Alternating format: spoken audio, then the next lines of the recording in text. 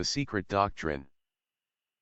The Secret Doctrine Volume 3 by H.P. Blavatsky Occultism. This is part 1 of 4. As for what thou hearest others say, who persuade the many that the soul when once freed from the body neither suffers evil nor is conscious, I know that thou art better grounded in the doctrines received by us from our ancestors and in the sacred orgies of Dionysus than to believe them, for the mystic symbols are well known to us who belong to the brotherhood.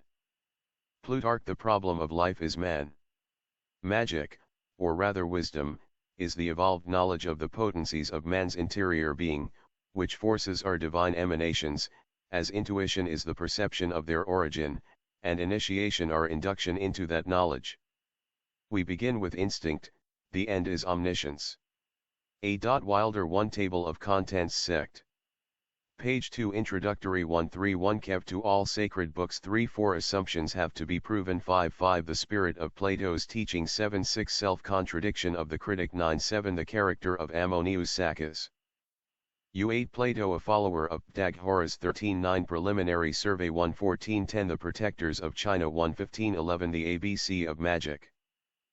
Magic as old as man 119-13 The Tree of Knowledge 120-114 Occultism must win the day 123-15 Black Magic at Work 125-16 Black Magic and Hypnotism 127-17 The Philosophy stands on its own merits 129-18 Modem Criticism and the Ancients 230-19 All honor to genuine scientists 231-20 What is a myth 233-21 Chaldean oracles 235-22 The origin of magic 336-23 The books of Hermes 337-24 What is the origin of magic 339-25 Pherecydes of Syros 341 26 Cain mathematical and anthropomorphic 343-27 The secrecy of the initiates 444-28 Exoteric and esoteric teachings 445-29 Origin on Genesis 447-30 The dark sayings of the testaments 449-31 The greatest crime ever perpetrated 451-32 Asiatic religions proclaim their esotericism openly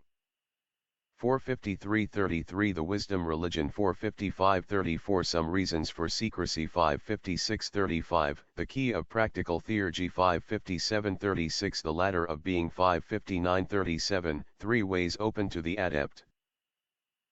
Man is God 563-39 Jesus taught reincarnation 565-40 The dangers of practical magic 667-41 Names as symbols 669-42 The three mothers 671-43 The Bible and word juggling 673-44 Moses and the Jews 675-45 Old wine in new bottles 776-46 Copies antedated originals 777-47 Which were the thieves 779-48 Character of the Bible 781-49 The Book of Enoch The origin and foundation of Christianity 882-50 The Book of Enoch and Christianity 883-51 Enoch records the races 885 52 The Book of Enoch Symbolical 887-53 Occultists do not reject the Bible 889-54 Hermetic and Kabbalistic doctrines 991-55 The Kabbalah and the Book of Enoch 993-56 Numbers and Measurer 995-57 The doctrine belongs to all 997-58 Various occult systems of interpretation of alphabets and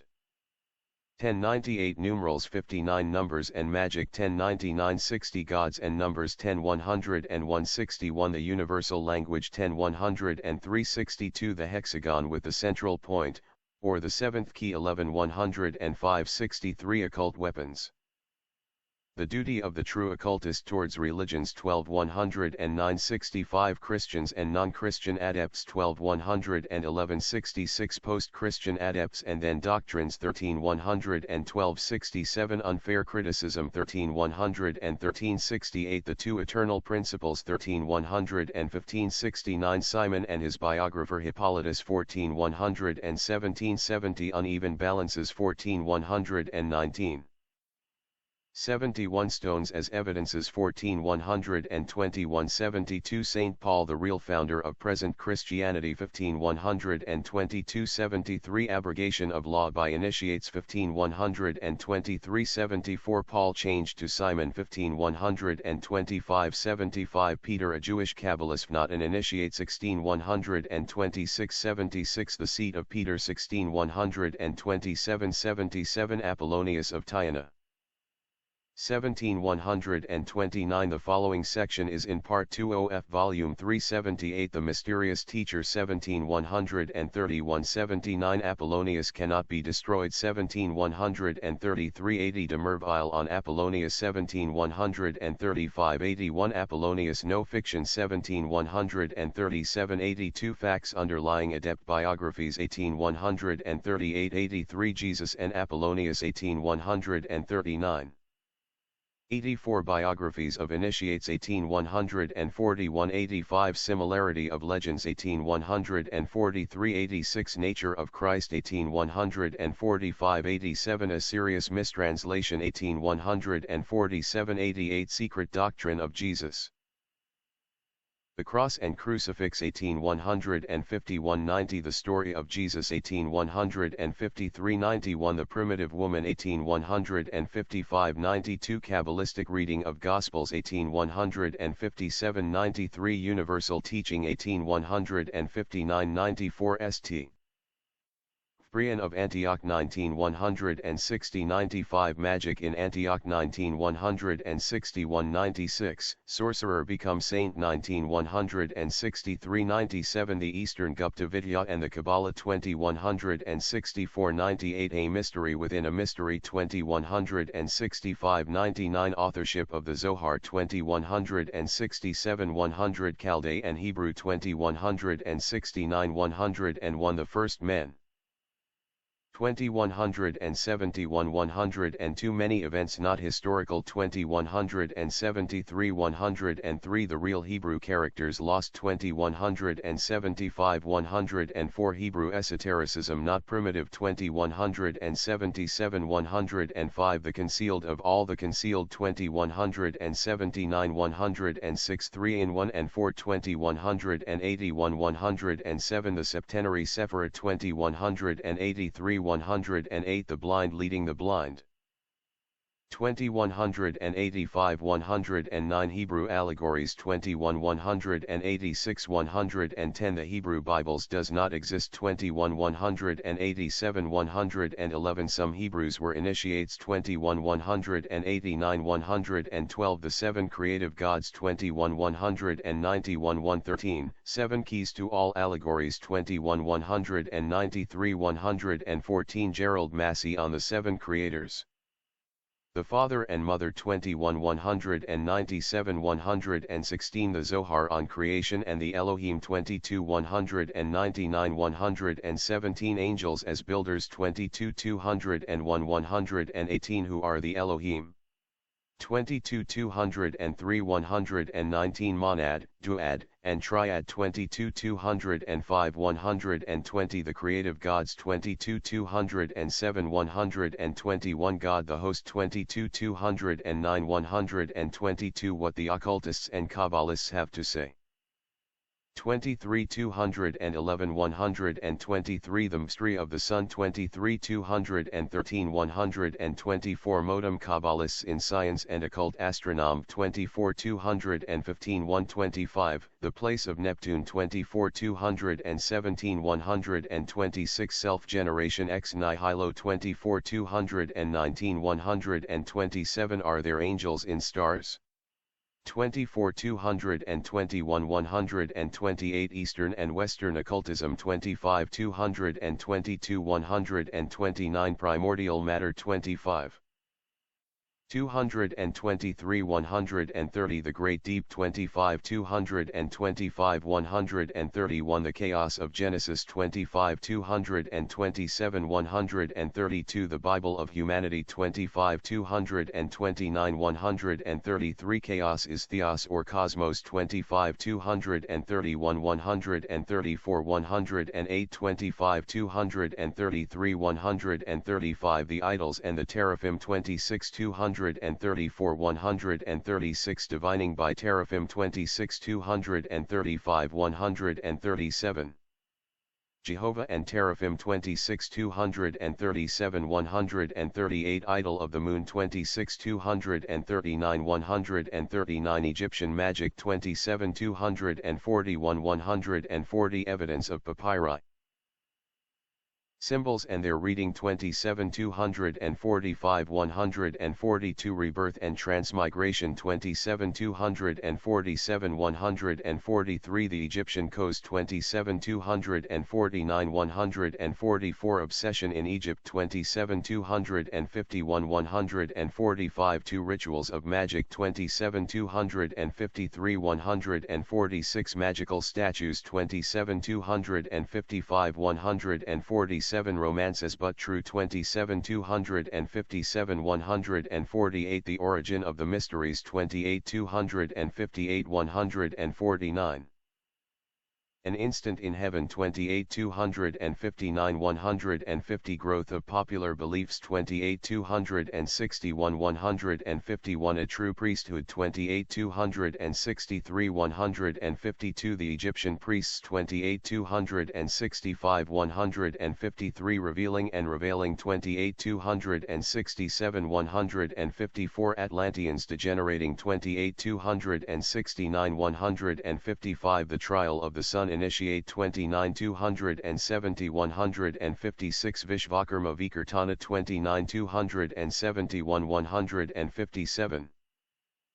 The Transmission of Light 29 273 158 Masonry and the Jesuits 29 275 159 The Mystery Sun of Initiation 30 277 160 The Sun as God 30 279 161 The Object of the Mysteries 31 281 162 Mysteries and Theophany 31 283 163 The Mysteries and Masonry 31 285 164 Traces of the Mysteries 32 287 165 Christos and Crestos 32 289 166 The Symbolism of Narada Egyptian Initiation 32 293 168 The Self-Sacrificing Victim 32 295 169 Orpheus 32 297 170 The Last of the Mysteries in Europe 33 298 171 Alexia and Bibractes 33 299 172 The Learning of Egypt 33 301 173 The Post-Christian Successors to the Mysteries 34 303 The following section is in Part 30F Volume 3 174 The Root Races 34 305 175 The False Gnosis 34 307 176 Teachings of Ammonius 34 309 177 Difficulties and Dangers 34 311 178 The Neoplatonic School 34 313 179 Symbolism of Sun and Stars 35 315 180 The Circle Dance 35 317 181 Christian Astrology 35 319 182 Michael the Conqueror 35 321 183 The Christian Sun God 35 323 184 Pagan Sidereal Worship or Astronomy 36 325 185 The Planetary Angels 36 327 186 Celestial Wheels 36 329 187 The Promethean Mystery 36 331 188 The Souls of the Stars Universal Heliolatry 37 332 189 Christian Star Worship 37 333 190 A Singular Confession 37 335 191 Astrology and Astrologry The Defense of Astrology 38 339 193 Its later deterioration 38 341 194 Its prominent disciples 38 343 195 Cycles and Avatars 39 345 196 An Unfulfilled Prophecy 39 347 197 Secret Cycles 39 349 198 Secret Cycles 4350 199 The Narrows 4351 200 Age of the Vedas 40 353 201 Testimony of the Song Celestial 4355 202 Mackey's Arguments 4357 203 The Doctrine of the Avatars 41 361 204 All Avatars Identical 41 363 205 Voluntary Incarnations 41 365 206 Cardinal de C USA 41 367 207 The Seven Rays 41 369 208 Special Cases 41 371 209 The Higher Astral 41 373 210 The Seven Principles 42 374 211 The Mystery of Buddha 43 376 212 Shankaracharya 43 377 213 The Buddha Cannot Reincarnate 43 379 214 A Fuller Explanation 43 381 215 Sacrifice 43 383 216 Shankaracharya Still Living 43 385 217 Reincarnations of Buddha Vajradhara 44 387 219 Living Buddhas 44 389 220 An Obscure Passage 44 391 221 An Unpublished Discourse of Buddha 45 393 222 A Mistaken View 45 395 223 Nirvana Moksha 46 396 224 The Akasha 46 397 225 Matter is Ever Living 46 399 226 Blind Faith Not Expected 46 401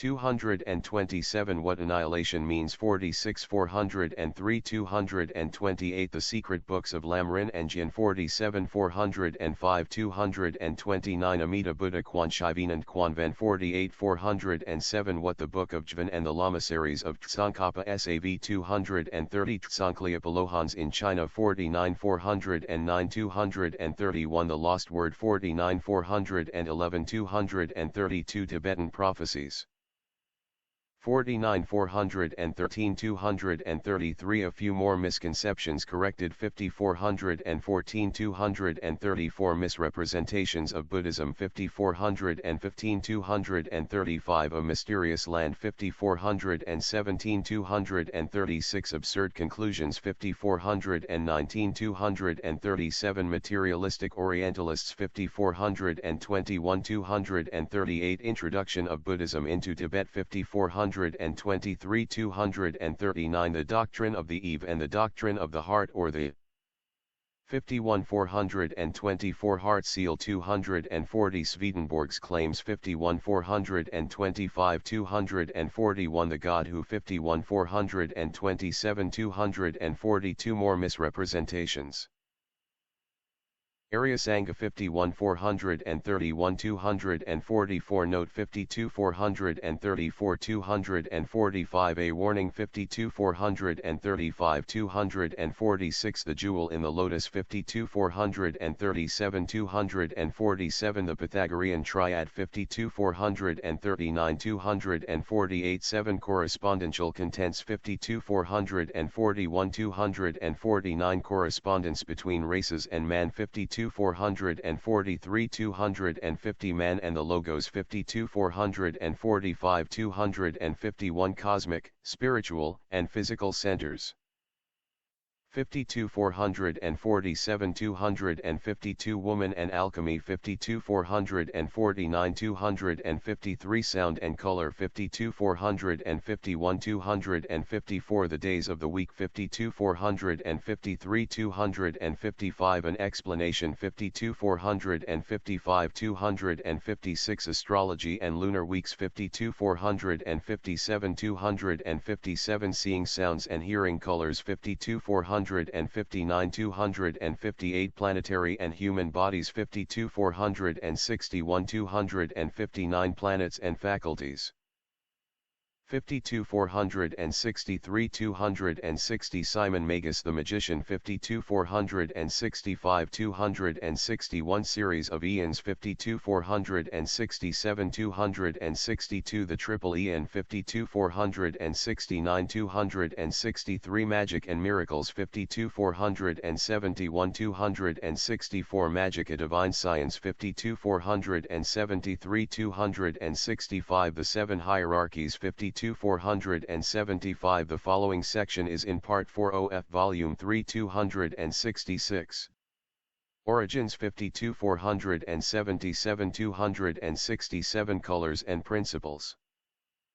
The Primordial 752 481 269 The Hierarchies and Man 52 483 270 Wisdom and Truth 52 485 271 Occult Secrecy 52 487 272 The Light and Dark Sides of Nature 52 489 273 Nature's Finer Forces 52 491 274 The Seven Principles 52 493 275 The Auric Egg 52 495 276 5 of 7 Tattvas 52 497 277 The Tattvas 52 499 278 Esoteric and Tantra Tables of the Tattvas 52 501 279 Hatha and Raya Yoga 52 503 280 The Awakening of the Seventh Sense 52 505 281 The Master Chakras 52 507 282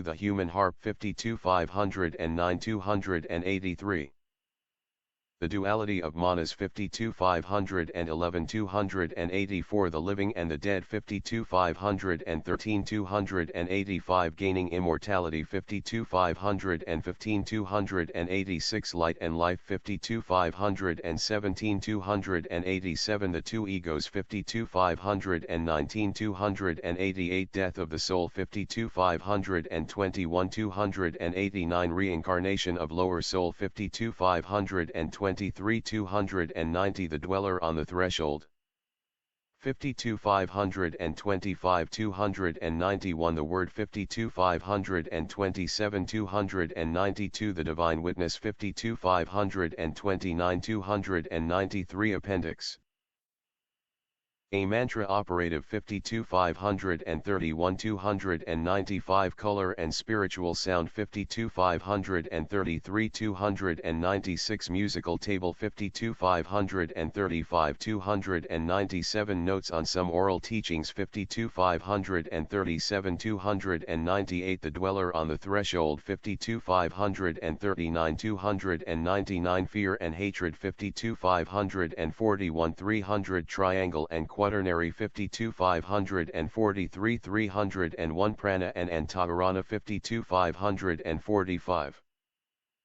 302 Sacred Centers of the Body 52 547 303 Akasha Nature's Sounding Board 52 549 304 Cosmic Consciousness 52 551 305 Divisions of the Astral Plane 52 553 306 Cosmic Planes 52 555 307 Differentiation 52 557 308 Men and Patries 52 559 309 Power of Imagination 52 561 310 What Cycles Return 52 563 311 talas and locus 52 565 312 states of consciousness 52 567 313 man and locus 52 569 314 yogis in Svarlaka 52 571 315 consciousness and self-consciousness 52 573 316 scales of consciousness 52 575 317 vibrations and impressions 52 577 318 the crucifixion of the Christos 52 579 319 rising above the brain Christ and Apollonius 52 583 321 the beginnings 52 585 322 karmic effects 52 587 323 fire is Kriya Shakti 52 589 323 responsibility and the ego 52 591 324 functions of the astral body 52 593 preface the task of preparing this volume for the press has been a difficult and anxious one, and it is necessary to state clearly what has been done. The papers given to me by HPB were quite unarranged, and had no obvious order. I have therefore taken each paper as a separate section, and have arranged them as sequentially as possible. With the exception of the correction of grammatical errors and the elimination of obviously un-English idioms, the papers are as HPB left them, save as otherwise marked.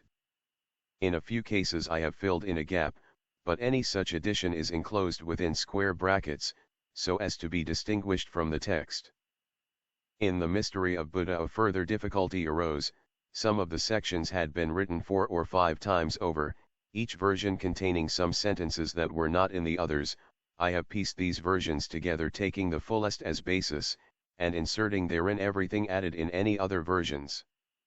It is, however, with some hesitation that I have included these sections in the secret doctrine. Together with some most suggestive thought, they contain very numerous errors of fact, and many statements based on exoteric writings, not on esoteric knowledge. They were given into my hands to publish, as part of the 3rd volume of the secret doctrine, and I therefore do not feel justified in coming between the author and the public, either by altering the statements, to make them consistent with fact, or by suppressing the sections. She says she is acting entirely on her own authority, and it will be obvious to any instructed reader that she makes possibly deliberately many statements so confused that they are mere blinds, and other statements probably inadvertently that are nothing more than the exoteric misunderstandings of esoteric truths. The reader must here, as everywhere, use his own judgment, but feeling bound to publish these sections, I cannot let them go to the public without a warning that much in them is certainly erroneous. Doubtless, had the author herself issued this book, she would have entirely rewritten the whole of this division. As it was, it seemed best to give all she had said in the different copies, and to leave it in its rather unfinished state, for students will best like to have what she said as she said it, even though they may have to study it more closely than would have been the case had she remained to finish her work. The quotations made have been as far as possible found, and correct references given. In this most laborious work a whole band of earnest and painstaking students under the guidance of Mrs. Cooper Oakley, have been my willing assistants. Without their aid it would not have been possible to give the references, as often a whole book had to be searched through, in order to find a paragraph of a few lines. This volume completes the papers left by HPB, with the exception of a few scattered articles that yet remain and that will be published in her own magazine Lucifer. Her pupils are well aware that few will be found in the present generation to do justice to the occult knowledge of HPB, and to her magnificent sweep of thoughts, but as she can wait to future generations for the justification of her greatness as a teacher, so can her pupils afford to wait for the justification of their trust. Annie Besant Introductory, page 1, Power belongs to him who knows.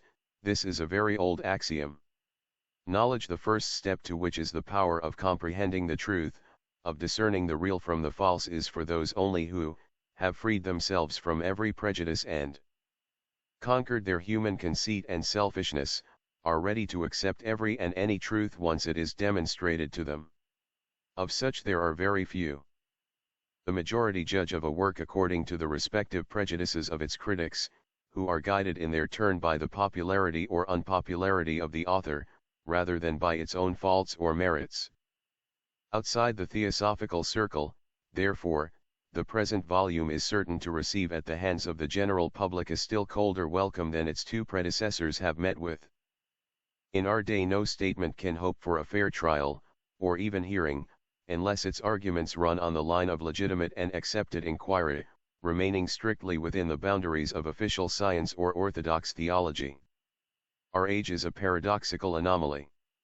It is preeminently materialistic and as preeminently pietistic. Our literature, our modern thought and progress, so-called, both run on these two parallel lines, so incongruously dissimilar and yet both so popular and so very orthodox, each in its own way. He who presumes to draw a third line, as a hyphen of reconciliation between the two, has to be fully prepared for the worst. He will have his work mangled by reviewers, mocked by the sycophants of science and church, misquoted by his opponents, and rejected even by the pious lending libraries. The absurd misconceptions, in so-called cultured circles of society, of the ancient wisdom religion, Buddhism, after the admirably clear and scientifically presented explanations in _M, are a good proof in point. They might have served as a caution even to those theosophists who, hardened in an almost lifelong struggle in the service of their cause, are neither timid with their pen, nor in the least appalled by dogmatic, page 2, assumption and scientific authority. Yet, do what theosophical writers may, neither materialism nor doctrinal pietism will ever give their philosophy a fair hearing. Their doctrines will be systematically rejected, and their theories denied a place even in the ranks of those scientific ephemera, the ever-shifting working hypotheses of our day. To the advocate of the animalistic theory, our cosmogenetical and anthropogenetical teachings are fairy tales at best. For to those who would shirk any moral responsibility, it seems certainly more convenient to accept descent from a common simian ancestor and see a brother in a dumb, tailless baboon, than to acknowledge the fatherhood of the Pitris, the sons of God, and to have to recognize as a brother a starveling from the slums. Hold back, shout in their turn the Pietists. You will never make of respectable church-going Christians esoteric Buddhists. Nor are we, in truth, in any way anxious to attempt the metamorphosis. But this cannot, nor shall it, prevent theosophists from saying what they have to say, especially to those who, in opposing to our doctrine modern science, do so not for her own fair sake, but only to ensure the success of their private hobbies and personal glorification. If we cannot prove many of our points, no more can they, yet we may show how, instead of giving historical and scientific facts for the edification of those who, knowing less than they, look to scientists to do their thinking and form their opinions, the efforts of most of our scholars seem solely directed to killing ancient facts, or distorting them into props to support their own special views. This will be done in no spirit of malice or even criticism, as the writer readily admits that most of those she finds fault with stand immeasurably higher in learning than herself. But great scholarship does not preclude bias and prejudice, nor is it a safeguard against self-conceit, but rather the reverse. Moreover, it is but in the legitimate defense of our own statements, i.e., the vindication of ancient wisdom and its great truths, that we mean to take our great authorities to task. Indeed, unless the precaution of answering beforehand certain objections to the fundamental propositions in the present work be adopted, objections which are certain to be made on the authority of this, that, or another scholar concerning the esoteric character of all the archaic and ancient works on philosophy, our statements will be once more contradicted and even discredited. One of the main points in this volume is to indicate in the works of the Old Aryan, Greek and one key to all sacred books, page 3, other philosophers of note, as well as in all the world scriptures, the presence of a strong esoteric allegory and symbolism. Another of the objects is to prove that the key of interpretation, as furnished by the Eastern Hindu-Buddhistic canon of occultism, fitting as well the Christian Gospels as it does archaic Egyptian, Greek, Chaldean, Persian, and even Hebrew Mosaic books, must have been one common to all the nations, however divergent may have been their respective methods and exoteric blinds. These claims are vehemently denied by some of the foremost scholars of our day. In his Edinburgh lectures, Professor Max Muller discarded this fundamental statement of the Theosophists by pointing to the Hindu Shastras and Pandits, who know nothing of such esotericism.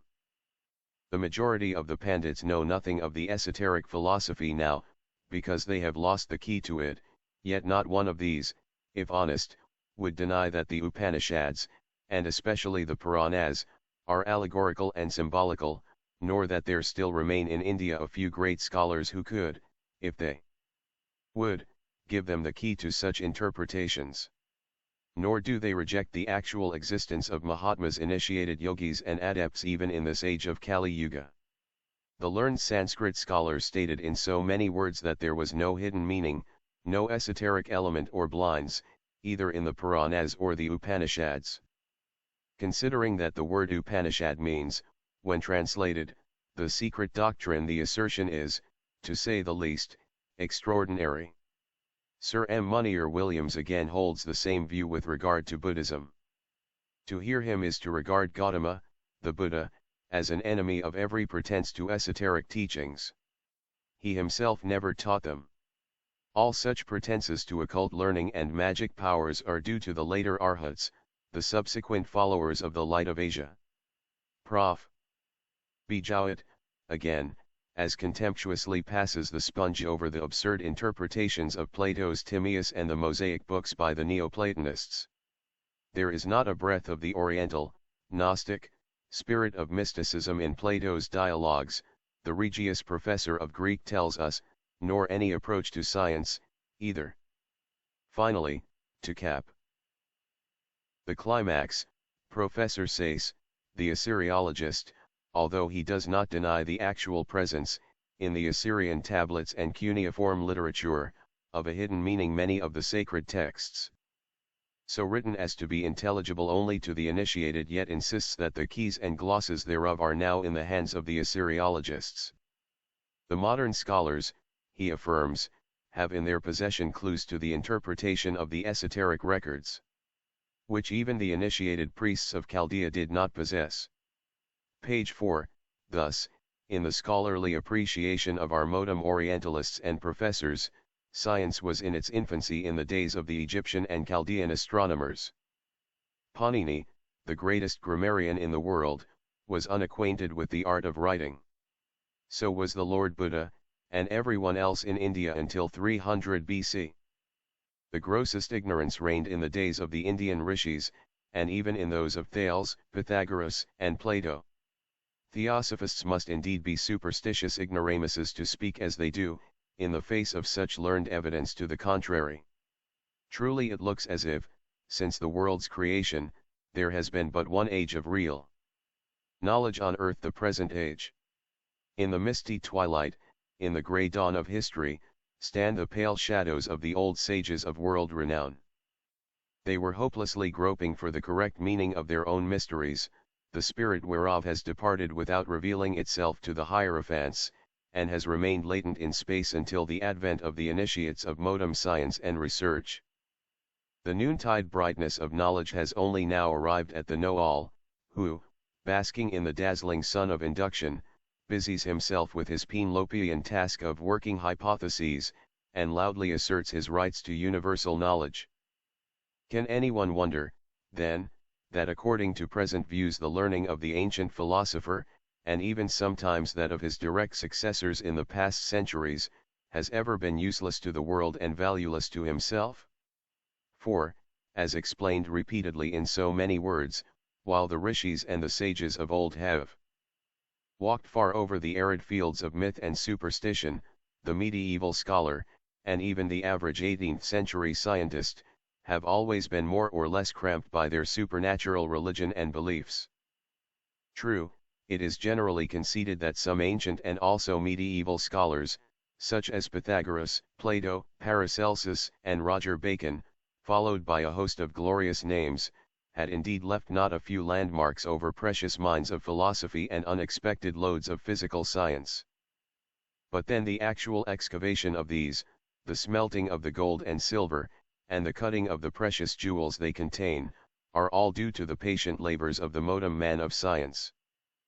And it is not to be the unparalleled genius of the latter that the ignorant and hitherto deluded world owes a correct knowledge of the real nature of the cosmos, of the true origin of the universe and man, as revealed in the automatic and mechanical theories of the physicists, in accordance with strictly scientific philosophy. Assumptions have to be proven. Page 5, before our cultured era, science was but a name, philosophy a delusion and a snare.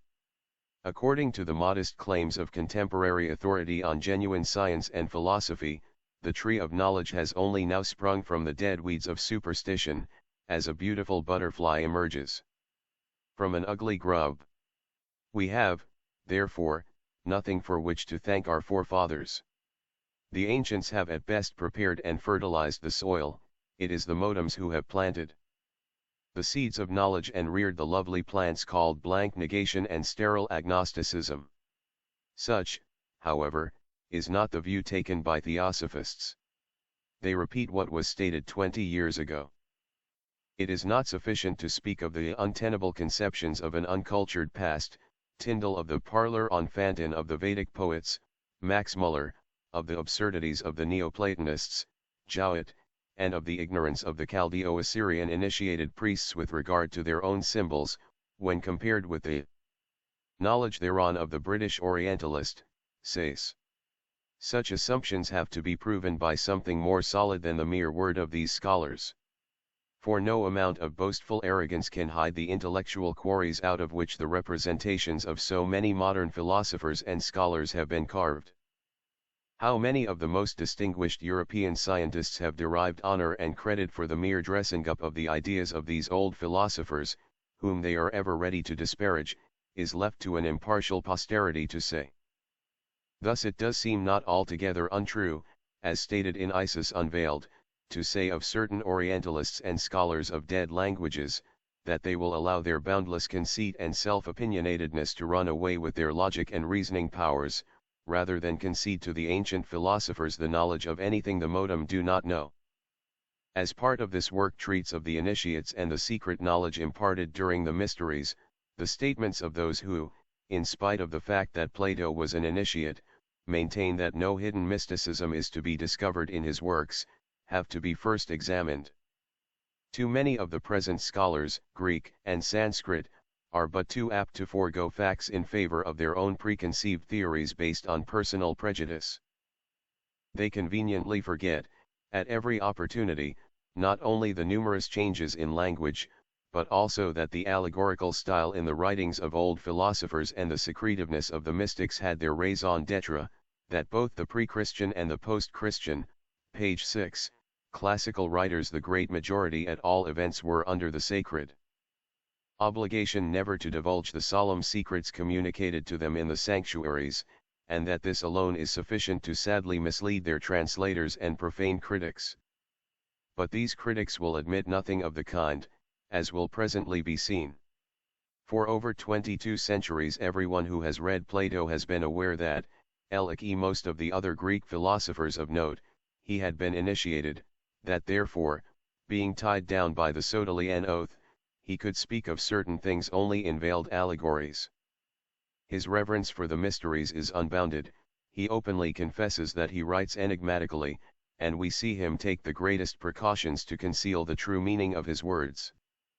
Every time the subject touches the greater secrets of Oriental wisdom, the cosmogony of the universe, or the ideal pre-existing world, Plato shrouds his philosophy in the profoundest darkness.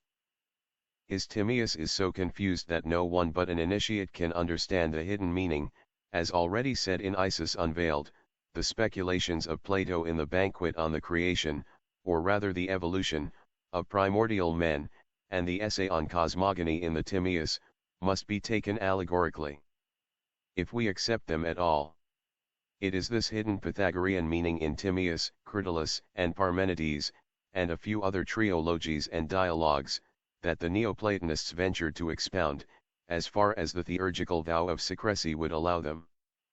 The Pythagorean doctrine that God is the universal mind diffused through all things, and the dogma of the soul's immortality, are the leading features in these apparently incongruous teachings.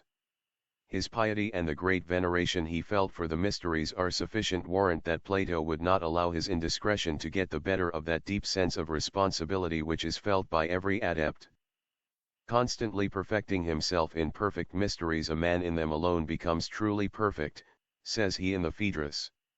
He took no pains to conceal his displeasure that the mysteries had become less secret than formerly. Instead of profaning them by putting them within the reach of the multitude, he would have guarded them with jealous care against all but the most earnest and worthy of his disciples. This assertion is clearly corroborated by Plato himself, who writes, "You say that in my former discourse I have not sufficiently explained to you the nature of the first. I purposely spoke enigmatically, that in case the tablet should have happened with any accident, either by sea or land, a person without some previous knowledge of the subject might not be able to understand its contents." Plato. EP. 2. 312 Cori. Ancient Fragments, p.304. While mentioning the gods on every page, his monotheism is unquestionable, for the whole thread of his discourse indicates that by the term God he means a class of beings lower in the scale than deities, and but one grade higher than men. Even Josephus perceived and acknowledged this fact, despite the natural prejudice of his race. The spirit of Plato's teaching, page 7, in his famous onslaught upon Apion, this historian says, those, however, among the Greeks who philosophized in accordance with truth were not ignorant of anything. Nor did they fail to perceive the chilling superficialities of the mythical allegories, on which account they justly despised them. By which thing Plato, being moved, says it is not necessary to admit any one of the other poets into the commonwealth, and he dismisses Homer blandly, after having crowned him and pouring unguent upon him, in order that indeed he should not destroy by his myths, the orthodox belief in respecting one God. Isis Unveiled, I. 287, 288. And this is the God of every philosopher, God infinite and impersonal. All this and much more, which there is no room here to quote, leads one to the undeniable certitude that, as all the sciences and philosophies were in the hands of the temple hierophants, Plato, as initiated by them, must have known them, and, b.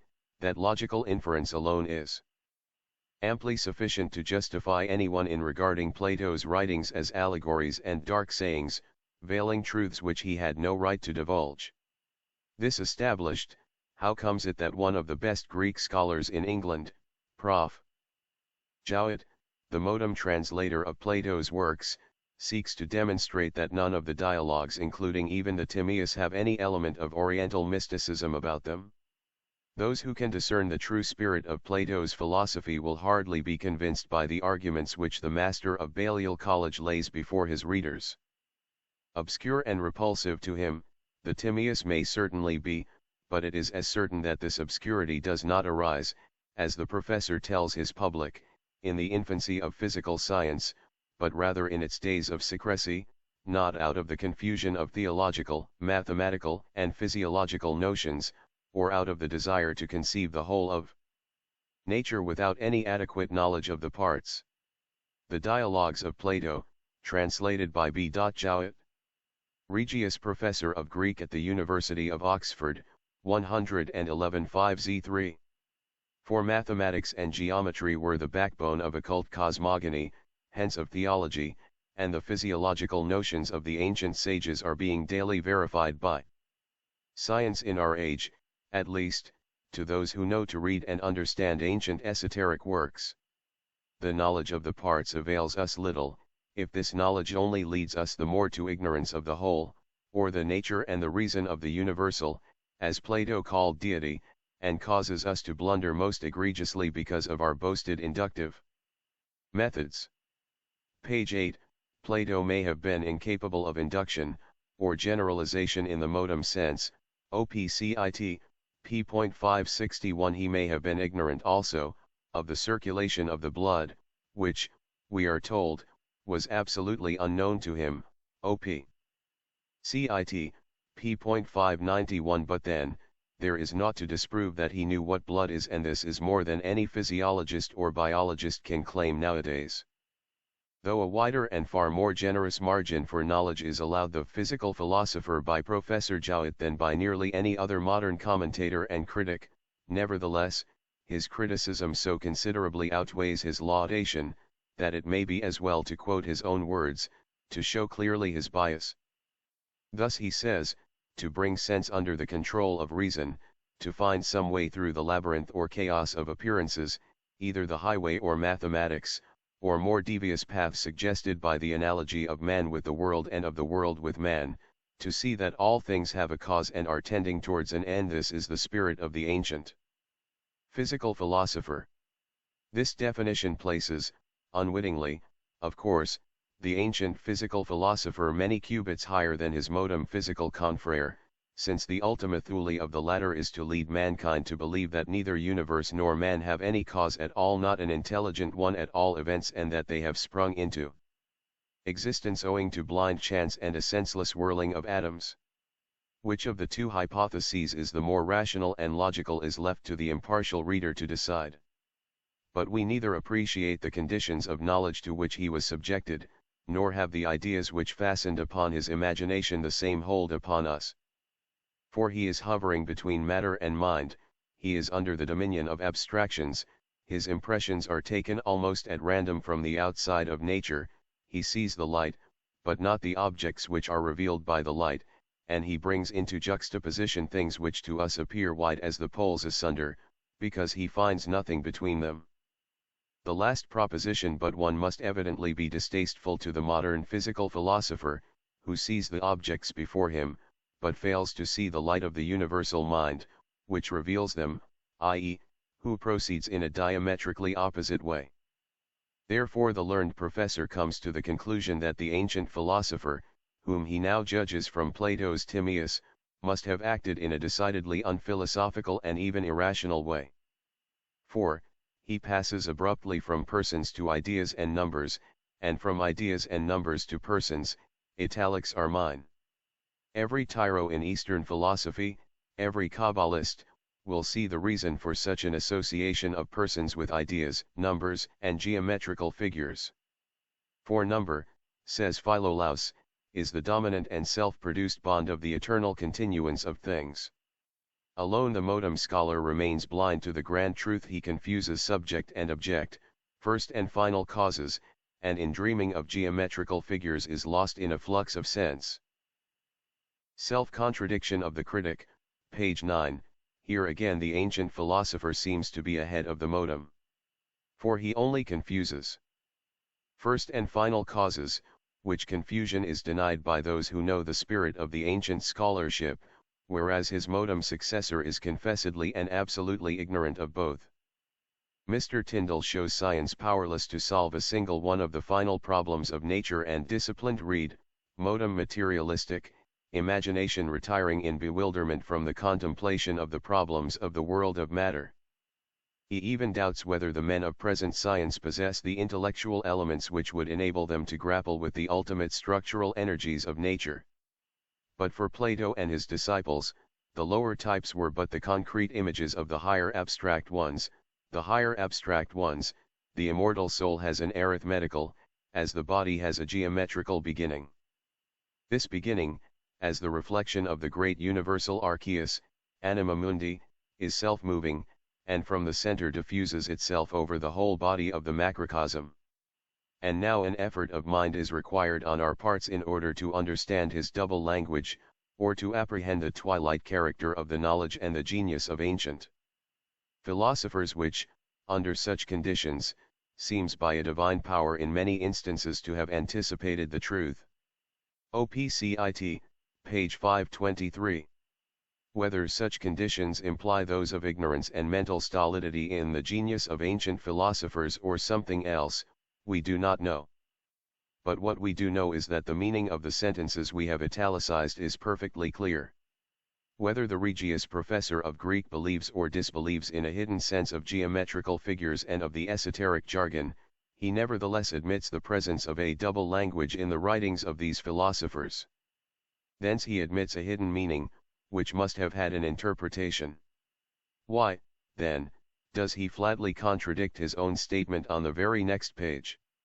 And why should he deny to the Timaeus that preeminently Pythagorean, mystic, dialogue any occult meaning and take such pains to convince his readers that the influence which the Timaeus has exercised upon posterity is partly due to a misunderstanding? The following quotation from his introduction is in direct contradiction with the paragraph which precedes it. As above quoted, in the supposed depths of this dialogue the Neoplatonists found hidden meanings and connections with the Jewish and Christian scriptures, and out of them they dictated doctrines quite at variance with the spirit of Plato. Believing that he was inspired by the Holy Ghost, or had received his wisdom from Moses, nowhere are the Neoplatonists guilty of such an absurdity. The learned professor of Greek must have been thinking of two spurious works attributed by Eusebius and Saint Jerome to Ammonius Saccas, who wrote nothing, or must have confused the Neoplatonists with Philo Judaeus. But then Philo lived over 130 years before the birth of the founder of Neoplatonism. He belonged to the school of Aristobulus the Jew, who lived under Ptolemy Philometor, 150 years BC, and is credited with having inaugurated the movement which tended to prove that Plato and even the peripatetic philosophy were derived from the revealed Mosaic books. Valkener tries to show that the author of the commentaries on the books of Moses was not Aristobulus, the sycophant of Ptolemy. But whatever he was not a Neoplatonist, but lived before, or during the days of Philo Judaeus, since the latter seems to know his works and follow his methods. Page 10, they seem to find in his writings the Christian Trinity, the Word, the Church, and the Neoplatonists had a method of interpretation which could elicit any meaning out of any words. They were really incapable of distinguishing between the opinions of one philosopher and another, or between the serious thoughts of Plato and his passing fancies. Only Clemens Alexandrinus, a Christian Neoplatonist and a very fantastic writer. But there is no danger of the modern commentators on the Timaeus falling into the absurdity of the Neoplatonists. No danger whatever, of course, for the simple reason that the modern commentators have never had the key to occult interpretations. And before another word is said in defense of Plato and the Neoplatonists, the learned master of Balliol College ought to be respectfully asked, what does, or can he know of the esoteric canon of interpretation? By the term canon is here meant that key which was communicated orally from mouth to ear by the master to the disciple, or by the hierophant to the candidate for initiation, this from time immemorial throughout a long series of ages, during which the inner not public mysteries were the most sacred institution of every land. Without such a key no correct interpretation of either the dialogues of Plato nor of any scripture, from the Vedas to Homer, from the Zendavesta to the Mosaic books, is possible. How then can the Reverend Dr. Jowett know that the interpretations made by the Neoplatonists of the various sacred books of the nations were absurdities? Where, again, has he found an opportunity of studying these interpretations? History shows that all such works were destroyed by the Christian Church Fathers and their fanatical catechumens, wherever they were found. To say that such men as Ammonius, a genius and a saint, whose learning and holy life earned for him the title of Theodidactos, God-taught, such men as Plotinus, Porphyry, and Proclus, were incapable of distinguishing between the opinions of one philosopher and another, or between the serious thoughts of Plato and his fancies, is to assume an untenable position for a scholar. It amounts to saying that, a. Scores of the most famous philosophers, the greatest scholars and sages of Greece and of the Roman Empire were dull fools, and, b. That all the other commentators, lovers of Greek philosophy, some of them the acutest intellects of the age who do not agree with Drive Jowett, are also fools and no better than those whom they admire. The patronizing tone of the last above quoted passage is modulated with the most naive conceit, remarkable even in our age of self-glorification and mutual admiration cliques. The character of Ammonius Saccas, page 11, we have to compare the professor's views with those of some other scholars. Says Professor Alexander Wilder of New York, one of the best Platonists of the day, speaking of Ammonius, the founder of the Neoplatonic school, his deep spiritual intuition, his extensive learning, his familiarity with the Christian fathers, Pantaenus, Clement, and Athenagoras, and with the most erudite philosophers of the time, all fitted him for the labor which he performed so thoroughly. The labor of reconciling the different systems of religion. He was successful in drawing to his views the greatest scholars and public men of the Roman Empire, who had little taste for wasting time in dialectic pursuits or superstitious observances. The results of his ministration are perceptible at the present day in every country of the Christian world, every prominent system of doctrine now bearing the marks of his plastic hand. Every ancient philosophy has had its votaries among the moderns, and even Judaism has taken upon itself changes which were suggested by the God-taught Alexandrian. He was a man of rare learning and endowments, of blameless life and amiable disposition. His almost superhuman ken and many excellencies won for him the title of Theodidactos, but he followed the modest example of Pythagoras, and only assumed the title of Philelethean, or lover of truth. New Platonism and Alchemy, by Alex. Wilder, M.D. pages 7.4. It would be happy for truth and fact were our modem scholars to follow as modestly in the steps of their great predecessors. But not they Phileletheans. Moreover, we know that, like Orpheus, Pythagoras, Confucius, Socrates, and Jesus himself, it is well known that, though born of Christian parents, Ammonius had renounced the tenets of the Church Eusebius and Jerome notwithstanding. Porphyry, the disciple of Plotinus, who had lived with Ammonius for 11 years together, and who had no interest in stating an untruth, positively declares that he had renounced Christianity entirely. On the other hand, we know that Ammonius believed in the bright gods, protectors, and that the Neoplatonic philosophy was as pagan as it was mystical. But Eusebius, the most unscrupulous forger and falsifier of old texts, and Saint Jerome, an out-and-out fanatic, who had both an interest in denying the fact, contradict Porphyry. We prefer to believe the latter, who has left to posterity an unblemished name and a great reputation for honesty. Ammonius committed nothing to writing.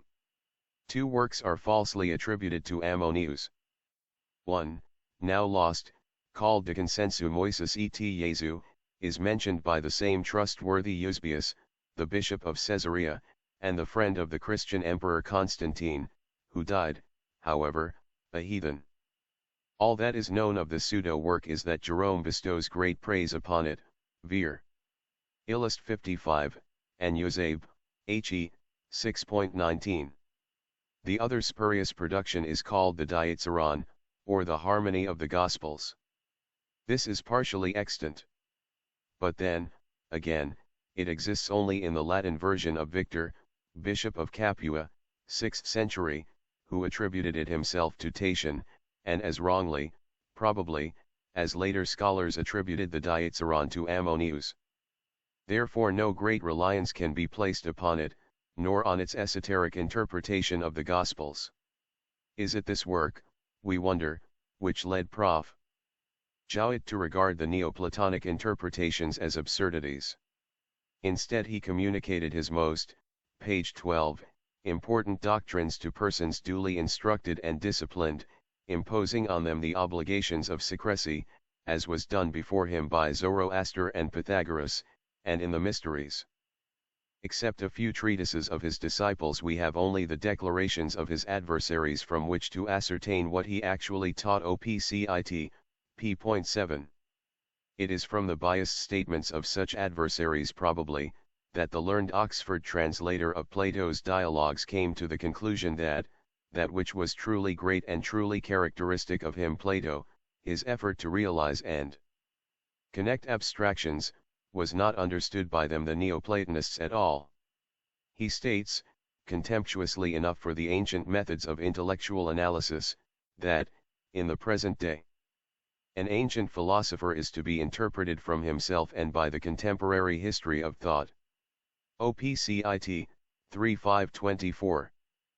This is like saying that the ancient Greek canon of proportion, if ever found, and the Athena Promachus of Phidias, have to be interpreted in the present day from the contemporary history of architecture and sculpture, from the Albert Hall and Memorial Monument, and the hideous Madonnas in crinolines sprinkled over the fair face of Italy. Professor Jowett remarks that mysticism is not criticism. No, but neither is criticism always fair and sound judgment. La critique est mais l'art est difficile. And such art our critic of the Neoplatonists his Greek scholarship notwithstanding lacks from A to Z. Nor has he, very evidently, the key to the true spirit of the mysticism of Pythagoras and Plato, since he denies even in the Timaeus an element of Oriental mysticism, and seeks to show Greek philosophy reacting upon the East, forgetting that the truth is the exact reverse, that it is the deeper and more pervading spirit of Orientalism that had through Pythagoras and his own initiation into the mysteries penetrated into the very depths of Plato's soul. But Dr. Jowett does not see this. Nor is he prepared to admit that anything good or rational in accordance with the contemporary history of thought could ever come out of that Nazareth of the pagan mysteries, nor even that there is anything to interpret of a hidden nature in the Timaeus or any other dialogue.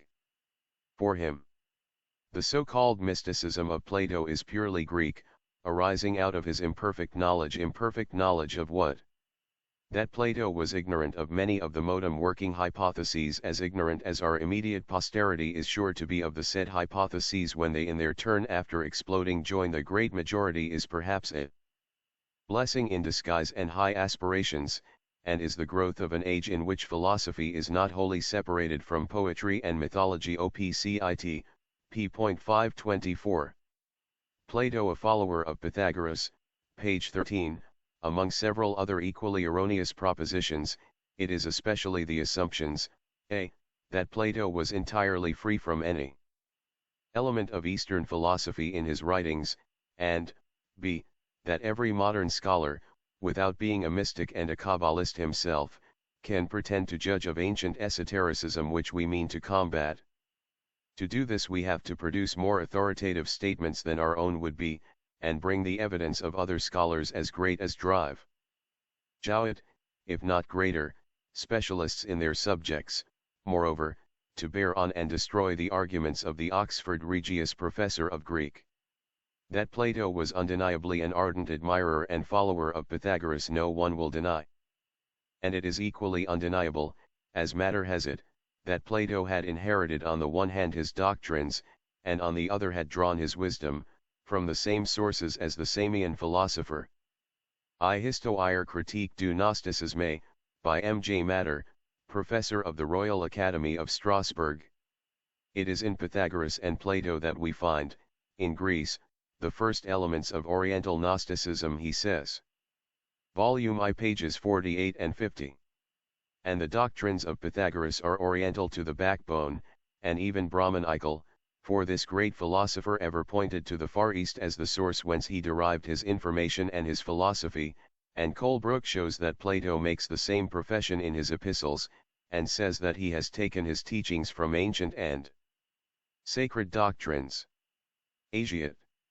Transaction I 579.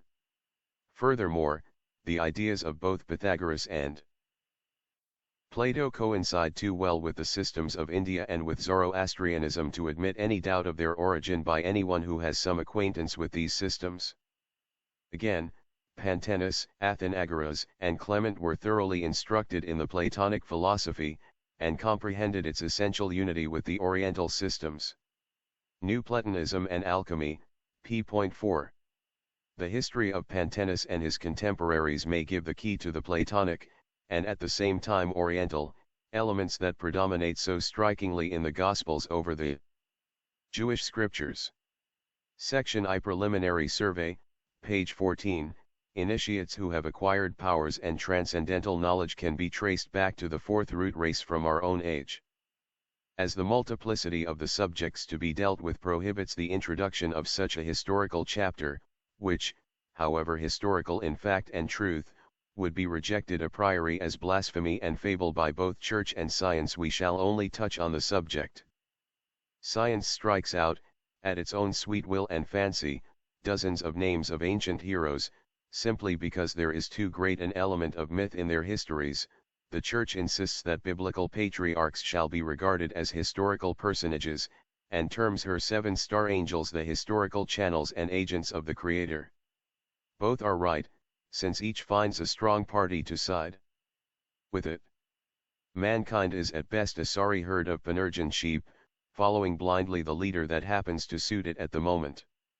Mankind, the majority at any rate, hates to think for itself. It resents as an insult the humblest invitation to step for a moment outside the old well-beaten tracks, and, judging for itself, to enter into a new path in some fresh direction.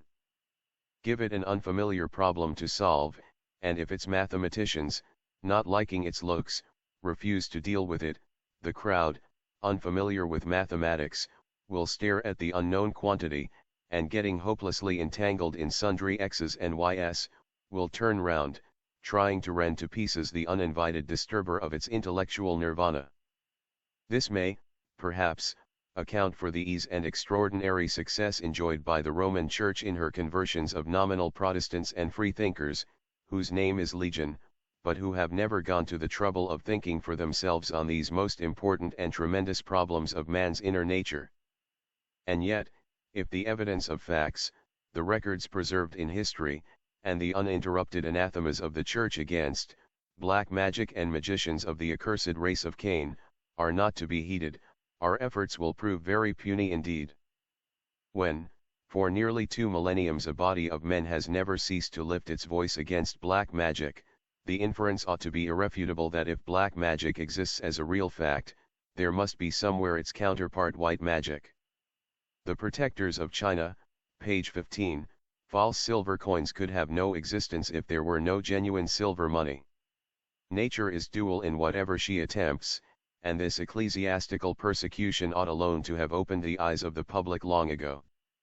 However much travelers may be ready to pervert every fact with regard to abnormal powers with which certain men are gifted in heathen countries, however eager they may be to put false constructions on such facts, and to use an old proverb to call white swan black goose, and to kill it, yet the evidence of even Roman Catholic missionaries ought to be taken into consideration, once they swear in a body to certain facts. Nor is it because they choose to see satanic agency in manifestations of a certain kind, that their evidence as to the existence of such powers can be disregarded. For what do they say of China? Those missionaries who have lived in the country for long years, and have seriously studied every fact and belief that may prove an obstacle to their success in making conversions, and who have become familiar with every exoteric rite of both the official religion and sectarian creeds, all swear to the existence of a certain body of men, whom no one can reach but the emperor and a select body of high officials. A few years ago, before the war in Tonkin, the Archbishop in Peking, on the report of some hundreds of missionaries and Christians, wrote to Rome the identical story that had been reported 25 years before, and had been widely circulated in clerical papers. They had fathomed, it was said, the mystery of certain official deputations, sent at times of danger by the emperor and ruling powers to their Shu and Kaiyue, as they are called among the people. These Shu and Kaiyue, they explained, were the genii of the mountains, endowed with the most miraculous powers. They are regarded as the protectors of China, by the ignorant masses, as the incarnation of satanic power by the good and learned missionaries. The Shu and Kaiyue are men belonging to another state of being to that of the ordinary man, or to the state they enjoyed while they were clad in their bodies. They are disembodied spirits, ghosts, and larvae, living, nevertheless, in objective form on earth, and dwelling in the fastnesses of mountains, inaccessible to all but those whom they permit to visit them. This fact and others may be found in Chinese missionary reports, and in a work by Monseigneur de la Place, a bishop in China. Annales de la Propagation de la Foi. Page 16, in Tibet certain ascetics are also called Lha, spirits, by those with whom they do not choose to communicate. The Shu and Kaiyue, who enjoy the highest consideration of the emperor and philosophers, and of Confucianists who believe in no spirits, are simply Lohan's adepts who live in the greatest solitude in their unknown retreats. But both Chinese exclusiveness and nature seem to have allied themselves against European curiosity and, as it is sincerely regarded, in Tibet desecration. Marco Polo, the famous traveler, was perhaps the European who ventured farthest into the interior of these countries. What was said of him in 1876 may now be repeated. The district of the Gobi Wilderness, and, in fact, the whole area of independent Tartary and Tibet is carefully guarded against foreign intrusion. Those who are permitted to traverse it are under the particular care and pilotage of certain agents of the chief authority, and are in duty bound to convey no intelligence respecting places and persons to the outside world. But for this restriction, many might contribute to these pages accounts of exploration, adventure, and discovery that would be read with interest. The time will come, sooner or later, when the dreadful sand of the desert will yield up its long-buried secrets, and then there will indeed be unlooked-for mortifications for our modem vanity. The people of Pashai, the region somewhere about Udyana and Kashmir, as the translator and editor of Marco Polo, Colonel Ewell, believes, I.X75, says Marco Polo, the daring traveler of the 13th century, are great adepts in sorceries and the diabolic arts.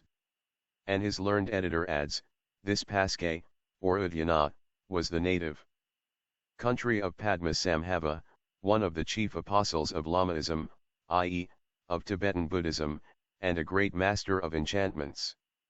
The doctrines of Sakya, as they prevailed in Udyana in old times, were probably strongly tinged with Sivatic magic, and the Tibetans still regard the locality as the classic ground of sorcery and witchcraft.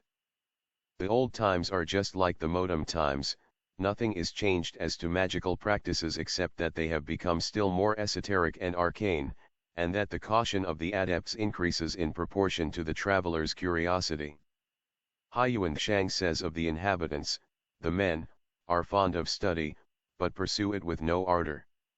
The science of magical formulae has become a regular professional business with them. Voyage des pèlerins bouddhistes. Volume L Histoire de la vie de Haiyuan Shang, etc., traduit du chinois en français, par Stanislas Julien. We will not contract the venerable Chinese pilgrim on this point, and are willing to admit that in the 7th century some people made a professional business of magic, so, also, do some people now, but certainly not the true adepts. Moreover, in that century, Buddhism had hardly penetrated into Tibet, and its races were steeped in the sorceries of the Pan, the pre-Lamaic religion. It is not Haiyuan Shang, the pious, courageous man who risked his life 100 times to have the bliss of perceiving Buddha's shadow in the cave of Peshawar, who would have accused the good lamas and monkish thaumaturgists of making a professional business of showing it to travelers. The ABC of Magic, page 17, the injunction of Gautama, contained in his answer to King Prasenajit, his protector, who called on him to perform miracles, must have been ever present to the mind of Haiyuan Shang. Great King, said Gautama, I do not teach the law to my pupils, telling them, go, ye saints, and before the eyes of the Brahmins and householders perform, by means of your supernatural powers, miracles greater than any man can perform. I tell them when I teach them the law, live ye saints, hiding your good works, and showing your sins. Struck with the accounts of magical exhibitions witnessed and recorded by travelers of every age who had visited Tartary and Tibet, Colonel Ewell comes to the conclusion that the natives must have had at their command the whole encyclopedia of modem spiritualists. Du Halde mentions among their sorceries the art of producing by their invocations the figures of Lao-Tzu Lao-Tse the Chinese philosopher and their divinities in the air, and of making a pencil write answers to questions without anybody touching it. The Book of Sir Marco Polo, I.3x8. The former invocations pertain to the religious mysteries of their sanctuaries. If done otherwise, or for the sake of gain, they are considered sorcery, necromancy, and strictly forbidden. The latter art, that of making a pencil write without contact, was known and practiced in China and other countries before the Christian era. It is the ABC of magic in those countries. When Huiyuan Shang desired to adore the shadow of Buddha, it was not to professional magicians that he resorted, but to the power of his own soul invocation, the power of prayer, faith, and contemplation. All was dark and dreary near the cavern in which the miracle was alleged to sometimes take place. Huiyuan Shang entered and began his devotions. He made 100 salutations, but neither saw nor heard anything. Then, thinking himself too sinful, he cried bitterly and despaired. But as he was about to give up all hope, he perceived on the eastern wall a feeble light, but it disappeared. He renewed his prayers, full of hope this time, and again he saw the light, which flashed and disappeared again. After this he made a solemn vow, he would not leave the cave till he had the rapture to at last see the shadow of the venerable of the age. He had to wait longer after this, for only after 200 prayers was the dark cave suddenly bathed in light, and the shadow of Buddha, of a brilliant white color, rose majestically on the wall, as when the clouds suddenly open, and all at once display the marvelous image of the mountain of light. A dazzling splendor lighted up the features of the divine countenance. Huiyuan Shang was lost in contemplation and wonder, and would not turn his eyes away from the sublime and incomparable object.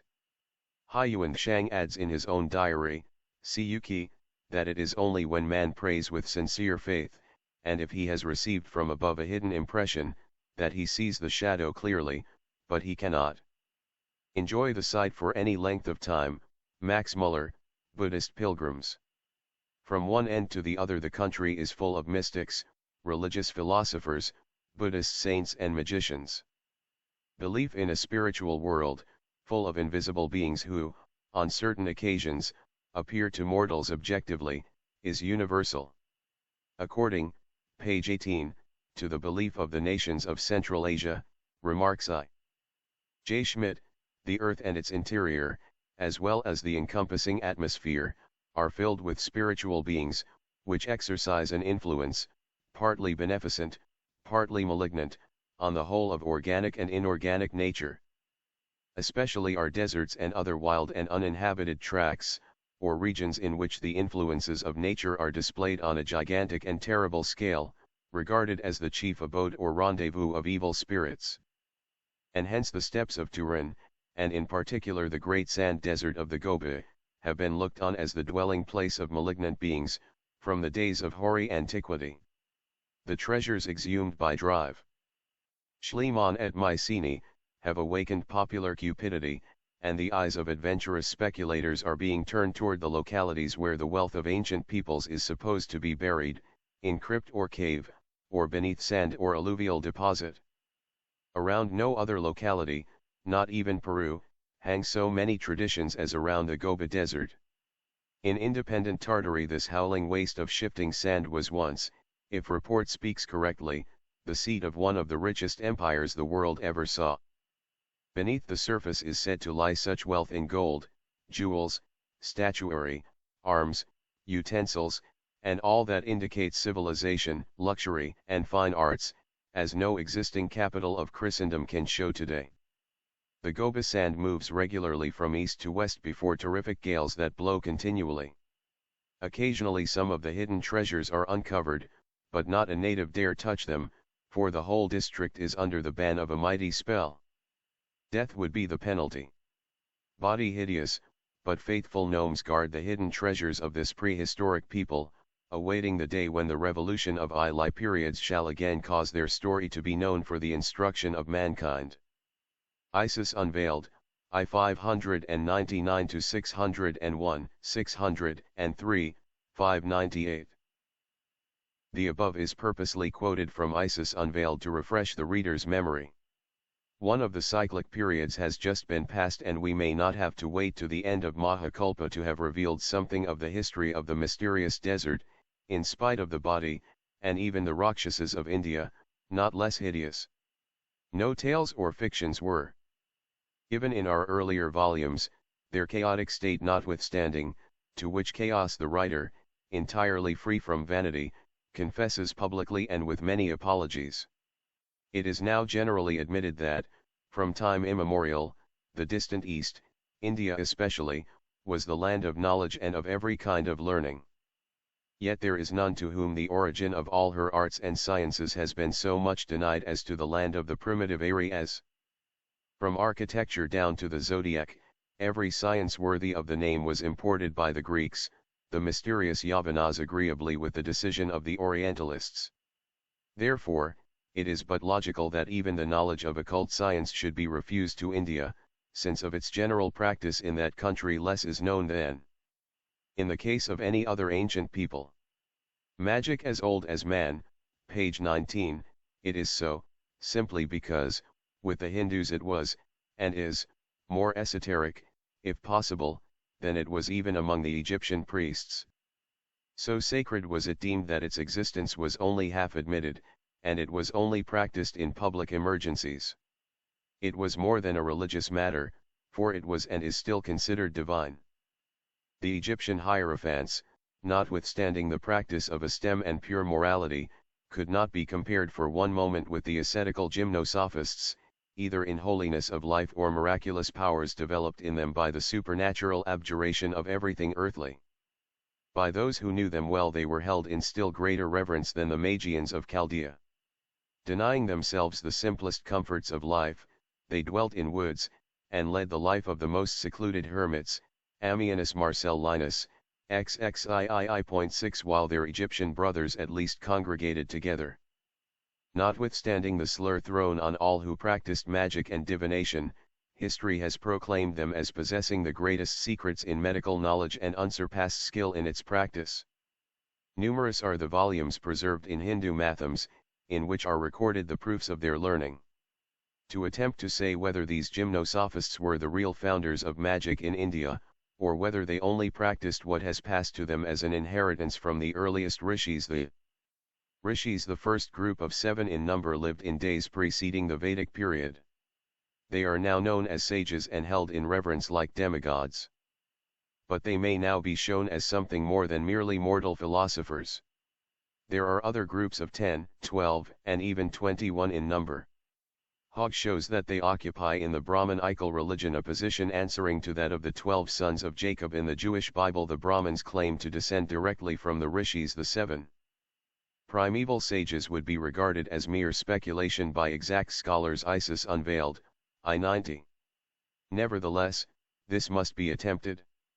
In Isis Unveiled, all that could be stated about magic was set down in the guise of hints, and thus, owing to the great amount of material scattered over 2 large volumes, much of its importance was lost upon the reader, while it still more failed to draw his attention on account of the faulty arrangement.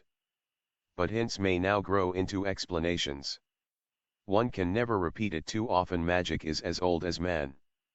It cannot any longer be called charlatanry or hallucination, when its lesser branches, such as mesmerism, now miscalled hypnotism, thought reading, action by suggestion, and what not else, only to avoid calling it by its right and legitimate name, are being so seriously investigated by the most famous biologists and physiologists of both Europe and America. Magic is indissolubly blended with religion of every country and is, page 20, inseparable from its origin. It is as impossible for history to name the time when it was not, as that of the epoch when it sprang into existence, unless the doctrines preserved by the initiates are taken into consideration. Nor can science ever solve the problem of the origin of man if it rejects the evidence of the oldest records in the world, and refuses from the hand of the legitimate guardians of the mysteries of nature the key to universal symbology. Whenever a writer has tried to connect the first foundation of magic with a particular country or some historical event or character, further research has shown his hypothesis to be groundless. There is a most lamentable contradiction among the symbologists on this point. Some would have it that Odin, the Scandinavian priest and monarch, originated the practice of magic some 70 years BC. Although it is spoken of repeatedly in the Bible. But as it was proven that the mysterious rites of the priestesses Valas, Voilers, were greatly anterior to Odin's age, see Munter on the most ancient religions of the North before Odin. Memories de la Société des Antiquaires de France, 2. 230 Then Zoroaster came in for an attempt on the ground that he was the founder of Magian rites, but Ammianus Marcellinus, Pliny, and Arnobius, with other ancient historians, have shown that Zoroaster was but a reformer of magic as practiced by the Chaldeans and Egyptians, and not at all its founder. Ammianus Marcellinus, XXVI.6. Who, then, of those who have consistently turned their faces away from occultism and even spiritualism, as being unphilosophical and therefore unworthy of scientific thought, has a right to say that he has studied the ancients, or that, if he has studied them, he has understood all they have said?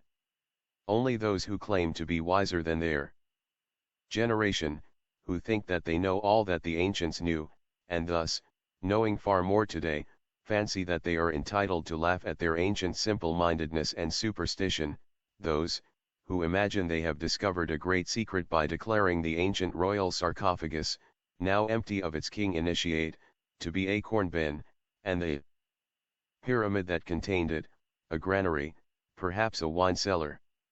The date of the hundreds of pyramids in the valley of the Nile is impossible to fix by any of the rules of modern science. Herodotus informs us that each successive king erected one to commemorate his reign, and serve as his sepulchre. But Herodotus did not tell all, although he knew that the real purpose of the pyramid was very different from that which he assigns to it. Were it not for his religious scruples, he might have added that, externally, it symbolized the creative principle of nature, and illustrated also the principles of geometry, mathematics, astrology, and astronomy. The Tree of Knowledge, page 21, Modern Society, on the authority of some men of science, calls magic charlatanry. But there are 800 millions on the face of the globe who believe in it to this day. There are said to be 20 millions of perfectly sane and often very intelligent men and women, members of that same society, who believe in its phenomena under the name of spiritualism. The whole ancient world, with its scholars and philosophers, its sages and prophets, believed in it. Where is the country in which it was not practiced? At what age was it banished, even from our own country? In the New World as in the Old Country, the latter far younger than the former, the science of sciences was known and practiced from the remotest antiquity. The Mexicans had their initiates, their priest hierophants and magicians, and their crypts of initiation. Of the two statues exhumed in the Pacific states, one represents a Mexican adept, in the posture prescribed for the Hindu ascetic, and the other an Aztec priestess, in a headgear which might be taken from the head of an Indian goddess, while the Guatemalan medal exhibits the tree of knowledge with its hundreds of eyes and ears, symbolical of seeing and hearing, encircled by the serpent of wisdom whispering into the ear of the sacred bird. Bernard Diaz de Castillo, a follower of Cortés, gives some idea of the extraordinary refinement, intelligence, and civilization, and also of the magic arts of the people whom the Spaniards conquered by brute force. Their pyramid are those of Egypt, built according to the same secret canon of proportion as those of the pharaohs, and the Aztecs appear to have derived their civilization and religion in more than one way from the same source as the Egyptians and, before these, the Indians. Among all these three peoples arcane natural philosophy, or magic, was cultivated to the highest degree. That it was natural, not supernatural, and that the ancients so regarded it, is shown by what Lucian says of the laughing philosopher, Democritus, who, he tells his readers, believed in no miracles, but applied himself to discover the method by which the theurgists could produce them. In a word, his philosophy brought him to the conclusion that magic was entirely confined to the application and the imitation of the laws and the works of nature. Internally, it was a majestic fane, in whose somber recesses were performed the mysteries, and whose walls had often witnessed the initiation scenes of members of the royal family. The porphyry sarcophagus, which Professor Piazzi Smith, Astronomer Royal of Scotland, degrades into a corn bin, was the baptismal font, upon emerging from which, the neophyte was born again, and became an adept. Isis Unveiled, I. 518, 519. Page 22, who then can still call the magic of the ancients superstition? In this respect the opinion of Democritus is of the greatest importance to us, since the magi left by Xerxes, at Abdera, were his instructors, and he had studied magic, moreover, for a considerable time with the Egyptian priests. Diog. Laird, in Democrit. Vit. For nearly 90 years of the 109 of his life, this great philosopher had made experiments, and noted them down in a book, which, according to Petronius, Satiric, 9:3 treated of nature facts that he had verified himself. And we find him not only disbelieving in and utterly rejecting miracles, but asserting that every one of those that were authenticated by eyewitnesses, had, and could have taken place, for all, even the most incredible, were produced according to the hidden laws of nature. Pliny, History Nat. Add to this that Greece, the later cradle of the arts and sciences, and India, cradle of religions, were, and one of them still is, devoted to its study and practice, and who shall venture to discredit its dignity as a study, and its profundity as a science? Isis Unveiled, I 5:12. No true theosophist will ever do so. For, as a member of our great Oriental body, he knows indubitably that the secret doctrine of the East contains the alpha and the omega of universal science, that in its obscure texts, under the luxuriant, though perhaps too exuberant, growth of allegorical symbolism, lie concealed the comer, and the keystones of all ancient and modern knowledge.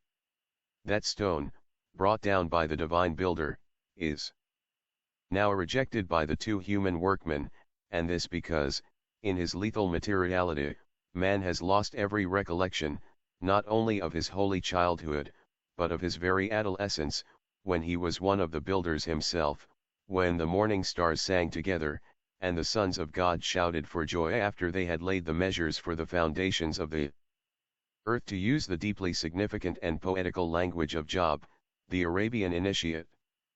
But those who are still able to make room in their innermost selves for the divine ray, and who accept, therefore, the data of the secret sciences in good faith and humility, they know well that it is in this stone that remains buried the absolute in philosophy, which is the key to all those dark problems of life and death, some of which, at any rate, may find an explanation in these volumes.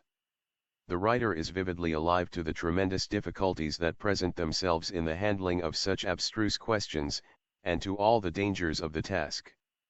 Insulting as it is to human nature to brand truth with the name of imposture, nevertheless we see this done daily and accept it.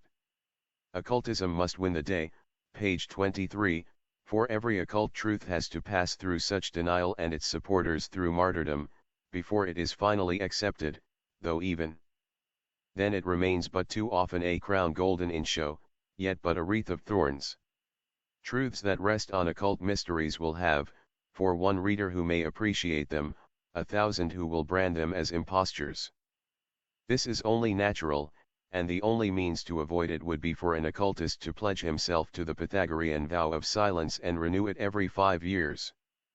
Otherwise, cultured society, 2/3 of which think themselves in duty bound to believe that, since the first appearance of the first adept, 1/2 of mankind practiced deception and fraud, on the other half cultured society will undeniably assert its hereditary and traditional right to stone the intruder. Those benevolent critics, who most readily promulgate the now famous axiom of Carlyle with regard to his countrymen, of being mostly fools, having taken preliminary care to include themselves safely in the only fortunate exceptions to this rule, will in this work gain strength and derive additional conviction of the sad fact, that the human race is simply composed of knaves and congenital idiots.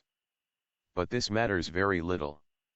The vindication of the occultists and their archaic science is working itself slowly but steadily into the very heart of society, hourly, daily, and yearly, in the shape of two monster branches, two stray offshoots of the trunk of magic spiritualism and the Roman Church. Fact works its way very often through fiction. Like an immense boa constrictor, error, in every shape, encircles mankind, trying to smother in her deadly coils every aspiration towards truth and light. But error is powerful only on the surface, prevented as she is by occult nature from going any deeper, for the same occult nature encircles the whole globe, in every direction, leaving not even the darkest comer unvisited. And, whether by phenomenon or miracle, by spirit hook or bishop's crook, occultism must win the day, before the present era reaches Shani's, Saturn's, triple septenary of the Western cycle in Europe, in other words before the end of the 21st century AD. Truly the soil of the long bygone past is not dead, for it has only rested.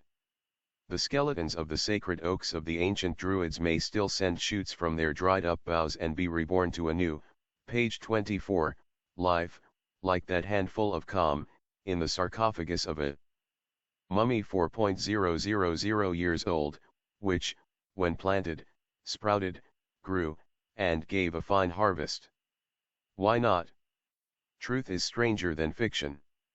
It may any day, and most unexpectedly, vindicate its wisdom and demonstrate the conceit of our age, by proving that the secret brotherhood did not, indeed, die out with the Philhellethians of the last eclectic school. That the gnosis flourishes still on earth, and its votaries are many, albeit unknown. All this be done by one, or more, of the great masters visiting Europe, and exposing in their turn the alleged exposers and traducers of magic. Such secret brotherhoods have been mentioned by several well-known authors, and are spoken of in Mackenzie's Royal Masonic Cyclopedia. The writer now, in the face of the millions who deny, repeats boldly, that which was said in Isis Unveiled. If they the initiates have been regarded as mere fictions of the novelist, that fact has only helped the brother adepts to keep their incognito the more easily. The Saint Germains and Cagliostros of this century, having learned bitter lessons from the vilifications and persecutions of the past, pursue different tactics nowadays.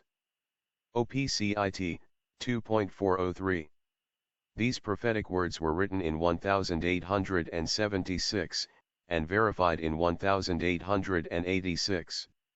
Nevertheless, we say again, there are numbers of these mystic brotherhoods which have naught to do with civilized countries, and it is in their unknown communities that are concealed the skeletons of the past.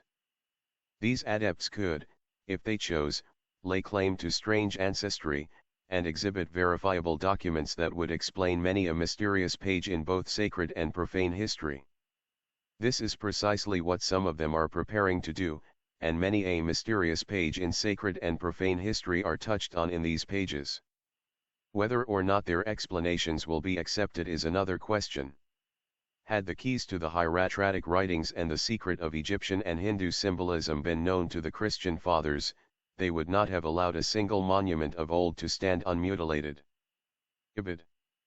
But there exists in the world another class of adepts, belonging to a brotherhood also, and mightier than any other of those known to the profane. Many among these are personally good and benevolent, even pure and holy occasionally, as individuals. Pursuing collectively, however, and as a body, a selfish, one-sided object, with relentless vigor and determination, they have to be ranked with the adepts of the black art. Black magic at work, page 25, these are our modem Roman Catholic fathers and clergy. Most of the hieratic writings and symbols have been deciphered by them since the Middle Ages. 100 times more learned in secret symbology and the old religions than our Orientalists will ever be, the personification of astuteness and cleverness, every such adept in the art holds the keys tightly in his firmly clenched hand, and will take care the secret shall not be easily divulged, if he can help it. There are more profoundly learned Kabbalists in Rome and throughout Europe and America, than is generally suspected. Thus are the professedly public brotherhoods of black adepts more powerful and dangerous for Protestant countries than any host of Eastern occultists. People laugh at magic. Men of science, physiologists and biologists, deride the potency and even the belief in the existence of what is called in vulgar parlance sorcery and black magic. The archaeologists have their Stonehenge in England with its thousands of secrets, and its twin brother Camac of Brittany, and yet there is not one of them who even suspects what has been going on in its crypts, and its mysterious nooks and comers, for the last century. More than that, they do not even know of the existence of such magic halls in their Stonehenge, where curious scenes are taking place, whenever there is a new convert in view. Hundreds of experiments have been, and are being made daily at the Salpetriere, and also by learned hypnotizers at their private houses. It is now proved that certain sensitives, both men and women, when commanded in trance, by the practitioner, who operates on them, to do a certain thing, from drinking a glass of water up to simulated murder, on recovering their normal state lose all remembrance of the order inspired suggested. It is now called by science. Nevertheless, at the appointed hour and moment, the subject, though conscious and perfectly awake, is compelled by an irresistible power within himself to do that action which has been suggested to him by his mesmerizer, and that too, whatever it may be, and whatever the period fixed by him who controls the subject, that is to say, holds the latter under the power of his will, as a snake holds a bird under its fascination, and finally forces it to jump into its open jaws. Worse than this, for the bird is conscious of the peril, it resists, however helpless in its final efforts, while the hypnotized subject does not rebel, but seems to follow the suggestions and voice of its own free will and soul. Who of our European men of science, who believe in such scientific experiments and very, page 26, few are they who still doubt them nowadays, and who do not feel convinced of their actual reality? Who of them, it is asked, is ready to admit this as being black magic? Yet it is the genuine, undeniable, and actual fascination and sorcery of old. The Mulakuru Mbas of Nilgiri do not proceed otherwise in their envoudements when they seek to destroy an enemy, nor do the Dugpas of Sikkim and Bhutan know of any more potential agent than their will. Only in them that will does not proceed by jumps and starts, but acts with certainty. It does not depend on the amount of receptivity or nervous impressibility of the subjects. Having chosen his victim and placed himself en rapport with them, the Dugpa's fluid is sure to find its way, for his will is immeasurably more strongly developed than the will of the European experimenter, the self-made, untutored, and unconscious sorcerer for the sake of science, who has no idea, or belief either, of the variety and potency of the world-old methods used to develop this power, by the conscious sorcerer, the black magician of the East and West. And now the question is openly and squarely asked, why should not the fanatical and zealous priest, thirsting to convert some selected rich and influential member of society, use the same means to accomplish his end as the French physician and experimenter uses in his case with his subject? The conscience of the Roman Catholic priest is most likely at peace. He works personally for no selfish purpose, but with the object of saving a soul from eternal damnation. In his view, if magic there be in it, it is holy, meritorious and divine magic. Such is the power of blind faith. Hence, when we are assured by trustworthy and respectable persons of high social standing, and unimpeachable character, that there are many well-organized societies among the Roman Catholic priests which, under the pretext and cover of modern spiritualism and mediumship, hold seances for the purposes of conversion by suggestion, directly and at a distance, we answer, we know it. And when, moreover, we are told that whenever those priest hypnotists are desirous of acquiring an influence over some individual or individuals, selected by them for conversion, they retire to an underground place, allotted and consecrated by them for such purposes, viz., ceremonial magic, and there, forming a circle, throw their combined willpower in the direction of that individual, and thus by repeating the process, gain a complete control over their victim. We again answer, very likely. Black magic and hypnotism, page 27, in fact we know the practice to be so. Whether this kind of ceremonial magic and envoudement is practiced at Stonehenge or elsewhere, we know it, we say, through personal experience, and also because several of the writer's best and most loved friends have been unconsciously drawn into the Romish Church and under her benign protection by such means. And, therefore, we can only laugh in pity at the ignorance and stubbornness of those deluded men of science and cultured experimentalists who, while believing in the power of drive Charcot and his disciples to envout their subjects, find nothing better than a scornful smile whenever black magic and its potency are mentioned before them. Eliphas Levi, the Abbé Kabbalist, died before science and the Faculté de Médecine of France had accepted hypnotism and influence par suggestion among its scientific experiments, but this is what he said 25 years ago, in his Dogme et rituel de la haute magie, on les envoûtements et les sorts, that which sorcerers and necromancers sought above all things in their evocations of the spirit of evil, was that magnetic potency which is the lawful property of the true adept, and which they desired to obtain possession of for evil purposes. One of their chief aims was the power of spells or of deleterious influences. That power may be compared to real poisonings by a current of astral light. They exalt their will by means of ceremonies to the degree of rendering it venomous at a distance. We have said in our dogma what we thought of magic spells, and how this power was exceedingly real and dangerous. The true magus throws a spell without ceremony and by his sole disapproval, upon those with whose conduct he is dissatisfied, and whom he thinks it necessary to punish. This is incorrectly expressed. The true adept of the right hand never punishes anyone, not even his bitterest and most dangerous enemy, he simply leaves the latter to his karma, and karma never fails to do so. Sooner or later he casts a spell, even by his pardon, over those who do him injury, and the enemies of initiates never long enjoy impunity for their wrongdoing. We have ourselves seen proofs of this fatal law in numerous instances. The executioners of martyrs always perish miserably, and the adepts are the martyrs of intelligence. Providence karma seems to despise those who despise them, and puts to death those who would seek to prevent them from living. The legend of the wandering Jew is the popular poetry of this arcanum. A people had sent a sage to crucifixion, that people had bidden him move on, when he tried to rest for one moment. Well, that people will become subject, henceforth, to a similar condemnation. It will become entirely proscribed, and for long centuries it will be hidden. Move on, finding neither rest nor pity. Op. Cit 2. 239 241,240.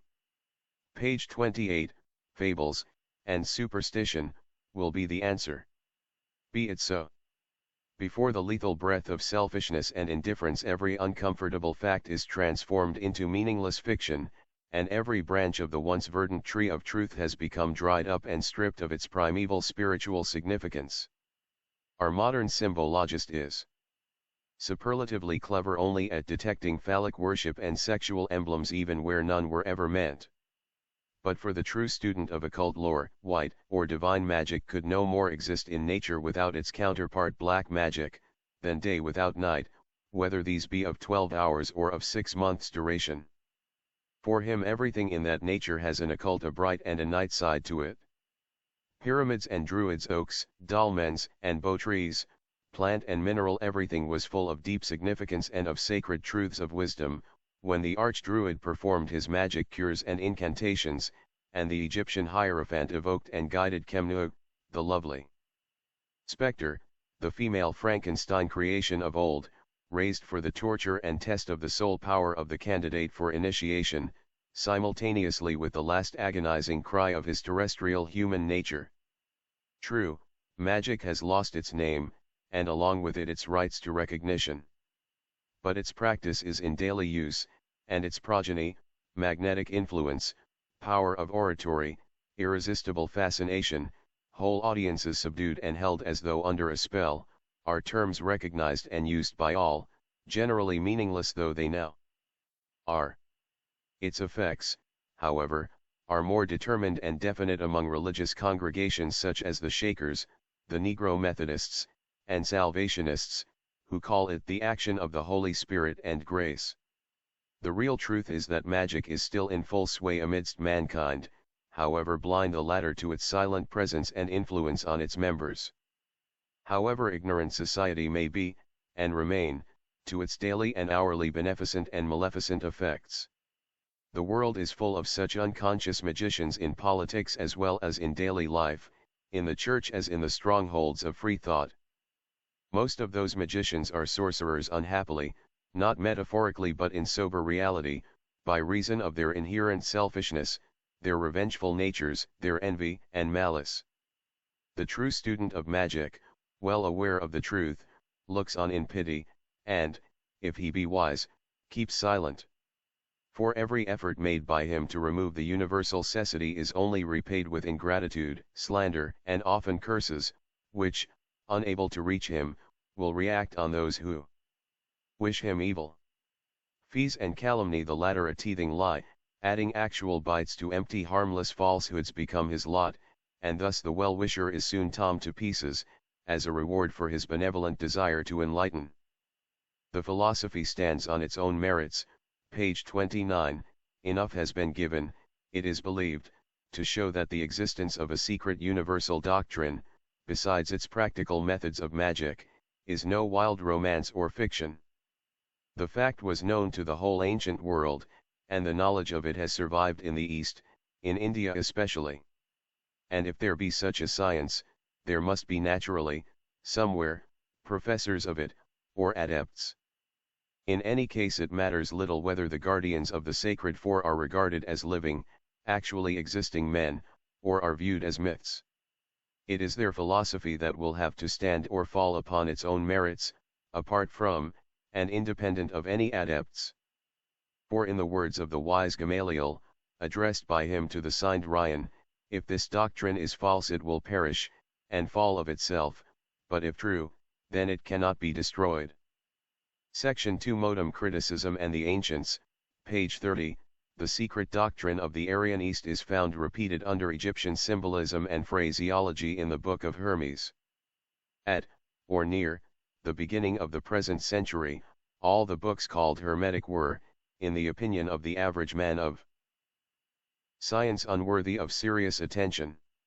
They were set down and loudly proclaimed as simply a collection of tales, of fraudulent pretenses and most absurd claims. They never existed before the Christian era, it was said, they were all written with the triple object of speculation, deceiving and pious fraud, they were all, even the best of them, silly.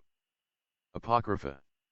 See in this connection, Pneumatologie des Esprits, by the Marquis de Merville, who devotes 6 enormous volumes to show the absurdity of those who deny the reality of Satan and magic, or the occult sciences, the two being with him synonymous.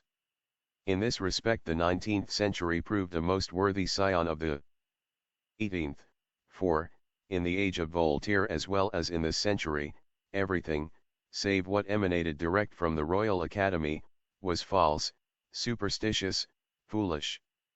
Belief in the wisdom of the ancients was laughed to scorn, perhaps more so even than it is now. The very thought of accepting as authentic the works and vagaries of a false Hermes, a false Orpheus, a false Zoroaster, of false oracles, false sibyls, and a thrice false Mesmer and his absurd fluid, was tabooed all along the line. Thus all that had its genesis outside the learned and dogmatic precincts of Oxford and Cambridge, we think we see the sidereal phantom of the old philosopher and mystic once of Cambridge University, Henry Moore, moving about in the astral mist over the old moss-covered roofs of the ancient town in which he wrote his famous letter to Glanville about witches. The soul seems restless and indignant, as on that day of May, 1678, when the doctor complained so bitterly to the author of Sagissimus Triumphatus of Scott, 80, and Webster. Our new inspired saints, the soul is heard to mutter, sworn advocates of the witches, who against all sense and reason will have no Samuel but a confederate knave, these inblown buffoons, puffed up with ignorance, vanity, and stupid infidelity. See Letter to Glanville, and Isis Unveiled, I, 205, 206, or the Academy of France, was denounced in those days as unscientific, and ridiculously absurd. This tendency has survived to the present day. All honor to genuine scientists, page 31, nothing can be further from the intention of any true occultist who stands possessed, by virtue of his higher psychic development, of instruments of research far more penetrating in their power than any as yet in the hands of physical experimentalists, than to look unsympathetically on the efforts that are being made in the area of physical inquiry. The exertions and labors undertaken to solve as many as possible of the problems of nature have always been holy in his sight. The spirit in which Sir Isaac Newton remarked that at the end of all his astronomical work he felt a mere child picking up shells beside the ocean of knowledge, is one of reverence for the boundlessness of nature which occult philosophy itself cannot eclipse. And it may freely be recognized that the attitude of mind which this famous simile describes is one which fairly represents that of the great majority of genuine scientists in regard to all the phenomena of the physical plane of nature. In dealing with this they are often caution and moderation itself. They observe facts with a patience that cannot be surpassed. They are slow to cast these into theories, with a prudence that cannot be too highly commended. And, subject to the limitations under which they serve nature, they are beautifully accurate in the record of their observations. Moreover, it may be conceded further that modern scientists are exceedingly improbable that any discovery will ever conflict with such or such a theory, now supported by such and such an aggregation of recorded facts. But even in reference to the broadest generalizations which pass into a dogmatic form only in brief popular textbooks of scientific knowledge, the tone of science itself, if that abstraction may be held to be embodied in the persons of its most distinguished representatives, is one of reserve and often of modesty. Far, therefore, from being disposed to scoff at the errors into which the limitations of their methods may betray men of science, the true occultist will rather appreciate the pathos of a situation in which great industry and thirst for truth are condemned to disappointment, and often to confusion. That which is to be deplored, however, in respect to modern science, is in itself an evil manifestation of the excessive caution which in its most favorable aspect protects science from over-hasty conclusions, page 32, namely, the tardiness of scientists to recognize that other instruments of research may be applicable to the mysteries of nature, besides those of the physical plane, and that it may consequently be impossible to appreciate the phenomena of any one plane correctly without observing them as well from the points of view afforded by others. In so far then as they willfully shut their eyes to evidence which ought to have shown them clearly that nature is more complex than physical phenomena alone would suggest, that there are means by which the faculties of human perception can pass sometimes from one plane to the other, and that their energy is being misdirected while they turn it exclusively on the minutiae of physical structure or force, they are less entitled to sympathy than to blame. One feels dwarfed and humbled in reading what M. Renan, that learned modem destroyer of every religious belief, past, present and future, has to say of poor humanity and its powers of discernment. He believes mankind has but a very narrow mind, and the number of men capable of seizing acutely, finement, the true analogy of things, is quite imperceptible. Etudes religieuses.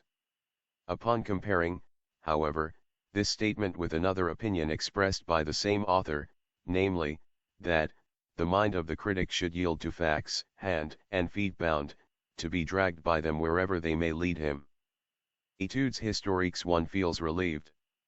When, moreover, these two philosophical statements are strengthened by a third enunciation of the famous academician, which declares that, tout parti pris a priori, doit être banni de la science, memoir read at the Académie des Inscriptions des Belles Lettres, in 1859, there remains little to fear. Unfortunately, M. Renan is the first to break this golden rule.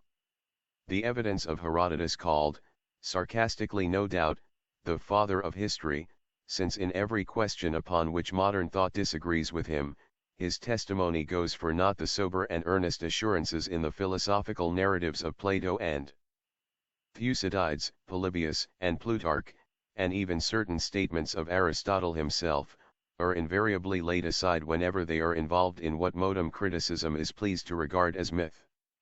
It is some time since Strauss proclaimed that, what is a myth? Page 33, the presence of a supernatural element or miracle in a narrative is an infallible sign of the presence in it of a myth.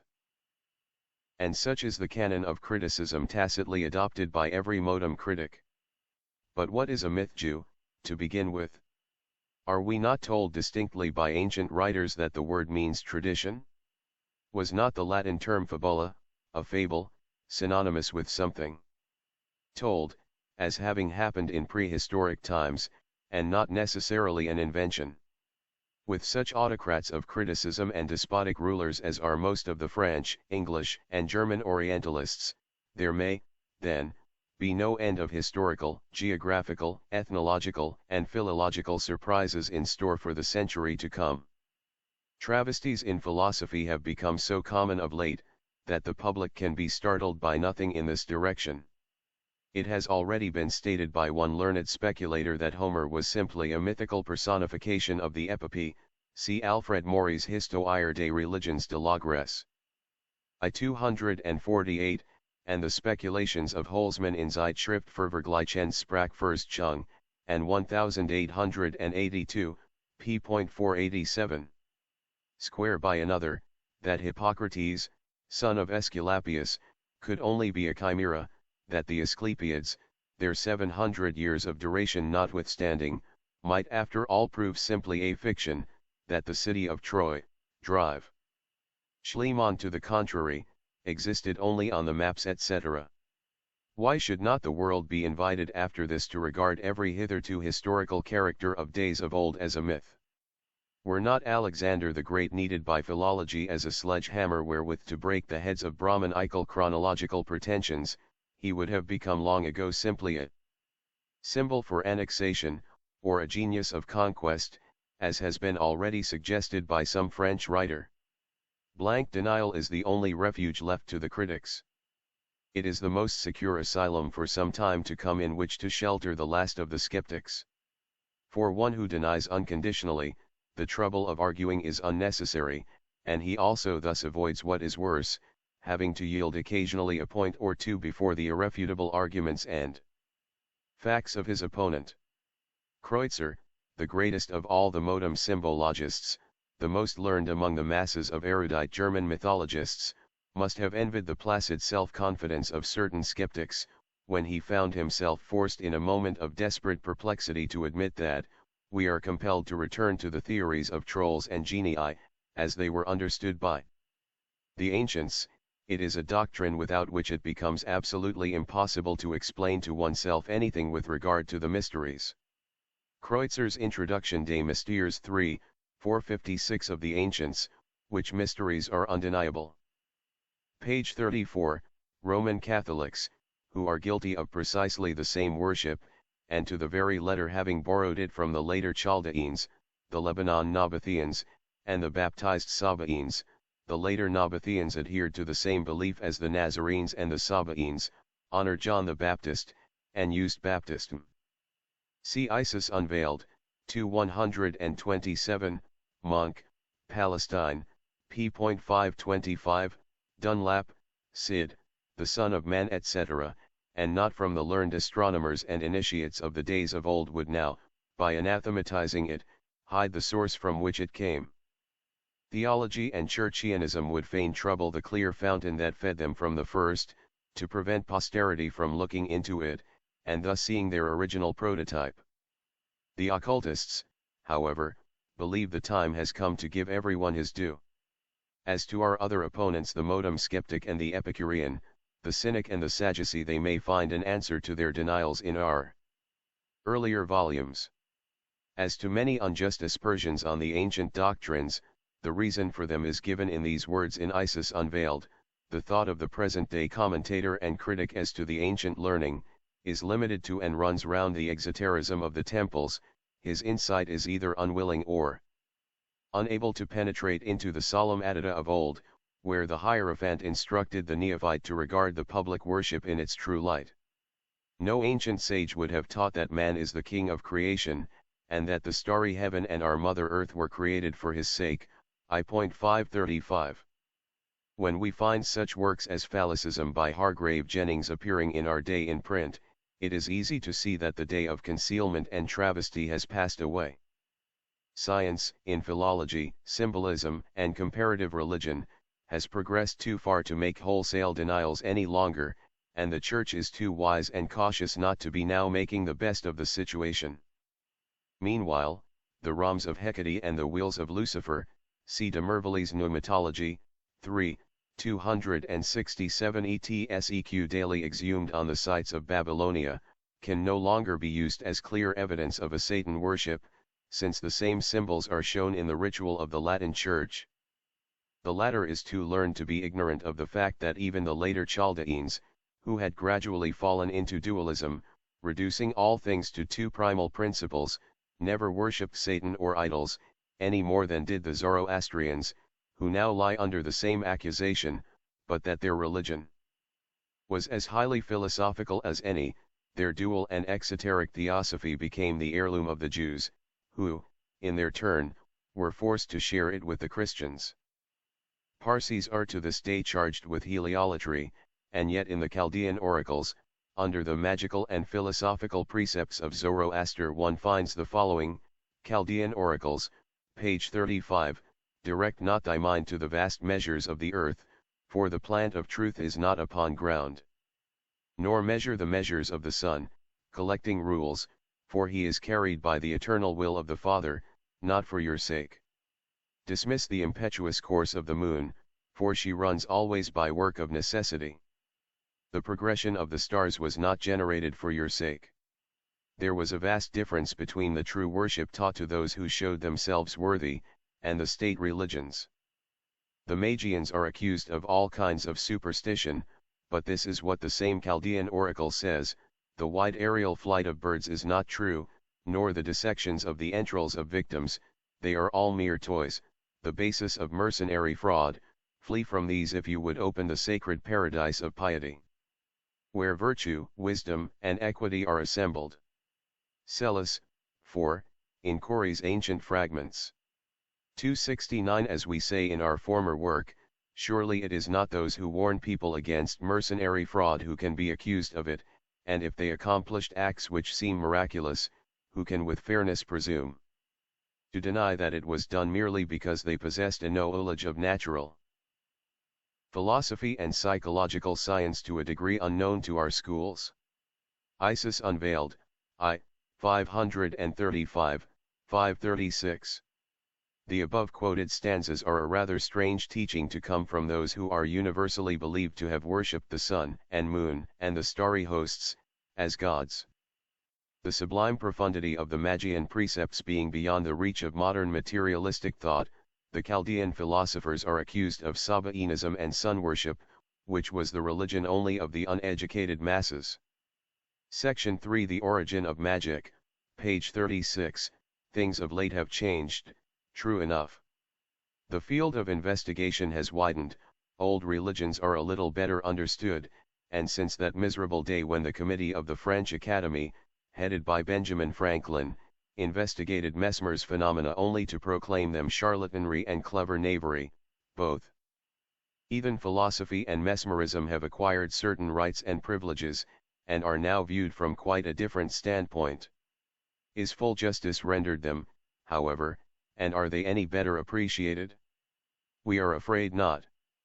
Human nature is the same now, as when Pope said of the force of prejudice that, the difference is as great between the optics seeing, as the objects seen. All manners take a tincture from our own, or some discolority through our passions shown, or fancy's beam enlarges, multiplies, contracts, inverts, and gives 10,000 dyes. Thus in the first decades of our century Hermetic philosophy was regarded by both churchmen and men of science from two quite opposite points of view. The former called it sinful and devilish, the latter denied point-blank its authenticity, notwithstanding the evidence brought forward by the most erudite men of every age, including our own. The learned Father Kircher, for instance, was not even noticed, and his assertion that all the fragments known under titles of works by Mercury Trismegistus, Beresus, Pheresides of Syros, etc., were rolls that had escaped the fire which devoured 100,000 volumes of the great Alexandrian Fibray was simply laughed at. Nevertheless the educated classes of Europe knew then, as they do now, that the famous Alexandrian Fibray, the marvel of the ages, was founded by Ptolemy Philadelphus, that numbers of its MSS, had been carefully copied from hieratic texts and the oldest parchments, Chaldean, Phoenician, Persian, etc., and that these transliterations and copies amounted, in their turn, to another 100,000 rolls, as Josephus and Strabo assert. The Books of Hermes, page 37, there is also the additional evidence of Clemens Alexandrinus, that ought to be credited to some extent the 42 sacred books of the Egyptians mentioned by Clement of Alexandria as having existed in his time, were but a portion of the Books of Hermes. Iamblichus, on the authority of the Egyptian priest Abammon, attributes 1,200 of such books to Hermes, and Manetho 36.000. But the testimony of Iamblichus as a Neoplatonist and theurgist is of course rejected by modern critics.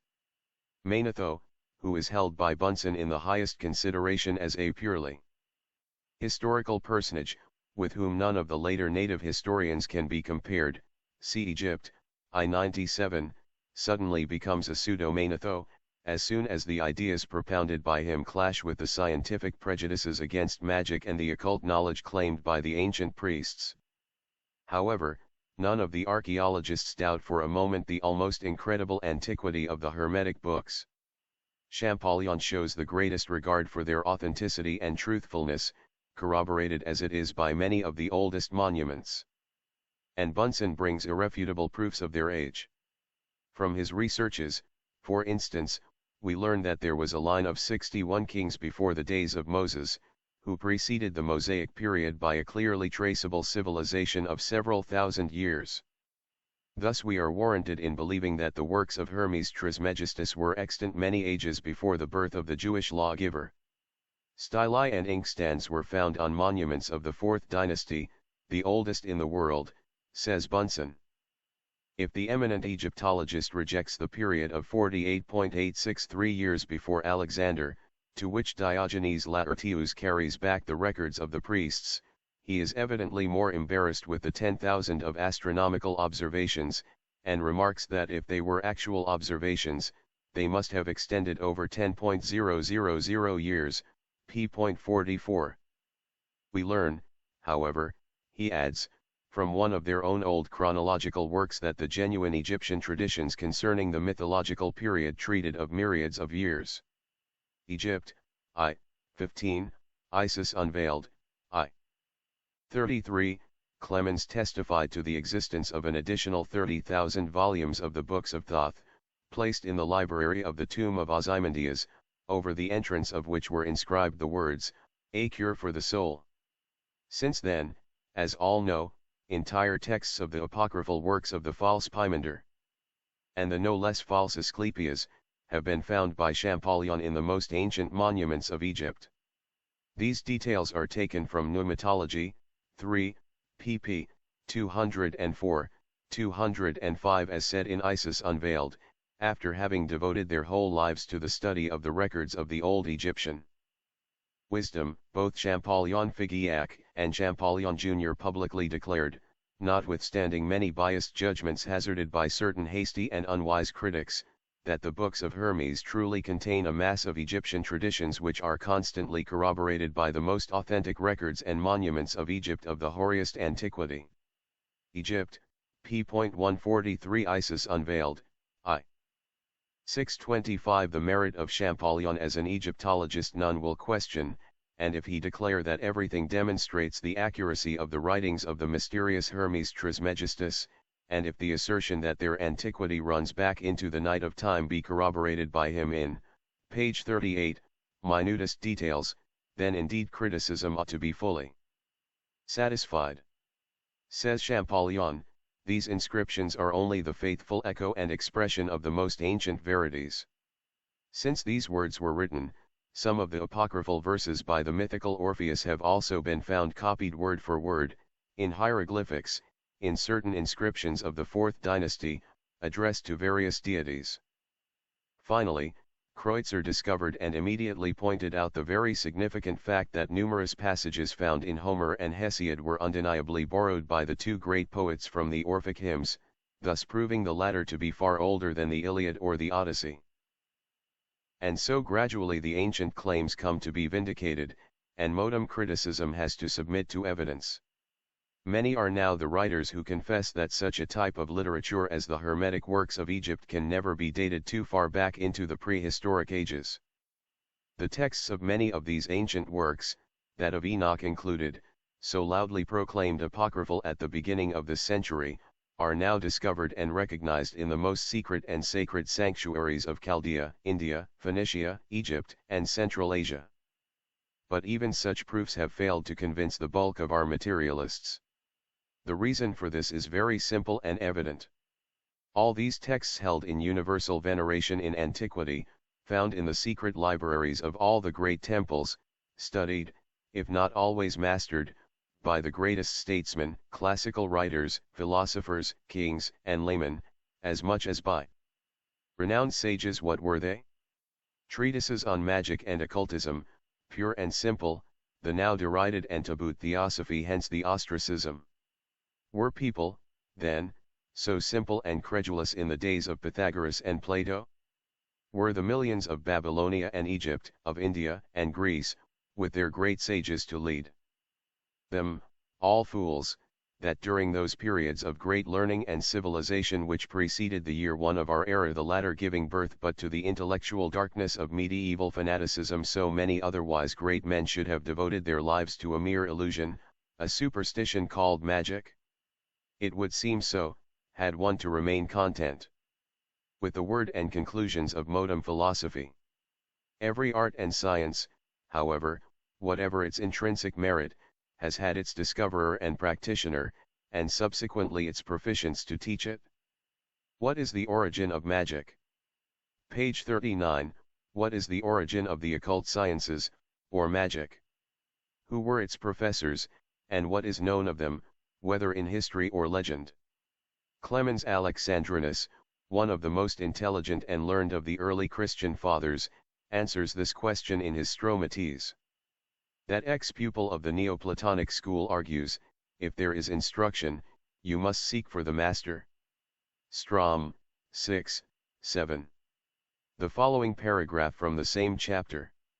And so he shows Cleanthes taught by Zeno, Theophrastus by Aristotle, Metrodorus by Epicurus, Plato by Socrates, etc. And he adds that when he had looked further back to Pythagoras, Pherecydes, and Thales, he had still to search for their masters. The same for the Egyptians, the Indians, the Babylonians, and the Magi themselves. He would not cease questioning, he says, to learn who it was they all had for their masters. And when he, Clemens, had traced down the inquirer to the very cradle of mankind, to the first generation of men, he would reiterate once more his questioning, and ask, who is their teacher? Surely, he argues, their master could be no one of men. And even when we should have reached as high as the angels, the same query would have to be offered to them, who were their, meaning the divine and the fallen angels, masters. The aim of the good father's long argument is of course to discover two distinct masters. One the preceptor of biblical patriarchs, the other the teacher of the Gentiles. But the students of the secret doctrine need go to no such trouble. Their professors are well aware who were the masters of their predecessors in occult sciences and wisdom. The two professors are finally traced out by Clemens, and are, as was to be expected, God, and his eternal and everlasting enemy and opponent, the devil, the subject of Clemens' inquiry relating to the dual aspect of Hermetic philosophy as cause and effect. Admitting the moral beauty of the virtues preached in every occult work with which he was acquainted, Clemens desires to know the cause of the apparent contradiction between the doctrine and the practice, good and evil magic, and he comes to the conclusion that magic has two origins, divine and diabolical. He perceives its bifurcation into two channels, hence his deduction and inference. We perceive it too, without, however, necessarily designating such bifurcation diabolical, for we judge the left-hand path as it, page 40, issued from the hands of its founder. Otherwise, judging also by the effects of Clemens' own religion and walk in life of certain of its professors, since the death of their master, the occultists would have a right to come to somewhat the same conclusion as Clemens.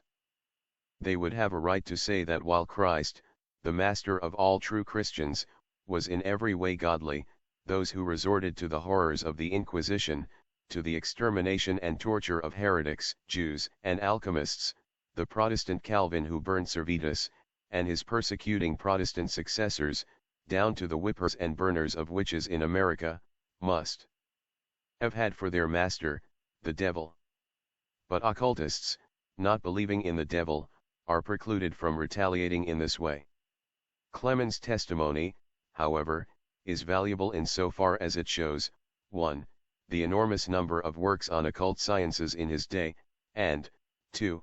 The extraordinary powers acquired through those sciences by certain men. He devotes, for instance, the whole of the 6th book of his Stromates to this research for the first 2 masters or the true and the false philosophy respectively, both preserved, as he says, in the Egyptian sanctuaries. Very pertinently too, he apostrophizes the Greeks, asking them why they should not accept the miracles of Moses as such, since they claim the very same privileges for their own philosophers, and he gives a number of instances. It is, as he says, the ashes obtaining through his occult powers a marvelous rain, it is Aristeas causing the winds to blow, Empedocles quieting the gale, and forcing it to cease etc. See Pneumatology, 3.207. Therefore Empedocles is called, a. E.P., the dominator of the wind. Strom, 6. 3. The books of Mercurius Trismegistus most attracted his attention. Ibid. 4. He is also warm in his praise of Hystasps, or Gushtasp, of the Sibylline books, and even of the right astrology.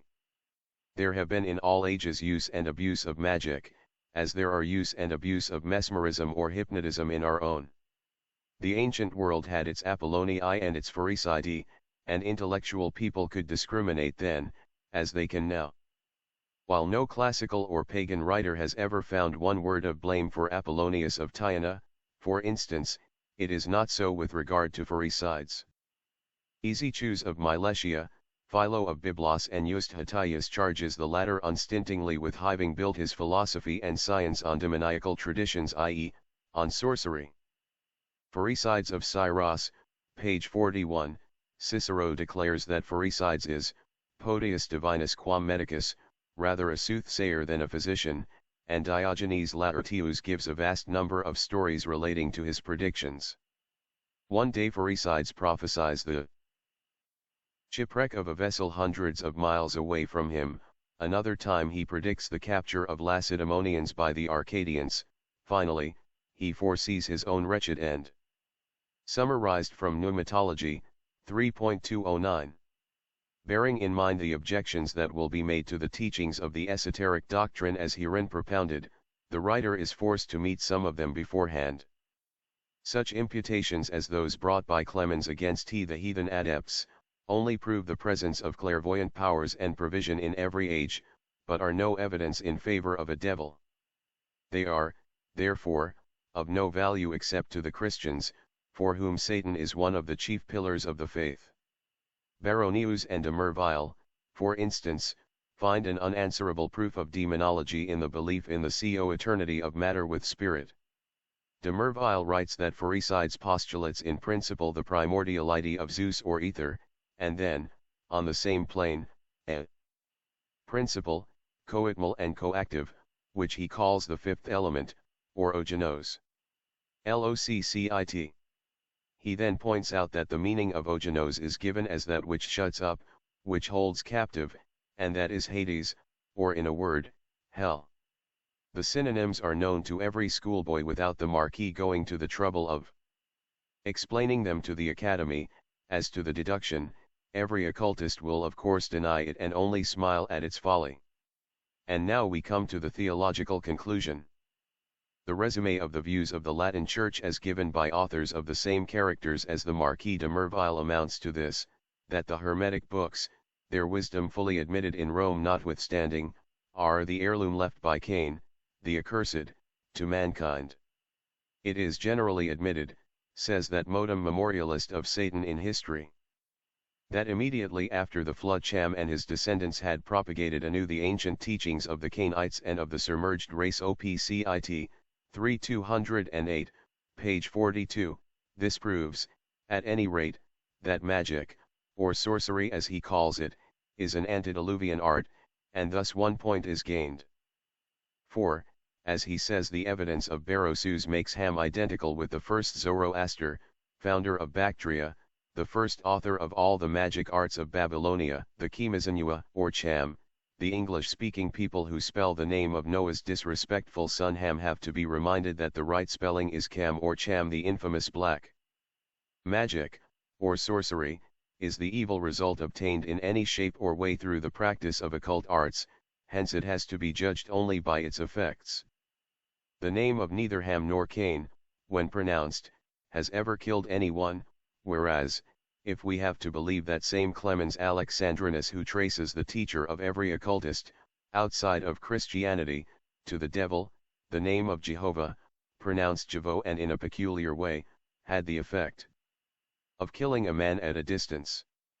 The mysterious Skemum Farash was not always used for holy purposes by the Kabbalists, especially since the Sabbath or Saturday, sacred to Saturn or the evil Shani, became with the Jews sacred to Jehovah of the faithful Noachians, finally the object of adoration for Egypt, which having received its name, P.E.A., whence chemistry, built in his honor a town called Coemnus, or the City of Fire. Coemnus, the prehistoric city, may or may not have been built by Noah's son. But it was not his name that was given to the town, but that of the mystery goddess Coemnu or Coemnus, Greek form, the deity that was created by the ardent fancy of the neophyte, who was thus tantalized during his 12 labors of probation before his final initiation. Her male counterpart is Chem. The city of Coemnus or Chemis, today Achaem, was the chief seat of the god Chem. The Greeks identifying Chem with Pan, called this city Panopolis. Ham adored it, it is said, whence the name Cham given to the pyramids, which in their turn have been vulgarised into our modern noun. Chimney. Pneumatology, 3, 210. This looks more like pious vengeance than philology. The picture, however, seems incomplete, as the author ought to have added to the chimney a witch flying out of it on a broomstick. This statement is entirely wrong. Egypt was the cradle of chemistry and its birthplace. This is pretty well known by this time. Only Kenrick and others show the root of the word to be Chemi or Chem, which is not Chem or Ham, but Chem, the Egyptian phallic god of the mysteries. But this is not all. De Merville is bent upon finding a satanic origin even for the now innocent tarot. He goes on to say, as to the means for the propagation of this evil magic, tradition points it out, in certain runic characters traced on metallic plates or leaves, de lames which have escaped destruction by the deluge. How could they escape from the deluge unless God so willed it? This is scarcely logical. This might have been regarded as legendary, had not subsequent discoveries shown it far from being so.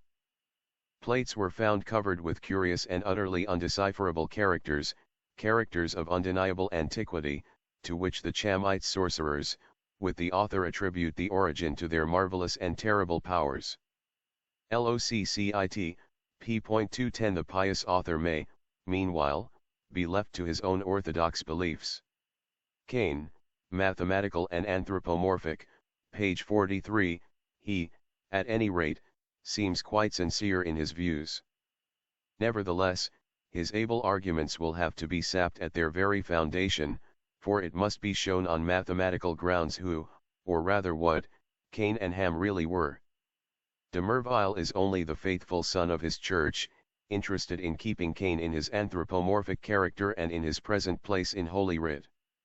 The student of occultism, on the other hand, is solely interested in the truth. But the age has to follow the natural course of evolution.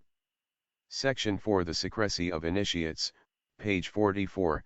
The false rendering of a number of parables and sayings of Jesus is not to be wondered at in the least. From Orpheus, the first initiated adept of whom history catches a glimpse in the mists of the pre-Christian era, down through Pythagoras, Confucius, Buddha, Jesus, Apollonius of Tyana, to Ammonius Saccas, no teacher or initiate has ever committed to writing for public use.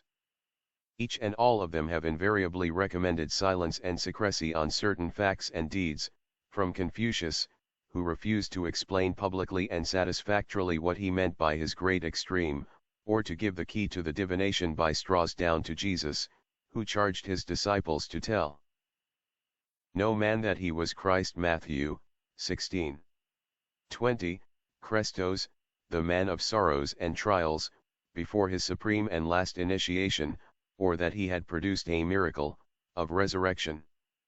Mark v 43.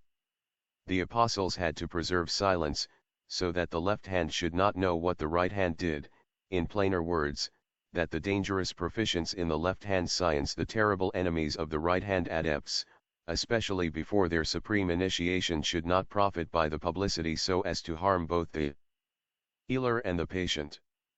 And if the above is maintained to be simply an assumption, then what may be the meaning of these awful words, "Unto you it is given to know the mystery of the kingdom of God, but unto them that are without all these things are done in parables, that seeing they may see and not perceive, and hearing, they may hear and not understand, lest at any time they should be converted and their sins should be forgiven them." Mark 4:11. Exoteric and esoteric teachings, page 45, unless interpreted in the sense of the law of silence and karma, the utter selfishness and uncharitable spirit of this remark are but too evident. These words are directly connected with the terrible dogma of predestination. Will the good and intelligent Christian cast such a slur of cruel selfishness on his Savior? It is not evident that the words, "lest at any time they should be converted," or, "lest haply they should turn again," as in the Revised Version, "and their sins be forgiven," them do not at all mean to imply that Jesus feared that through repentance any outsider, or them that are without, should escape damnation, as the literal dead letter sense plainly shows, but quite a different thing. Namely, lest any of the profane should, by understanding his preaching, undisguised by parable, get hold of some of the secret teachings and mysteries of initiation and even of occult powers.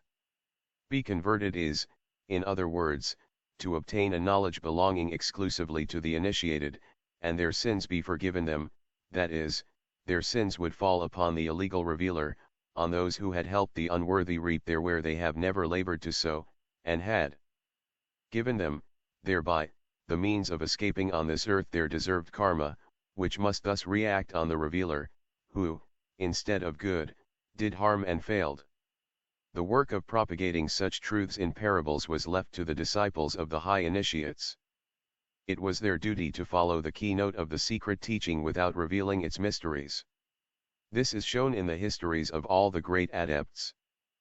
Pythagoras divided his classes into hearers of exoteric and esoteric lectures. The Magians received their instructions and were initiated in the far-hidden caves of Bactria. When Josephus declares that Abraham taught mathematics, he meant by it magic, for in the Pythagorean code mathematics mean esoteric science, or gnosis. Professor Wilder remarks, the Essenes of Judea and Carmel made similar distinctions, dividing their adherents into neophytes, brethren, and the perfect. Ammonius obligated his disciples by oath not to divulge his higher doctrines, except to those who had been thoroughly instructed and exercised prepared for initiation. New Platonism and Alchemy, 1869. Pages 7. 9. One of the most powerful reasons for the necessity of strict secrecy is given by Jesus himself, if one may credit Matthew. For there the Master is made to say plainly, "Give not that which is holy unto the dogs, neither cast ye your pearls before swine, lest they trample them under their feet, and turn again and rend you." 7:6. Profoundly true and wise words. Many are those in our own age, and even among us, who have been forcibly reminded of them often when too late. History is full of proofs of the same. Had not Anaxagoras enunciated the great truth taught in the Mysteries, viz., that the sun was surely larger than the Peloponnesus, he would not have been persecuted and nearly put to death by the fanatical mob. Had that other rabble which was raised against Pythagoras understood what the mysterious sage of Crotona meant by giving out his remembrances of having been the son of Mercury, god of the secret wisdom, he would not have been forced to fly for his life, nor would Socrates have been put to death. Had he kept secret the revelations of his divine daimon, he knew how little his century save those initiated would understand his meaning. Had he given out all he knew of the moon, Thus he limited his statement to an allegory, which is now proven to have been more scientific than was hitherto believed. He maintained that the moon was inhabited and that the lunar beings lived in profound, vast, and dark valleys, our satellite being airless and without any atmosphere outside such profound valleys. This, disregarding the revelation full of meaning for the few only, must be so of necessity. If there is any atmosphere on our bright Selene at all, the facts recorded is the secret annals of the mysteries had to remain veiled under penalty of death. Page 46, even Maimonides recommends silence with regard to the true meaning of the Bible texts. This injunction destroys the usual affirmation that Holy Writ is the only book in the world whose divine oracles contain plain unvarnished truth.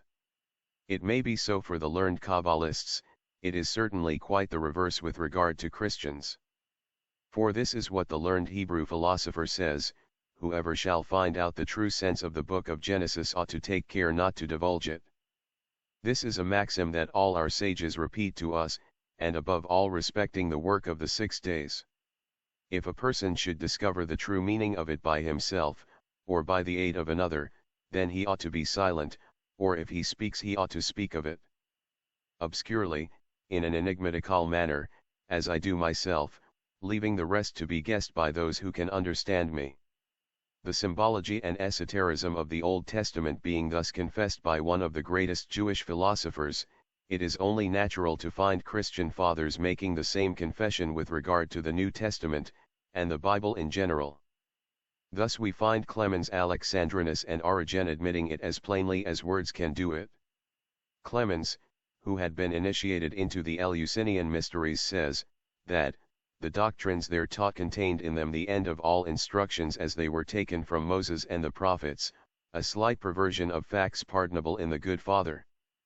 The words admit, after all, that the mysteries of the Jews were identical with those of the pagan Greeks, who took them from the Egyptians, who borrowed them, in their turn, from the Chaldeans, who got them from the Aryans, the Atlanteans, and so on far beyond the days of that race.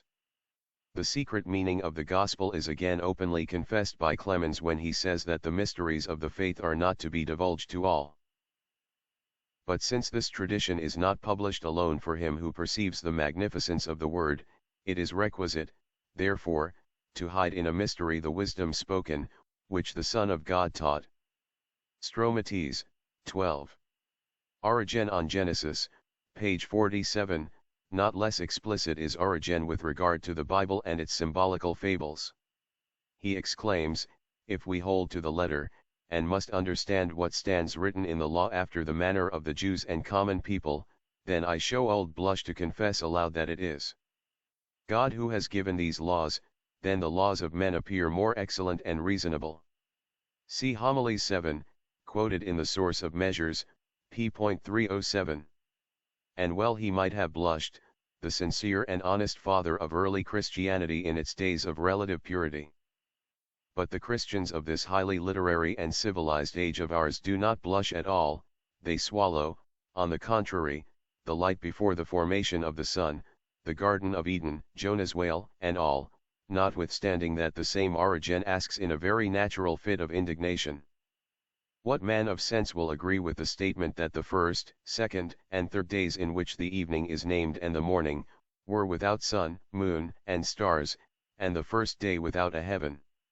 What man is found such an idiot as to suppose that God planted trees in paradise, in Eden, like a husbandman, etc.?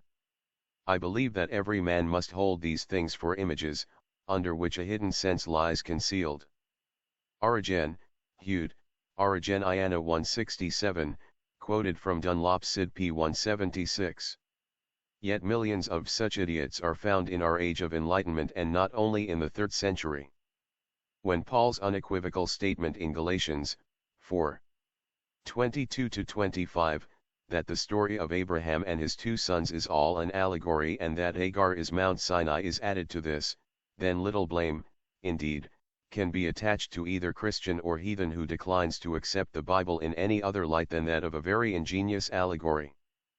Rabbi Simeon ben Jaquet, the compiler of the Zohar, never imparted the most important points of his doctrine otherwise than orally, and to a very limited number of disciples. Therefore, without the final initiation into the Merkava, the study of the Kabbalah will be ever incomplete, and the Merkava can be taught only in darkness, in a deserted place, and after many and terrific trials. Since the death of that great Jewish initiate, this hidden doctrine has remained, for the outside world, an inviolate secret. Among the venerable sect of the Tannim, or rather the Tannanim, the wise men, there were those who taught the secrets practically and initiated some disciples into the grand and final mystery. But the Mishnah Haggadah, second section, say that the table of contents of the Merkava must only be delivered to wise old ones. The Gemara is still more dogmatic. The more important secrets of the mysteries, page 48, were not even revealed to all priests. Alone the initiates had them divulged. And so we find the same great secrecy prevalent in every ancient religion. Isis Unveiled, 2. 350. What says the Kabbalah itself? Its great rabbis actually threaten him who accepts their sayings verbatim. We read in the Zohar, "Woe to the man who sees in the Torah, i.e., law, only simple recitals and ordinary words." Because if in truth it only contained these, we would even today be able to compose a Torah much more worthy of admiration. For if we find only the simple words, we would only have to address ourselves to the legislators of the earth, the materialistic lawgivers, the critics and Sadducees who have tried to tear to shreds the doctrines and teachings of the great Asiatic masters past and present. No scholars in the modern sense of the word would do well to ponder over these words. No doubt that doctrines and secret teachings, had they been invented and written in Oxford and Cambridge, would be more brilliant outwardly. Would they equally answer to universal truths and facts, is the next question, however, to those in whom we most frequently meet with the most grandeur. It would be sufficient to imitate them, and make a Torah after their words and example. But it is not so. Each word of the Torah contains an elevated meaning and a sublime mystery. The recitals of the Torah are the vestments of the Torah. Woe to him who takes this garment for the Torah itself. The simple notice only of the garments or recitals of the Torah, they know of no other thing, they see not that which is concealed under the vestment. The more instructed men do not pay attention to the vestment, but to the body which it envelopes. 3 FOL 1526, quoted in Meyer's Kabbalah, p. 102. Ammonius Saccas taught that the secret doctrine of the wisdom religion was found complete in the books of Thoth, Hermes, from which both Pythagoras and Plato derived their knowledge and much of their philosophy, and these books were declared by him to be identical with the teachings of the sages of the remote East. Professor A. Wilder remarks, as the name Thoth means a college or assembly, it is not altogether improbable that the books were so named as being the collected oracles and doctrines of the sacerdotal fraternity of Memphis. Rabbi Wise has suggested the same hypothesis in relation to the divine utterances recorded in the Hebrew Scriptures. New Platonism and Alchemy. p.6 This is very probable. Only the divine utterances have never been, so far, understood by the profane. Philo-Judaeus, a non-initiate, attempted to give their secret meaning and failed. But books of Thoth or Bible, Vedas or Kabbalah, all enjoin the same secrecy as to certain mysteries of nature symbolized in them. Woe be to him who divulges unlawfully the words whispered into the ear of Manishi by the first initiator. The dark sayings of the Testaments. Page 49, who that initiator was is made plain in the book of Enoch. From them the angels I heard all things, and understood what I saw, that which will not take place in this generation race, but in a generation which is to succeed at a distant period, the sixth and seventh races, on account of the elect, the initiates. I too. Again, it is said with regard to the judgment of those who, when they have learned every secret of the angels, reveal them, that they have discovered secrets, and they are those who have been judged, but not thou, my son Noah. Thou art pure and good and free from the reproach of discovering revealing secrets. IXIV.10 But there are those in our century, who, having discovered secrets unaided and owing to their own learning and acuteness only, and who being nevertheless, honest and straightforward men, undismayed by threats or warnings since they have never pledged themselves to secrecy, feel quite startled at such revelations.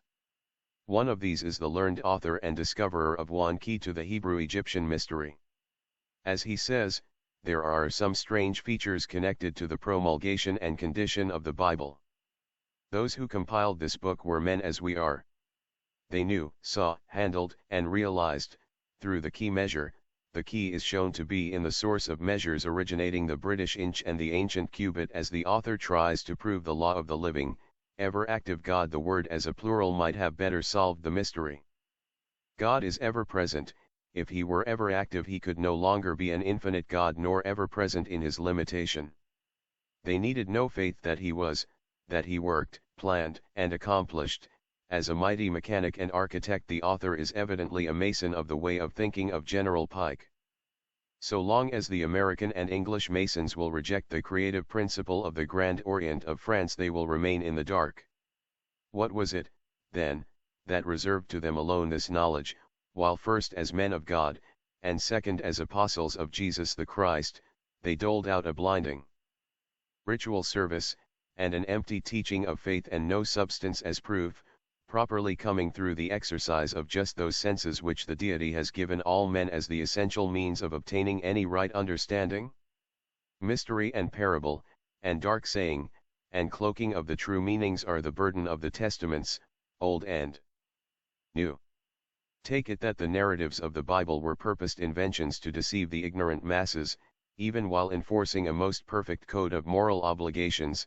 How is it possible to justify so great frauds, as part of the divine economy, when to that economy, the attribute of simple and perfect truthfulness must, in the nature of things, be, page 50, ascribed? What has, or what by possibility ought mystery to have, with the promulgation of the truths of God? Source of measures, pages 308, 309. Nothing whatever, most certainly, if those mysteries had been given from the first. And so it was with regard to the first, semi-divine, pure, and spiritual races of humanity. They had the truths of God, and lived up to them, and their ideals. They preserved them, so long as there was hardly any evil, and hence scarcely a possible abuse of that knowledge and those truths. But evolution and the gradual fall into materiality is also one of the truths and also one of the laws of God. And as mankind progressed, and became with every generation more of the earthly, the individuality of each temporary ego began to assert itself. It is personal selfishness that develops and urges man on to abuse of his knowledge and power. And selfishness is a human building, whose windows and doors are ever wide open for every kind of iniquity to enter into man's soul. Few were the men during the early adolescence of mankind, and fewer still are they now, who feel disposed to put into practice Pope's forcible declaration that he would tear out his own heart, if it had no better disposition than to love only himself, and laugh at all his neighbors. Hence the necessity of gradually taking away from man the divine knowledge and power, which became with every new human cycle more dangerous as a double-edged weapon, whose evil side was ever threatening one's neighbor, and whose power for good was lavished freely only upon self. Those few elect whose inner natures had remained unaffected by their outward physical growth, thus became in time the sole guardians of the mysteries revealed, passing the knowledge to those most fit to receive it, and keeping it inaccessible to others. Reject this explanation from the secret teachings, and the very name of religion will become synonymous with deception and fraud. Yet the masses could not be allowed to remain without some sort of moral restraint. Man is ever craving for a beyond and cannot live without an idea of some kind, as a beacon and a consolation. At the same time, no average man, even in our age of universal education, could be entrusted with truths too metaphysical, too subtle for his mind to comprehend, without the danger of an imminent reaction setting in, and faith in gods and saints making room for an unscientific blank atheism. No real philanthropist, hence no occultist, would dream for a moment of a mankind without one title of religion. The greatest crime ever perpetrated, page 51, even the modem day religion in Europe, confined to Sundays, is better than none. But if, as Bunyan put it, religion is the best armor that a man can have, it certainly is the worst cloak, and it is that cloak and false pretense which the occultists and the theosophists fight against. The true ideal deity, the one living God in nature, can never suffer in man's worship if that outward cloak woven by man's fancy, and thrown upon the deity by the crafty hand of the priest greedy of power and domination, is drawn aside. The hour has struck with the commencement of this century to dethrone the highest God of every nation in favor of one universal deity, the God of immutable law, not charity, the God of just retribution, not mercy, which is merely an incentive to evil-doing and to a repetition of it. The greatest crime that was ever perpetrated upon mankind was committed on that day when the first priest invented the first prayer with a selfish object in view. A God who may be propitiated by iniquitous prayers to bless the arms of the worshipper, and send defeat and death to thousands of his enemies his brethren, a deity that can be supposed not to turn a deaf ear to chants of laudation mixed with entreaties for a fair propitious wind for self, and as naturally disastrous to the selves of other navigators who come from an opposite direction. It is this idea of God that has fostered selfishness in man, and deprived him of his self-reliance. Prayer is an ennobling action when it is an intense feeling, an ardent desire mishing forth from our very heart, for the good of other people, and when entirely detached from any selfish personal object. The craving for a beyond is natural and holy in man, but on the condition of sharing that bliss with others. One can understand and well appreciate the words of the heathen Socrates, who declared in his profound though untaught wisdom, that our prayers should be for blessings on all, in general, for the gods know best what is good for us. But official prayer in favor of a public calamity, or for the benefit of one individual irrespective of losses to thousands, is the most ignoble of crimes, besides being an impertinent conceit and a superstition. This is the direct inheritance by spoliation from the Jehovites, the Jews of the wilderness and of the golden calf. It is Jehovah, as will be presently shown, that suggested the necessity of veiling and screening this substitute for the unpronounceable name, and that led to all this mystery, parables, dark sayings, page 52, and cloaking. Moses had, at any rate, initiated his 70 elders into the hidden truths, and thus the writers of the Old Testament stand to a degree justified. Those of the New Testament have failed to do even so much, or so little. They have disfigured the grand central figure of Christ by their dogmas, and have led people ever since into millions of errors and the darkest crimes, in his holy name. It is evident that with the exception of Paul and Clement of Alexandria, who had been both initiated into the mysteries, none of the fathers knew much of the truth themselves. They were mostly uneducated, ignorant people, and if such as Augustine and Lactantius, or again the Venerable Bede and others, were so painfully ignorant until the name of Galileo in his Pneumatology, in Vol. 4, pages 105 to 112, the Marquis de Merville claims the knowledge of the heliocentric system earlier than Galileo for Pope Urban VIII. The author goes further. He tries to show that famous Pope, not as the persecutor but as one persecuted by Galileo, and calumniated by the Florentine astronomer into the bargain. If so, so much the worse for the Latin Church, since her popes, knowing of it, still preserved silence upon this most important fact, either to screen Joshua or their own infallibility.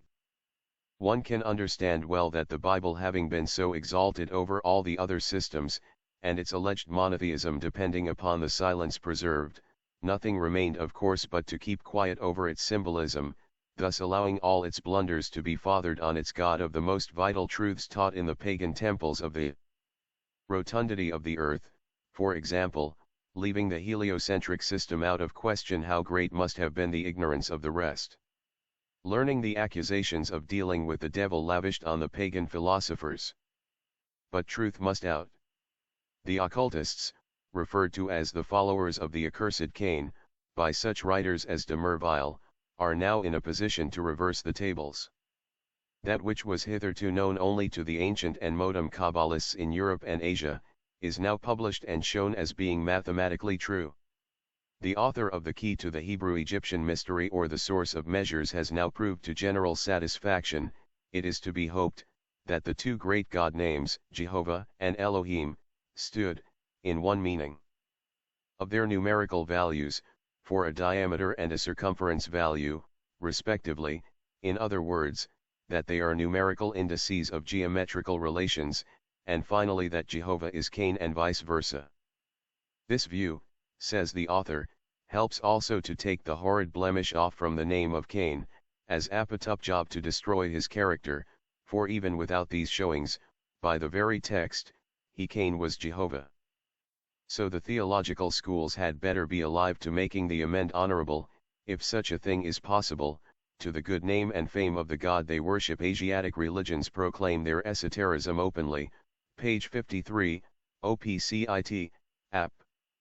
7p.296. The writer feels happy to find this fact now mathematically demonstrated. When it was stated in Isis unveiled that Jehovah and Saturn were one and the same with Adam Cadmon, Cain, Adam and Eve, Abel, Seth, etc., and that all were convertible symbols in the secret doctrine, see Vol. 2. Pages 446, 448, 464 etseq that they answered, in short, to secret numerals and stood for more than one meaning in the Bible as in other doctrines. The author's statements remained unnoticed. Isis had failed to appear under a scientific form, and by giving it too much, in fact, gave very little to satisfy the inquirer. But now, if mathematics and geometry, besides the evidence of the Bible and Kabbalah, are good for anything, the public must find itself satisfied. No fuller, more scientifically given proof can be found to show that Cain is the transformation of an Elohim, the Sephira Bina, into Yahweh, or God Eve, androgyne, and that Seth is the Jehovah male, than in the combined discoveries of Sepharth, Night, etc., and finally in Mr. Ralston S. Keener's most erudite work. The further relations of these personifications of the first human races, in their gradual development, will be given later on in the text. This is not the first warning received by the theological schools which, however, no doubt knew it from the beginning, as did Clemens of Alexandria and others. But if it be so, they will profit still less by it, as the admission would involve more for them than the mere sacredness and dignity of the established faith.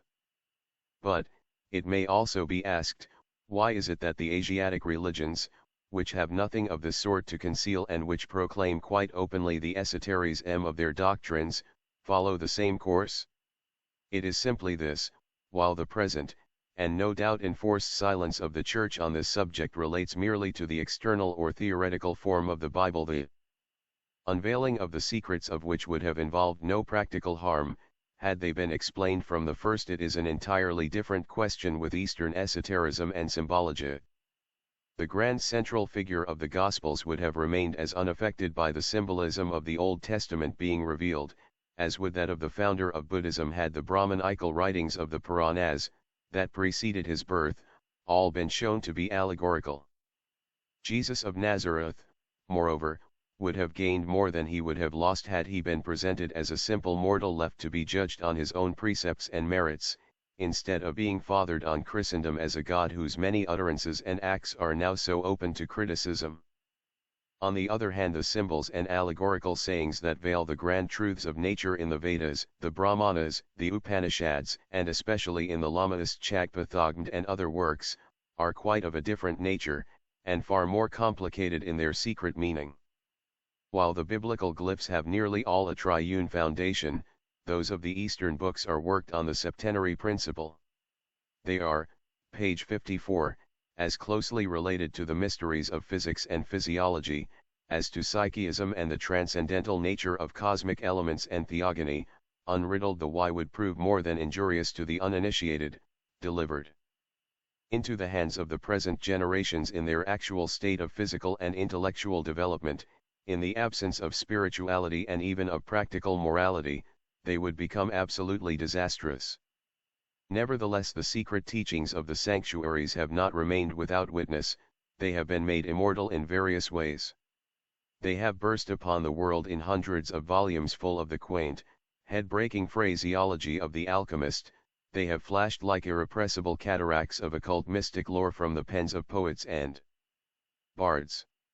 Genius alone had certain privileges in those dark ages when no dreamer could offer the world even a fiction without suiting his heaven and his earth to biblical text.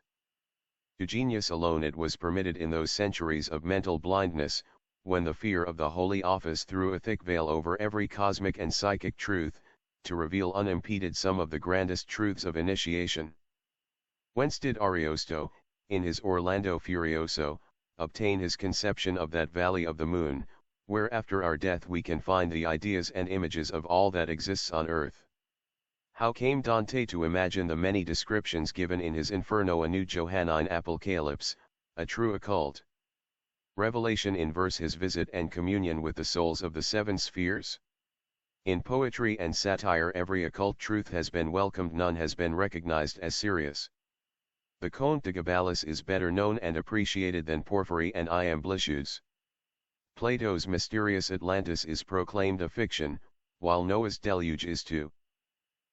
This day on the brain of certain archaeologists, who scoff at the archetypal world of Marcel Palingenius' zodiac, and would resent as a personal injury being asked to discuss the four worlds of Mercury Trismegistus, the archetypal, the spiritual, the astral, and the elementary, with three others behind the open scene.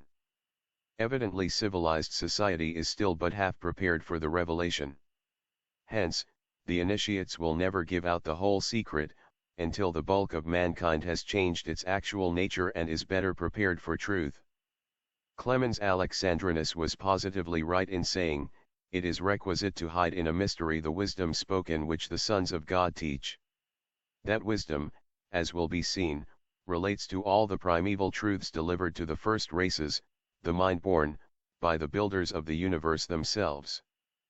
The wisdom religion, page 55, there was in every ancient country having claims to civilization, an esoteric doctrine, a system which was designated wisdom. The writings extant in olden times often personified wisdom as an emanation and associate of the Creator. Thus we have the Hindu Buddha, the Babylonian Nebo, the Thoth of Memphis, the Hermes of Greece, also the female divinities, Netha, Metis, Athena, and the Gnostic potency Achamoth or Sophia. The Samaritan Pentateuch denominated the book of Genesis, Achamoth, or Wisdom, and two remnants of old treatises, the Wisdom of Solomon and the Wisdom of Jesus, relate to the same matters. The book of Mash'alim, the Discourses of Proverbs of Solomon, thus personifies wisdom as the auxiliary of the Creator. In the secret wisdom of the East, that auxiliary is found collectively in the first emanations of primeval light, the seven Dhyani Kohans, who have been shown to be identical with the seven spirits of the presence of the Roman Catholics, and those who were devoted to its prosecution were first denominated sages, or wise men. Pythagoras termed this system S-T-D-T, the gnosis, or knowledge of things that are. Under the noble designation of wisdom, the ancient teachers, the sages of India, the Magians of Persia and Babylon, the seers and prophets of Israel, the hierophants of Egypt and Arabia, and the philosophers of Greece and the West, included all knowledge which they considered as essentially divine, classifying a part as esoteric, and the remainder as exterior. The rabbis called the exterior and secular series the Merkava, as being the body or vehicle which contained the higher knowledge. New Platonism and Alchemy, p.6. Later on, we shall speak of the law of silence imposed on Eastern Chelists. Section V. Some reasons for secrecy, page 56. The fact that the occult sciences have been withheld from the world at large, and denied by the initiates to humanity, has often been made matter of complaint. It has been alleged that the guardians of the secret lore were selfish in withholding the treasures of archaic wisdom, that it was positively criminal to keep back such knowledge, if any, from the men of science, etc. Yet there must have been some very good reasons for it, since from the very dawn of history such has been the policy of every hierophant and master. Pythagoras, the first adept and real scientist in pre-Christian Europe, is accused of having taught in public the immobility of the earth, and the rotary motion of the stars around it, while he was declaring to his privileged adepts his belief in the motion of the Earth as a planet, and in the heliocentric system. The reasons for such secrecy, however, are many and were never made a mystery of. The chief cause as given in Isis Unveiled. It may now be repeated. From the very day when the first mystic, taught by the first instructor of the divine dynasties of the early races, was taught the means of communication between this world and the worlds of the invisible host, between the sphere of matter and that of pure spirit. He concluded that to abandon this mysterious science to the desecration, willing or unwilling, of the profane rabble was to lose it. An abuse of it might lead mankind to speedy destruction. It was like surrounding a group of children with explosive substances, and furnishing them with matches. The first divine instructor initiated but a select few, and these kept silence with the multitudes. They recognized their God, and each adept felt the great self within himself. The Atman, the Self, the mighty Lord and Protector, once that man knew him as the I Am, the Ego Sum, the Asmi, showed his full power to him who could recognize the still small voice. From the days of the primitive man described by the first Vedic poet, down to our modern age, there has not been a philosopher worthy of that name, who did not carry in the silent sanctuary of his heart the grand and mysterious truth. If initiated, he learned it as a sacred science; if otherwise, then, like Socrates, repeating to himself as well as his fellow men, the noble injunction, "O man, know thyself," he succeeded in recognizing his God within himself. The Key of Practical Theurgy, page 57, "Ye are gods," the King Psalmist tells us, and we find Jesus reminding the scribes that this expression was addressed to other mortal men, claiming for themselves the same privilege without any blasphemy. And as a faithful echo, Paul, while asserting that we are all the temple of the living God, cautiously remarked elsewhere that after all these things are only for the wise, and it is unlawful to speak of them too. 317, 318. Many verbal alterations from the original text of Isis Unveiled were made by HPB in her quotations therefrom, and these are followed throughout. Some of the reasons for this secrecy may be given.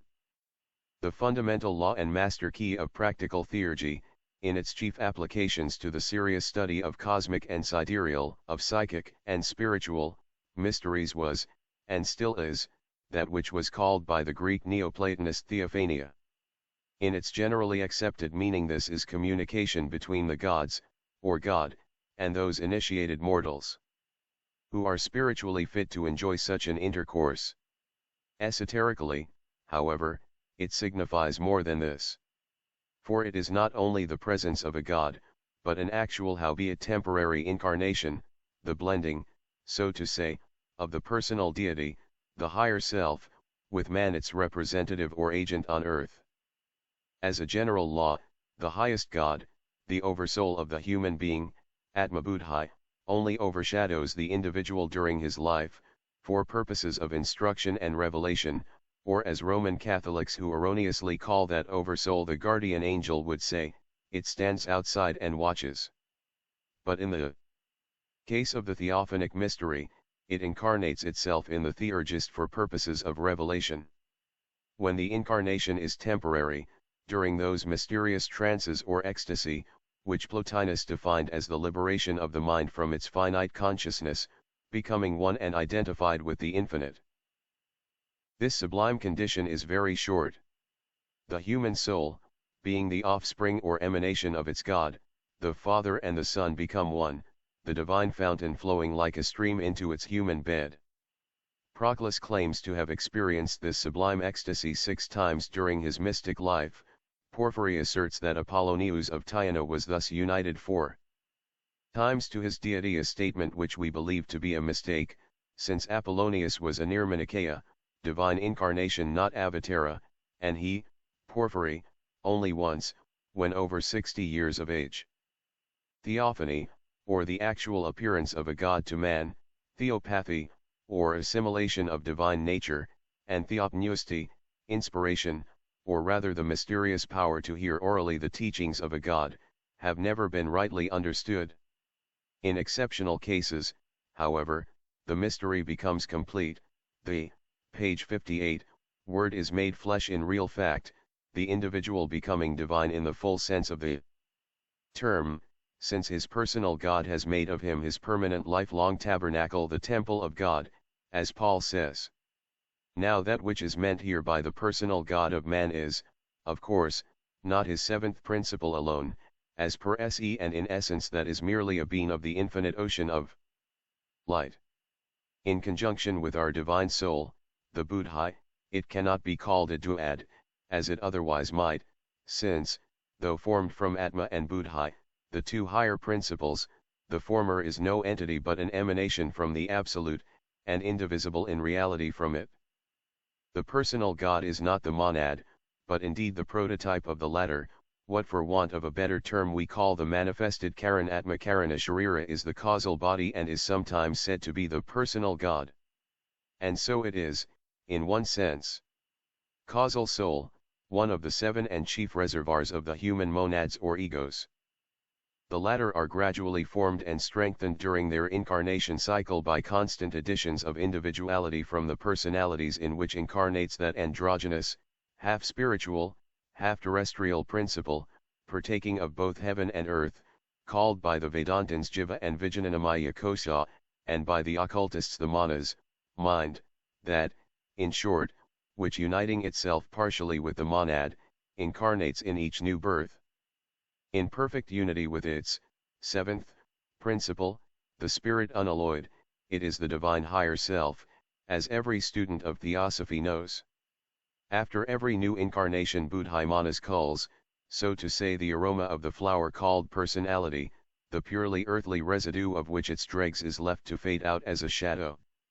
This is the most difficult because so transcendentally metaphysical portion of the doctrine.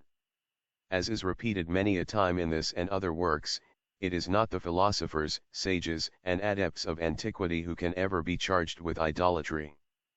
It is they in fact, who, recognizing divine unity, were the only ones, owing to their initiation into the mysteries of esotericism, to understand correctly the hyponia, or undermeaning of the anthropomorphism of the so-called angels, gods, and spiritual beings of every key entity.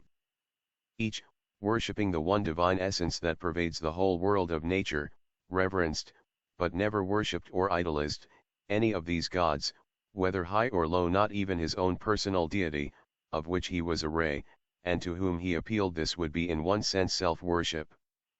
The ladder of being, page 59, the Holy Triad emanates from the One, and is the Tetractys, the gods, daimons, and souls are an emanation of the Triad. Heroes and men repeat the hierarchy in themselves. Thus said Metrodorus of Chios, the Pythagorean, the latter part of the sentence meaning that man has within himself the seven pale reflections of the seven divine hierarchies, his higher self is, therefore, in itself but the refracted beam of the direct ray.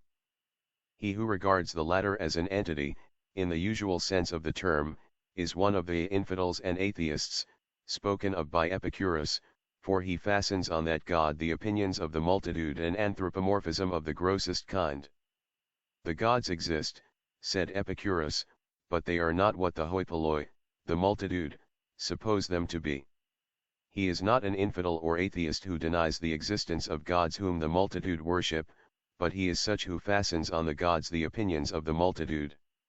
The adept and the occultist know that what are styled the gods are only the first principles, Aristotle. Nonetheless they are intelligent, conscious, and living principles, the primary seven lights manifested from light unmanifest which to us is darkness. They are the seven exoterically four Kumaras or mind-bomb sons of Brahma. And it is they again, the Dhyan Kohans, who are the prototypes in the eonic eternity of lower gods and hierarchies of divine beings, at the lowest end of which ladder of being are we men.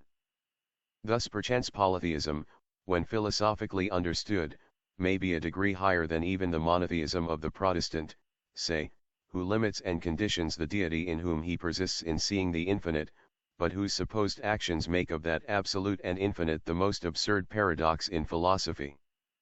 From this standpoint, Roman Catholicism itself is immeasurably higher and more logical than Protestantism, though the Roman Church has been pleased to adopt the exotericism of the heathen multitude and to reject the philosophy of pure esotericism. Thus every mortal has his immortal counterpart, or rather his archetype, in heaven. This means that the former is indissolubly united to the latter, in each of his incarnations, and for the duration of the cycle of births, only it is by the spiritual and intellectual principle in him, entirely distinct from the lower self, never through the earthly personality. Some of these are even liable to break the union altogether, in case of absence in the moral individual of binding, viz. Of spiritual ties. Truly, as Paracelsus puts it in his quaint, tortured, page 60, phraseology, man with his three, compound, spirits is suspended like a fetus by all three to the matrix of the macrocosm, the thread which holds him united. Being the thread soul, Sutratma, and Tejasa, the shining, of the Vedantins. And it is through this spiritual and intellectual principle in man, though Tejasa the shining, because it has the luminous internal organ as its associate, that man is thus united to his heavenly prototype, never through his lower inner self or astral body, for which there remains in most cases nothing but to fade out. Occultism, or theurgy, teaches the means of producing such union. But it is the actions of man, his personal merit alone, that can produce it on earth, or determine its duration. This lasts from a few seconds, a flash, to several hours, during which time the theurgist or theophanist is that overshadowing God himself, hence he becomes endowed for the time being with relative omniscience and omnipotence. With such perfect, divine, adepts as Buddha esoteric, as exoteric, Buddhism rejects the theory that Gautama was an incarnation or avatara of Vishnu, but teaches the doctrine as herein explained. Every man has in him the materials, if not the conditions, for theophanic intercourse and theopneusty, the inspiring God being, however, in every case, his own higher self, or divine prototype, and others. Such a hypostatical state of avataric condition may last during the whole life, whereas in the case of full initiates, who have not yet reached the perfect state of Jivanmutta, one entirely and absolutely purified, and having nothing in common with earth except his body. Theopneusty, when in full sway, results for the high adept in a full recollection of everything seen, heard, or sensed. Tejasa has fruition of the supersensible Manjukupanishad, for one less perfect it will end only in a partial, indistinct remembrance, while the beginner has to face in the first period of his psychic experiences a mere confusion, followed by a rapid and finally complete oblivion of the mysteries seen during the hypnotic condition. The degree of recollection, when one returns to his waking state and physical senses, depends on his spiritual and psychic purification, the greatest enemy of spiritual memory being man's physical brain, the organ of his sensuous nature. The above states are described for a clearer comprehension of terms used in this work. There are so many and such various conditions and states that even a seer is liable to confound one with the other. 3 ways open to the adept, page 61, to repeat, the Greek, rarely used word, theophania, meant more with the Neoplatonists than it does with the modern maker of dictionaries. The compound word, theophania, from theos, God, and phanomai, to appear, does not simply mean a manifestation of God to man by actual appearance and absurdity, by the way, but the actual presence of a God in man, a divine incarnation.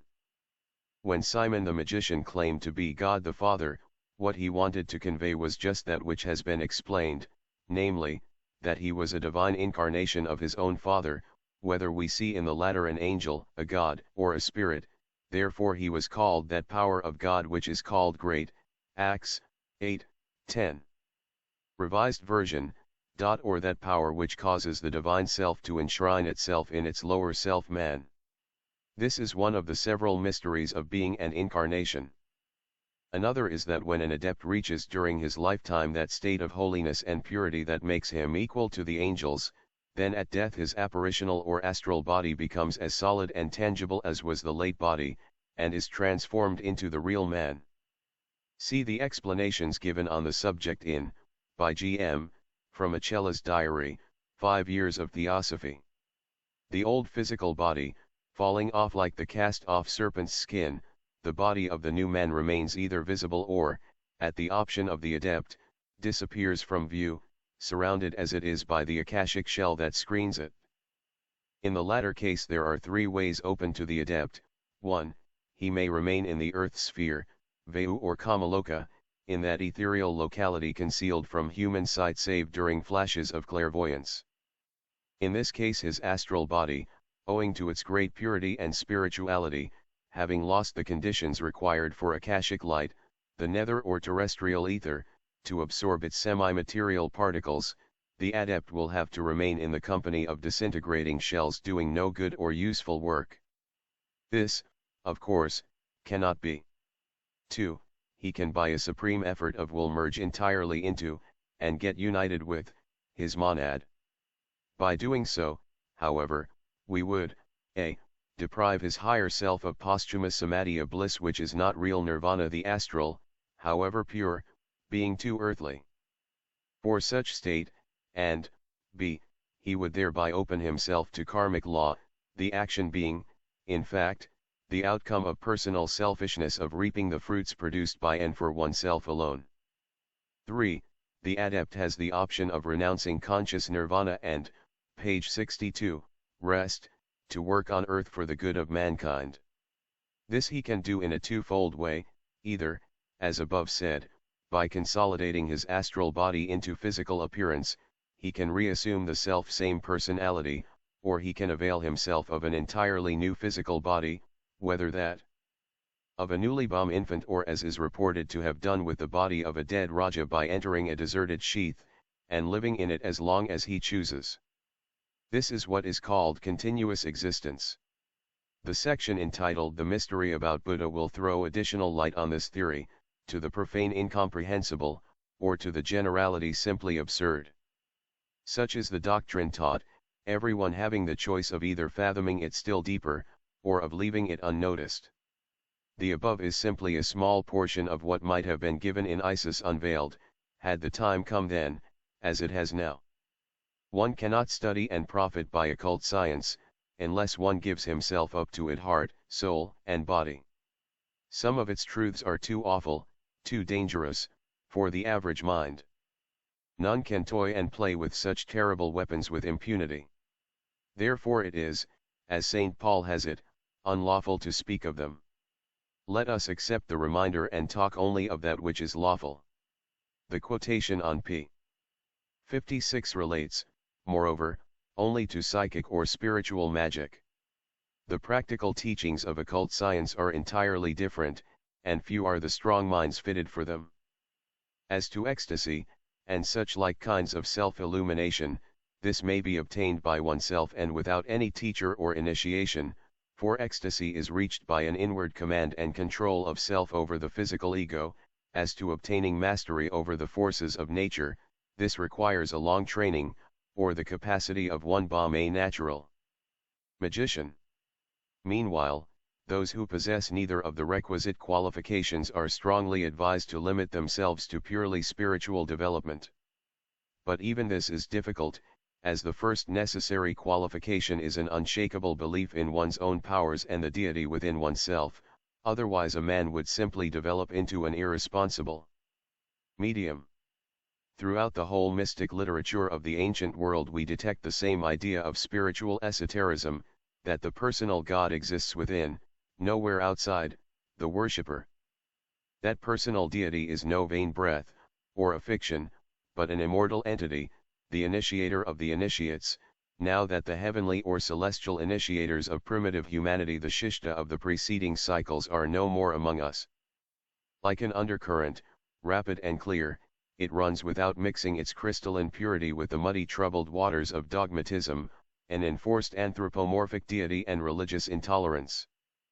Man is God, page 63, we find this idea in the tortured and barbarous phraseology of the Codex Nazareus, and in the superb Neoplatonic language of the fourth gospel of the later religion, in the oldest Veda and in the Avesta, in the Abhidharma, in Kapila's Sankhya, and the Bhagavad Gita. We cannot attain adeptship and nirvana, bliss, and the kingdom of heaven, unless we link ourselves indissolubly with our Rex Lux, the Lord of splendor and of light, our immortal God within us. Aham eva param Brahman, I am verily the supreme Brahman, has ever been the one living truth in the heart and mind of the adepts, and it is this which helps the mystic to become one. One must first of all recognize one's own immortal principle, and then only can one conquer, or take the kingdom of heaven by violence. Only this has to be achieved by the higher, not the middle, nor the third man, the last one being of dust. Nor can the second man, the son on this plane, as his father is the son on a still higher plane, do anything without the assistance of the first, the father. But to succeed one has to identify oneself with one's divine parent. The first man is of the earth, earthy, the second inner, our higher man is the Lord from heaven. Behold, I show you a mystery. I.Cor. 15. 47.50. Thus says Paul, mentioning but the dual and Trinitarian man for the better comprehension of the non-initiated. But this is not all, for the deific injunction has to be fulfilled. Man must know himself in order to become a perfect adept. How few can acquire the knowledge, however, not merely in its inner mystical, but even in its literal sense, for there are two meanings in this command of the oracle. This is the doctrine of Buddha and the Bodhisattvas, pure and simple. Such is also the mystical sense of what was said to Paul to the Corinthians about their being the temple of God, for this meant esoterically, ye are the temple of the, or your God, and the Spirit of a, or your God dwelleth in you. Icor. 3. 16. Has the reader ever meditated upon the suggestive words, often pronounced by Jesus and his apostles? Be ye therefore perfect as your Father is perfect, Matt. v. 48, says the great Master. The words are, as perfect as your Father which is in heaven, being interpreted as meaning God. Now the utter absurdity of any man becoming as perfect as the infinite, all-perfect, omniscient, and omnipresent deity, is too apparent.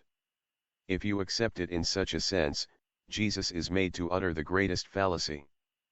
What was esoterically meant is, your Father who is above the material and astral man, the highest principle, save the monad, within man, his own personal God, or the God of his own personality, of whom he is the prison and the temple. If thou wilt be perfect, i.e., an adept and initiate, go and sell that thou hast, Matt. 19.21. Every man who desired to become a neophyte, Aquila, then, as now, had to take the vow of poverty. The perfect, was the name given to the initiates of every denomination. Plato calls them by that term. The Essenes had their perfect, and Paul plainly states that they, the initiates, can only speak before other adepts. We speak wisdom among them only that are perfect. Cor 2.6. Page 64. This carries precisely the same meaning as the I am verily Brahman of the Vedantin. Nor is the latter assertion more blasphemous than the Pauline, if there were any blasphemy in either, which is denied. Only the Vedantin, who never refers to his body as being himself, or even a part of himself, or aught else but an illusory form for others to see him in, constructs his assertion more openly and sincerely than was done by Paul. The Delphic command, know thyself, was perfectly comprehensible to every nation of old. So it is now, save to the Christians, since with the exception of the Mussulmans, it is part and parcel of every Eastern religion, including the Kabbalistically instructed Jews. To understand its full meaning, however, necessitates, first of all, belief in reincarnation and all its mysteries, not as laid down in the doctrine of the French reincarnationists of the Allan Kardec school, but as they are expounded and taught by esoteric philosophy. Man must, in short, know who he was, before he arrives at knowing what he is. And how many are there among Europeans who are capable of developing within themselves an absolute belief in their past and future reincarnations, in general, even as a law, let alone mystic knowledge of one's immediately precedent life? Early education, tradition, and training of thought, everything is opposing itself during their whole lives to such a belief. Cultured people have been brought up in that most pernicious idea that the wide difference found between the units of one and the same mankind, or even race, is the result of chance, that the gulf between man and man in their respective social positions, birth, intellect, physical and mental capacities, every one of which qualifications has a direct influence on every human life, that all this is simply due to blind hazard, only the most pious among them finding equivocal consolation in the idea that it is the will of God. They have never analyzed, never stopped to think of the depth of the opprobrium that is thrown upon their God, once the grand and most equitable law of the manifold rebirths of man upon this earth is foolishly rejected. Men and women anxious to be regarded as Christians, often truly and sincerely trying to lead a Christ-like life, have never paused to reflect over the words of their own Bible. Jesus taught reincarnation, page 65, "Art thou Elias?" the Jewish priests and Levites asked the Baptist. John, I-21. Their Savior taught his disciples this grand truth of the esoteric philosophy, but verily, if his apostles comprehended it, no one else seems to have realized its true meaning. No, not even Nicodemus, who, to the assertion, "Except a man be born again," John 3, born from above, viz., from his monad or divine ego, the seventh principle which remains till the end of the culpa, the nucleus of, and at the same time the overshadowing principle, as the Karan Atma, causal soul, of the personality in every rebirth. In this sense, the sentence Bhamanu means descends from above, the last two words having no reference to heaven or space, neither of which can be limited or located, since one is a state and the other infinite, hence having no cardinal points.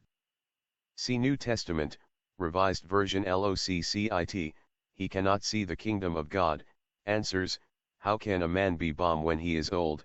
and is forthwith reproved by the remark, "Art thou a master in Israel and knowest not these things?" as no one had a right to call himself a master and teacher, without having been initiated into the mysteries, a. of a spiritual rebirth through water, fire, and spirit, and b. of the rebirth from flesh. This can have no reference to Christian baptism, since there was none in the days of Nicodemus and he could not therefore know anything of it, even though a master. Then again, what can be a clearer expression as to the doctrine of manifold rebirths than the answer given by Jesus to the Sadducees, who deny that there is any resurrection, i.e., any rebirth, since the dogma of the resurrection in the flesh is now regarded as an absurdity even by the intelligent clergy, they who shall be accounted worthy to obtain that world nirvana. This word, translated in the New Testament world to suit the official interpretation, means rather an age, as shown in the Revised Version, or one of the periods during the Manvantara. A kalpa, or eon. Esoterically the sentence would read, "He who shall reach, through a series of births and karmic law, the state in which humanity shall find itself after the seventh round and the seventh race, when comes nirvana, moksha, and when man becomes equal unto the angels of Dhyan Kohans, is a son of the resurrection and can die no more, then there will be no marriage, as there will be no difference of sexes." A result of our present materiality and animalism. Neither marry. Neither can they die any more, which shows that they had already died, and more than once. And again, now that the dead are raised, even Moses should. "He calleth the Lord the God of Abraham, and the God of Isaac, and the God of Jacob, for he is not a God of the dead but of the living." Luke XX 27:38. The sentence "now that the dead are raised" evidently applied to the then actual rebirths of the Jacobs and the Isaacs, and not to their, page 66, future resurrection, for in such case they would have been still dead in the interim, and could not be referred to as the living. But in the most suggestive of Christ's parables and dark sayings is found in the explanation given by him to his apostles about the blind man, "Master, who did sin, this man or his parents, that he was born blind?" Jesus answered, "Neither hath this blind, physical man sinned nor his parents, but that the works of his God should be made manifest in him." John 9. 2-3.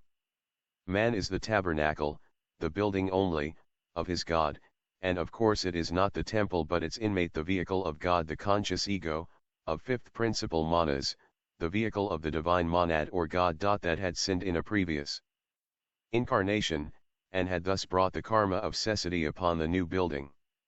Thus Jesus spoke truly, but to this day his followers have refused to understand the words of wisdom spoken. The Savior is shown by his followers as though he were paving, by his words and explanation, the way to a preconceived program that had to lead to an intended miracle.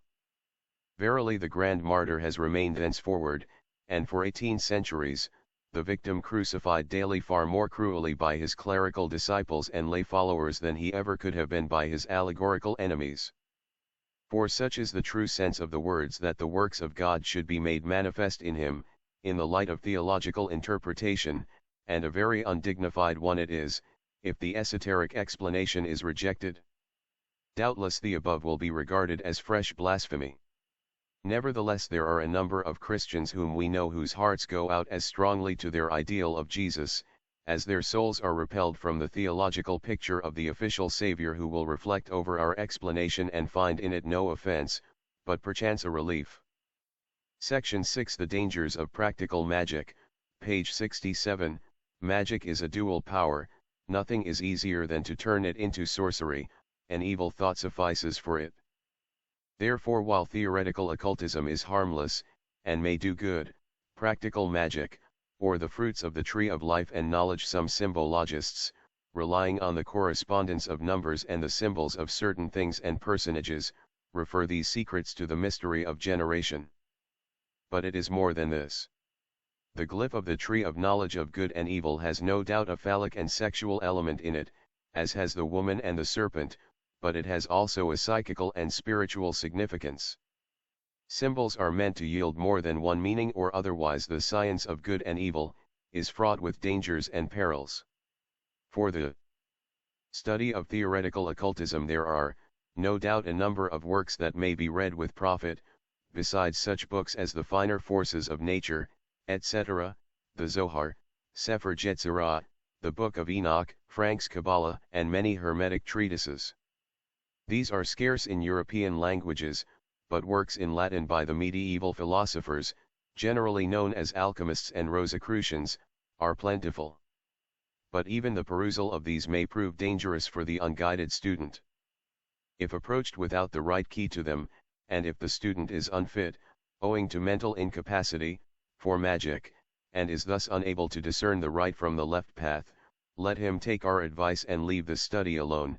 He will only bring on himself and on his family unexpected woes and sorrows, never suspecting whence they come, nor what are the powers awakened by his mind being bent on them.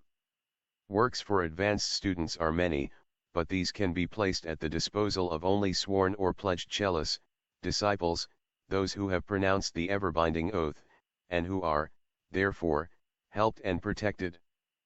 For all other purposes, well-intentioned as such works may, page 68, be, they can only mislead the unwary and guide them imperceptibly to black magic or sorcery, if to nothing worse. The mystic characters, alphabets, and numerals found in the divisions and subdivisions of the Great Kabbalah, are perhaps, the most dangerous portions in it, and especially the numerals. We say dangerous, because they are the most prompt to produce effects and results, and this with or without the experimenter's will, even without his knowledge. Some students are apt to doubt this statement, simply because after manipulating these numerals they have failed to notice any dire physical manifestation or result. Such results would be found the least dangerous. It is the moral causes produced and the various events developed and brought to an unforeseen crisis, that would testify to the truth of what is now stated had the lay students only the power of discernment.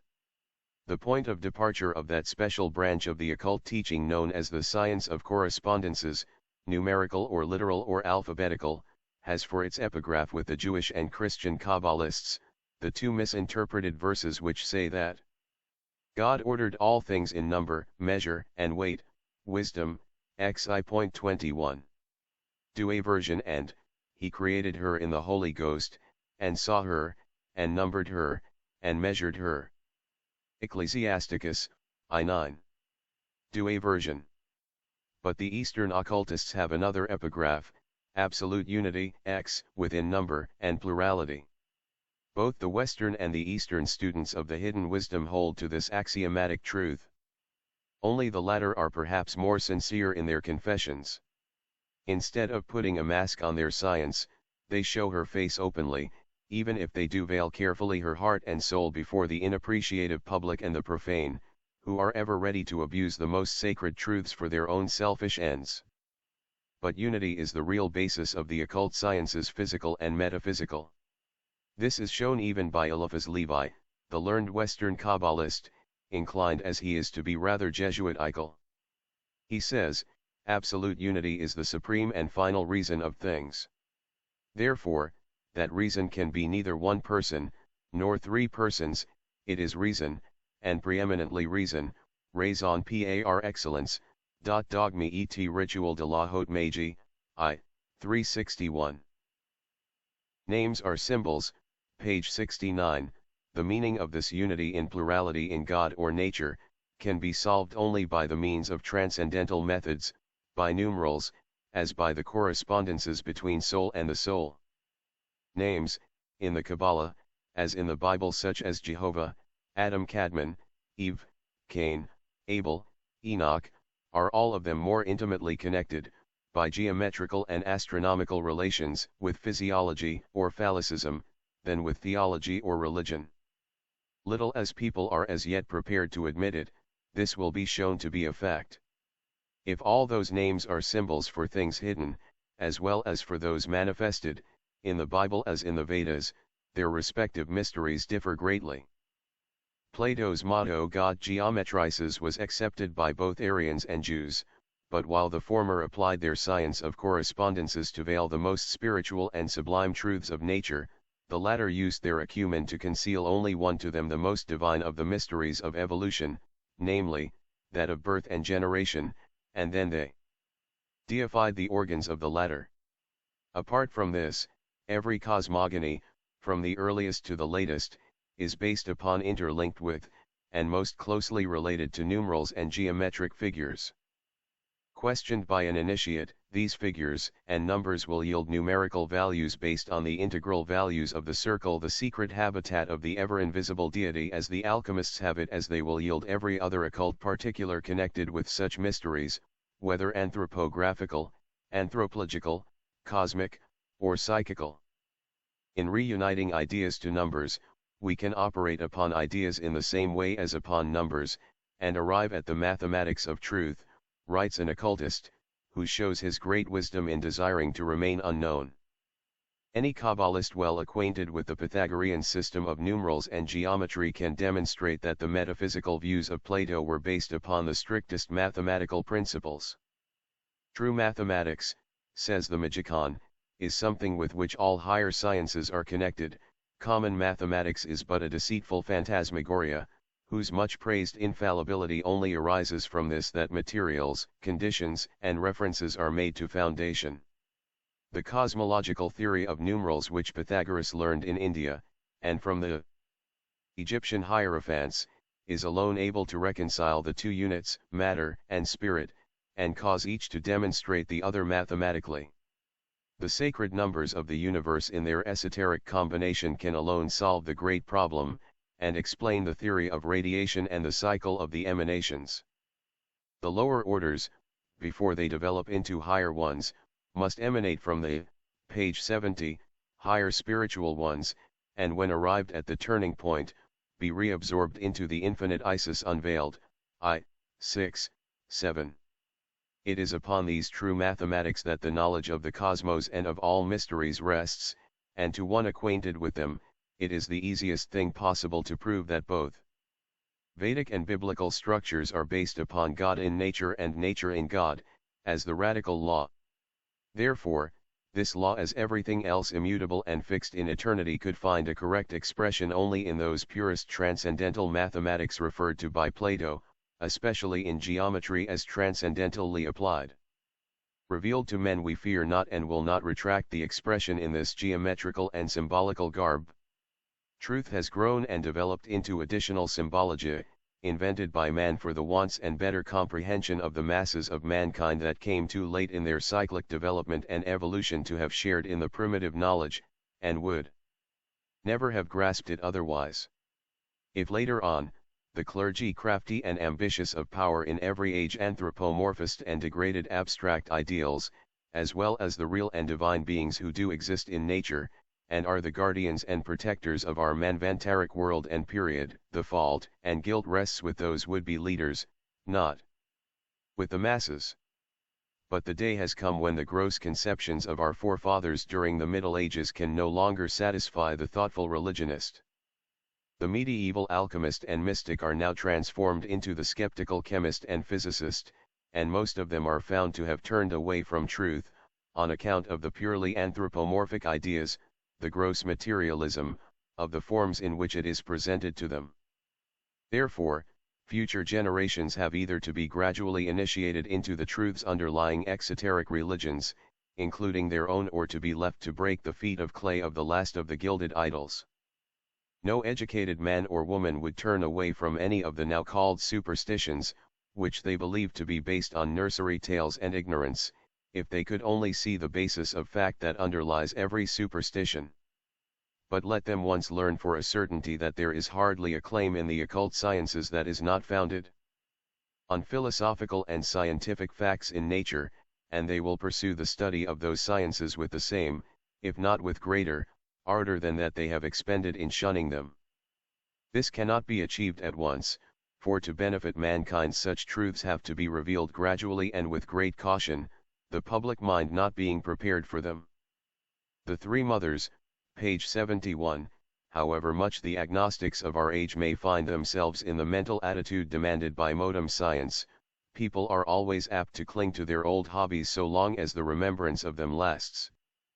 They are like the Emperor Julian, called the apostate, because he loved truth too well to accept aught else, who, though in his last theophany he beheld his beloved gods as pale, worn out, and hardly discernible shadows, nevertheless clung to them. Let, then, the world cling to its gods, to whatever plane or realm they may belong. The true occultist would be guilty of high treason to mankind, were he to break forever the old deities before he could replace them with the whole and unadulterated truth, and this he cannot do as yet. Nevertheless, the reader may be allowed to learn at least the alphabet of that truth. He may be shown, at any rate, what the gods and goddesses of the pagans, denounced as demons by the Church, are not, if he cannot learn the whole and final truth as to what they are.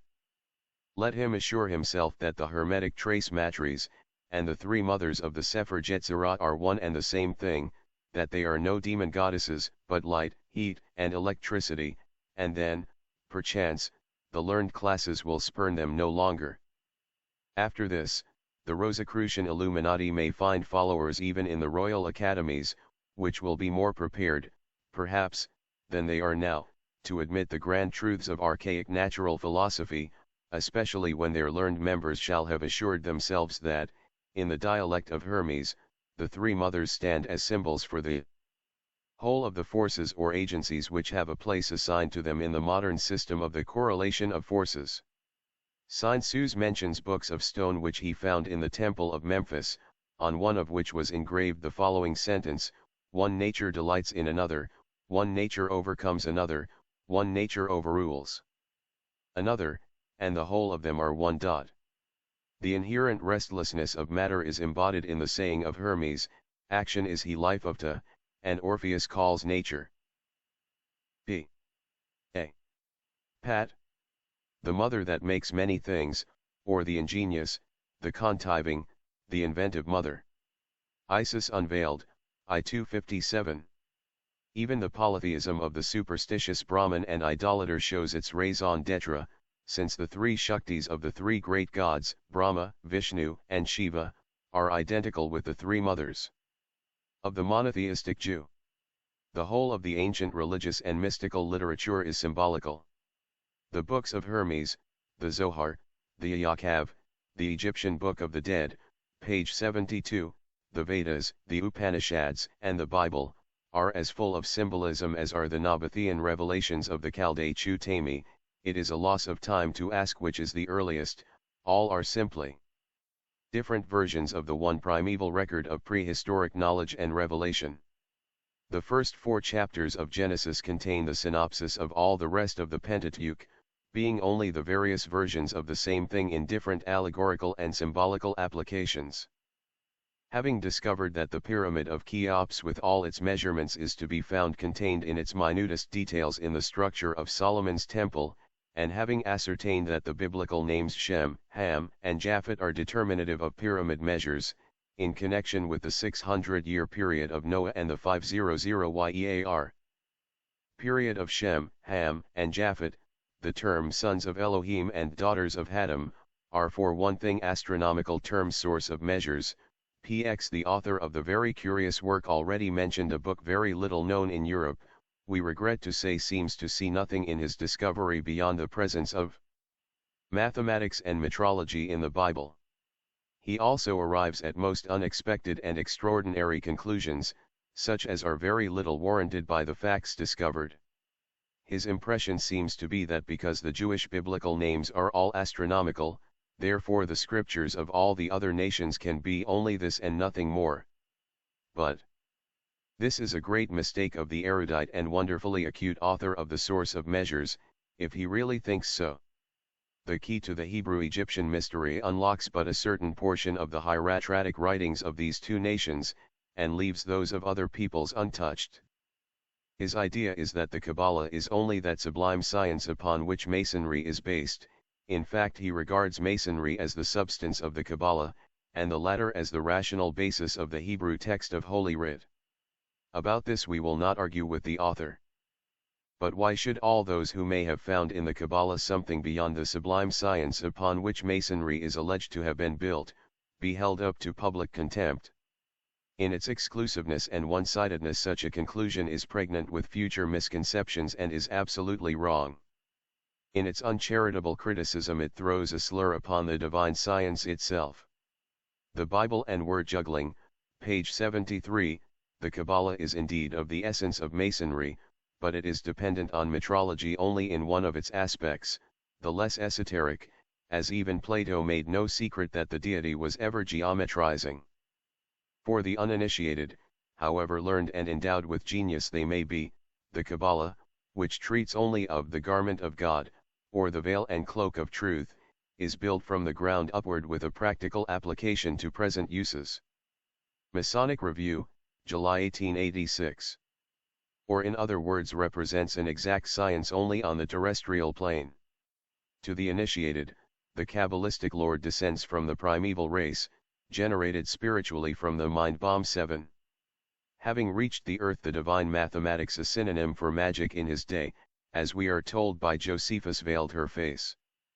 Hence the most important secret yet yielded by her in our modern day is the identity of the old Roman measures and the present British measures of the Hebrew-Egyptian cubit and the Masonic inch. See Source of Measures, pages 47-50, et pass. The discovery is most wonderful, and has led to further and minor unveilings of various riddles in reference to symbology and biblical names. It is thoroughly understood and proven, as shown by Nichonides, that in the days of Moses the initial sentence in Genesis was made to read Bereshith bara Elohim, or in the head source or Malaprakriti the rootless root developed or evolved the gods Elohim, the heavens and the earth, whereas it is now, owing to the Masorah and theological cunning, transformed into Bereshith bara Elohim, or, in the beginning God created the heavens and the earth, which word juggling alone has led to materialistic anthropomorphism and dualism. How many more similar instances may not be found in the Bible, the last and latest of the occult works of antiquity? There is no longer any doubt in the mind of the occultist, that, notwithstanding its form and outward meaning, the Bible as explained by the Zohar or Midrash, the Yetzirah, Book of Creation, and the commentary on the 10 Sephiroth, by Azariel ben Menachem of the 11th century, is part and parcel of the secret doctrine of the Aryans, which explains in the same manner the Vedas and all other allegorical books. The Zohar, in teaching that the impersonal one cause manifests in the universe through its emanations, the Sephiroth that universe being in its page 74, totality simply the veil woven from the deity's own substance is undeniably the copy and faithful echo of the earliest Vedas. Taken by itself, without the additional help of the Vedic and of Brahmanical literature in general, the Bible will never yield the universal secrets of occult nature. The cubits, inches, and measures of this physical plane will never solve the problems of the world on the spiritual plane, for spirit can neither be weighed nor measured. The working out of these problems is reserved for the mystics and the dreamers who alone are capable of accomplishing it. Moses was an initiated priest, versed in all the mysteries and the occult knowledge of the Egyptian temples, hence thoroughly acquainted with primitive wisdom. It is in the latter that the symbolical and astronomical meaning of that mystery of mysteries, the Great Pyramid, has to be sought. And having been so familiar with the geometrical secrets that lay concealed for long eons in her strong bosom, the measurements and proportions of the cosmos, our little earth included, what wonder that he should have made use of his knowledge. The esotericism of Egypt was that of the whole world at one time. During the long ages of the third race it had been the heirloom, in common, of the whole of mankind, received from their instructors, the sons of light, the primeval seven. There was a time also when the wisdom religion was not symbolical, for it became esoteric only gradually, the change being necessitated by misuse and by the sorcery of the Atlanteans. For it was the misuse only, and not the use, of the divine gift that led the men of the fourth race to black magic and sorcery, and finally to become forgetful of wisdom, while those of the fifth race, the inheritors of the rishis of the Treta Yuga, used their powers to atrophy such gifts in mankind in general, and then, as the elect root, dispersed.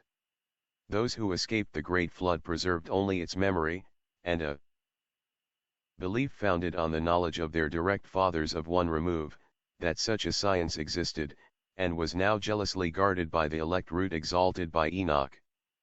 But there must again come a time when man shall once more become what he was during the second Yuga, age, when his probationary cycle shall be over and he shall gradually become what he was, semi-corporeal and pure. Does not Plato, the initiate, tell us in the Phaedrus all that man once was, and that which he may yet again become, before man's spirit sank into sensuality and became embodied through the loss of his wings? He lived among the gods in the airy spiritual world where everything is true and pure. See Carey's translation, pages 322, 323. Moses and the Jews, page 75, elsewhere he speaks of the time when men did not perpetuate themselves, but lived as pure spirits. Let those men of science who feel inclined to laugh at this, themselves unravel the mystery of the origin of the first man. Unwilling that his chosen people chosen by him should remain as grossly idolatrous as the profane masses that surrounded them, Moses utilized his knowledge of cosmogonical mysteries of the pyramid, to build upon it the genesiacal cosmogony in symbols and glyphs. This was more accessible to the minds of the hoi polloi than the abstruse truths taught to the educated in the sanctuaries. He invented nothing but the outward garb, added not one iota, but in this he merely followed the example of older nations and initiates. If he clothed the grand truths revealed to him by his Hierophant under the most ingenious imagery, he did it to meet the requirements of the Israelites, that stiff-necked race would accept no god unless he were as anthropomorphic as those of the Olympus, and he himself failed to foresee the times when highly educated statesmen would be defending the husks of the fruit of wisdom that grew and developed in him on Mount Sinai, when communing with his own personal God, his divine self. Moses understood the great danger of delivering such truths to the selfish, for he understood the fable of Prometheus and remembered the past. Hence, he veiled them from the profanation of public gaze and gave them out allegorically. And this is why his biographer says of him, that when he descended from Sinai, Moses wist not that the skin of his face shone. And he put a veil upon his face. Exodus, XXXIV 29, 33.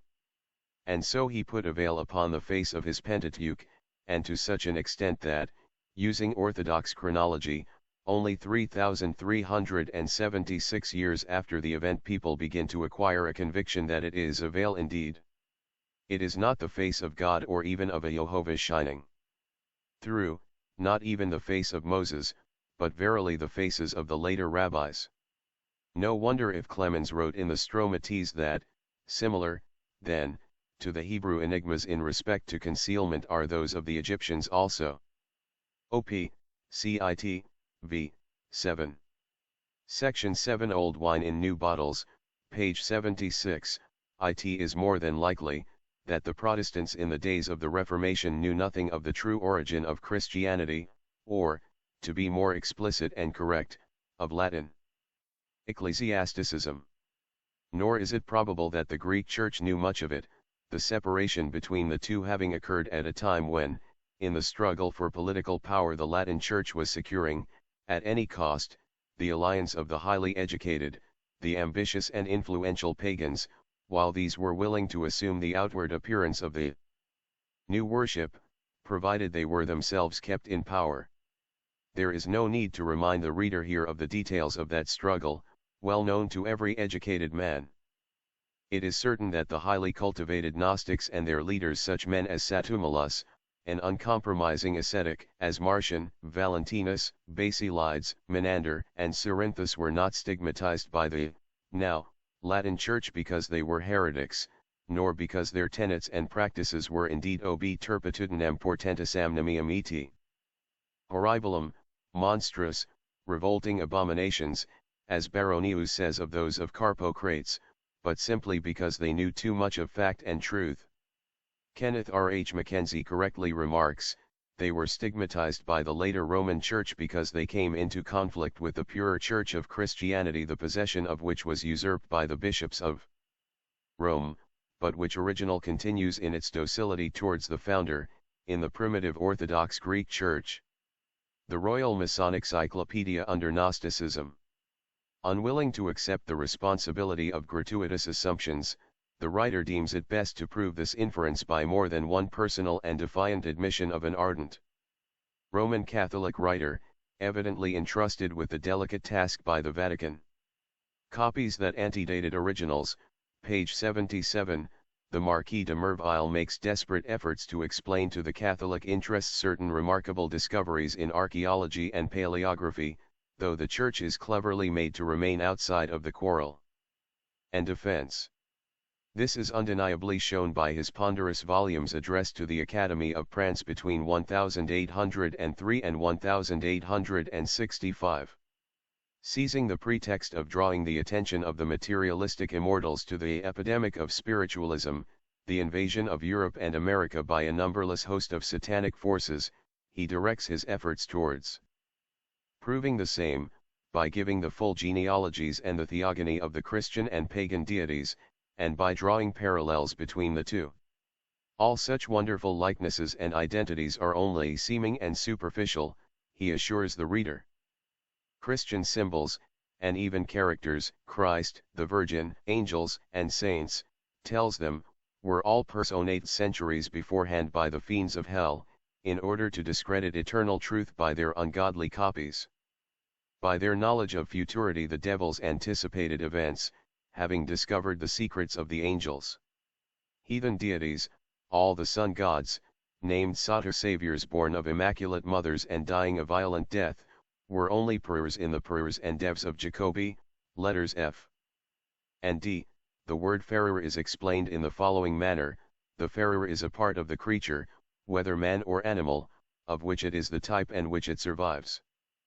It is the nous of the Greeks, therefore divine and immortal, and thus can hardly be the devil or the satanic copy de Merville would represent it. See Memoires de l'Académie des Inscriptions, vol. XXXVI1, p. 623, and chap. XXXIX. p. 749. Fouquer contradicts him entirely. The Ferrer was never the principle of sensations, but always referred to the most divine and pure portion of man's ego, the spiritual principle. Anquetil says the Ferrer is the purest portion of man's soul.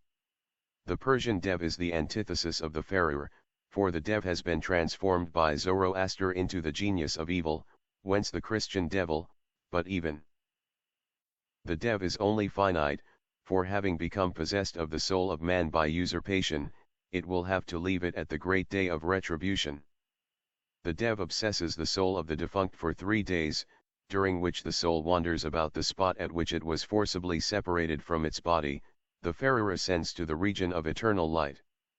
It was an unfortunate idea that made the noble Marquis de Merville imagine the Ferrer to be a satanic copy of a divine original.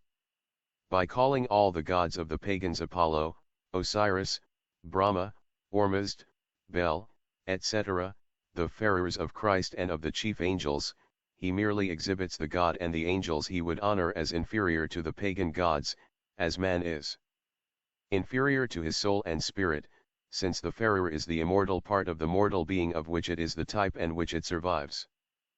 Perchance the poor author is unconsciously prophetic, and Apollo, Brahma, Ormuzd, Osiris, etc., are destined to survive and replace as eternal cosmic verities the evanescent fictions about the God, Christ, and angels of the Latin Church. As they were called by the Zoroastrians, the demon antedated copies anticypes, of the Messiah to come. The danger of recognition of such facsimiles had indeed lately become dangerously great. It had lingered threateningly in the air, hanging like a sword of Damocles over the Church, since the days of Voltaire, Dupuy, and other writers on similar lines. The discoveries, page 78, of the Egyptologists, the finding of Assyrian and Babylonian Premo-Saic relics bearing the legend of Moses, C. George Smith's Babylon, and other works, and especially the many rationalistic works published in England, such as Supernatural Religion, made recognition unavoidable. Hence the appearance of Protestant and Roman Catholic writers deputed to explain the inexplicable, to reconcile the face of divine revelation with the mystery that the divine personages, rites, dogmas, and symbols of Christianity were so often identical with those of the several great heathen religions. The former, the Protestant defenders, tried to explain it, on the ground of prophetic, precursory ideas; the Latinists, such as de Merville, by inventing a double set of angels and gods, the one divine and true, the other the earlier copies antedating the originals and due to a clever plagiarism by the evil one. The Protestant stratagem is an old one, that of the Roman Catholics is so old that it has been forgotten, and is as good as new. Dr. Lundy's monumental Christianity and A Miracle in Stone belong to the first attempts. De Merville's Pneumatology to the second. In India and China, every such effort on the part of the Scotch and other missionaries ends in laughter, and does no harm. The plan devised by the Jesuits is more serious. De Merville's volumes are thus very important, as they proceed from a source which has undeniably the greatest learning of the age at its service, and this coupled with all the craft and casuistry that the sons of Loyola can furnish. The Marquis de Merville was evidently helped by the acutest minds in the service of Rome. He begins by not only admitting the justice of every imputation and charge made against the Latin Church as to the originality of her dogmas, but by taking a seeming delight in anticipating such charges, for he points to every dogma of Christianity as having existed in pagan rituals in antiquity. The whole pantheon of heathen deities is passed in review by him, and each is shown to have had some point of resemblance with the Trinitarian personages and Mary. There is hardly a mystery, a dogma, or a rite in the Latin Church that is not shown by the author as having been parroted by the curvity, the curved, the devils. All this being admitted and explained, the symbologists ought to be silenced. And so they would be, if there were no materialistic critics to reject such omnipotency of the devil in this world. For, if Rome admits the likenesses, she also claims the right of judgment between the true and the false avatara, the real and the unreal God, between the original and the copy, though the copy precedes the original by millenniums. Which were the thieves? Page 79, our author proceeds to argue that whenever the missionaries try to convert an idolater, they are invariably answered, "We had our crucified before yours. What do you come to show us?" This is as fanciful as it is arbitrary. Where is the Hindu or Buddhist who would speak of his crucified? Again, what should we gain by denying the mysterious side of this copy, under the plea that according to Weber all the present Puranas are remade from older ones, since here We have in the same order of personages a positive precedence which no one would ever think of contesting.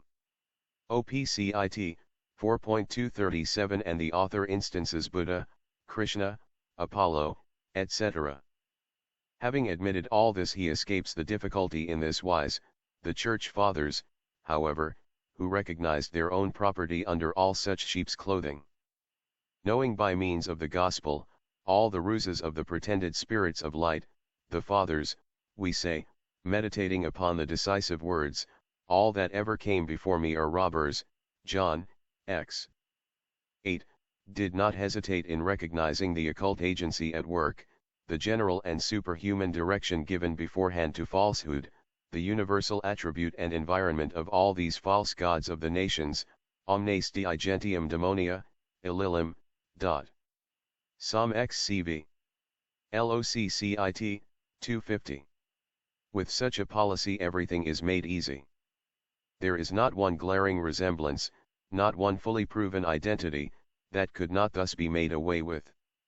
The above quoted cruel, selfish, self-glorifying words, placed by John in the mouth of him who was meekness and charity personified, could never have been pronounced by Jesus.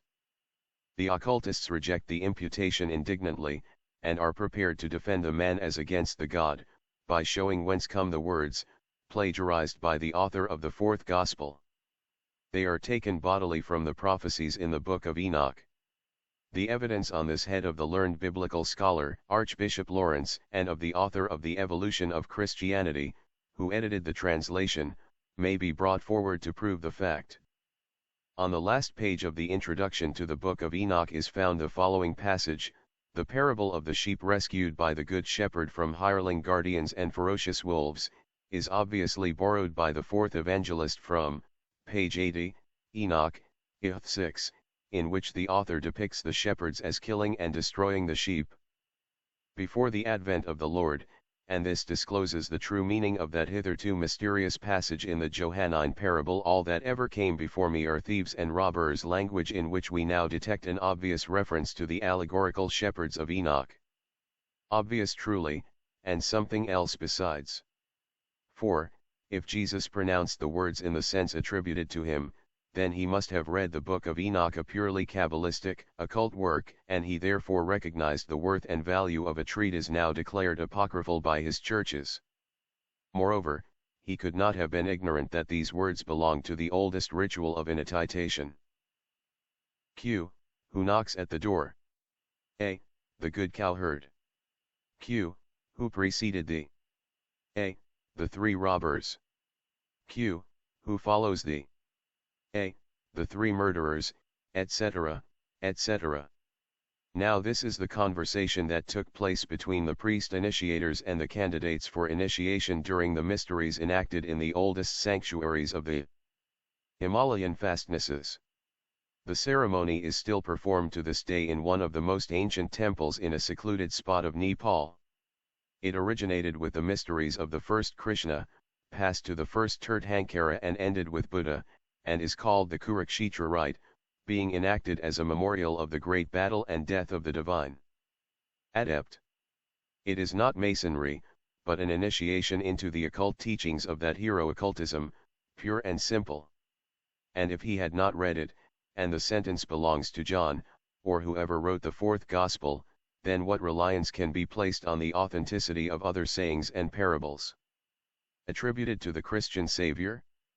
Thus, de Mervelly's illustration is an unfortunate one. Every other proof brought by the Church to show the infernal character of the anti-Christian copyists may be easily disposed of. This is perhaps unfortunate, but it is a fact, nevertheless. Magna est veritas et pravali bit. The above is the answer to the occultists, to the two parties who charge them incessantly, the one with superstition and the other with sorcery.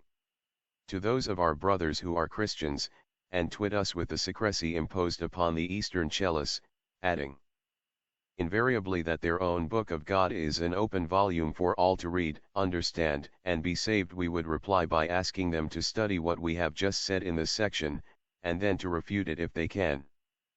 There are very few in our days who are still prepared to assure their readers that the Bible had God for its author, salvation for its end, and truth without any mixture of error for its matter. Character of the Bible, page 81. Could Locke be asked the question now, he would perhaps be unwilling to repeat again that the Bible is all pure, all sincere, nothing too much, nothing wanting. The Bible, if it is not to be shown to be the very reverse of all this, sadly needs an interpreter acquainted with the doctrines of the East, as they are to be found in its secret volumes, nor is it safe now, after Archbishop Lawrence's translation of the Book of Enoch, to cite Cooper and assure us that the Bible gives a light to every age, it gives, but borrows none. For it does borrow, and that very considerably, especially in the opinion of those who, ignorant of its symbolical meaning and of the university of the truths underlying and concealed in it, are able to judge only from its dead-letter appearance. It is a grand volume, a masterpiece composed of clever, ingenious fables containing great verities, but it reveals the latter only to those who, like the initiates, have a key to its inner meaning, a tale sublime in its morality and didactics, truly still a tale and an allegory, a repertory of invented personages in its older Jewish portions, and of dark sayings and parables in its later editions, and thus quite misleading to anyone ignorant of its esotericism.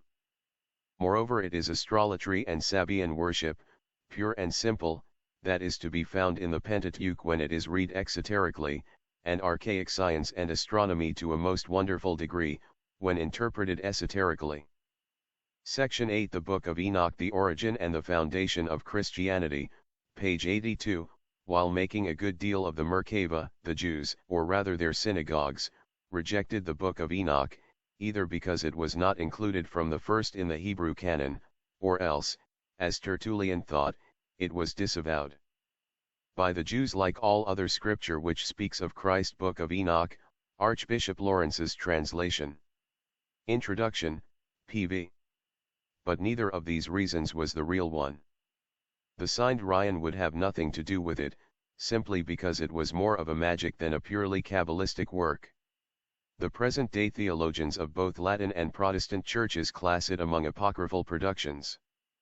Nevertheless, the New Testament, especially in the Acts and Epistles, teems with ideas and doctrines, now accepted and established as dogmas by the infallible Roman and other churches, and even with the whole sentences taken bodily from Enoch, or the pseudo-Enoch, who wrote under that name in Aramaic or Syro-Chaldee, as asserted by Bishop Lawrence, the translator of the Ethiopian text.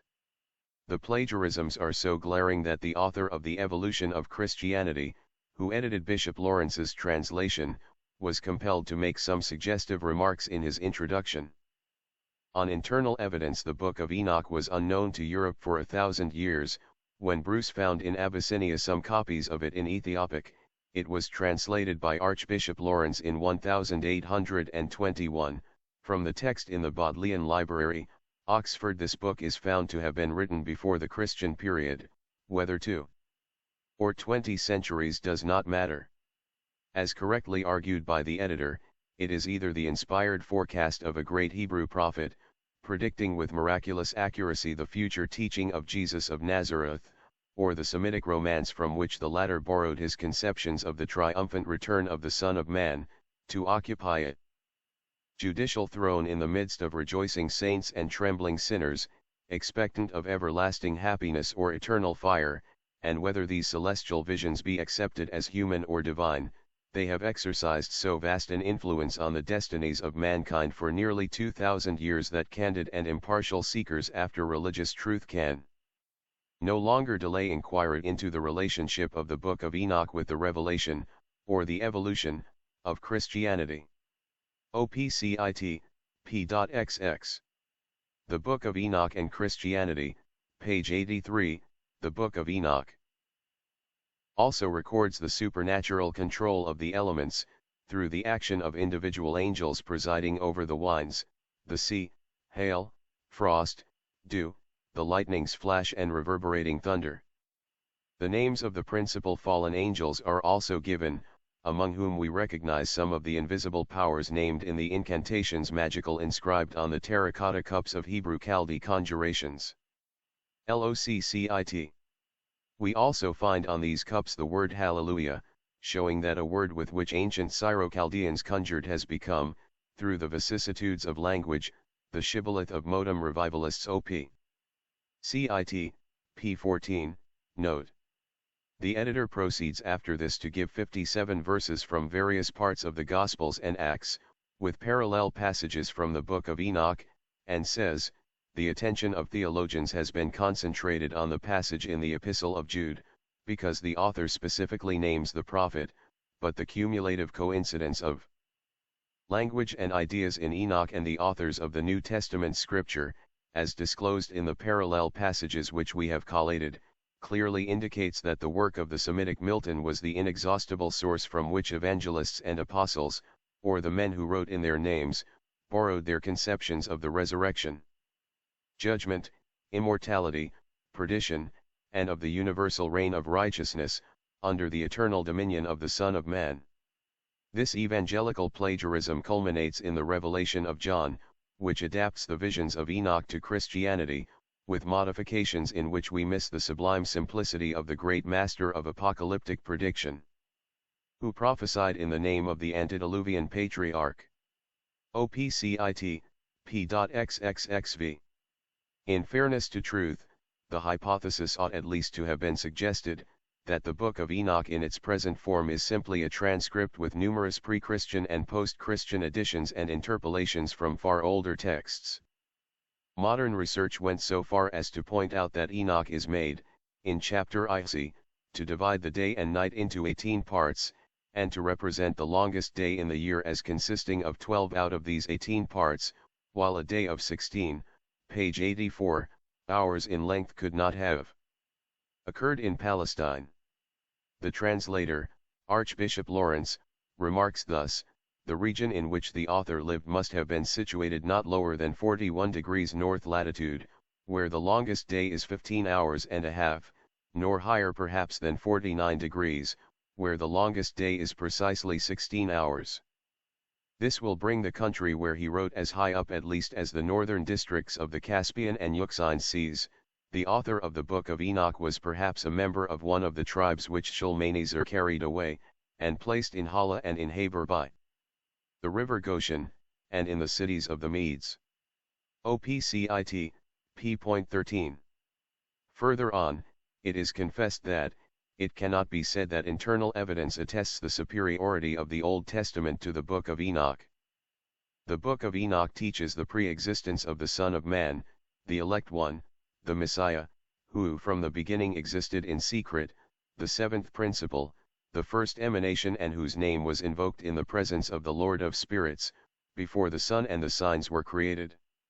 The author also refers to the other power who was upon earth over the water on that day, an apparent reference to the language of Genesis I2 OPCIT, p.xxxvii, and xl. We maintain that it applies as well to the Hindu Narayana, the mover on the waters. We have thus the Lord of Spirits, the elect one, and a third power, seemingly foreshadowing the Trinity as much as the Trimurti of futurity, but although Enoch's ideal Messiah doubtless exercised an important influence on primitive conceptions of the divinity of the Son of Man, we fail to identify his obscure reference to another power with the Trinitarianism of the Alexandrine school, more especially as angels of power abound in the visions of Enoch. OPCIT, PPXL, and LI. An occultist would hardly fail to identify the said power.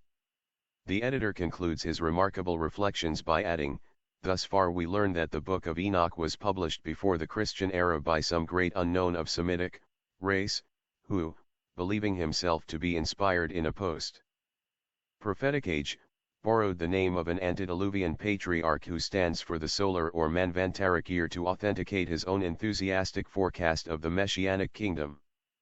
And as the contents of his marvelous book enter freely into the composition of the New Testament, it follows that if the author was not an inspired prophet, who predicted the teachings of Christianity, he was a visionary enthusiast whose allusions were accepted by evangelists and apostles as revelation alternative conclusions which involve the divine or human origin of Christianity.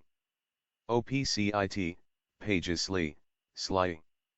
Enoch records the races, page 85, the outcome of all of which is, in the words of the same editor, the discovery that the language and ideas of alleged revelation are found in a pre-existent work, accepted by evangelists and apostles as inspired, but classed by modem theologians among apocryphal productions. OPCIT, P. Slayath. The accounts also for the unwillingness of the reverend librarians of the Bodleian Library to publish the Ethiopian text of the Book of Enoch. The prophecies of the Book of Enoch are indeed prophetic, but they were intended for, and cover the records of, the 5 races out of the 7, everything relating to the last 2 being kept secret. Thus the remark made by the editor of the English translation, that, Chaptersky records a series of prophecies extending from Enoch's own time to about 1,000 years beyond the present generation, O.P. CIT, P.XXIII is faulty. The prophecies extend to the end of our present race, not merely to 8,000 years hence. Very true that, in the system of Christian chronology adopted, a day stands occasionally for 100, and a week for 700 years. LOCCIT. But this is an arbitrary and fanciful system adopted by Christians to make biblical chronology fit with facts or theories, and does not represent the original thought. The days stand for the undetermined periods of the side races, and the weeks for the sub-races, the root races being referred to by an expression that is not even found in the English translation. Moreover, the sentence at the bottom of page 150, subsequently, in the 4th week the visions of the holy and the righteous shall be seen, the order of generation after generation shall take place, ski point 9 is quite wrong. It stands in the original, the order of generation after generation has taken place on the earth, etc., that is, after the first human race procreated in the truly human way had sprung up in the 3rd root races, a change which entirely alters the meaning. Then all that is given in the translation as very likely also in the Ethiopic text, since the copies have been sorely tampered with as about things which were to happen in the future, is, we are informed, in the past tense of the original Chaldean manuscripts, and is not prophecy, but a narrative of what had already come to pass. When Enoch begins to speak from a book OPCIT, ski point 4 he is reading the account, page 86, given by a great seer, and the prophecies are not his own, but are from the seer. Enoch or Enochian means internal eye or seer. Thus every prophet and adept may be called Enochian, without becoming a pseudo-Enoch. But here, the seer who compiled the present book of Enoch is distinctly shown as reading out from a book, I have been born the 7th in the 1st week, the 7th branch, or side race, of the first sub-race, after physical generation had begun, namely, in the 3rd root race. But after me, in the 2nd week 2nd sub-race great wickedness shall arose, rather, and in that week the end of the first shall take place, in which mankind shall be safe. But when the first is completed iniquity shall grow up. OPCIT 4-7 as translated it has no sense. As it stands in the esoteric text, it simply means, that the first root race shall come to an end during the 2nd sub-race of the 3rd root race, in the period of which time man and D will be safe, all this having no reference whatever to the biblical deluge. Verse 10 speaks of the 6th week 6th sub-race of the 3rd root race, when all those who are in it shall be darkened, the hearts of all of them shall be forgetful of wisdom, the divine knowledge will be dying out, and in it shall a man ascend. This man is taken by the interpreters, for some mysterious reasons of their own, to mean Nebuchadnezzar. He is in reality the first hierophant of the purely human race, after the allegorical fall into generation, selected to perpetuate the dying wisdom of the Devas, angels or Elohim. He is the first son of man, the mysterious appellation given to the divine initiates of the first human school of the Manishi, men, at the very close of the 3rd root race. He is also called the Savior, as it was he, with the other hierophants, who saved the elect and the perfect from the geological conflagration, leaving to perish in the cataclysm of the close. At the close of every root race there comes a cataclysm, in turn by fire, or water. Immediately after the fall into generation, the dross of the third root race, those who fell into sensuality by falling off from the teaching of the divine instructors, were destroyed, after which the fourth root race originated, at the end of which took place the last deluge. See the sons of God mentioned in Isis Unveiled 593 ETSEQ, those who forgot the primeval wisdom in sexual sensuality. And during its completion of the sixth week, or the sixth subrace, he shall bum the house of dominion, the half of the globe or the then inhabited continent, with fire, and all the race of the elect root shall be dispersed. OPCIT, Ski XX.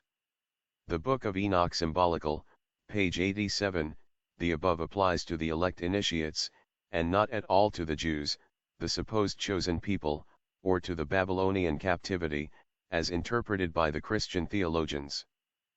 Considering that we find Enoch, or his perpetuator, mentioning the execution of the decree upon sinners in several different weeks, OPCIT, Ski, 7, 11, 13, 15, saying that every work of the ungodly shall disappear from the whole earth during this fourth time, the fourth race, it surely can hardly apply to the one solitary deluge of the Bible, still less to the captivity. It follows, therefore, that as the Book of Enoch covers the 5 races of the Manvantara, with a few allusions to the last 2, it does not contain biblical prophecies, but simply facts taken out of the secret books of the East. The editor, moreover, confesses that the preceding 6 verses, viz., 13th, 15th, 16th, 17th, and 18th, are taken from between the 14th and 15th verses of the 19th chapter, where they are to be found in the MSS. OPCIT, note, p.152. By this arbitrary transposition, he has made confusion still more confused. Yet he is quite right in saying that the doctrines of the Gospels, and even of the Old Testament, have been taken bodily from the Book of Enoch, for this is as evident as the sun in heaven. The whole of the Pentateuch was adapted to fit in with the facts given, and this accounts for the Hebrews refusing to give the book place in their canon, just as the Christians have subsequently refused to admit it among their canonical works. The fact that the Apostle Jude and many of the Christian fathers referred to it as a revelation and a sacred volume, is, however, an excellent proof that the early Christians accepted it, among these the most learned, as, for instance, Clement of Alexandria understood Christianity and its doctrines in quite a different light from their modem successors, and viewed Christ under an aspect that occultists only can appreciate. The early Nazarenes and Christians, as Justin Martyr calls them, were the followers of Jesus, of the true Christos and Christos of initiation, whereas, the modern Christians, especially those of the West, may be Papists, Greeks, Calvinists, or Lutherans, but can hardly be called Christians, i.e., the followers of Jesus, the Christ. Thus the Book of Enoch is entirely symbolical. It relates to the history of the human races and of their early relation to theogony, the symbols being interblended with astronomical and cosmic mysteries. Page 88, one chapter is missing, however, in the Noachian records, from both the Paris and the Bodleian manuscripts, namely, chapter Le'ayin, in sect X. This could not be remodeled, and therefore it had to disappear, disfigured fragments alone having been left out of it. The dream about the cows, the black, red and white heifers, relates to the first races, their division and disappearance. Chapter Lxviii, in which one of the 4 angels went to the white cows and taught them a mystery, after which, the mystery being bomb became a man, refers to, a. the first group evolved of primitive Aryans, b. to the mystery of the hermaphrodite so called, having reference to the birth of the first human races as they are now. The well-known rite in India, one that has survived in that patriarchal country to this day, known as the passage, or rebirth through the cow, is ceremony to which those of lower castes who are desirous of becoming Brahmins have to submit, has originated in this mystery. Let any Eastern occultist read with careful attention the above-named chapter in the Book of Enoch, and he will find that the Lord of the sheep, in whom Christians and European mystics see Christ, is the Hierophant victim whose name in Sanskrit we dare not give. Again, that while the Western churchmen see Egyptians and Israelites in the sheep and wolves, all these animals relate in truth to the trials of the neophyte and the mysteries of initiation, whether in India or Egypt, and to that most terrible penalty incurred by the wolves, those who reveal indiscriminately that which is only for the knowledge of the elect and the perfect. The Christians who, thanks to later interpolations, those interpolations and alternations are found in almost every case where figures are given, especially whenever the numbers 11 and 12 come in, as these are all made, by the Christians, to relate to the numbers of apostles, and tribes, and patriarchs. The translator of the Ethiopic text, Archbishop Lawrence, attributes them generally to mistakes of the transcriber whenever the two texts, the Paris and the Bodleian manuscripts, differ.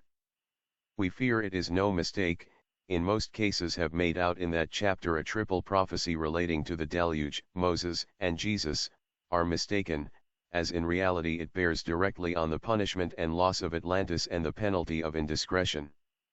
The Lord of the sheep is Karma, and the head of the Hierophants also, the supreme initiator on earth. He says to Enoch, who implores him to save the leaders of the sheep from being devoured by the beasts of prey, I will cause a recital to be made before me. How many they have delivered up to destruction, and what they will do, whether they will act as I have commanded them or not. Occultists do not reject the Bible, page 89, of this, however, they shall be ignorant, neither shalt thou make any explanation to them, neither shalt thou reprove them, but there shall be an account of all the destruction done by them in their respective seasons. OPCIT, LSC 99, 100. He looked in silence, rejoicing they were devoured, swallowed up, and carried off, and leaving them in the power of every beast for food. LOC.CIT 94. This passage, as will be presently shown, has led to a very curious discovery. Those who labor under the impression that the occultists of any nation reject the Bible, in its original text and meaning, are wrong. As well reject the books of Thoth, the Chaldean Kabbalah, or the Book of Jinn itself. Occultists only reject the one-sided interpretations and the human element in the Bible, which is an occult, and therefore a sacred, volume as much as the others. And terrible indeed is the punishment of all those who transgress the permitted limits of secret revelations. From Prometheus to Jesus, and from him to the highest adept as to the lowest disciple, every revealer of mysteries has had to become a Christos, a man of sorrow and a martyr. Beware, said one of the greatest masters, of revealing the mystery to those without, to the profane, the Sadducee and the unbeliever. All the great hierophants in history are shown ending their lives by violent deaths. Buddha, in the profane history of Gautama Buddha, he dies at the good old age of 80, and passes off from life to death peacefully with all the serenity of a great saint, as Barthélemy Saint Hilaire has it. Not so in the esoteric and true interpretation which reveals the real sense of the profane and allegorical statement that makes Gautama, the Buddha, die very unpoetically from the effects of too much pork, prepared for him by Tsanda. How one who preached that the killing of animals was the greatest sin, and who was a perfect vegetarian, could die from eating pork, is a question that is never asked by our Orientalists, some of whom made, as now do many charitable missionaries in Ceylon, great fun at the alleged occurrence. The simple truth is that the said rice and pork are purely allegorical. Rice stands for forbidden fruit, like Eve's apple, and means occult knowledge with the Chinese and Tibetans, and pork for Brahmanical teachings, Vishnu having assumed in his first avatar the form of a boar, in order to raise the earth on the surface of the waters of space. It is not, therefore, from pork that Buddha died, but for having divulged some of the Brahmanical mysteries, after which, seeing the bad effects brought on some unworthy people by the revelation, he preferred, instead of availing himself of nirvana, to leave his earthly form, remaining still in the sphere of the living, in order to help humanity to progress. Hence his constant reincarnations in the hierarchy of the Dalai and Teshu Lamas, among other bounties. Such is the esoteric explanation. The life of Gautama will be more fully discussed later on. Pythagoras, Zoroaster, most of the great Gnostics, the founders of their respective schools, and in our own more modem epoch a number of fire philosophers of Rosicrucians and adepts.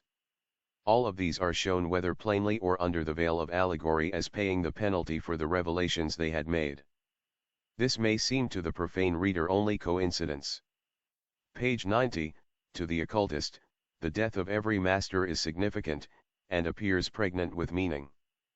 Where do we find in history that messenger grand or humble, an initiate or a neophyte, who, when he was made the bearer of some hitherto concealed truth or truths, was not crucified and rent to shreds by the dogs of envy, malice, and ignorance?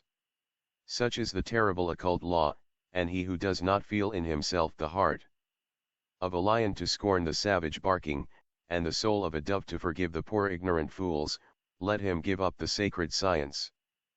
To succeed, the occultist must be fearless, he has to brave dangers, dishonor, and death, to be forgiving, and to be silent on that which cannot be given. Those who have vainly labored in that direction must wait in these days, as the Book of Enoch teaches, until the evildoers be consumed and the power of the wicked annihilated. It is not lawful for the occultist to seek or even to thirst for revenge, let him wait until sin pass away, for there the sinners' names shall be blotted out of the holy books, the astral records, their seed shall be destroyed and their spirits slain. Op. Cit. CV 21.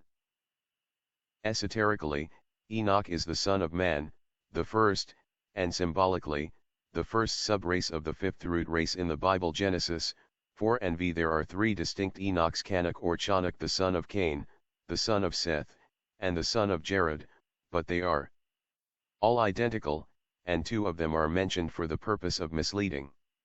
The years of only the last two are given, the first one being left without further notice. And if his name yields for purposes of numerical and astronomical glyphs the meaning of the solar year, or 365, in conformity to the age assigned to him in Genesis, it is because, being the seventh, he is, for occult purposes, the personified period of the two preceding races with their 14 sub-races. Therefore, he is shown in the book as the great-grandfather of Noah, who, in his turn, is the personification of the mankind of the fifth, struggling with that of the fourth root race, the great period of the revealed and profaned mysteries, when the sons of God coming down on earth took for wives the daughters of men, and taught them the secrets of the angels. In other words, when the mind-born men of the third race mixed themselves with those of the fourth, and the divine science was gradually brought down by men to sorcery. Section 9, Hermetic and Kabbalistic Doctrines, page 91. The cosmogony of Hermes is as veiled as the Mosaic system, only it is upon its face far more in harmony with the doctrines of the secret sciences and even of modem science. Says the thrice great Trismegistus, the hand that shaped the world out of formless pre-existent matter is no hand, to which Genesis is made to reply, the world was created out of nothing, although the Kabbalah denies such a meaning in its opening sentences. The Kabbalists have never, any more than have the Indian Aryans, admitted such an absurdity. With them, fire, or heat, and motion, the eternal and incessant in-breathing and out-breathing of Parabrahman or nature, the universe of space, whether during Manvantara or Pralaya, were chiefly instrumental in the formation of the world out of pre-existing matter. The Parabrahman and Malaprakriti of the Vedantins are the prototypes of the Subh and Shekinah of the Kabbalists. Aditi is the original of Sephira, and the Prajapatis are the elder brothers of the Sephiroth. The nebular theory of modem science, with all its mysteries, is solved in the cosmogony of the archaic doctrine, and the paradoxical though very scientific enunciation, that cooling causes contraction and contraction causes heat, therefore cooling causes heat, is shown as the chief agency in the formation of the worlds, and especially of our Sun and solar system. All this is contained within the small compass of Sefer Yetzirah in its 32 wonderful ways of wisdom, signed Yah Jehovah Sabaoth, for whomsoever has the key to its hidden meaning.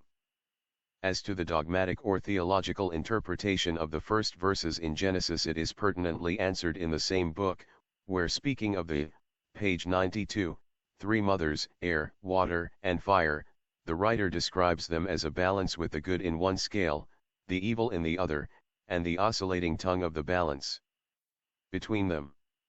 OPCIT, 3, X.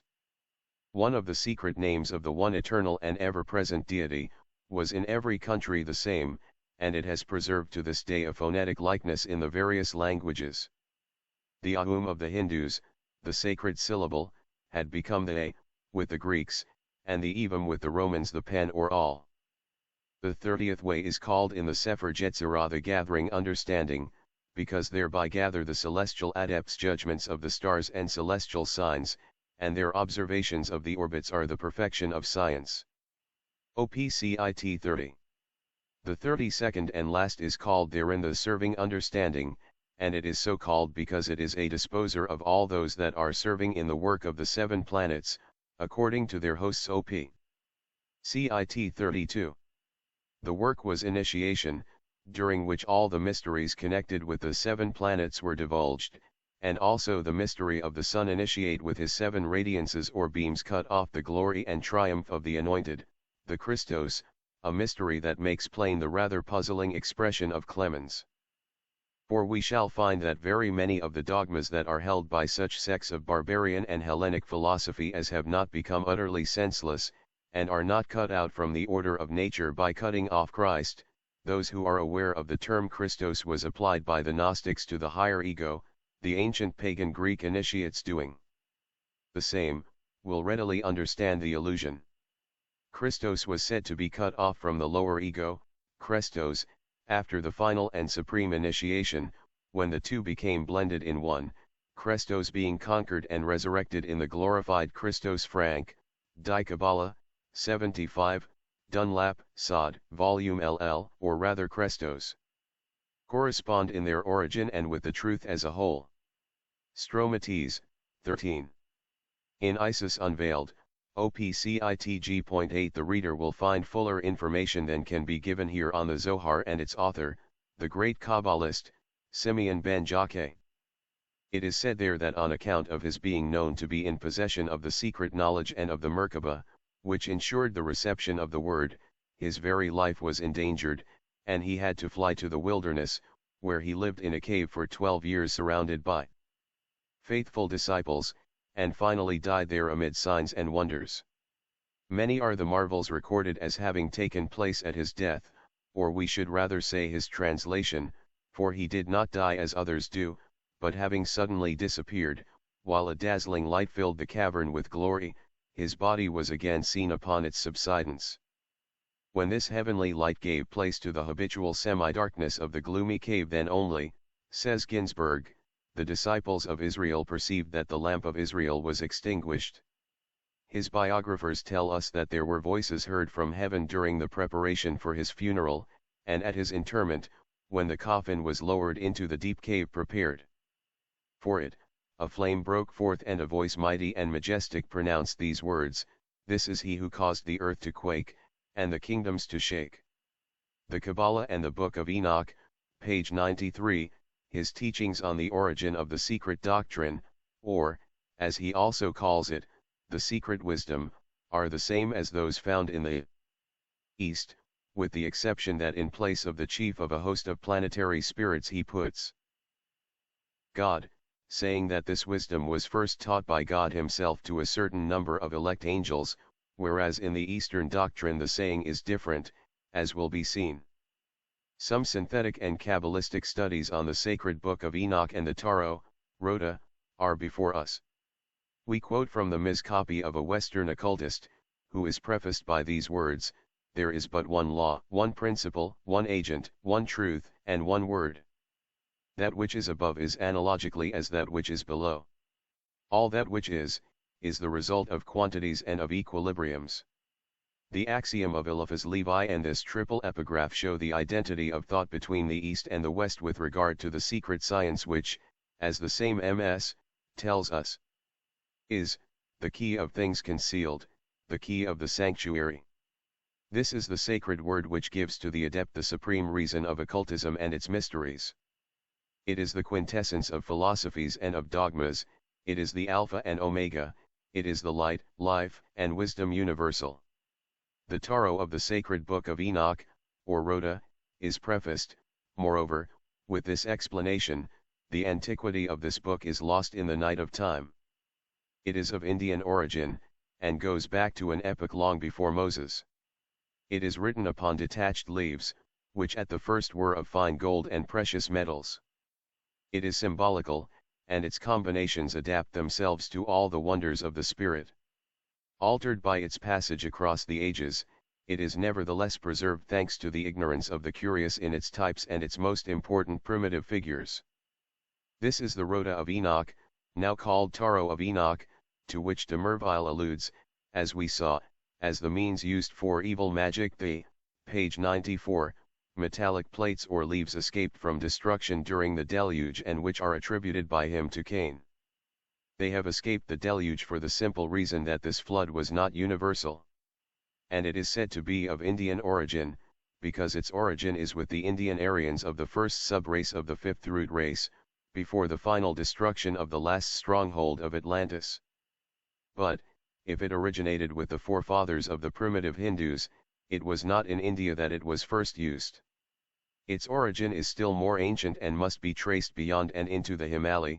Pakak, maybe, was not altogether wrong in deriving the German heaven, Himmel, from Himalaya, nor can it be denied that it is the Hindu Kailasa.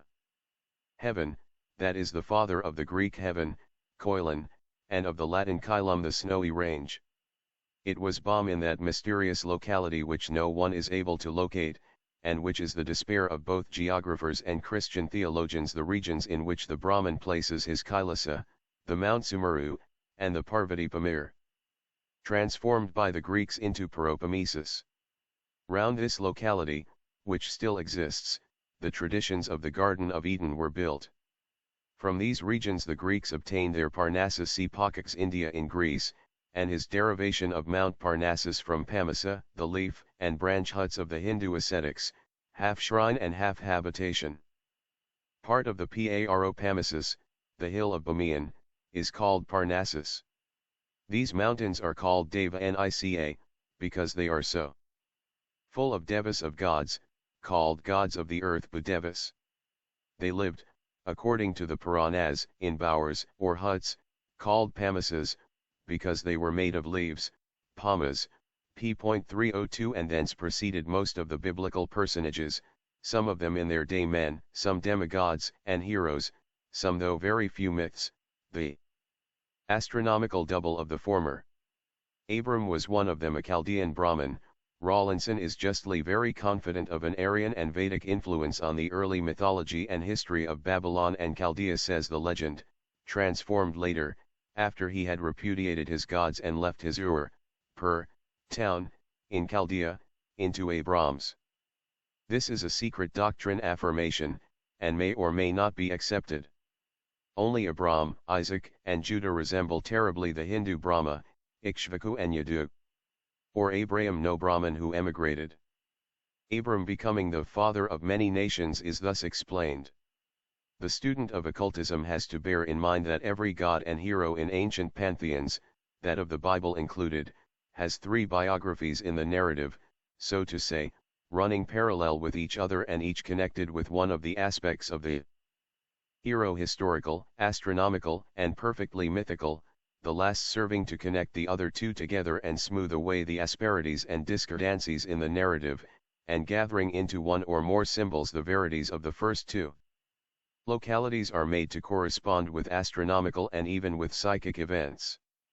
Numbers and measures, page 95, history was thus made captive by ancient mystery, to become later on the great SPHYNX of the 19th century. Only, instead of devouring her two dull chaosists who will unriddle her whether she acknowledges it or not, she is desecrated and mangled by the modem Oedipus, before he forces her into the sea of speculations in which the SPHYNX is drowned and perishes. This has now become self-evident, not only through the secret teachings, parsimoniously as they may be given, but by earnest and learned symbologists and even geometric eons.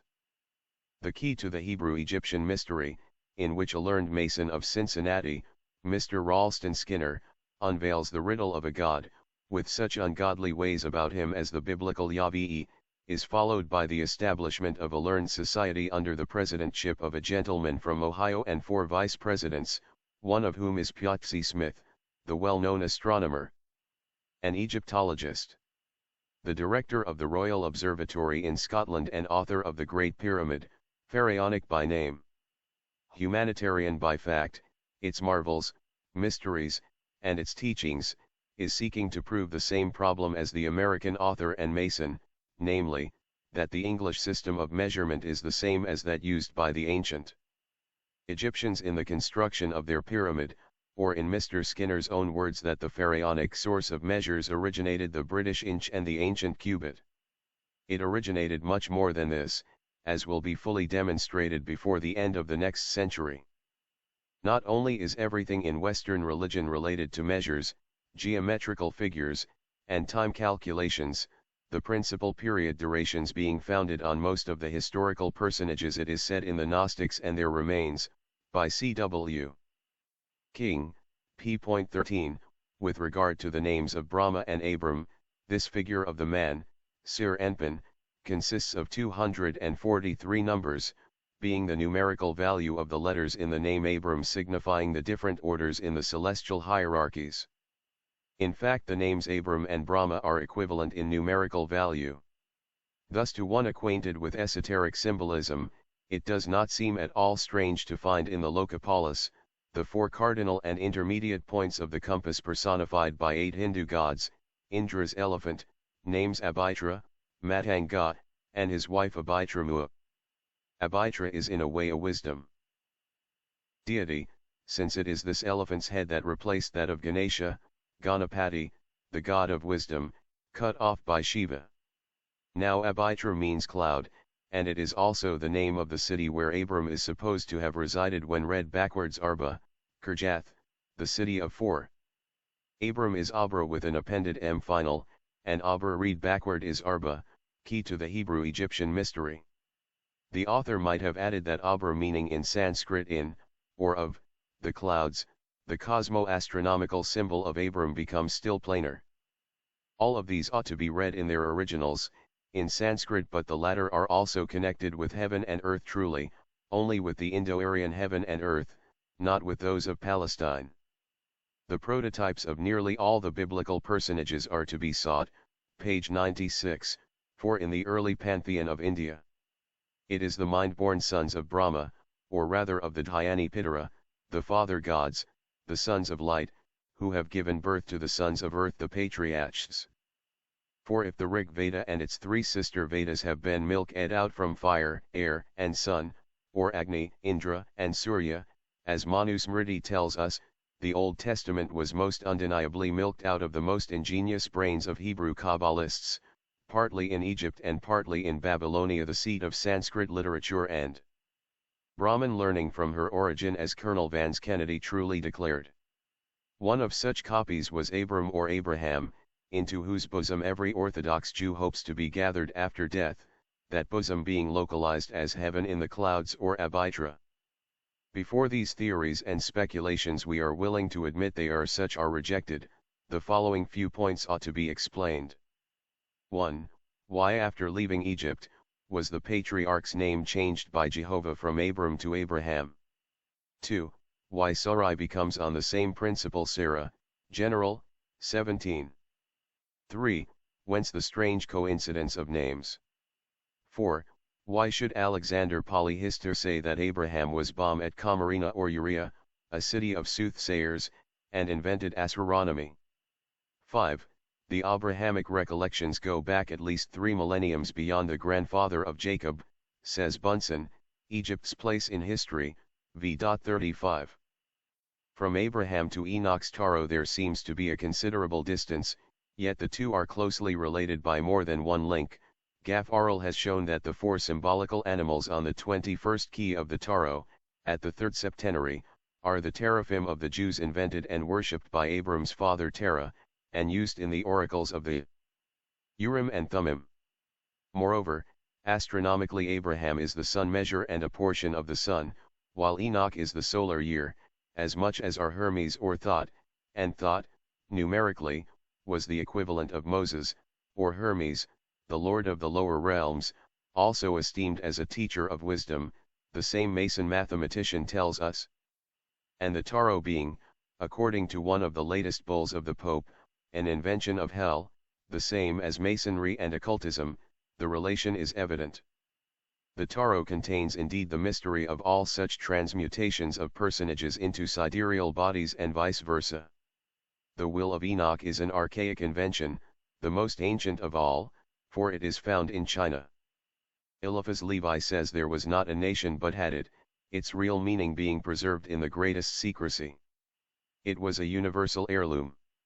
As we see, neither the Book of Enoch, his will, nor the Zohar, nor any other Kabbalistic volume, contains merely Jewish wisdom. The doctrine belongs to all, page 97, the doctrine itself being the result of whole millenniums of thought, is therefore the joint property of adepts of every nation under the sun. Nevertheless, the Zohar teaches practical occultism more than any other work on that subject, not as it is translated and commented upon by its various critics though, but with the secret signs on its margins.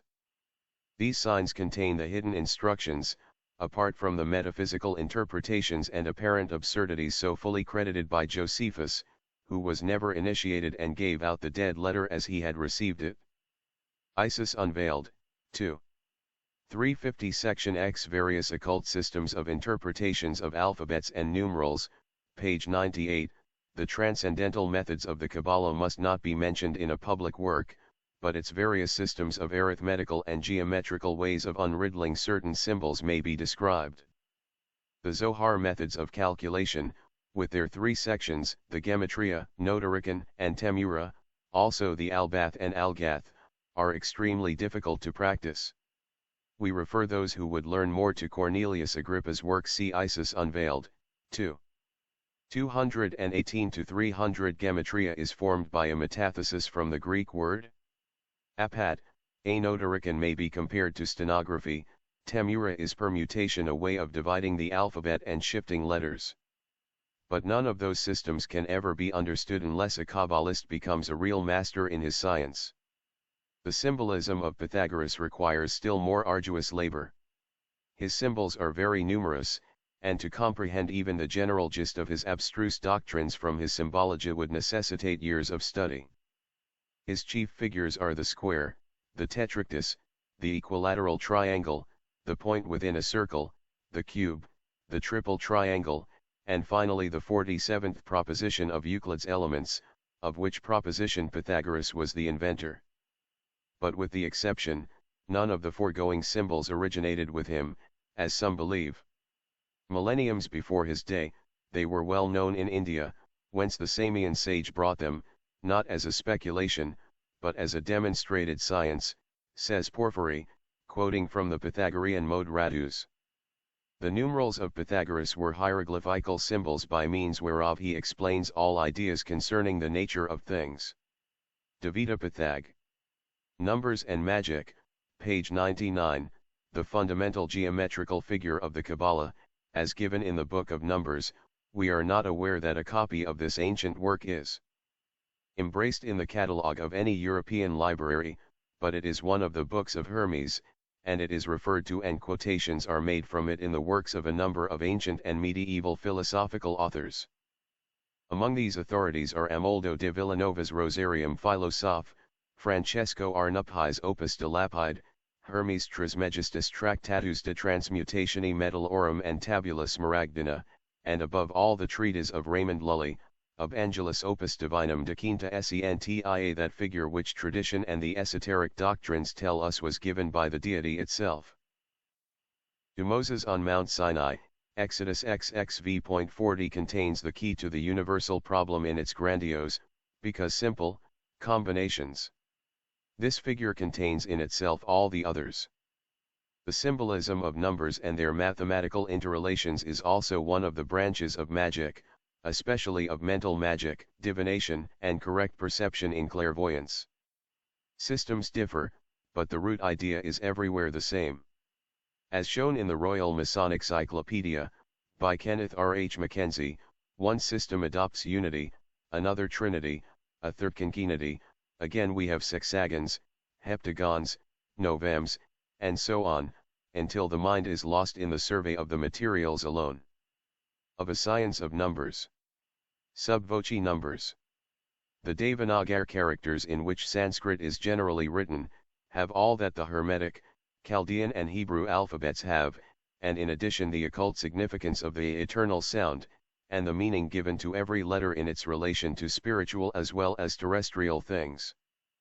As there are only 22 letters in the Hebrew alphabet and 10 fundamental numbers, while in the Devanagari there are 35 consonants and 16 vowels, making altogether 51 simple letters, with numberless combinations in addition, the margin for speculation and knowledge is in proportion considerably wider. Every letter has its equivalent in other languages, and its equivalent in a figure or figures of the calculation table. It has also numerous other significations, which depend upon the special idiosyncrasies and characteristics of the person, object, or subject to be studied. As the Hindus claim to have received the Devanagari characters from Sarasvati, the inventress of Sanskrit, the language of the Devas or gods, in their exoteric pantheon, so most of the ancient nations claimed the same privilege for the origin of their letters and tongue. The Kabbalah, page 100, calls the Hebrew alphabet the letters of the angels, which were communicated to the patriarchs, just as the Devanagari was to the rishis by the Devas. The Chaldeans found their letters traced in the sky by the yet unsettled stars and comets, says the Book of Numbers, while the Phoenicians had a sacred alphabet formed by the twistings of the sacred serpents.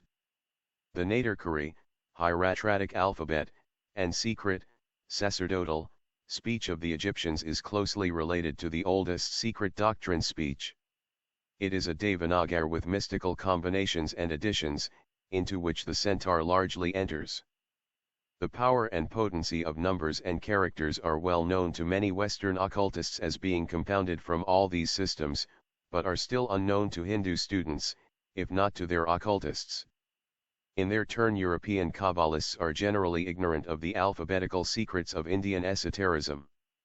At the same time, the general reader in the West knows nothing of either, least of all how deep are the traces left by the esoteric numeral systems of the world in the Christian churches.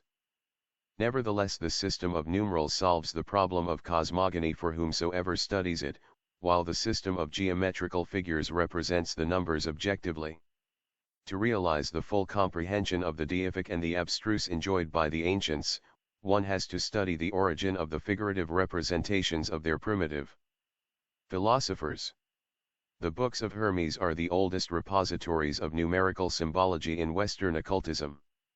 In them we find that the number 10 C. Johannes Mercius, Denarius Pythagoricus is the mother of the soul, life, and light being therein united. For as the sacred anagram tariff shows in the Book of Keys, Numbers, the number 1, 1, is bomb from spirit, and the number 10, 10, from matter, the unity has made the 10, the unity, and this is only the pantheistic axiom, in other words God in nature and nature in God. The Kabbalistic gematria is arithmetical, not geometrical. It is one of the methods for extracting the hidden meaning from letters, words, and sentences. It consists in applying to the letters of a word the sense they bear in numbers, in outward shape as well as in their individual sense. As illustrated by Ragan, the figure I signified the living man, a body erect, man being the only living being enjoying this faculty. A head being added to it, the glyph, or letter, P was obtained, meaning paternity, creative potency, the R signifying the walking man, with his foot forward, going, ens, iteris Ragan, Maconary occult, p.426. Note. Gods and Numbers, page 101, the characters were also made supplementary to speech, every letter being at once a figure representing a sound for the ear, an idea to the mind, as, for instance the letter F, which is a cutting sound like that of air rushing quickly through space, fury. Fusee, fugue, all words expressive of, and depicting what they signify. Ibid, p.432, note. But the above pertains to another system, that of the primitive and philosophical formation of the letters and their outward glyphic form, not to gematria. The temura is another Kabbalistic method, by which any word could be made to yield its mystery out of its anagram. So in Sefer Yetzirah we read 1, the spirit of the Elohim of lives. In the oldest Kabbalistic diagrams the Sephiroth, the 7 and the 3, are represented as wheels or circles, and Adam Kadmon, the primitive man, as an upright pillar. Wheels and seraphim and the holy creatures, Chiath, says Rabbi Akiba. In still another system of the symbolical Kabbalah called Albath, which arranges the letters of the alphabet by pairs in 3 rows, all the couples in the first row bear the numerical value 10, and in the system of Simeon ben Shada, an Alexandrian Neoplatonist under the first Ptolemy, the uppermost couple, the most sacred of all, is preceded by the Pythagorean cipher, 1 and a not 10. All beings, from the first divine emanation, or God manifested, down to the lowest atomic existence, have their particular number which distinguishes each of them and becomes the source of their attributes and qualities as of their destiny. Chance, as taught by Cornelius Agrippa, is in reality only an unknown progression, and time but a succession of numbers. Hence, futurity being a compound of chance and time, these are made to serve occult calculations in order to find the result of an event, or the future of one's destiny. Said Pythagoras, there is a mysterious connection between the gods and numbers, on which the science of arithmancy is based. The soul is a world that is self-moving, the soul contains in itself, and is, the quaternary, the tetractys, the perfect cube. There are lucky and unlucky, or beneficent and maleficent numbers. Thus while the ternary, the first of the odd numbers, the one being the perfect and standing by itself in occultism, is the divine figure or the triangle, the duad was disgraced by the Pythagoreans from the page 102, first. It represented matter, the passive and evil principle, the number of Maya, illusion. While the number 1 symbolized harmony, order, or the good principle, the one God expressed in Latin by solus, from which the word soul, the sun, the symbol of the deity. Number 2 expressed a contrary idea. The science of good and evil began with it. All that is double, false, opposed to the only reality, was depicted by the binary. It also expressed the contrasts in nature which are always double, night and day, light and darkness, cold and heat, dampness and dryness, health and sickness, error and truth, male and female, etc. The Romans dedicated to Pluto the 2nd month of the year, and the 2nd day of that month to expiations in honor of the Manes. Hence the same rite established by the Latin Church, and faithfully copied. Pope John XIX instituted in 1003 the Festival of the Dead, which had to be celebrated on the 2nd of November, the 2nd month of autumn. Extracted from Ragan, Maconnery Occult p.427, note. On the other hand, the triangle, a purely geometrical figure, had great honor shown it by every nation, and for this reason, in geometry a straight line cannot represent an absolutely perfect figure, any more than 2 straight lines. 3 straight lines, on the other hand, produce by their junction a triangle, or the first absolutely perfect figure. Therefore, it symbolized from the first and to this day the eternal, the first perfection. The word for deity in Latin, as in French, begins with D, in Greek the delta or triangle, whose 3 sides symbolize the Trinity, or the 3 kingdoms, or, again, divine nature. In the middle is the Hebrew Yod, the initial of Jehovah's Eliphaz Levi's Dogmi et Ritual, I-154, the animating spirit or fire, the generating principle represented by the letter G, the initial of God in the northern languages, whose philosophical significance is generation. Summarized from Ragan, Ibid, p.428, note.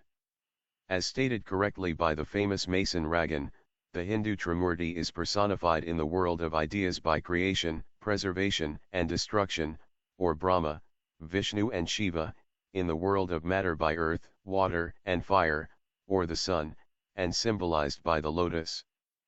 A flower that lives by earth, water, and the Sunday Ragan mentions the curious fact that the first four numbers in German are named after the elements. Ein, or one, means the air, the element which, ever in motion, penetrates matter throughout, and whose continual ebb and tide is the universal vehicle of life. Zwei, two, is derived from the Old German Zweig, signifying germ, fecundity. It stands for earth, the fecund mother of all. Drei, three is the trianos of the Greeks, standing for water, whence the sea gods, Tritons and Trident, the emblem of Neptune the water, or sea, in general being called Amphitrite. Surrounding water. Vier, 4, a number meaning in Belgium fire. It is in the quaternary that the first solid figure is found, the universal symbol of immortality, the pyramid, whose first syllable means fire. Lysis and Timaeus of Lores claimed that there was not a thing one could name that had not the quaternary for its root. The ingenious and mystical idea which led to the veneration of the ternary and the triangle was applied to number 4 and its figure. It was said to express a living being, the vehicle of the triangle 4, vehicle of God, or man carrying in him the divine principle. Finally, the ancients represented the world by the number 5. Diodorus explains it by saying that the number represents earth, fire, water, air, and ether or spiritus. Hence, the origin of pente, 5, and of pen, the god, meaning in Greek all. Compare Ragan. OPCIT, pages 428-430. It is left with the Hindu occultists to explain the relation the Sanskrit word pancha, 5, has to the elements, the Greek pente having for its root the Sanskrit term. The lotus, sacred to Isis, had the same significance in Egypt, whereas in the Christian symbol, the lotus, not being found in either Judea or Europe, was replaced by the water lily. The universal language, page 103, in every Greek and Latin church, in all the pictures of the Annunciation, the Archangel Gabriel is depicted with this Trinitarian symbol in his hand standing before Mary, while above the chief altar or under the dome, the eye of the Eternal is painted within a triangle, made to replace the Hebrew Yod or God. Truly, says Ragan, there was a time when numbers and alphabetical characters meant something more than they do now, the images of a mere insignificant sound. Their mission was nobler then. Each of them represented by its form a complete sense, which, besides the meaning of the word, had a double. The system of the so-called centaur characters is still more wonderful and difficult, since each letter is made to yield several meanings, a sign placed at the commencement showing the true meaning. Interpretation adapted to a dual doctrine. Thus when the sages desired to write something to be understood only by the savants, they confabulated a story, a dream, or some other fictitious subject with personal names of men and localities, that revealed by their lettered characters the true meaning of the author by that narrative. Such were all their religious creations. Ragan, O.P., CIT, p.431, note. Every appellation and term had its raison d'etre. The name of a plant or mineral denoted its nature to the initiate at the first glance. The essence of everything was easily perceived by him once that it was figured by such characters. The Chinese characters have preserved much of this graphic and pictorial character to this day, though the secret of the full system is lost. Nevertheless, even now, there are those among that nation who can write a long narrative, a volume, on one page, and the symbols that are explained historically, allegorically, and astronomically, have survived until now. Moreover, there exists a universal language among the initiates, which an adept, and even a disciple, of any nation may understand by reading it in his own language. We Europeans, on the contrary, possess only one graphic sign common to all, and, there is a language richer in metaphysical terms than any on earth, whose every, page 104, word is expressed by like common signs. The littera Pythagoreae, so called, the Greek Y, the English capital Y, if traced alone in a message, was as explicit as a whole page filled with sentences, for it stood as a symbol for a number of things, for white and black magic, for instance. The Y exoterically signifies only the two paths of virtue of vice, and stands also for the numeral 150 and with a dash over the letter Y for 150.000. Suppose one man inquired of another, to what school of magic does so and so belong?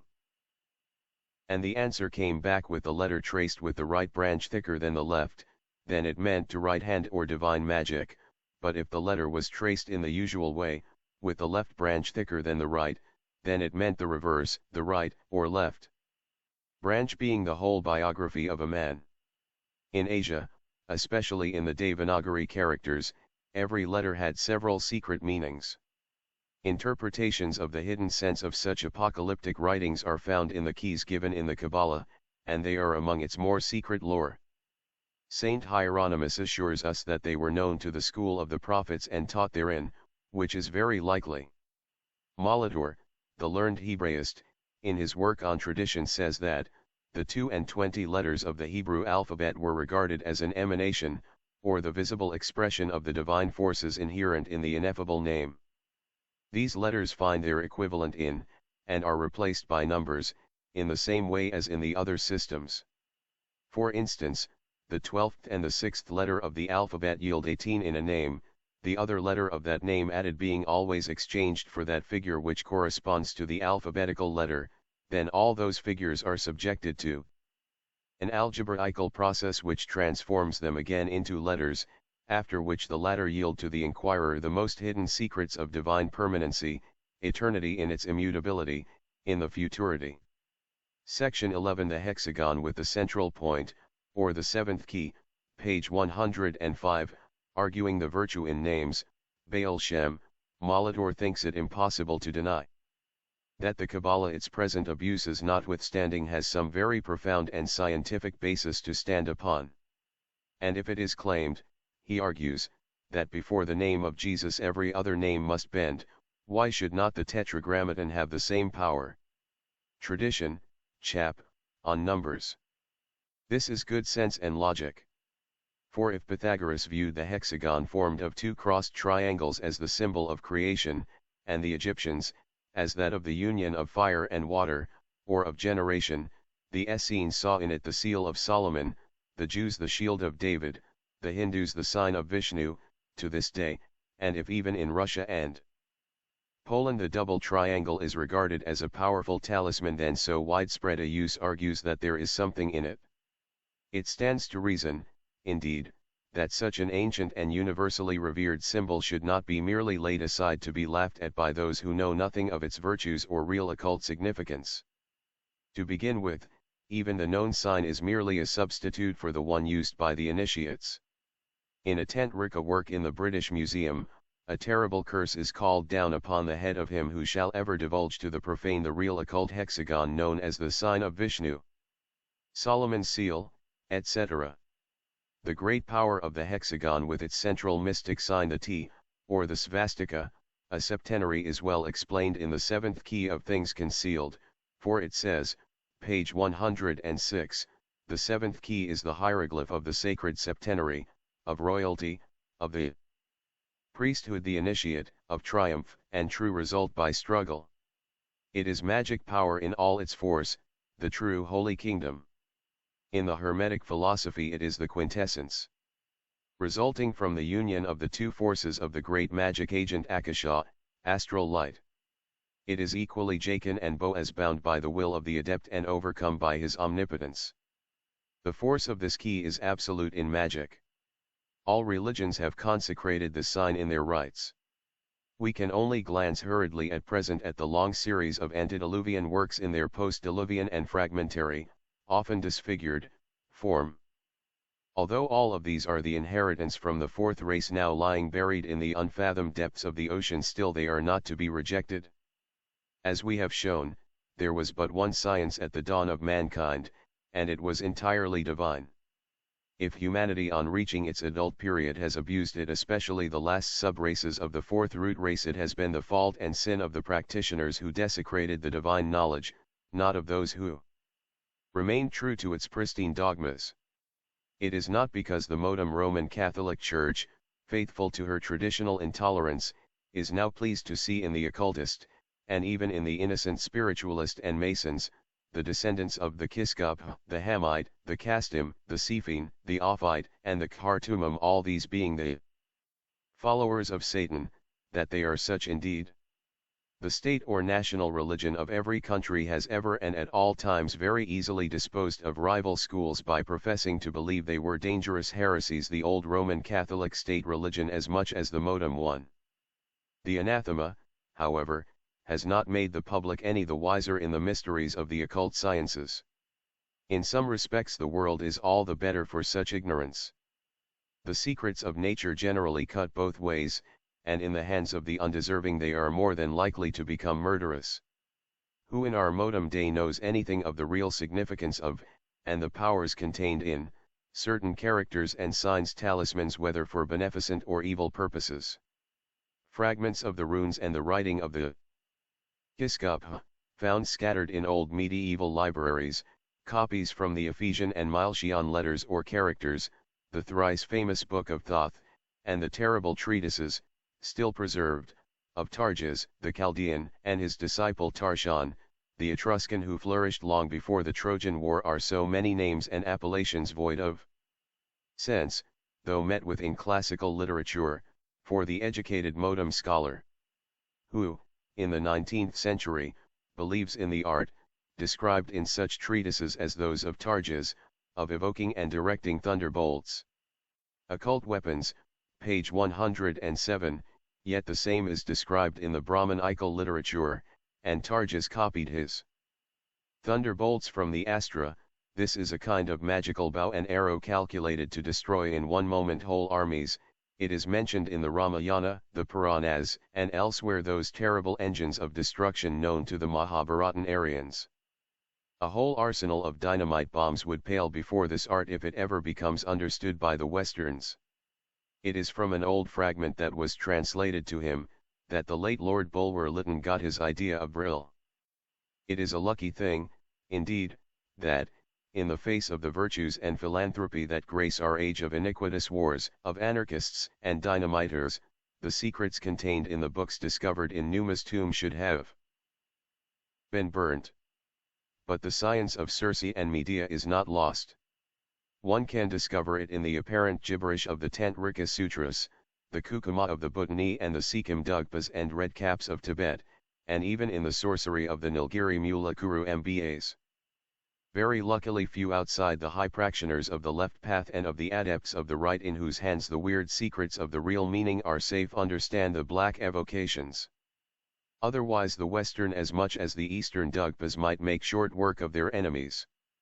The name of the latter is Legion, for the direct descendants of the antediluvian sorcerers hate all those who are not with them, arguing that, therefore, they are against them. As for the little Albert, though even this small half-esoteric volume has become a literary relic, and the Great Albert or the Red Dragon, together with the numberless old copies still in existence, the sorry remains of the mythical Mother Shiptons and the Merlins, we mean the false ones, all these are vulgarist imitations of the original works of the same names. Thus the Petit Albert is the disfigured imitation of the great work written in Latin by Bishop Adalbert, an occultist of the 8th century, sentenced by the Second Roman Concilium. His work was reprinted several centuries later and named Alberti Parvi Locii Libellus de Mirabilibus Naturae Arcanis. The severities of the Roman Church have ever been spasmodic. While one learns of this condemnation, which placed the Church, as will be shown, in relation to the 7 archangels, the virtues, or thrones of God, in the most embarrassing position for long centuries, it remains a, page 108, wonder indeed, to find that the Jesuits have not destroyed the archives, with all their countless chronicles and annals, of the history of France and those of the Spanish Escurial, along with them. Both history and the chronicles of the former speak at length of the priceless talisman received by Charles the Great from a pope. It was a little volume on magic or sorcery, rather all full of cabalistic figures, signs, mysterious sentences and invocations to the stars and planets. These were talismans against the enemies of the king, les ennemis de Charlemagne, which talismans, the chronicler tells us, proved of great help, as every one of them the enemies died a violent death. The small volume, Enchiridium Leonis Papae, has disappeared and is very luckily out of print. Again, the alphabet of Thoth can be dimly traced in the Modem Tarot, which can be had at almost every bookseller's in Paris. As for its being understood or utilized, the many fortune tellers in Paris, who make a professional living by it, are sad specimens of failures of attempts at reading, let alone correctly interpreting the symbolism of the tarot without a preliminary philosophical study of the science. The real tarot, in its complete symbology, can be found only in the Babylonian cylinders, that anyone can inspect and study in the British Museum and elsewhere. Anyone can see these Chaldean, antediluvian rhombs, or revolving cylinders, covered with sacred signs, but the secrets of these divining wheels, or, as de Merville calls them, the rotating globes of Hecate, have to be left untold for some time to come. Meanwhile, there are the turning tables of the modern medium for the babes, and the Kabbalah for the strong. This may afford some consolation. People are very apt to use terms which they do not understand, and to pass judgments on prima facie evidence.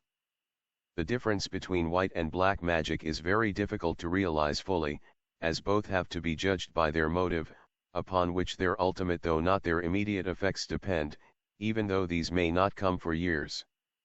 Between the right and the left-hand magic there is but a cobweb thread, says an Eastern proverb. Let us abide by its wisdom and wait till we have learned more. We shall have to return at greater length to the relation of the Kabbalah to Gupta Vidya, and to deal further with esoteric and numerical systems, but we must first follow the line of adepts in post-Christian times.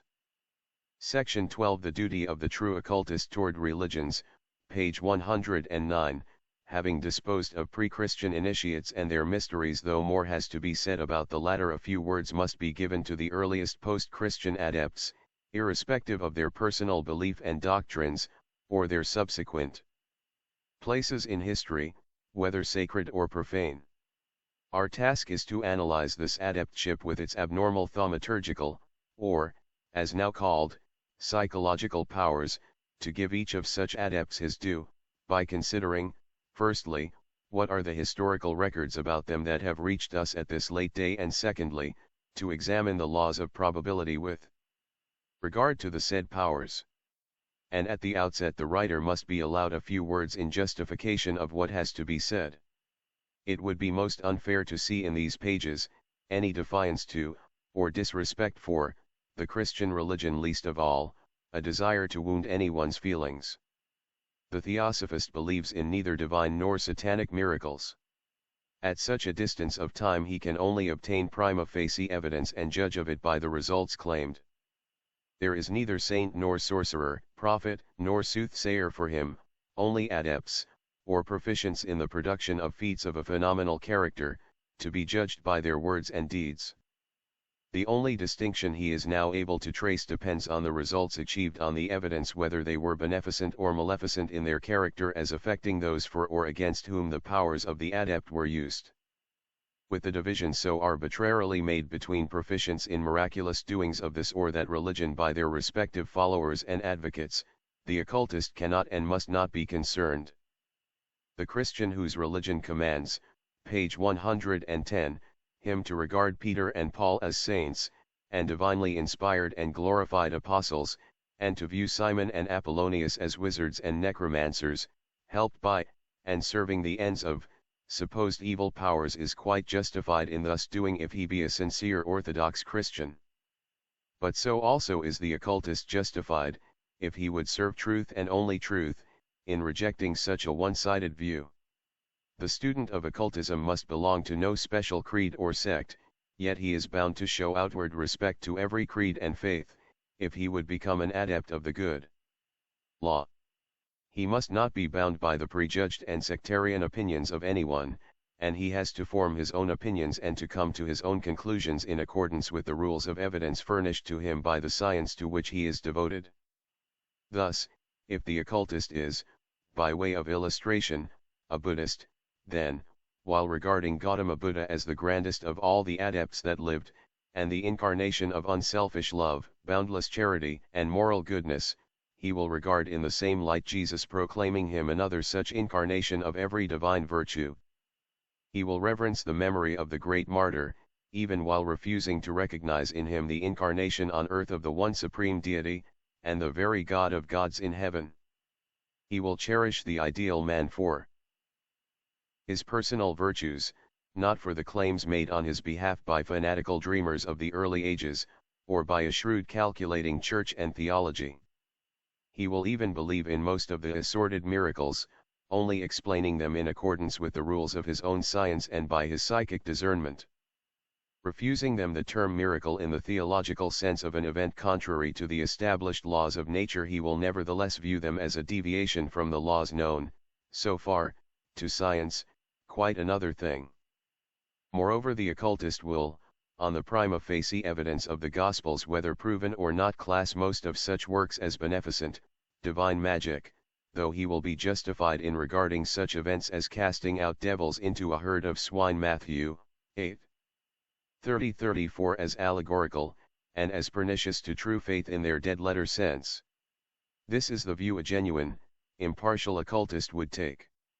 And in this respect even the Lonadical Mussulmans who regard Jesus of Nazareth as a great prophet, and show respect to him, are giving a wholesome lesson in charity to Christians, who teach and accept that religious tolerance is impious and absurd, dogmatic theology, 3:45, and who will never refer to the Prophet of Islam by any other term but that of a false prophet.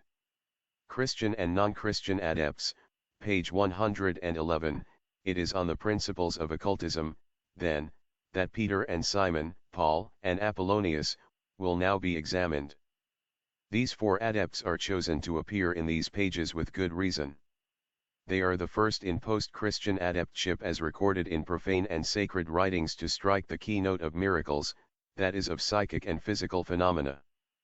It is only theological bigotry and intolerance that could so maliciously and arbitrarily separate the two harmonious parts into two distinct manifestations of divine and satanic magic, into godly and ungodly works.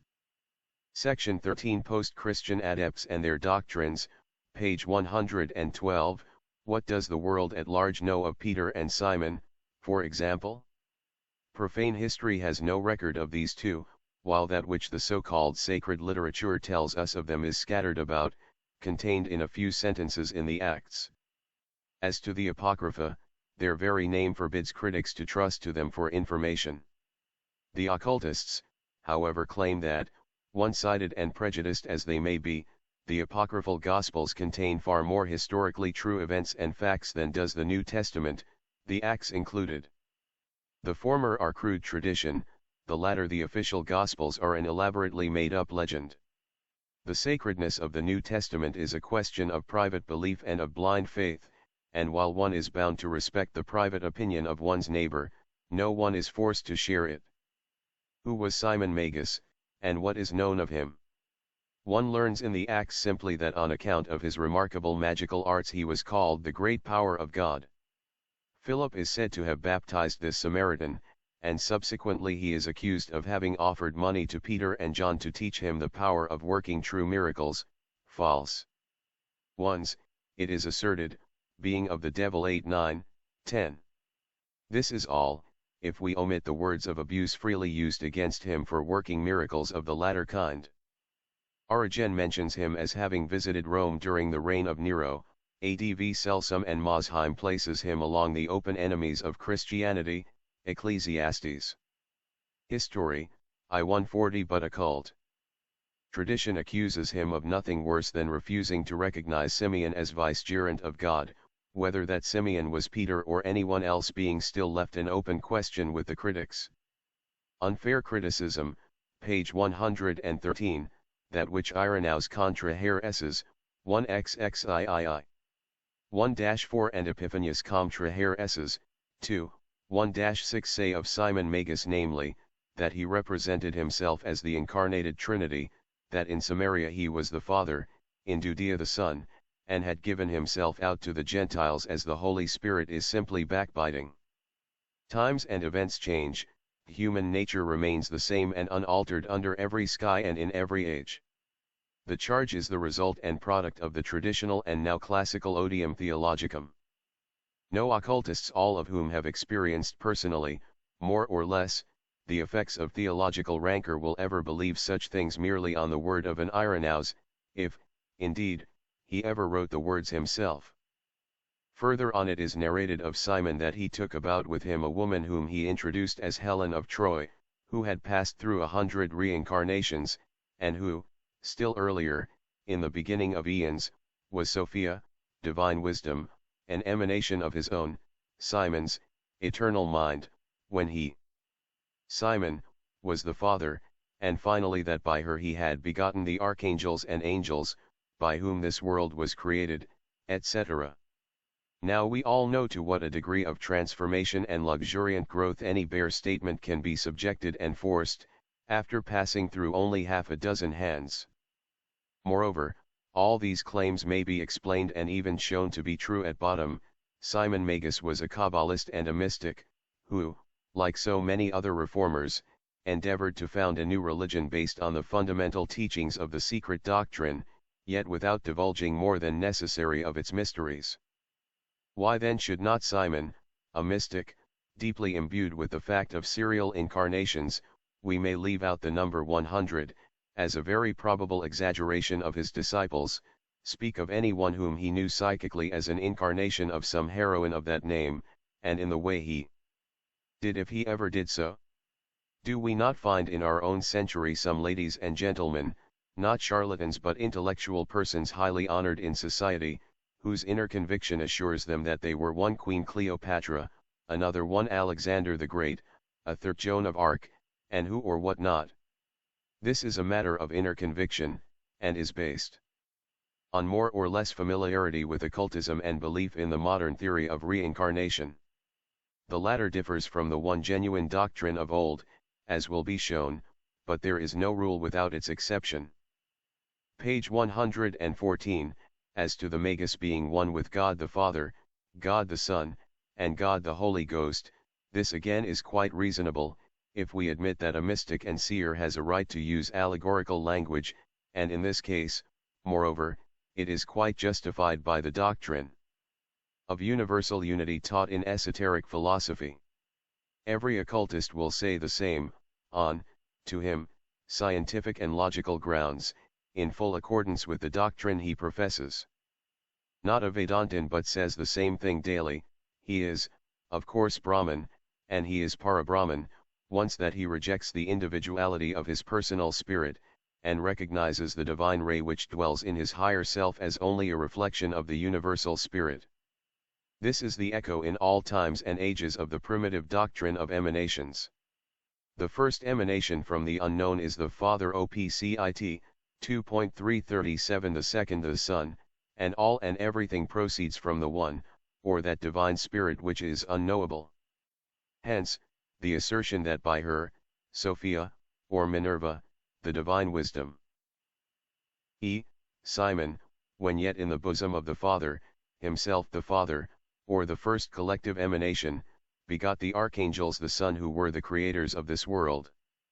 The Roman Catholics themselves, driven to the wall by the irrefutable arguments of their opponents, the learned philologists and symbologists who pick to shreds church dogmas and their authorities, and point out the plurality of the Elohim in the Bible, admit today that the first creation of God, the Tzaba, or archangels, must have participated in the creation of the universe. Might not we suppose, although God alone created the heaven and the earth, that however unconnected they the angels may have been with the primordial ex nihilo creation, they may have received a mission to achieve, to continue, and to sustain it, OPCIT, 2.337. Exclaims de Merville, in answer to Renat Lecour, Maury, and the Tutti Quanti of the French Institute. With certain alterations, it is precisely this which is claimed by the secret doctrine. In truth, there is not a single doctrine preached by the many reformers of the first and the subsequent centuries of our era, that did not base its initial teachings on this universal cosmogony. Consult Mosheim and see what he has to say of the many heresies he describes. Cerinthus, the Jew, taught that the creator of this world, the sovereign God of the Jewish people, was a being who derived his birth from the Supreme God, that this being, moreover, fell by degrees from his native virtue and primitive dignity. The two eternal principles, page 115, Basildas, Carpocrates, and Valentinus, the Egyptian Gnostics of the 2nd century, held the same ideas with a few variations. Basilides preached 7 aeons, hosts or archangels, who issued from the substance of the Supreme. 2 of them, power and wisdom, begot the heavenly hierarchy of the first class and dignity, this emanated a second, the latter a third, and so on, each subsequent evolution being of a nature less exalted than the precedent, and each creating for itself a heaven as a dwelling, the nature of each of these respective heavens decreasing in splendor and purity as it approached nearer to the earth. Thus the number of these dwellings amounted to 365, and over all presided the supreme unknown called Abraxas, a name which in the Greek method of numeration yields the number 365, which in its mystic and numerical meaning contains the number 355, or the man value 10 is the perfect number of the Supreme God among the manifested deities, for number I is the symbol of the universal unit, or male principle in nature, and a number 0 the feminine symbol chaos, the deep, the two forming thus the symbol of androgyne nature as well as the full value of the solar year, which was also the value of Jehovah and Enoch. 10, with Pythagoras, was the symbol of the universe, also of Enos, the son of Seth, or the son of man, who stands as the symbol of the solar year of 365 days, and whose years are therefore given as 365 also. In the Egyptian symbology, Abraxas was the sun, the Lord of the heavens. The circle is the symbol of the one unmanifesting principle, the plane of whose figure is infinitude eternally, and this is crossed by a diameter only during Manvantaras. This was a Gnostic mystery based upon that of primitive evolution, which ended with man. Saturnillus of Antioch promulgated the same doctrine slightly modified. He taught 2 eternal principles, good and evil, which are simply spirit and matter. The 7 angels who preside over the 7 planets are the builders of our universe, a purely Eastern doctrine, as Saturnillus was an Asiatic Gnostic.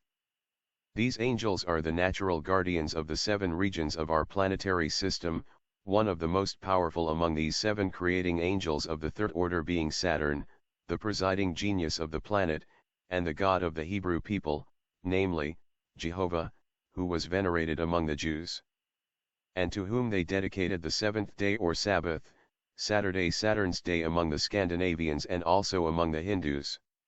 Martian, who also held the doctrine of the 2 opposed principles of good and evil, asserted that there was a third deity between the two, one of a mixed nature, the God of the Jews, the Creator, with his host, of the lower, or our world. Though ever at war with the evil, page 116, principle, this intermediate being was nevertheless also opposed to the good principle, whose place and title he coveted. Thus Simon was only the son of his time, a religious reformer like so many others, and an adept among the Kabbalists. The Church, to which a belief in his actual existence and great powers is a necessity in order the better to set off the miracle performed by Peter and his triumph over Simon, extols unstintingly his wonderful magic feats. On the other hand, skepticism, represented by scholars and learned critics, tries to make away with him altogether. Thus, after denying the very existence of Simon, they have finally thought fit to merge his individuality entirely in that of Paul. The anonymous author of Supernatural Religion assiduously endeavored to prove that by Simon Magus we must understand the Apostle Paul, whose epistles were secretly as well as openly calumniated and opposed by Peter, and charged with containing disnoetic learning. Indeed, this seems more than probable when we think of the 2 apostles and contrast their characters. The apostle of the Gentiles was brave, outspoken, sincere, and very learned; the apostle of circumcision, cowardly, cautious, insincere, and very ignorant. That Paul had been, partially at least, if not completely, initiated into the theurgic mysteries, admits of little doubt. His language, the phraseology so peculiar to the Greek philosophers, certain expressions used only by the initiates, are so many sure earmarks to that supposition. Our suspicion has been strengthened by an able article entitled Paul and Plato, by Drive. A. Wilder, in which the author puts forward one remarkable and, for us, very precious observation. In the epistles to the Corinthians, he shows Paul abounding with expressions suggested by the initiations of Sabazius and Eleusis, and the lectures of the Greek philosophers.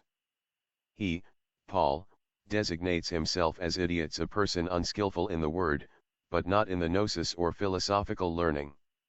We speak wisdom among the perfect or initiated, he writes, even the hidden wisdom, not the wisdom of this world, nor of the archons of this world, but divine wisdom in a mystery, secret which none of the archons of this world knew. ICOR 2. 6-8. What else can the apostle mean by those unequivocal words, but that he himself, as belonging to the mysty, initiated, spoke of things shown and explained only in the mysteries? The divine wisdom in a mystery which none of the archons of this world knew, has evidently some direct reference to the basileus of the Eleusinian initiation. Who did know? The basileus belonged to the staff of the great Hierophant, and was an archon of Athens, and as such was one of the chief mysti, belonging to the interior mysteries, to which a very select and small number obtained an entranced. Compare Taylor's Eleusinian and Bacchic mysteries. The magistrates supervising the Eleusinia were called archons. Isis Unveiled, 2. 89. We will deal, however, first with Simon the magician. Section 14. Simon and his biographer Hippolytus, page 117, as shown in our earlier volumes. Simon was a pupil of the Tanum of Samaria, and the reputation he left behind him, together with the title of the great power of God, testify in favor of the ability and learning of his masters. But the Tanum were Kabbalists of the same secret school as John of the Apocalypse, whose careful aim it was to conceal as much as possible the real meaning of the names in the Mosaic books. Still, the calumnies so jealously disseminated against Simon Magus by the unknown authors and compilers of the Acts and other writings, could not cripple the truth to such an extent as to conceal the fact that no Christian could rival him in thaumaturgic deeds.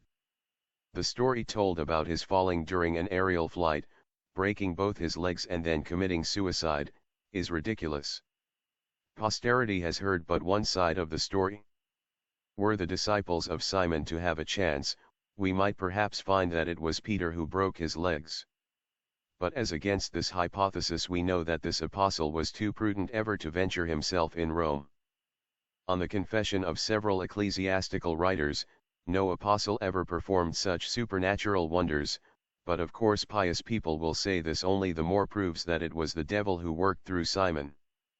He was accused of blasphemy against the Holy Ghost, only because he introduced as the Holy Spiritus the mens, intelligence, or the mother of all. But we find the same expression used in the book of Enoch, in which, in contradistinction to the Son of Man, he speaks of the Son of the woman.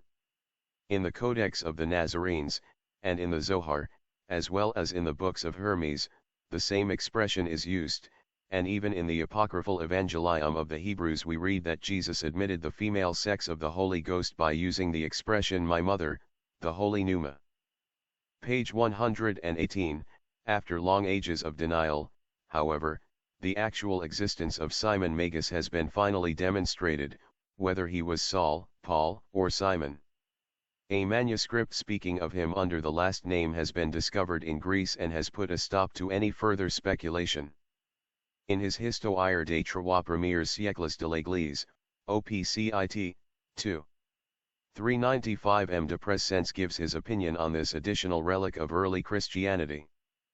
Owing to the numerous myths with which the history of Simon abounds, he says many theologians, among Protestants, he ought to have added, have concluded that it was no better than a clever tissue of legends. But he adds, it contains positive facts, it seems, now warranted by the unanimous testimony of the Fathers of the Church and the narrative of Hippolytus recently discovered. Quoted by de Merville. OPCIT, 6. 41 and 42. This ms is very far from being complimentary to the alleged founder of Western Gnosticism. While recognizing great powers in Simon, it brands him as a priest of Satan, which is quite enough to show that it was written by a Christian.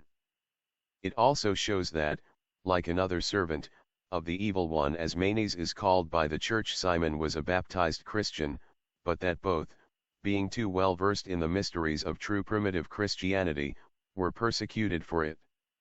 The secret of such persecution was then, as it is now, quite transparent to those who study the question impartially. Seeking to preserve his independence, Simon could not submit to the leadership or authority of any of the apostles, least of all to that of either Peter or John, the fanatical author of the Apocalypse. Hence charges of heresy followed by anathema maranatha. The persecutions by the church were never directed against magic, when it was orthodox, for the new theurgy, established and regulated by the Fathers, now known to Christendom as grace and miracles, was, and is still, when it does happen, only magic, whether conscious or unconscious. Such phenomena as have passed to posterity under the name of divine miracles were produced through powers acquired by great purity of life and ecstasy. Prayer and contemplation added to asceticism are the best means of discipline in order to become a theurgist, where there is no regular initiation. For intense prayer for the accomplishment of some object is only intense will and desire, resulting in unconscious magic. In our own day George Muller of Bristol has proved it. But divine miracles are produced by the same causes that generate effects of sorcery. Uneven balances, page 119, the whole difference rests on the good or evil effects aimed at, and on the actor who produces them. The thunders of the Church were directed only against those who dissented from the formulae and attributed to themselves the production of certain marvelous effects, instead of fathering them on a personal God, and thus while those adepts in magic arts who acted under her direct instructions and auspices were proclaimed to posterity and history as saints and friends of God, all others were hooted out of the Church and sentenced to eternal calumny and curses from their day to this. Dogma and authority have ever been the curse of humanity, the great extinguishers of light and truth. Mr. St. George Fane Fox has admirably expressed the idea in his eloquent appeal to the many rival schools and societies in India. I feel sure, he said, that the prime motive, however dimly perceived, by which you, as the promoters of these movements, were actuated, was a revolt against the tyrannical and almost universal establishment throughout all existing social and so-called religious institutions of a usurped authority in some external form, supplanting and obscuring the only real and ultimate authority, the indwelling spirit of truth revealed to each individual soul, true conscience in fact, that supreme source of all human wisdom and power which elevates man above the level of the brute. To the members of the Aryan Samaj, the Theosophical Society, Brahmo, and Hindu Samaj and other religious and progressive societies in India, it was perhaps the recognition of a germ of that which, later on, in the then nascent church, grew into the virus of insatiate power and ambition, culminating finally in the dogma of infallibility, that forced Simon, and so many others, to break away from her at her very birth. Sects and dissensions began with the 1st century. While Paul rebukes Peter to his face, John slanders under the veil of vision the Nicolaitans, and makes Jesus declare that he hates them. Revelation 2.6. Therefore we pay little attention to the accusations against Simon in the ms found in Greece. It is entitled Philosophumena. Its author, regarded as Saint Hippolytus by the Greek Church, is referred to as an unknown heretic by the Papists, only because he speaks in it very slanderously of Pope Callistus, also a saint. Nevertheless, Greeks and Latins agree in declaring the Philosophumena to be an extraordinary and very erudite work. Its antiquity and genuineness have been vouched for by the best authorities of Tübingen. Whoever the author may have been, he expresses himself about Simon in this wise: Simon, a man well versed in magic arts, deceived many persons partly by the, page 120, Art of Thresemds. This art is not common jugglery, as some define it now, it's a kind of psychological jugglery, if jugglery at all, where fascination and glamour are used as means of producing illusions. It is hypnotism on a large scale and partly with the help of demons. The author asserts in this his Christian persuasion. He determined to pass himself off as a god.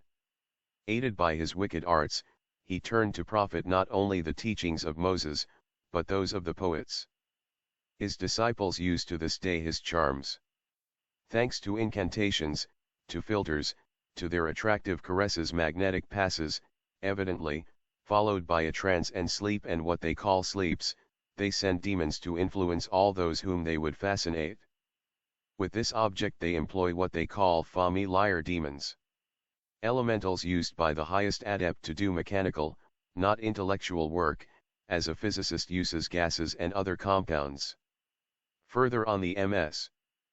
reads, the Magus, Simon, made those who wished to inquire of the demon, write what their question was on a leaf of parchment. This, folded in four, was thrown into a burning brazier, in order that the smoke should reveal the contents of the writing to the spirit, demon, Philos. 4. Incense was thrown by handfuls on the blazing coals, the Magus adding, on pieces of papyrus, the Hebrew names of the spirits he was addressing, and the flame devoured all. Very soon the divine spirit seemed to overwhelm the magician, who uttered unintelligible invocations, and plunged in such a state he answered every question, phantasmal apparitions being often raised over the flaming brazier. Ibid. 3. At other times fire descended from heaven upon objects previously pointed out by the magician. Ibid. Or again the deity evoked, crossing the room, would trace fiery orbs in its flight. Ibid. 9. Quoted from de Merville OPCIT 6.43. So far the above statements agree with those of Anastasius the Sinaiite. People saw Simon causing statues to walk, precipitating himself into the flames without being burnt, metamorphosing his body into that of various animals, lycanthropy, raising at banquets phantoms and specters, causing the furniture in the rooms to move about, by invisible spirits. He gave out that he was escorted by a number of shades to whom he gave the name of souls of the dead. Finally, he used to fly in the air. Anast, Patrol, Grek, Volsks, Kernel 523, Quaest XX. Ibid 6.45. Suetonius says in his Nero. In those days an Icarus fell at his first ascent near Nero's box and covered it with his blood. Ibid, p.46. This sentence, referring evidently to some unfortunate acrobat who missed his footing and tumbled, is brought forward as a proof that it was Simon who fell Amédée Fleury. Rapports de Saint Paul of Exonique. 2:100. The whole of this is summarized from de Merville. Stones as evidences. Page 121, but the latter's name is surely too famous, if one must credit the Church Fathers, for the historian to have mentioned him simply as an Icarus. The writer is quite aware that there exists in Rome a locality named Simonium, near the church of SS Cosmas and Diomedes, Via Sacra, and the ruins of the ancient temple of Romulus, where the broken pieces of a stone, on which it is alleged the two knees of the Apostle Peter were impressed in thanksgiving after his supposed victory over Simon, are shown to this day. But what does this exhibition amount to? For the broken fragments of one stone, the Buddhists of Ceylon show a whole rock on Adam's Peak with another imprint upon it. A crag stands upon its platform, a terrace of which supports a huge boulder, and on the boulder rests for nearly 3,000 years the sacred footprint of a foot 5 feet long. Why not credit the legend of the latter, if we have to accept that of Saint Peter? Prince of Apostles, or Prince of Reformers, or even the firstborn of Satan, as Simon is called, all are entitled to legends and fictions. One may be allowed to discriminate, however. That Simon could fly, i.e., raise himself in the air for a few minutes, is no impossibility. Modem mediums have performed the same feat supported by a force that spiritualists persist in calling spirits. But if Simon did so, it was with the help of a self-acquired blind power that heeds little the prayers and commands of rival adepts, let alone saints. The fact is that logic is against the supposed fall of Simon at the prayer of Peter. For had he been defeated publicly by the apostle, his disciples would have abandoned him after such an evident sign of inferiority, and would have become orthodox Christians. But we find even the author of Philosophomena, just such a Christian, showing otherwise. Simon had lost so little credit with his pupils and the masses, that he went on daily preaching in the Roman Campania after his supposed fall from the clouds far above the Capitolium, in which fall he broke his legs only. Such a lucky fall is in itself sufficiently miraculous, one would say. Section 15. St. Paul, the real founder of present Christianity, page 122, we may repeat with the author of Phallicism, we are all for construction, even for Christian, although of course philosophical construction. We have nothing to do with reality, in man's limited, mechanical, scientific sense, or with realism. We have undertaken to show that mysticism is the very life and soul of religion, but we can never agree with the author that rites and ritual and formal worship and prayers are of absolute necessity of things, for the external can develop and grow and receive worship only at the expense of, and to the detriment of, the internal. The only real and true that the Bible is only misread and misrepresented when rejected as advancing supposed fabulous and contradictory things, that Moses did not make mistakes, but spoke to the children of men in the only way in which children in their knowledge can be addressed, that the world is indeed a very different place from that which it is assumed to be, that what is derided as superstition is the only true and the only scientific knowledge, and moreover that modem knowledge and modem science are to a great extent not only superstition, but superstition of a very destructive and deadly kind. H. Jennings, OPCIT, pages 37-38. All this is perfectly true and correct. But it is also true that the New Testament, the Acts, and the Epistles, however much the historical figure of Jesus may be true, all are symbolical and allegorical sayings, and that it was not Jesus but Paul who was the real founder of Christianity, see Isis Unveiled, 2.574. But it was not the official church Christianity, at any rate. The disciples were called Christians first in Antioch, the Acts of the Apostles tell us, 11:26, and they were not so called before, nor for a long time after, but simply Nazarenes. This view is found in more than one writer of the present and the past centuries. But, hitherto, it has always been laid aside as an unproven hypothesis, a blasphemous assumption, though, as the author of Paul, the founder of Christianity art, by Drive. A. Wilder, in Evolution truly says, abrogation of law by initiates, page 123, such men as Irenaeus, Epiphanius, and Eusebius have transmitted to posterity a reputation for such untruth and dishonest practices that the heart sickens at the story of the crimes of that period. The more so, since the whole Christian scheme rests upon their sayings. But we find now another corroboration, and this time on the perfect reading of biblical glyphs. In the source of measures we find the following: it must be borne in mind that our present Christianity is Pauline, not Jesus. Jesus, in his life, was a Jew, conforming to the law. Even more, he says, the scribes and Pharisees sit in Moses' seat, whatsoever therefore they command you to do, that observe and do. And again, I did not come to destroy but to fulfill the law. Therefore, he was under the law to the day of his death, and could not, while in life, abrogate one jot or tittle of it. He was circumcised and commanded circumcision. But Paul said of circumcision that it availed nothing, and he, Paul, abrogated the law. Saul and Paul, that is, Saul, under the law, and Paul, freed from the obligations of the law, were in one man, but parallelisms in the flesh, of Jesus the man under the law as observing it, who thus died in Christos and arose, freed from its obligations, in the spirit world as Christos, or the triumphant Christ. It was the Christ who was freed, but Christ was the Spirit. Saul in the flesh was the function of, and parallel of Christos. Paul in the flesh was the function and parallel of Jesus become Christ in the Spirit, as an early reality to answer to and act for the apotheosis, and so armed with all authority in the flesh to abrogate human law. OPCITP.262. The real reason why Paul is shown as abrogating the law can be found only in India, where to this day the most ancient customs and privileges are preserved in all their purity, notwithstanding the abuse leveled at the same.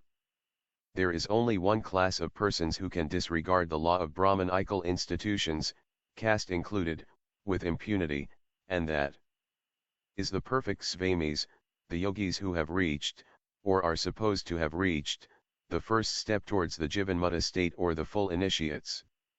And Paul was undeniably an initiate. We will quote a passage or two from Iris Unveiled, for we can say now nothing better than what was said then. Take Paul, read the little of original that is left of him in the writings attributed to this brave, honest, sincere man, and see whether anyone can find a word therein to show that Paul meant by the word Christ anything more than the abstract ideal of the personal divinity indwelling in man. For Paul, Christ is not a person, but, page 124, an embodied idea. If any man is in Christ, he is a new creation, he is reborn, as after initiation, for the Lord is Spirit, the Spirit of man.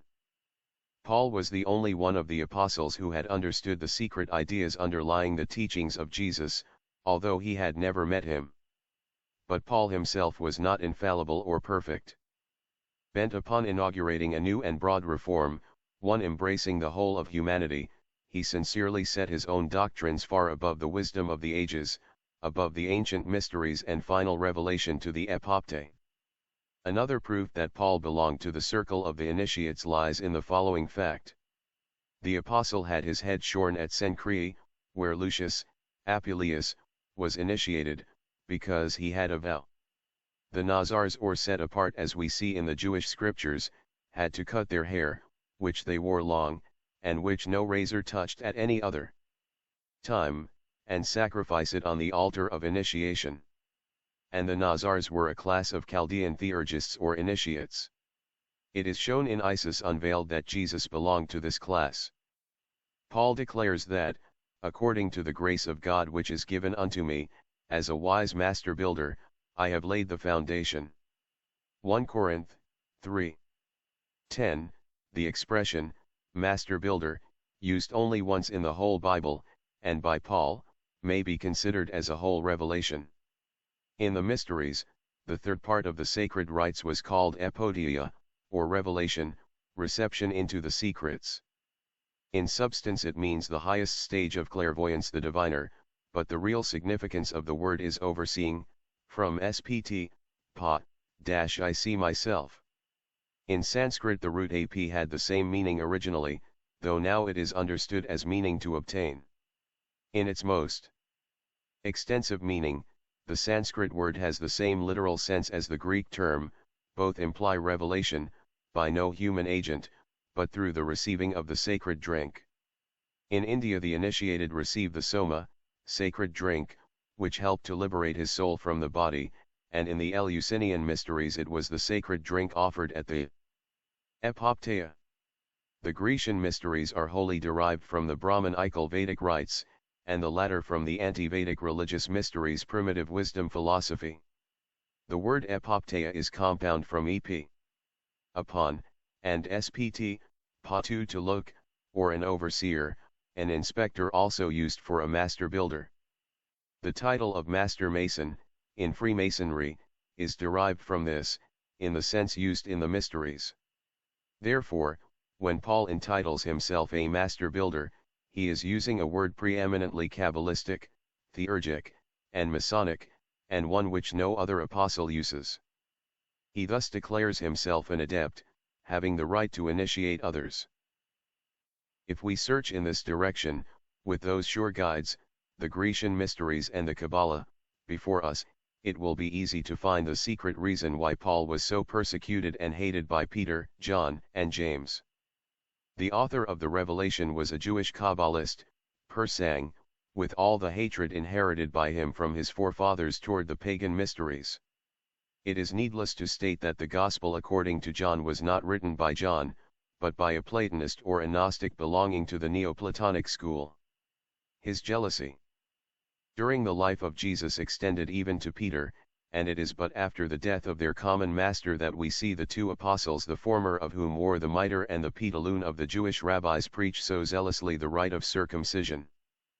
Paul changed to Simon, page 125, in the eyes of Peter, Paul, who had humiliated him, and whom he felt so much his superior in Greek learning and philosophy, must have naturally appeared as a magician, a man polluted with the gnosis, with the wisdom of the Greek mysteries. Hence, perhaps, Simon the magician as a comparison, not a nickname. Ibid.joxit. The fact that Peter persecuted the apostle of the Gentiles under that name, does not necessarily imply that there was no Simon Magus individually distinct from Paul. It may have become a generic name of abuse. Theodoret and Chrysostom, the earliest and most prolific commentators on the Gnosticism of those days, seem actually to make of Simon a rival of Paul and to state that between them passed frequent messages. The former, as a diligent propagandist of what Paul terms the antithesis of the gnosis, I Epistle to Timothy, must have been a sore thorn in the side of the apostle. There are sufficient proofs of the actual existence of Simon Magus. Section 16. Peter, a Jewish Kabbalist, not an initiate, page 126. As to Peter, biblical criticism has shown that in all probability he had no more to do with the foundation of the Latin Church at Rome than to furnish the pretext, so readily seized upon by the cunning Irenaeus, of endowing the Church with a new name for the apostle Petra or Kipha, a name which, by an easy play upon words, could be readily connected to Petroma. The Petroma was a pair of stone tablets used by the Hierophants at the initiations, during the final mystery. In this lies concealed the secret of the Vatican claim to the seat of Peter. As already quoted in Isis Unveiled, 2.92, in the Oriental countries the designation Peter, in Phoenician and Chaldean interpreter, appears to have been the title of this personage. Taylor's Eleusinian and Bacchic Mysteries, Wilder's ed., px. So far, and as the interpreters of Neo-Christianism, the popes have most undeniably the right to call themselves successors to the title of Peter, but hardly the successors to, least of all the interpreters of, the doctrines of Jesus, the Christ, for there is the Oriental Church, older and far purer than the Roman hierarchy, which, having ever faithfully held to the primitive teachings of the apostles, is known historically to have refused to follow the Latin Societas from the original Apostolic Church, though, curiously enough, she is still referred to by her Roman sister as the Schismatic Church. It is useless to repeat the reasons for the statements above made, as they may all be found in Isis Unveiled, 2.91-94, where the words Peter, Pater, and Pitar are explained, and the origin of the seat of Pittah is shown. The reader will find upon referring to the above pages that an inscription was found on the coffin of Queen Mentuhepet of the 11th dynasty, 2250 BC. According to Bunsen, which in its turn was shown to have been transcribed from the 17th chapter of the Book of the Dead, dating certainly not later than 4500 BC, or 496 years before the world's creation, in the Genesiacal chronology. The seat of Peter, page 127, nevertheless, Baron Bunsen shows the group of the hieroglyphics given, Peter Refsug, the mystery word, and the sacred formulary mixed up with a whole series of glosses and various interpretations on a monument 4,000 years old. This is identical with saying that the record, the true interpretation, was at that time no longer intelligible. We beg our readers to understand that a sacred text, a hymn, containing the words of a departed spirit, existed in such a state, about 4,000 years ago, as to be all but unintelligible to royal scribes. Bunsen, Egypt's Place in History, v.90. Unintelligible to the non-initiated, this is certain, and it is so proved by the confused and contradictory glosses. Yet there can be no doubt that it was, for it still is a mystery word. The Baron further explains, it appears to me that RPTR is literally the old Aramaic and Hebrew pater, which occurs in the history of Joseph as the specific word for interpreting, whence also Pitrum is the term for interpretation of a text, a dream. This word, PTR, was partially interpreted owing to another word similarly written in another group of hieroglyphics, on a stele, the glyph used for it being an opened eye, interpreted by Darouge stele, p.44 as to appear, and by Bunsen as illuminator. Which is more correct? However, it may be, the word pater, or Peter, would locate both master and disciple in the circle of initiation, and connect them with the secret doctrine, while in the seat of Peter we can hardly help seeing a connection with Petroma, the double set of stone tablets used by the Hierophant at the supreme initiation during the final mystery, as already stated, also with the Pithasthana, seat, or the place of a seat, a term used in the mysteries of the Tantrics in India, in which the limbs of the Sati are scattered and then united again, as those of Osiris by Isis. See Dowson's Hindu classical diet, Subvak, Pithasthanam. Pitha is a Sanskrit word, and is also used to designate the seat of the initiating Lama. Whether all the above terms are due simply to coincidences or otherwise is left to the decision of our learned symbologists and philologists. We state facts and nothing more. Many other writers, far, page 128, more learned and entitled to be heard than the author has ever claimed to be, have sufficiently demonstrated that Peter never had anything to do with the foundation of the Latin Church, that his supposed name Petra, or Kipha, also the whole story of his apostleship at Rome, are simply a play on the term, which meant in every country, in one or another form, the Hierophant or interpreter of the mysteries, and that finally, far from dying a martyr at Rome, where he had probably never been, he died at a good old age at Babylon. In Sefer Toleth Shu, a Hebrew manuscript of great antiquity, evidently an original and very precious document, if one may judge from the care the Jews took to hide it from the Christian Simon, Peter, is referred to as a faithful servant of God, who passed his life in austerities and meditation, a Kabbalist and a Nazarene who lived at Babylon at the top of a tower, composed hymns, preached charity, and died there. The Secret Doctrine Volume 3 by H.P. Blavatsky Pale 2 of 4. Click here to go to Part 1. Click here to go to Part 3. Click here to go to Part 477. Apollonius of Tyana 1729-78. The Mysterious Teacher 1731-79. Apollonius cannot be destroyed 133 de Merville on Apollonius 17135-81. Apollonius No Fiction 17137-82. Facts underlying adept biographies 18138-83. Jesus and Apollonius 18139-84. Biographies of Initiates 18141-85. Similarity of Legends 18143-86. Nature of Christ 18145-87. A Serious Translation 18147.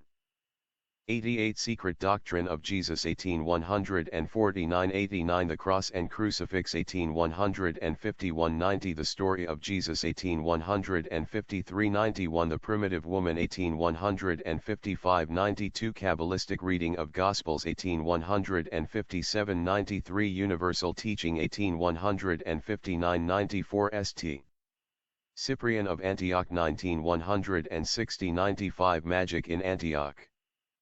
Sorcerer becomes saint 19163-97. The Eastern Gupta Vidya and the Kabbalah 2164-98. A Mystery Within a Mystery 2165-99. Authorship of the Zohar 2167-100. Chaldee and Hebrew 2169-101. The First Men 2171-102. Many events not historical 2173-103. The Real Hebrew characters lost.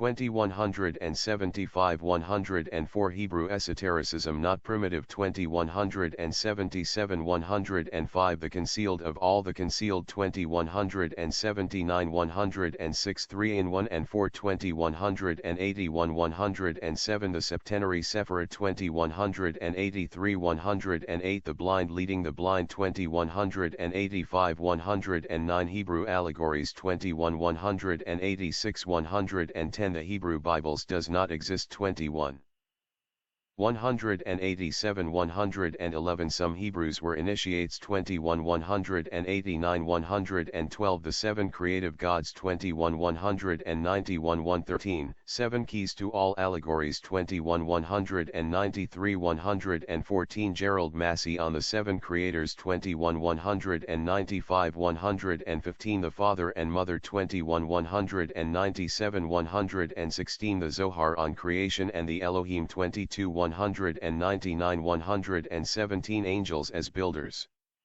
22 201 118 Who are the Elohim 22 203 119 Monad, Duad, and Triad 22 205 120 The creative gods 22 207 121 God the host.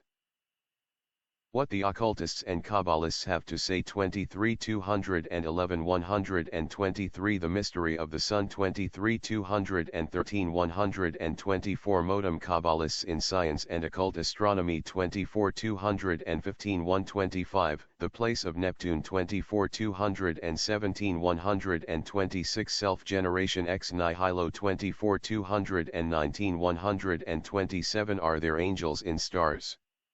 24 221 128 Eastern and Western occultism 25 222 129 Primordial matter 25 223 130 The great deep 25 225 131 The chaos of Genesis 25 227 132 The Bible of humanity 25 229 133 Chaos is theos or cosmos 25 231 134 108 25 233 135 The idols and the teraphim 26 234 136 Divining by teraphim 26 235 137 Jehovah and teraphim 26 237 138 Idol of the moon 26 239 139 Egyptian magic 27 241 140 Evidence of papyri 27 243 141 Symbols and their reading 27 245 142 Rebirth and transmigration 27 247 143 The Egyptian coast 27 249 144 Obsession in Egypt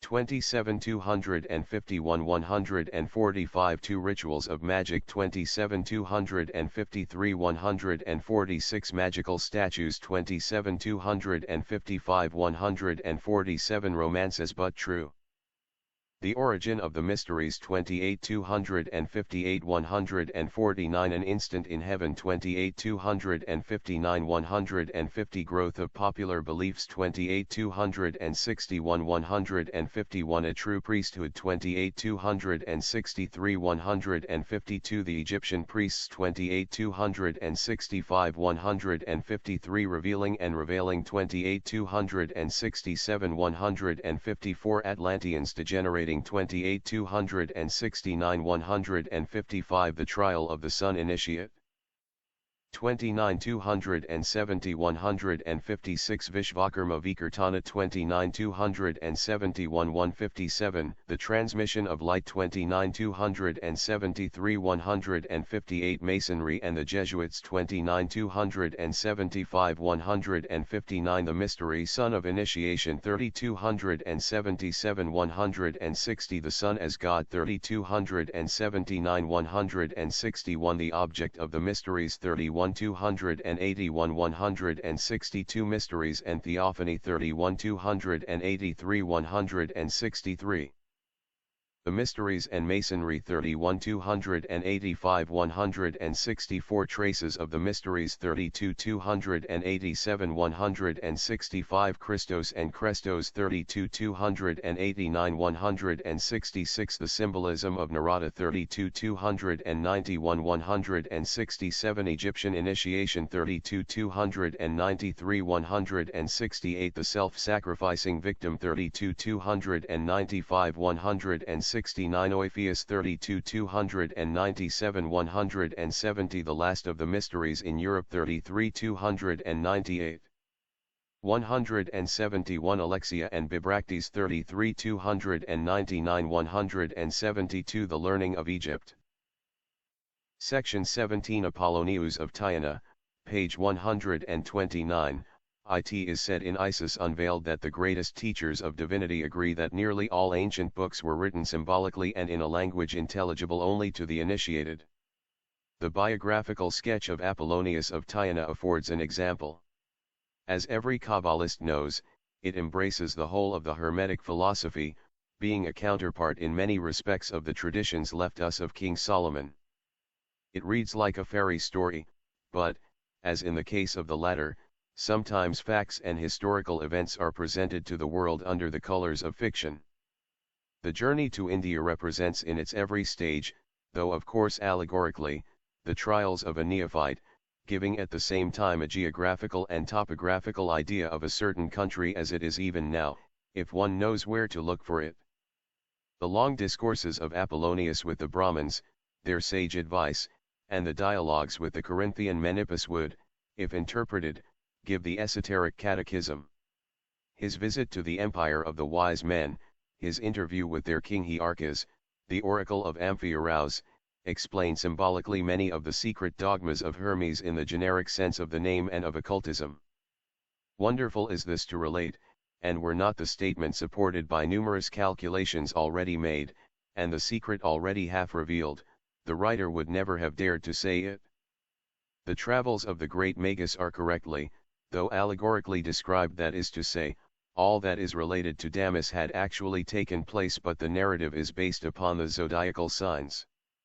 As transliterated by Damis under the guidance of Apollonius and translated by Philostratus, it is a marvel indeed.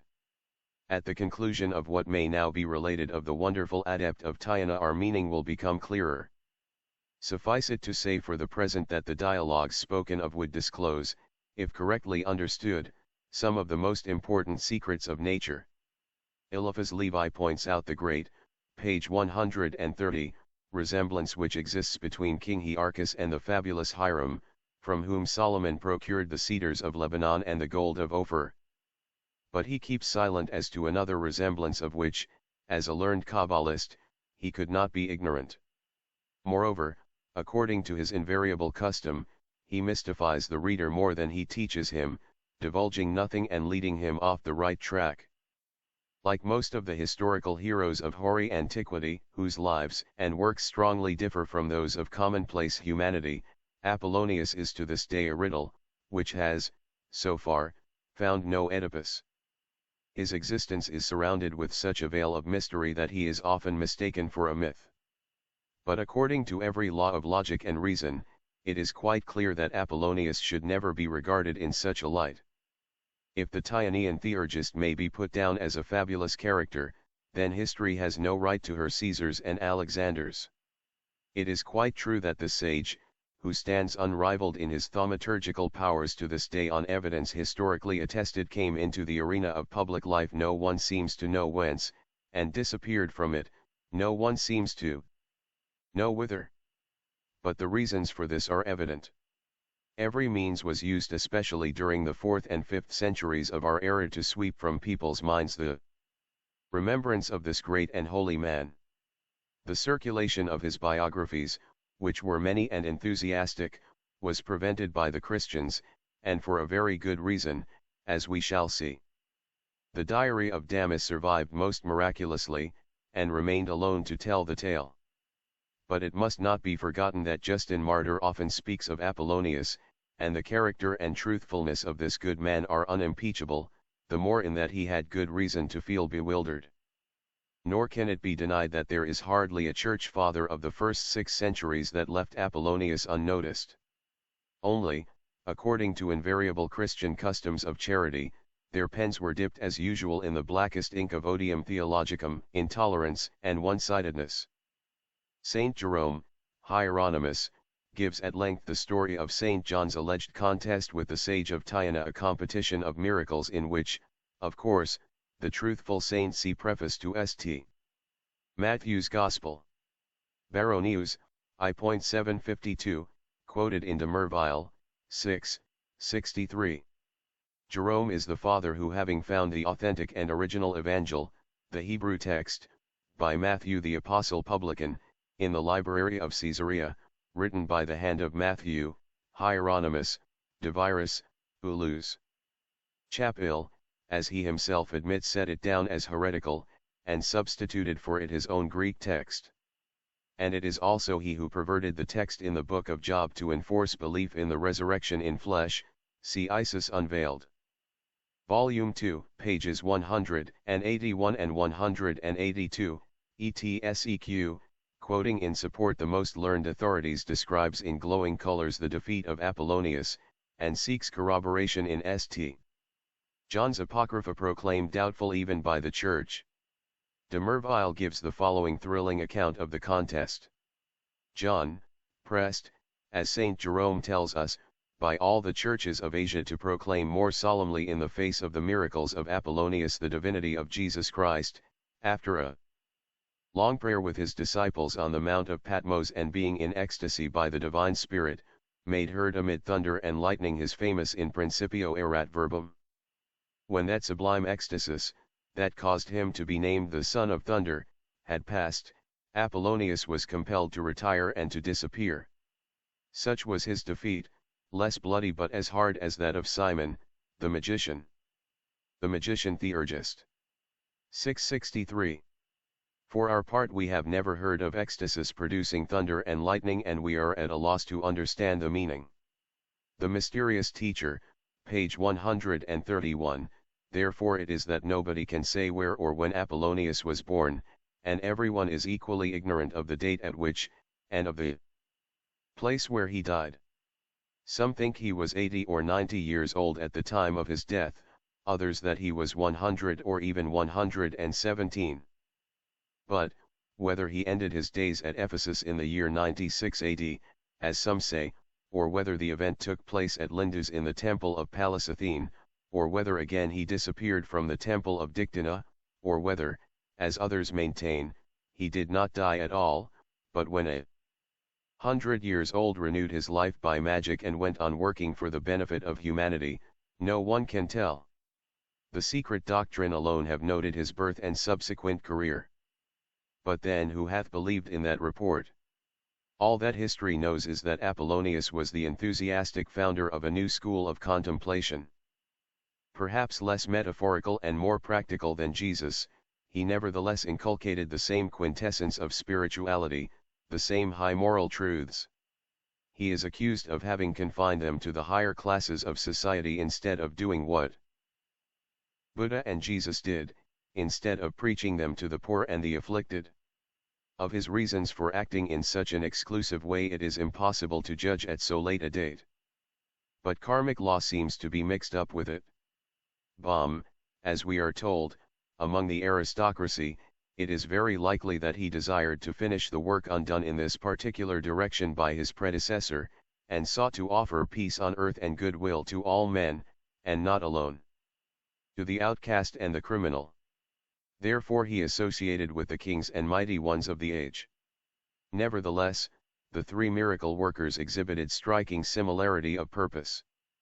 Like Jesus and like Buddha, Apollonius was the uncompromising enemy of all outward show of piety, all display of useless religious ceremonies, bigotry, and hypocrisy.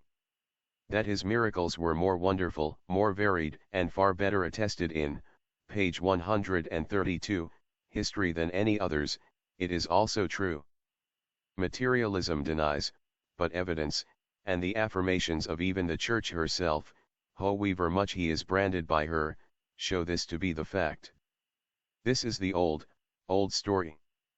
Who of us, theosophists, but knows by bitter personal experiences what clerical hatred, malice, and persecution can do in this direction, to what an extent of falsehood, calumny, and cruelty these feelings can go, even in our modern day, and what exemplars of Christ-like charity his alleged and self-constituted servants have shown themselves to be.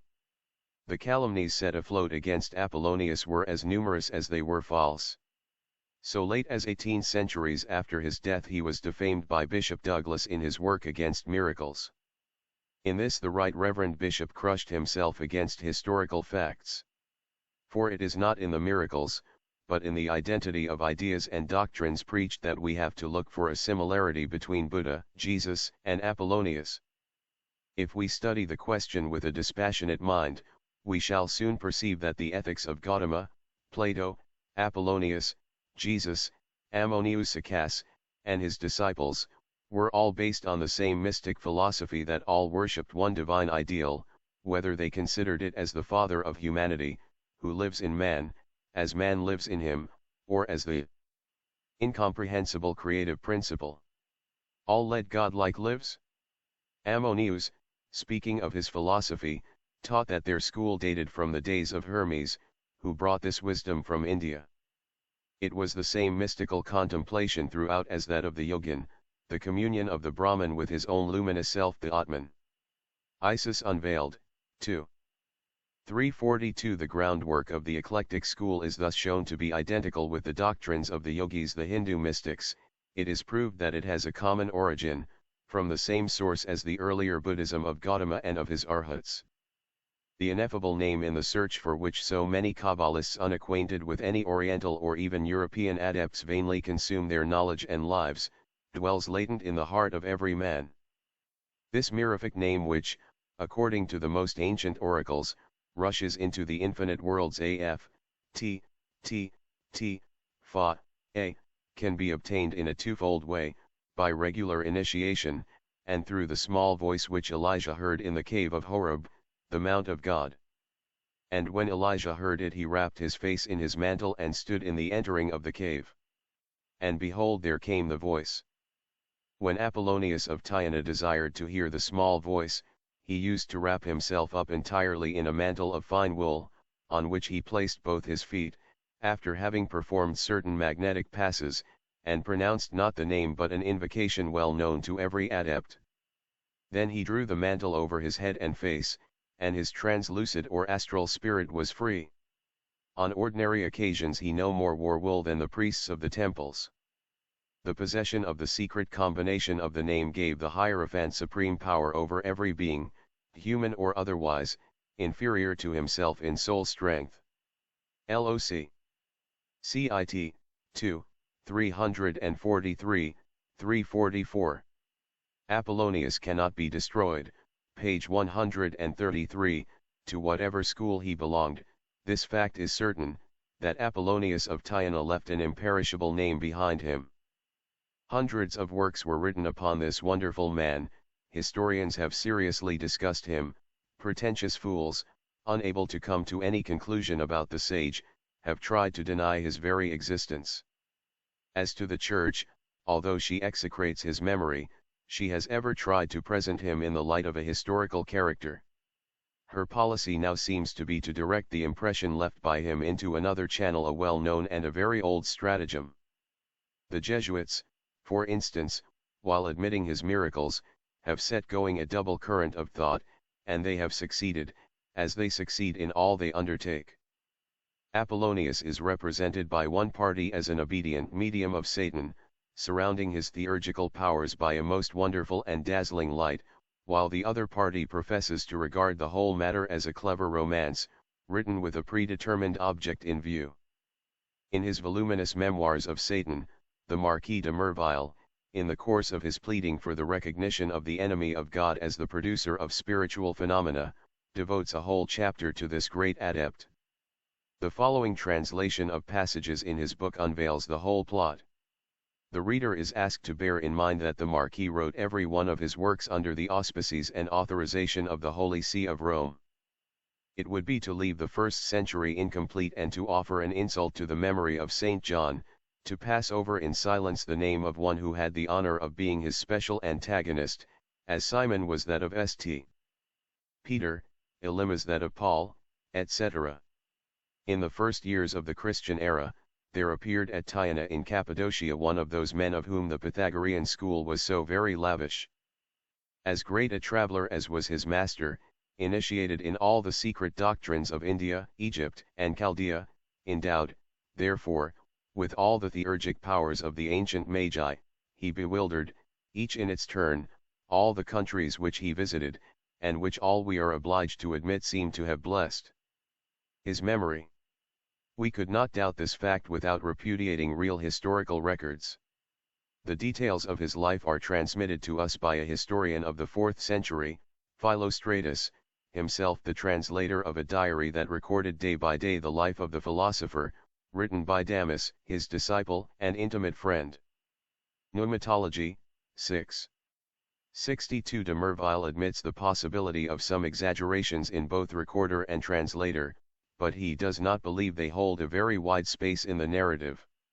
Therefore, he regrets to find the Abbé, page 134, Freppel in his eloquent essays, Les Apologistes Chrétiens au second siècle.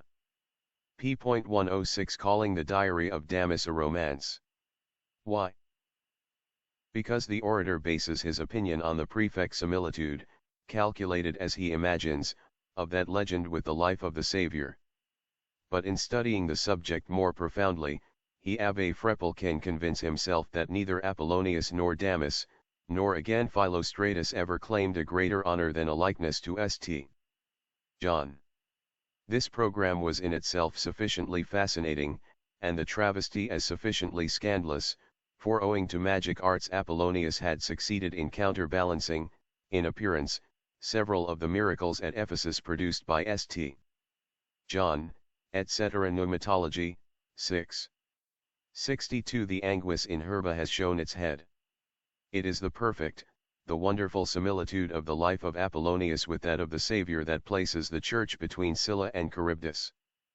To deny the life and the miracles of the former, would amount to denying the trustworthiness of the same apostles and patristic writers on whose evidence is built the life of Jesus himself. To father the adept's beneficent deeds, his raisings of the dead, acts of charity, healing powers, etc., on the old enemy would be rather dangerous at this time. Hence the stratagem to confuse the ideas of those who rely upon authorities and criticisms. The Church is far more clear-sighted than any of our great historians. The Church knows that to deny the existence of that adept would lead her to denying the Emperor Vespasian and his historians, the Emperors Alexander Severus and Aurelianus and their historians, and finally to deny Jesus and every evidence about him, thus preparing the way to her flock for finally denying herself. It becomes interesting to learn what she says in this emergency, through her chosen speaker, de Merville. It is as follows: what is there so new and so impossible in the narrative of Damas concerning their voyages to the countries of the Chaldees and the Gymnosophists? He asks. Try to recall, before denying, what were in those days those countries of marvels par excellence, as also the testimony of such men as Pythagoras, Empedocles, and Democritus, who ought to be allowed to have known what they were writing about. With what have we finally to reproach Apollonius? Is it for having made, as the oracles did, a series of prophecies and predictions wonderfully verified? No, because, better studied now, we know what they are. Many are they who do not know, hence, they do not believe in them. The oracles have now become to us, what they were to everyone during the past century, from Vandale to Fontenelle. De Merville on Apollonius, page 135, is it for having been endowed with second sight, and having had visions at a distance? Just so. Apollonius, during a lecture he was delivering at Ephesus before an audience of many thousands, perceived the murder of the Emperor Domitian in Rome and notified it at the very moment it was taking place, to the whole town, and Swedenborg, in the same manner, saw from Gothenburg the great fire at Stockholm and told it to his friends, no telegraph being in use in those days. No, for such phenomena are at the present day endemical in half Europe. Is it for having boasted of his knowledge of every existing language under the sun, without having ever learned one of them? But who can be ignorant of the fact that this is the best criterion, no criterion at all? The Hindu sadhus and adepts acquire the gift by the holiness of their lives. The Yogavidya teaches it, and no spirits are required of the presence and assistance of a spirit of whatever nature it may be? Or is it for having believed in transmigration, reincarnation? It is still believed in, by millions, in our day. No one has any idea of the number of the men of science who long for the re-establishment of the Druidical religion and of the mysteries of Pythagoras. Or is it for having exorcised the demons and the plague? The Egyptians, the Etruscans, and all the Roman pontiffs had done so long before. As to the pontiffs, the matter is rather doubtful. For having conversed with the dead? We do the same today, or believe we do so, which is all the same. For having believed in the emphasis? Where is the demonologist that does not know that the emphasis is the south demon referred to in David's Psalms, and dreaded then as it is feared even now in all northern Europe? But this alone is no reason why people should believe in this class of spirits. There are better authorities for such belief. For having made himself invisible at will? It is one of the achievements of mesmerism. For having appeared after his supposed death to the Emperor Aurelian above the city walls of Tyana, and for having compelled him thereby to raise the siege of that town? Such was the mission of every hero beyond the tomb, and the reason of the worship vowed to the Manes. De Merville's aim is to show that all such apparitions of the Manes or disembodied spirits are the work of the devil. Satan's simulacra. For having descended into the famous den of Trophonius, and taken from it an old book preserved for years after by the Emperor Adrian in his Antium library, the trustworthy and sober Pausanias had descended into the same den before Apollonius, and came back no less a believer. For having disappeared at his death? Yes, like Romulus, like Wotan, like Lycurgus, like Pythagoras, page 136, he might have added, like the great Shankaracharya, Sankliyapat, and so many other real adepts, even his own master, Jesus, for this is indeed a criterion of true adeptship, though to disappear one need not fly up in the clouds always under the most mysterious circumstances, ever attended by apparitions, revelations, etc. Let us stop here and repeat once more, had the life of Apollonius been simple romance, he would never have attained such a celebrity during his lifetime or created such a numerous sect, one so enthusiastic after his death. And, so to add to this, had all this been a romance, never would a Caracalla have raised a Harun to his memory, see Dion Cassius. XXVII 18, 2, or Alexander Severus have placed his bust between those of two demigods and of the true God, Lampertlius, Adrian, XXXIX. 2 or an empress have corresponded with him. Hardly rested from the hardships of the siege at Jerusalem, Titus would not have hastened to write to Apollonius a letter, asking to meet him at Arcs and adding that his father and himself, Titus, owed all to him, the great Apollonius, and that, therefore, his first thought was for their benefactor. Nor would the Emperor Aurelian have built a temple and a shrine to that great sage, to thank him for his apparition and communication at Tyana. That posthumous conversation, as all knew, saved the city, inasmuch as Aurelian had in consequence raised the siege. Furthermore, had it been a romance, history would not have had Vopiscus.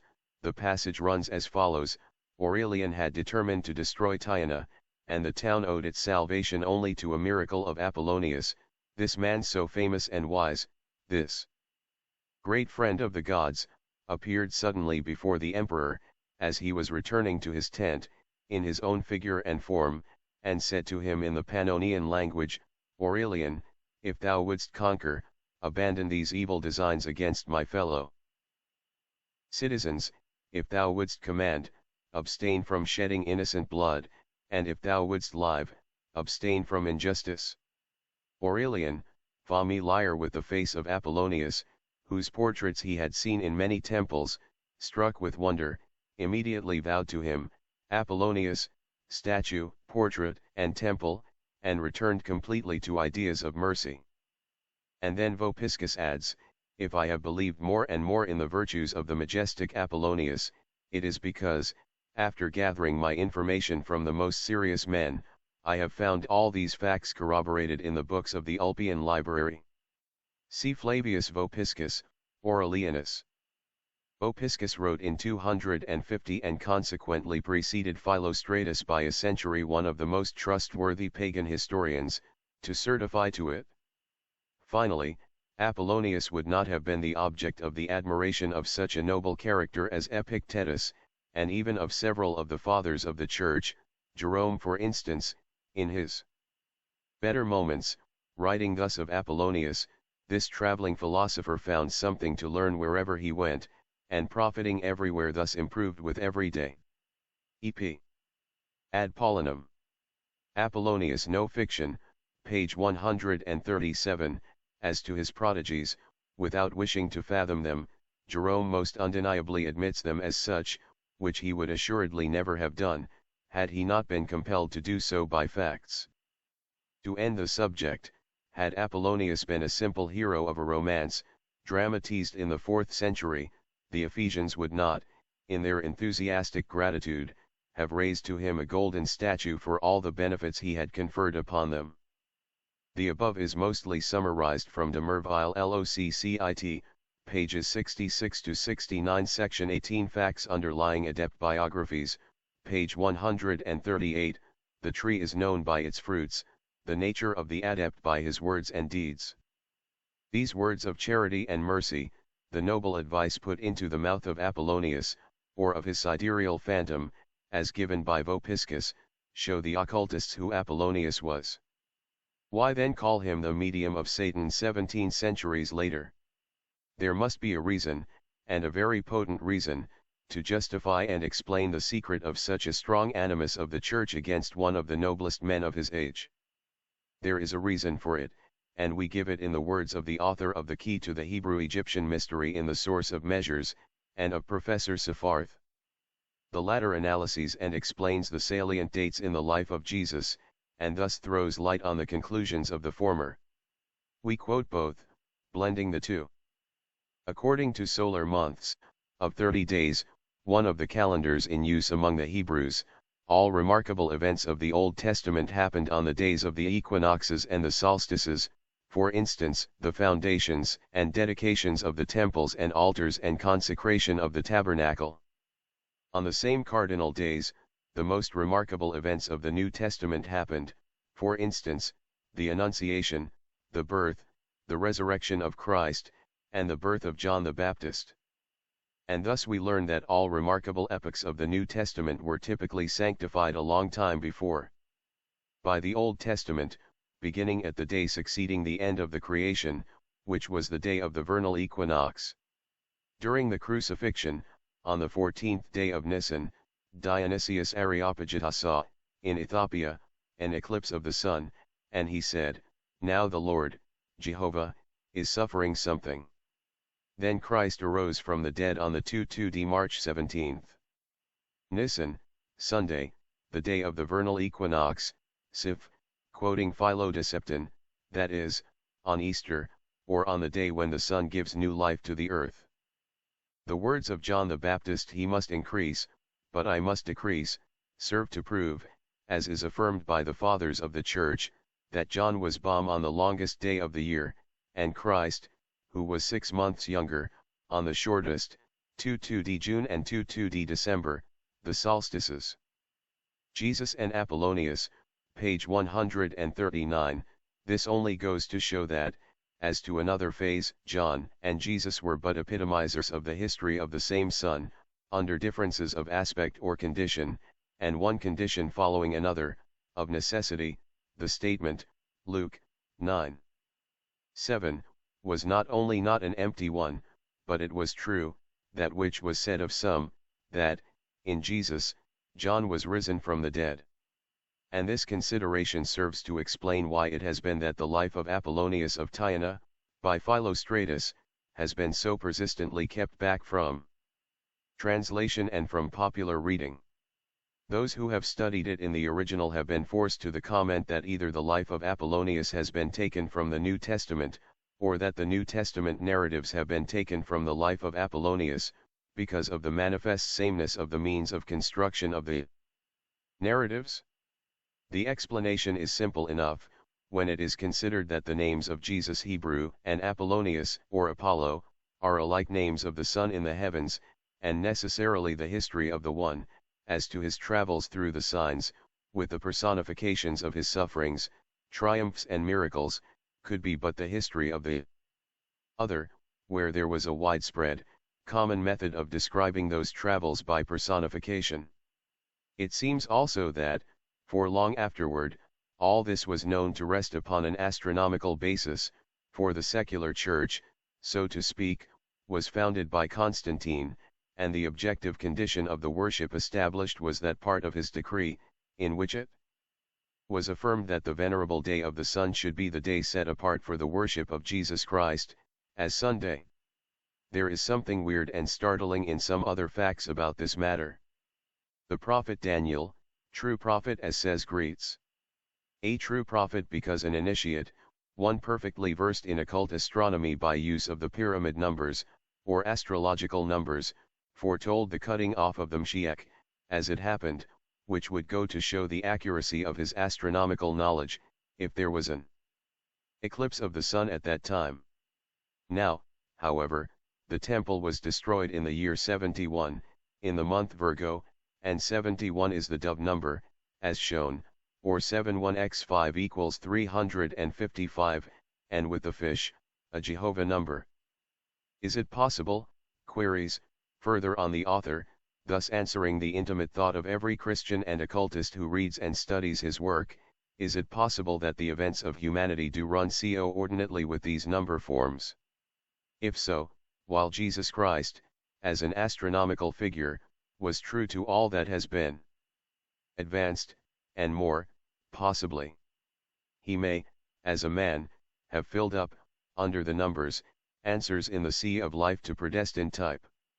The personality of Jesus does not appear to have been destroyed, because, as a condition, he was answering to astronomical forms and relations. The Arabian says, "Your destiny is written in the stars." Key to Hebrew. Egyptian Mystery, p. 259 ETSEQ. Astronomy and physiology are the bodies, astrology and psychology their informing souls, the former being studied by the eye of sensual perception, the latter by the inner or soul eye, and both are exact sciences. Nor is the personality of Apollonius destroyed, for the same, page 140, reason. The case of Jesus covers the ground for the same possibility in the cases of all adepts and avatars such as Buddha, Shankaracharya, Krishna, etc. All of these as great and as historical for their respective followers and in their countries, as Jesus of Nazareth is now for Christians and in this land. But there is something more in the old literature of the early centuries. Iamblichus wrote a biography of the great Pythagoras. The latter so closely resembles the life of Jesus that it may be taken for a travesty. Diogenes Laertius and Plutarch relate the history of Plato according to a similar style.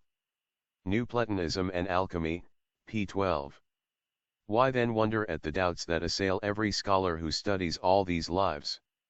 The Church herself knew all these doubts in her early stages, and though only one of her popes has been known publicly and openly as a pagan, how many more were there who were too ambitious to reveal the truth? This mystery, for mystery indeed it is to those who, not being initiates, fail to find the key of the perfect similitude between the lives of Pythagoras, Buddha, Apollonius, etc., is only a natural result for those who know that all these great characters were initiates of the same school.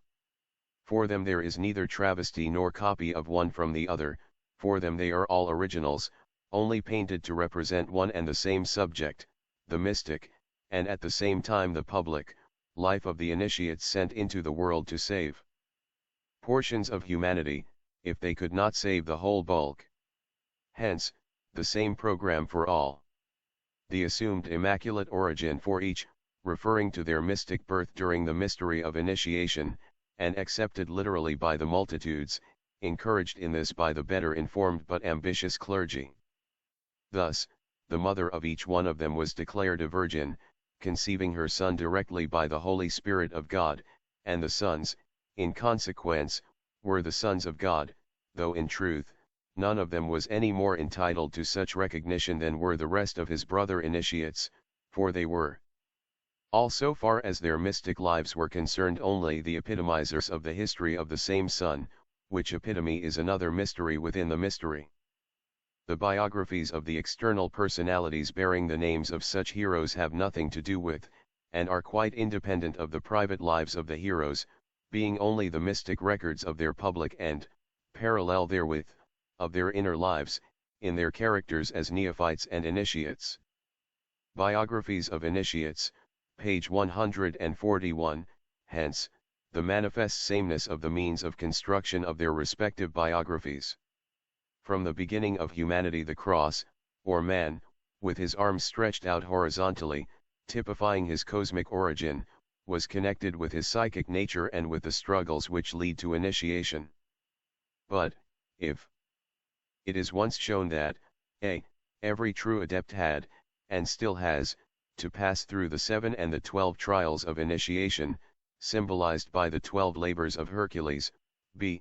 that the day of his real birth is regarded as that day when he is born into the world spiritually, his very age being counted from the hour of his second birth, which makes of him a twice-born, a dvija or initiate, on which day he is indeed born of a god and from an immaculate mother, and, c. that the trials of all these personages are made to correspond with the esoteric significance of initiatory rites, all of which corresponded to the 12 zodiacal signs. Then every one will see the meaning of the travels of all those heroes through the signs of the sun in heaven, and that they are in each individual case a personification of the sufferings, triumphs and miracles of an adept, before and after his initiation. When to the world at large all this is explained, then also the mystery of all those lives, so closely resembling each other that the history of one seems to be the history of the other, and vice versa, will, like everything else, become plain. Take an instance. The legends, for they are all legends for exoteric purposes, whatever may be the denials in one case of the lives of Krishna, Hercules, Pythagoras, Buddha, Jesus, Apollonius, Chaitanya. On the worldly plane, their biographies, if written by one outside the circle, would differ greatly from what we read of them in the narratives that are preserved of their mystic lives. Nevertheless, however much masked and hidden from the profane gaze, the chief features of such lives will all be found there in common. Each of those characters is represented as a divinely begotten Soter, Savior, a title bestowed on deities, great kings, and heroes. Every one of them, whether at their birth or afterwards, is searched for, and threatened with death, yet never killed, by an opposing power, the world of matter and illusion, whether it be called a King Kansa, King Herod, or King Mara, the evil power.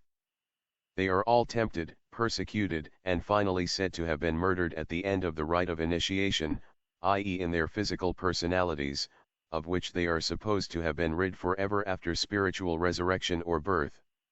And having thus come, page 142, to an end by this supposed violent death, they all descend to the netherworld, the pit, or hell, the kingdom of temptation, lust and matter, therefore of darkness, whence returning, having overcome the crest condition, they are glorified and become gods. It is not in the course of their everyday life, then, that the great similarity is to be sought, but in their inner state and in the most important events of their career as religious teachers. All this is connected with, and built upon, an astronomical basis, which serves, at the same time, as a foundation for the representation of the degrees and trials of initiation, descent into the kingdom of darkness and matter, for the last time, to emerge therefrom as sons of righteousness, is the most important of these and, therefore, is found in the history of all the Soters from Orpheus and Hercules, down to Krishna and Christ. Says Euripides, Heracles, who has gone from the chambers of earth, leaving the nether home of Pluto. Heracles 807. And Virgil writes, at thee the Stygian lakes trembled, thee the janitor of Orcus feared. Thee not even Typhon frightened. Hail, true son of Jove, glory added to the gods. Aeneid, 8, 274, ff. Orpheus seeks, in the kingdom of Pluto, Eurydice, his lost soul. Krishna goes down into the infernal regions and rescues therefrom his 6 brothers, he being the 7th principle, a transparent allegory of his becoming a perfect initiate, the whole of the 6 principles merging into the 7th. Jesus is made to descend into the kingdom of Satan to save the soul of Adam, or the symbol of material physical humanity. Have any of our learned Orientalists ever thought of searching for the origin of this allegory, for the parent seed of that tree of life which bears such verdant boughs since it was first planted on earth by the hand of its builders? We fear not. Yet it is found, as is now shown, even in the exoteric, distorted interpretations of the Vedas of the Rig Veda, the oldest, the most trustworthy of all the 4, this root and seed of all future initiate saviors being called in it the Visvakarma, the father principle, beyond the comprehension of mortals, in the 2nd stage Surya, the sun, who offers himself as a sacrifice to himself, in the 3rd, the initiate, who sacrifices his physical to his spiritual self. Similarity of legends, page 143, it is in Visvakarma, the omnificent who becomes, mystically, Vikartana, the sun shorn of his beams, who suffers for his too ardent nature, and then becomes glorified, by purification, that the keynote of the initiation into the greatest mystery of nature was struck. Hence the secret of the wonderful similarity. All this is allegorical and mystical, and yet perfectly comprehensible and plain to any student of Eastern occultism, even superficially acquainted with the mysteries of initiation. In our objective universe of matter and false appearances, the sun is the most fitting emblem of the life-giving, beneficent deity. In the subjective, boundless world of spirit and reality, the bright luminary has another and a mystical significance, which cannot be fully given to the public. The so-called idolatrous Parsis and Hindus are certainly nearer the truth in their religious reverence for the sun, than the cold, ever analyzing, and as ever mistaken, public is prepared to believe, at present. The Theosophists, who will be alone able to take in the meaning, may be told that the sun is the external manifestation of the 7th principle of our planetary system, while the moon is its 4th principle, shining in the borrowed robes of her master, saturated with and reflecting every passionate impulse and evil desire of her grossly material body. Earth. The whole cycle of adeptship and initiation and all its mysteries are connected with, and subservient to, these 2 and the 7 planets. Spiritual clairvoyance is derived from the sun. All psychic states, diseases, and even lunacy, proceed from the moon. According even to the data of history, her conclusions being remarkably erroneous while her premises are mostly correct, there is an extraordinary agreement between the legends of every founder of a religion, and also between the rites and dogmas of all, and the names and course of constellations headed by the Sunday. It does not follow, however, because of this, that both founders and their religions should be, the one myths, and the other superstitions. They are, one and all, the different versions of the same natural primeval mystery, on which the wisdom religion was based, and the development of its adepts subsequently framed. And now once more we have to beg the reader not to lend an ear to the charge against Theosophy in general and the writer in particular of disrespect toward one of the greatest and noblest characters in the history of adeptship, Jesus of Nazareth, nor even of hatred to the Church. The expression of truth and fact can hardly be regarded, page 144, with any approximation to justice, as blasphemy or hatred. The whole question hangs upon the solution of that one point: was Jesus as Son of God and Savior of mankind, unique in the world's annals? Was his case among so many similar claims the only exceptional and unprecedented one, his birth the sole supernaturally immaculate, and were others, as maintained by the Church, but blasphemous satanic copies and plagiarisms by anticipation? Or was he only the son of his deeds, a preeminently holy man, and a reformer, one of many, who paid with his life for the presumption of endeavoring, in the face of ignorance and despotic power, to enlighten mankind and make its burden lighter by his ethics and philosophy? The first necessitates a blind, all-resisting faith, the latter is suggested to everyone by reason and logic. Moreover, had the Church always believed as she does now, or rather, as she pretends she does, in order to be thus justified in directing her anathema against those who disagree with her, or has she passed through the same throes of doubt, nay, of secret denial and belief, suppressed only by the force of ambition and love of power? The question must be answered in the affirmative as to the second alternative. It is an irrefutable conclusion, and a natural inference based on facts known from historical records.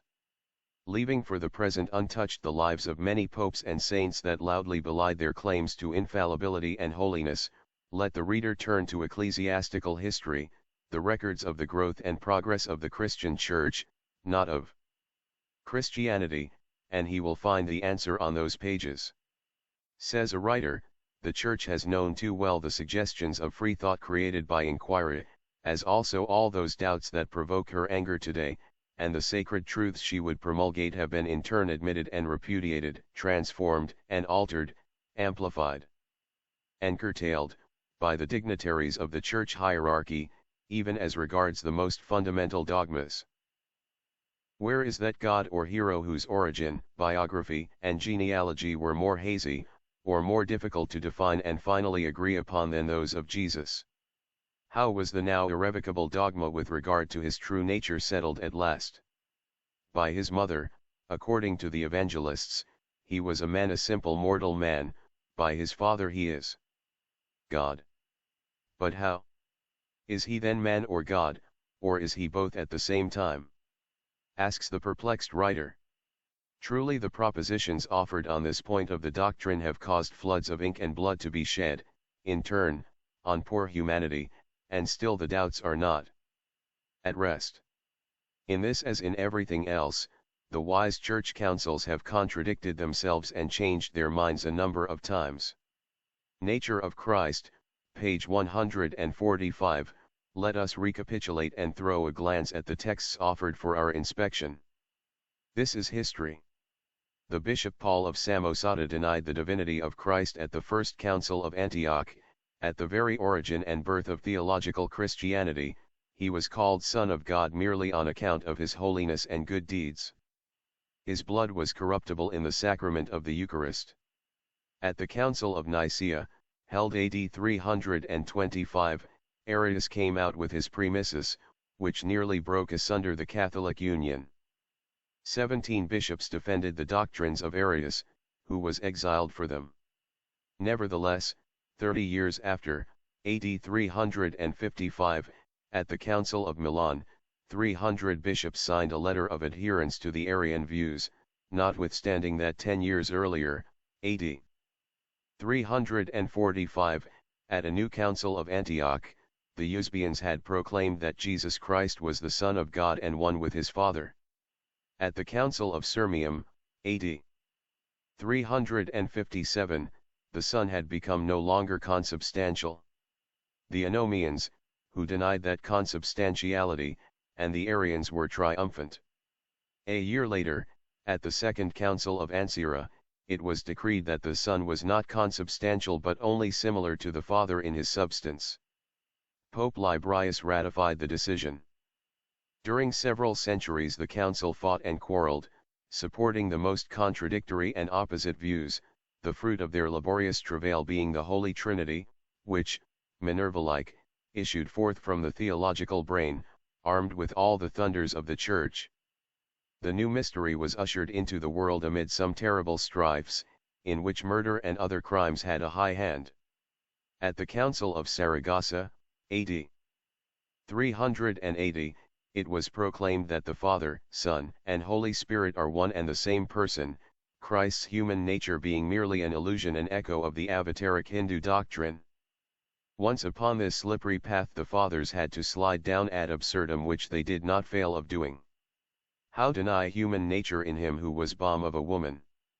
The only wise remark made during one of the councils of Constantinople came from Eutychus, who was bold enough to say, "May God preserve me from reasoning on the nature of my God," for which he was excommunicated by Pope Flavius. At the Council of Ephesus, AD 449, Eutychus had his revenge. As Eusebius, the voracious bishop of Caesarea, was forcing him into the, page 146, admission of two distinct natures in Jesus Christ, the council rebelled against him, and it was proposed that Eusebius should be burned alive. The bishops arose like one man, and with fists clenched, foaming with rage, demanded that Eusebius should be torn into halves, and be dealt by as he would deal with Jesus, whose nature he divided. Eutychus was re-established in his power and office, Eusebius and Flavius deposed. Then the two parties attacked each other most violently and fought. Saint Flavius was so ill-treated by Bishop Diodorus, who assaulted and kicked him, that he died a few days from the injuries inflicted. Every incongruity was courted in these councils, and the result is the present living paradoxes called church dogmas. For instance, at the First Council of Ancyra, AD 314, it was asked, in baptizing a woman with child, is the unborn baby also baptized by the fact? The council answered in the negative, because, as was alleged, the person thus receiving baptism must be a consenting party, which is impossible to the child in the mother's womb.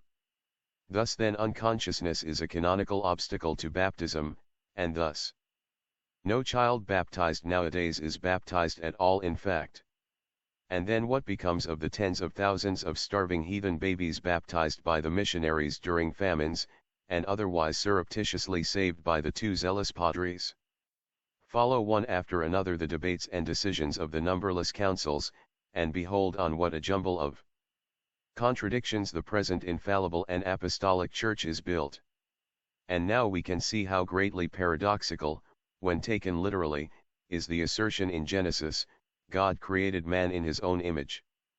Besides the glaring fact that it is not the atom of dust, of chapter 2, who is thus made in the divine image, but the divine androgyne, of chapter I, or Adam Kadmon, one can see for oneself that God, the God of the Christians at any rate, was created by man in his own image, amid the kicks, blows, and murders of the early councils.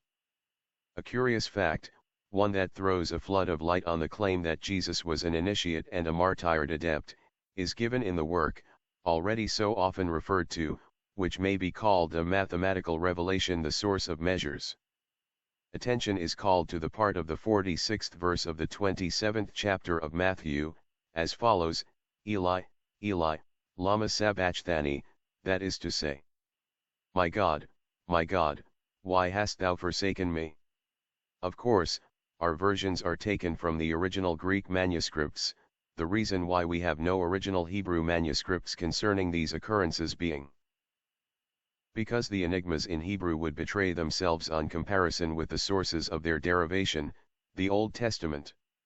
A serious mistranslation, page 147, the Greek manuscripts, without exception, give these words as Apa Saba. They are Hebrew words, rendered into the Greek, and in Hebrew are as follows. *vs. *11 1,1 IIW1 TFKS*. The scripture of these words says, that is to say, my God, why hast thou forsaken me, as their proper translation. Here then are the words beyond all dispute, and beyond all question, such is the interpretation given of them by scripture. Now the words will not bear this interpretation, and it is a false rendering. The true meaning is just the opposite of the one given, and is my God, how thou dost glorify me. But even more, for while lama is why, or how, as a verbal it connected the idea of to dazzle, or adverbially, it could run how dazzlingly, and so on. To the unwary reader this interpretation is enforced, and made to answer, as it were, to the fulfillment of a prophetic utterance, by a marginal reference to the first verse of the 22nd Psalm, which reads, my God, why hast thou forsaken me? The Hebrew of this verse for these words is, as to which the reference is correct, and the interpretation sound and good, but with an utterly different word. The words are Eli, Eli, lama sabachthani. No wit of man, however scholarly, can save this passage from falseness of rendering on its face, and as so, it becomes a most terrible blow upon the proper first face sacredness of the recital. App. 7, p.301. For 10 years or more, sat the revisers, of the Bible, a most imposing and solemn array of the learned of the land, the greatest Hebrew and Greek scholars of England, purporting to correct the mistakes and blunders, the sins of omission and of commission of their less learned predecessors, the translators of the Bible. Are we going to be told that none of them saw the glaring difference between the Hebrew words in Psalm XXII, Azabthani, and Sabachthani in Matthew, that they were not aware of the deliberate falsification? For falsification it was. And if we are asked the reason why the early church fathers resorted to it, the answer is plain, because the sacramental words belonged in their true rendering to pagan temple rites. Page 148, they were pronounced after the terrible trials of initiation, and were still fresh in the memory of some of the fathers when the Gospel of Matthew was edited into the Greek language. Because, finally, many of the hierophants of the mysteries, and many more of the initiates were still living in those days, and the sentence rendered in its true words would class Jesus directly with the simple initiates. The words, my God, my Son, thou hast poured thy radiance upon me, were the final words that concluded the thanksgiving prayer of the initiate, the Son and the glorified elect of the Sunday. In Egypt we find to this day carvings and paintings that represent the rite. The candidate is between two divine sponsors, one Osiris sun with the head of a hawk, representing life, the other Mercury the ibis-headed, psychopompic genius, who guides the souls after death to their new abode, Hades standing for the death of the physical body, figuratively. Both are shown pouring the stream of life, the water of purification, on the head of the initiate, the two streams of which, interlacing, form a cross. The better to conceal the truth, this basso-relievo has also been explained as a pagan presentment of a Christian truth. The Chevalier de Musso calls this Mercury, the assessor of Osiris' soul, as St. Michael is the assessor, Ferrer, of the word. The monogram of Crestos and the Labarum, the standard of Constantine who, by the by, died a pagan and was never baptized, is a symbol derived from the above rite and also denotes life and death. Long before the sign of the cross was adopted as a Christian symbol, it was employed as a secret sign of recognition among neophytes and adepts. Says Eliphas Levi, the sign of the cross adopted by the Christians does not belong exclusively to them. It is Kabbalistic, and represents the oppositions and quaternary equilibrium of the elements. We see by the occult verse of the Pater, to which we have called attention in another work, that there were originally two ways of making it, or, at least, two very different formulas to express its meaning, one reserved for priests and initiates, the other given to neophyte and the profane. Dogme et ritual de la haute magie, 2, 88. One can understand now why the Gospel of Matthew, the Evangel of the Ebionites, has been forever excluded in its Hebrew form from the world's curious grace. Jerome found the authentic and original Evangel written in Hebrew, by Matthew the publican, at the library collected at Caesarea by the martyr Pamphilius. I received permission from the Nazareans, who at Beroea of Syria used this Gospel to translate it, he writes toward the end of the 4th century. Hieronymus, De Virus Illust, ill, it is remarkable that, while all church fathers say that Matthew wrote in Hebrew, the whole of them use the Greek text as the genuine apostolic writing, without mentioning what relation the Hebrew Matthew has to our Greek one. It had many peculiar additions which are wanting in our Greek Evangel, Olshausen, Nachweisterichtiter. Samt Leichenschriften des Neuen Test, p. 32, Dunlap, Sod, the Son of Man, p. 44. Secret Doctrine of Jesus. Page 149, in the Evangel which the Nazarenes and Ebionites use, said Jerome, which recently I translated from Hebrew into Greek, and which is called by most persons the genuine Gospel of Matthew, etc. Comment to Matthew, 12:13, Book 11. Jerome adds that it was written in the Chaldee language, but with Hebrew letters. That the apostles had received a secret doctrine from Jesus, who confessed it in an unguarded moment. Writing to the bishops Chromatius and Heliodorus, he complains that a difficult work is enjoined, since this, translation, has been commanded me by your felicities, which Saint Matthew himself, the apostle and evangelist, did not wish to be openly written. For if this had not been secret he, Matthew, would have added to the Evangel that what he gave forth was his, but he made up this book sealed up in the Hebrew characters, which he put forth even in such way that the book, written in Hebrew letters and by the hand of himself, might be possessed by the men most religious, who also, in the course of time, received it from those who preceded them. But this very book they never gave to any one to be transcribed, and its text they related some one way and another. St. Jerome v. 445, Dunlap, Sod, the Son of Man, p. 46. And he adds further on the same page, and it happened that this book, having been published by a disciple of Manichaeus, named Seleucus, who also wrote falsely the Acts of the Apostles, exhibited matter not for edification, but for destruction, and that this book was approved in a synod which the ears of the Church properly refused to listen to.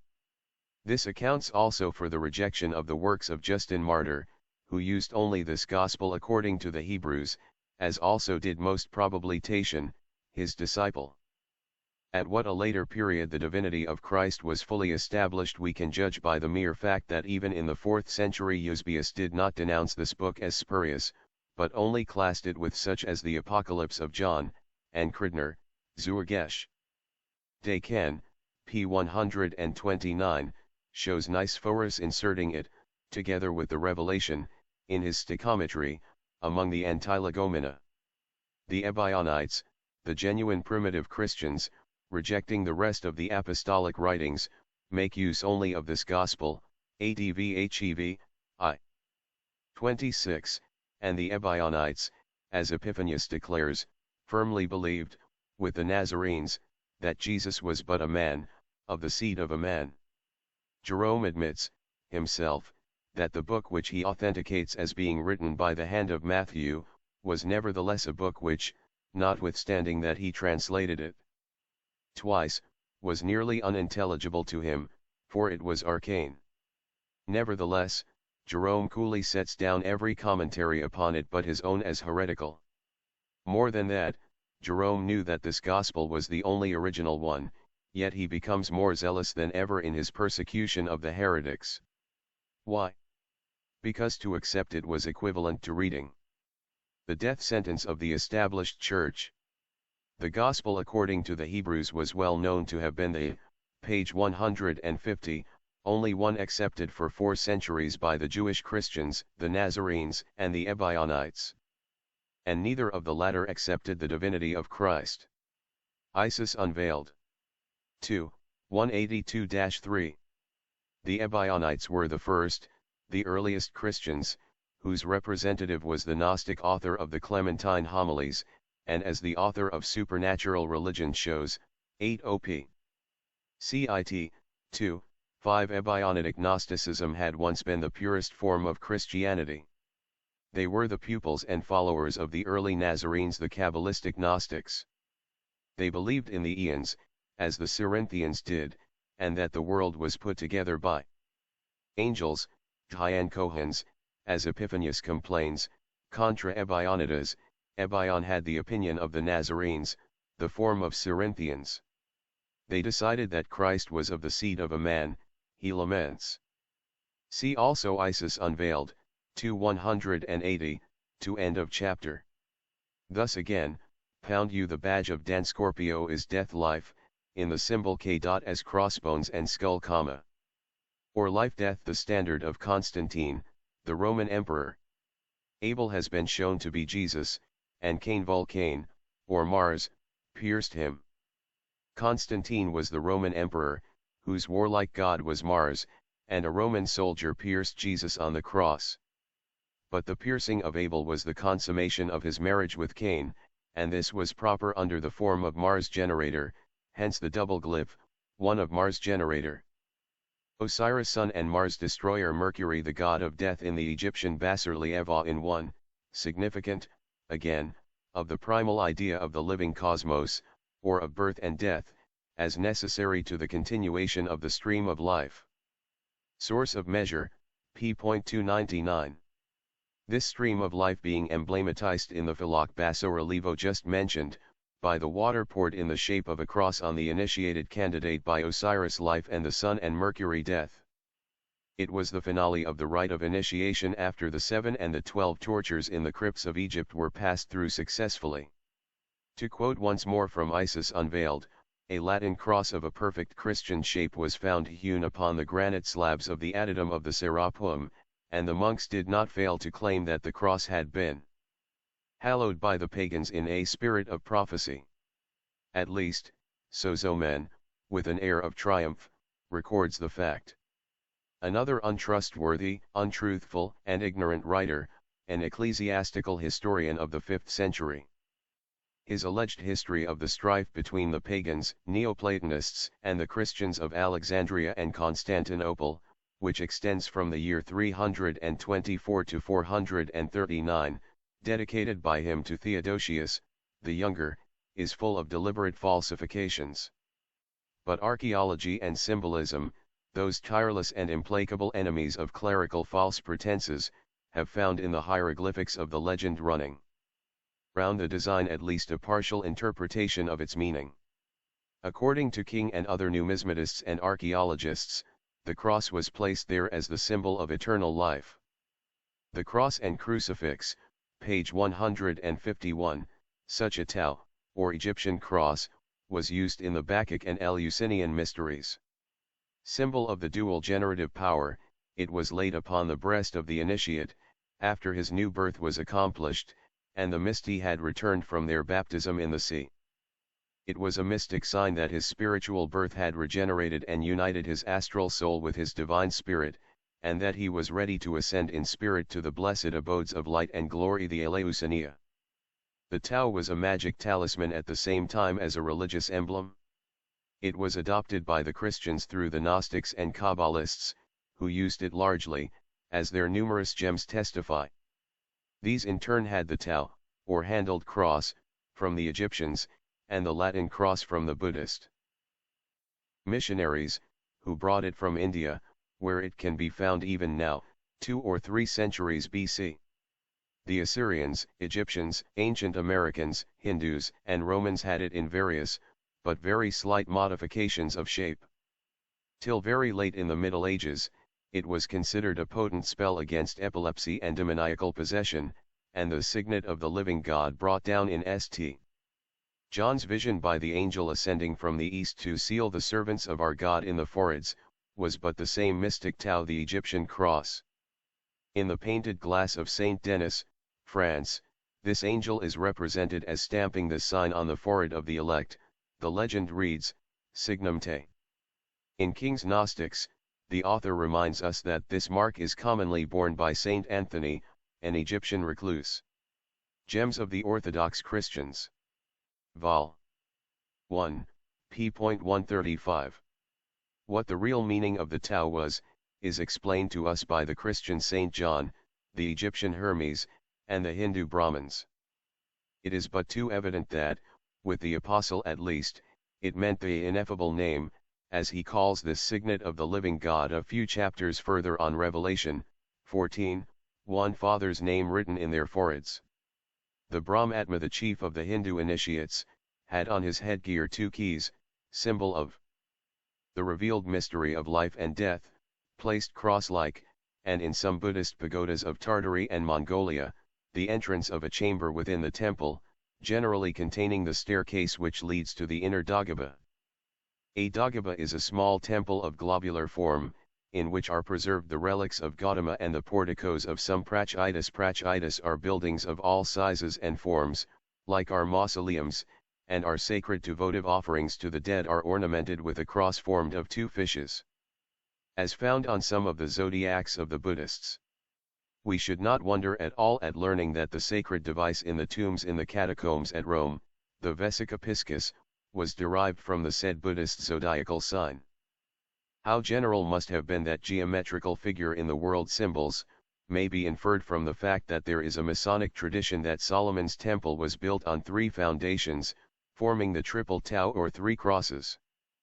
In its mystical sense, the Egyptian cross owes its origin, as an emblem, to the realization by the earliest philosophy of an androgynous dualism of every manifestation in nature, which proceeds from the abstract ideal of a likewise androgynous deity, while the Christian emblem is simply due to chance. Had the Mosaic Law, page 152, prevailed, Jesus should have been lapidated. The Talmudistic records claim that, after having been hanged, he was lapidated and buried under the water at the junction of two streams. Mishnah Sanhedrin, Volume 6, p.4, Talmud, of Babylon, same article, 43a, 67a. The crucifix was an instrument of torture, and utterly common among Romans as it was unknown among Semitic nations. It was called the Tree of Infamy. It is but later that it was adopted as a Christian symbol, but during the first 2 decades the apostles looked upon it with horror. Coptic legends of the crucifixion. Manuscripts 11. It is certainly not the Christian cross that John had in mind when speaking of the signet of the living God, but the mystic Tau, the tetragrammaton, or mighty name, which, on the most ancient Kabbalistic talismans, was represented by the 4 Hebrew letters composing the Holy Word. The famous Lady Ellenborough, known among the Arabs of Damascus, and in the desert, after her last marriage, as Hanum Mejawi, had a talisman in her possession, presented to her by a Druze from Mount Lebanon. It was recognized by a certain sign on its left comer as belonging to that class of gems which is known in Palestine as a messianic amulet, of the 2nd or 3rd century BC. It is a green stone of a pentagonal form, at the bottom is engraved a fish, higher, Solomon's seal. We are at a loss to understand why King, in his Gnostic gems, represents Solomon's seal as a 5-pointed star, whereas it is 6-pointed, and is the signet of Vishnu in India, and still higher, the 4 Chaldee letters Jod, He, Vav, He, Iaho, which form the name of the deity. These are arranged in quite an unusual way, ning from below upward, in reversed order, and forming the Egyptian Tau. Around these there is a legend which, as the gem is not our property, we are not at liberty to give. The Tau, in its mystical sense, as well as the crux ansata, is the tree of life. It is well known that the earliest Christian emblems before it was ever attempted to represent the bodily appearance of Jesus were the lamb, the good shepherd, and the leash. The origin of the latter emblem, which has so puzzled the archaeologists, thus becomes comprehensible. The whole secret lies in the easily ascertained fact that, while in the Kabbalah the King Messiah is called interpreter, or revealer of the mystery, and shown to be the 5th emanation, in the Talmud for reasons we will now explain the Messiah is very often designated as Dag, or the Lish. This is an inheritance from the Chaldees, and relates as the very name indicates to the Babylonian Dagon, the man-fish, who was the instructor and interpreter of the people, to whom he appeared. Abarbanel explains the name, by stating that the sign of his, Messiah's, coming is the conjunction of Saturn and Jupiter in the sign Pisces. King, Gnostics, gives the figure of a Christian symbol, very common during the Middle Ages, of 3 fishes, interlaced into a triangle, and having the live letters, a most sacred Pythagorean number, T, engraved on it. The number 5 relates to the same Kabbalistic computation. Therefore, as the Christians were intent upon identifying their Christos with the Messiah of the Old Testament, they adopted it so readily as to forget that its true origin might be traced still further back than the Babylonian Dagon. How eagerly and closely the ideal of Jesus was united, by the early Christians, with every imaginable Kabbalistic and pagan tenet, may be inferred from the language of Clemens, of Alexandria, addressed to his co-religionists. The story of Jesus, page 153, when they were debating upon the choice of the most appropriate symbol to remind them of Jesus, Clemens advised them in the following words. Let the engraving upon the gem of your ring be either a dove or a ship running before the wind, the arga, or a fish. Was the good father, when writing this sentence, laboring under the recollection of Joshua, son of Nun, called Jesus in the Greek and Slavonian versions, or had he forgotten the real interpretation of these pagan symbols? OPCIT 253-256. And now, with the help of all these passages scattered hither and thither in Isis and other works of this kind, the reader will see and judge for himself which of the two explanations the Christian or that of the occultist is the nearer to truth. If Jesus were not an initiate, why should all these allegorical incidents of his life be given? Why should such extreme trouble be taken, so much time wasted trying to make the above, answer and dovetail with purposely picked out sentences in the Old Testament, to show them as prophecies, and, b. to preserve in them the initiatory symbols, the emblems so pregnant with occult meaning and all of these belonging to pagan mystic philosophy? The author of The Source of Measures gives out that mystical intent, but only once now and again, in its one-sided, numerical, and Kabbalistic meaning, without paying any attention to, or having concern with, the primeval and more spiritual origin, and he deals with it only so far as it related to the Old Testament. He attributes the purposed change in the sentence Eli, Eli, lama sabachthani to the principle already mentioned of the crossed bones and skull in the Labarum. As an emblem of death, being placed over the door of life and signifying birth, or of the intercontainment of two opposite principles in one, just as, mystically, the Savior was held to be man-woman. OPCIT, 301. All this connects Jesus with great initiates and solar heroes. All this is purely pagan, under a newly evolved variation, the Christian scheme. The author's idea is to show the mystic blending by the Gospel writers of Jehovah, Cain, Abel, etc., with Jesus, in accordance with Jewish Kabbalistic numeration. The better he succeeds, the more clearly he shows that it was a forced blending, and that we have not a record of the real events of the life of Jesus, narrated by eyewitnesses or the apostles. The narrative is all based on the signs of the zodiac, each a double sign or male-female in ancient astrological magic, viz., it was Taurus Eve, and Scorpio was Mars Lupa, or Mars with the female wolf in relation to Romulus. Page 154, so, as these signs were opposites of each other, yet met in the center, they were connected, and so in fact it was, and in a double sense, the conception of the year was in Taurus, as the conception of Eve by Mars, her opposite, in Scorpio. The birth would be at the winter solstice, or Christmas. On the contrary, by conception in Scorpio, viz., of Lupa by Taurus, birth would be in Leo. Scorpio was Christos in humiliation, while Leo was Christos in triumph. While Taurus Eve fulfilled astronomical functions, Mars Lupa fulfilled spiritual ones by type. OPCIT 296. The author bases all this on Egyptian correlations and meanings of gods and goddesses, but ignores the Aryan, which are far earlier. Muth or mouth, was the Egyptian cognomen of Venus, Eve, mother of all living, as Vach, mother of all living, a permutation of Atiti, as Eve was one of Sephira or the moon. Plutarch, Isis, 374, hands it down that Isis was sometimes called Muth, which word means mother. Issa, woman. Isis, p.372.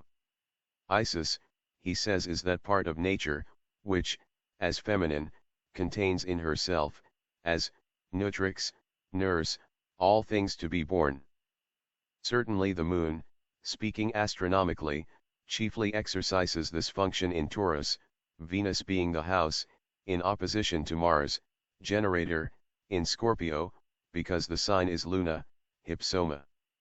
Since Isis Methir differs from Isis Muth, and that in the vocable Muth the notion of bringing forth may be concealed, and since fructification must take place, Sol being joined with Luna in Libra, it is not improbable that Muth first indeed signifies Venus in Libra, hence Luna in Libra. Beit Rage zur Kenntnis, Pars 11, S9, under Muth. pp 294. 295. Then Fürst, under Bohu, is quoted to show the double play upon the word Muth, by help of which the real intent is produced in the occult way. Sin, death, and woman are one in the glyph, and correlatively connected with intercourse and death. p.295. All this is applied by the author only to the exoteric and Jewish euhemerist symbols, whereas they were meant, first of all, to conceal cosmogonical mysteries, and then, those of anthropological evolution with reference to the 7 races, already evolute and to come, and especially as regards the last branch races of the third root race. However, the word void primeval chaos is shown to be taken for Venus Nama, agreeably with Fürst's definition, for as he says, in this primitive signification of void was, Bohu, taken in the biblical cosmogony, and used in establishing the dogma, Jes, us, Maven, Jes us from nothing respecting creation. Which shows the writers of the New Testament considerably skilled in the Kabbalah and occult sciences, and corroborates still more our assertion. Hence Aquila translates de vulg vacua, hence vaca, cow, hence also the horns of Isis nature, earth, and the moon taken from Vach, the Hindu mother of all that lives, identified with Viraj and called in Atharvaveda the daughter of Kama, the first desires. That daughter of thine, O Kama, is called the cow, she whom sages name Vach. Viraj, who was milked by Brihaspati, the Rishi, which is another mystery. Onkelos and Samarit. Why the primitive woman, page 155, the Phoenician cosmogony has connected mtmtmmm bohu *baa, Bav into a personified expression denoting the primitive substance, and as a deity, the mother of races of the gods, which is Aditi and Vach. The Aramean name it ij3afs. Buto, for the mother of the gods, which passed over to the Gnostics, Babylonians, and Egyptians, is identical then with mot, Armuth, properly, b, originated in Phoenician from an interchange of b. With MPP 295-296 rather, one would say, go to the origin. The mystic euhemerization of wisdom and intelligence, operating in the work of cosmic evolution, or Buddhai under the names of Brahma, Purusha, etc., as male power, and Aditi Vach, etc., as female, whence Sarasvati, goddess of wisdom, who became under the veils of esoteric concealment, Buddhos, Bithas. Depth, the grossly material, personal female, called Eve, the primitive woman of Iranaus, and the world springing out of nothing. The workings out of this glyph of fourth Genesis help to the comprehension of the division of one character into the forms of two persons, as Adam and Eve, Cain and Abel, Abram, and Isaac, Jacob and Esau, and so on, all male and female. Now, as linking together several great salient points in the biblical structure, 1, as to the Old and New Testament, with also, 2, as to the Roman Empire, 3, as to confirming the meaning and uses of symbols, and, 4, as to confirming the entire explanation and reading of the glyphs, as, 5, recognizing and laying down the base of the Great Pyramid as the foundation square of the Bible construction, 6, as well as the new Roman adoption under Constantine. The following given, had we known the learned author before his book was printed, he might have been perchance prevailed upon to add a seventh link from which all others, far preceding those enumerated in point of time, and surpassing them in universally philosophical meaning, have been derived, even to the Great Pyramid, whose foundation square was, in its turn, the great Aryan mysteries. Cain has been shown to be the 360 circle of the zodiac, the perfect and exact standard, ba squared division, hence his name of Melchizedek. The geometrical and numerical demonstrations here follow. It has been repeatedly stated that the object of the Great Pyramid construction was to measure the heavens and the earth. The objective spheres as evoluting from the subjective, purely spiritual cosmos, we beg leave to add, therefore, its measuring containment would indicate all the substance of measure of the heaven and the earth, or agreeably to ancient recognition, earth, air, water, and fire we would say cosmic matter, spirit, chaos, and divine light, for the Egyptians' idea was identical in this with the Aryan. However, the author is right with regard to the occult symbology of the Jews.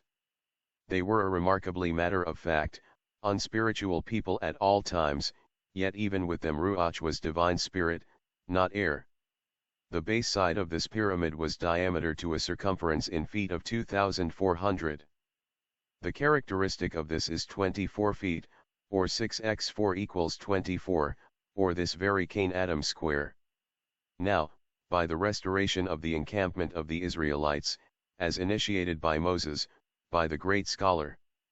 Page 156, Father Athanasius Kircher, the Jesuit priest, the above is precisely by biblical record and traditionary sources, the method of laying off this encampment. The 4 interior squares were devoted to, 1. Moses and Aaron, 2. Kohat, 3. Gershom, and 4. Merari, the last 3 being the head of the Levites. The attributes of these squares were the primal attributes of Adam Mars and were concreted of the elements, earth, air, fire, water, or equals lam equals water, 1. Naur equals fire, equals roic equals air, and Iabesha equals earth. The initial letters of these words are INRI. The words translated as Jesus Nazarenus Rex Iudiorum Jesus, King of the Jews. This square of INRI is the Adam square, which was extended from, as a foundation, into 4 others of 145x2 equals 288, to the side of the large square of 288x4 equals 115-2, equals the whole circumference. But this square is the display of also circular elements, and 115-2 can denote this. Put INRI into a circle, or read it as the letters stand in the square, as to its value of 1521, and we have which reads 115-2 of this fact. But as seen, Cain denotes this as, or in, the 115 of his name, which 115 was the very complement to make up the 360-day year, to agree with the balances of the standard circle, which were Cain. The corner squares of the larger square are, A equals Leo, and B equals Dan Scorpio, and it is seen that Cain pierces Abel at the intersection of the equinoctial with the solstice cross lines, referred to from Dan Scorpio on the celestial circle. But Dan Scorpio borders on Libra, the scales, whose sign is asterisk, which sign is that of the ancient pillow on which the back of the head to the ears. Mr. Ralston Skinner shows that the symbol, the crossed bones and skull, has the letter P Kaf, the half of the head. Behind the ears rested, the pillow of Jacob, and is represented for one symbol as XPS. Also the badge of Dan Scorpio is death life, in the symbol F. Now the cross is the emblem of the origin of measures, in the Jehovah form of a straight line, one of a denomination of 20,612, the perfect circumference, hence Cain was this as Jehovah. For the text says that he was Jehovah. But the attachment of a man to this cross was that of 113, 355 to 6,561, 5,153 x4 equals 20,612, as shown. Now, over the head of Jesus crucified was placed the inscription, of which the initial letters of the words have always been retained as symbolic, and handed down and used as a monogram of Jesus Christos, viz., INRI or Jesus Nazarenus Rex Judaeorum, but they are located on the cross, or the cubed form of the circular origin of measures which measure the substance of earth, air, fire, and water, or INRI equals 1152, as shown. Here is the man on the cross, or 113, 355 combined with 6,561, 5,153 x 4 equals 20,612. These are the pyramid base numbers as coming from 113, 355 as the Hebrew source, whence the atom square, which is the pyramid base, and the center one to the larger square of the encampment. Bend Inri into a circle, and we have 1152, or the circumference of the latter. But Jesus dying, or Abel married, made use of the very words needed to set forth all. He says, Eli, Eli, lama sabachthani. Read them by their power values, in circular form, as produced from the atom form as shown, and we have S equals 113, S equals 113, or 113 to 311, equals 345, or Moses in the Cain atom pyramid circle, 1W equals 710, equals dove, or Jonah and 710 divided by A asterisk 2 equals 355, or 355 minus 553, and finally, as determinative of all orni. Where equals none, fish equals 565, and asterisk equals 1 or 10, together 565 star. Equals 1 asterisk 11 1 or the Christ value. Kabbalistic reading of Gospels, page 157, all of the above throws light on the transfiguration scene on the mount.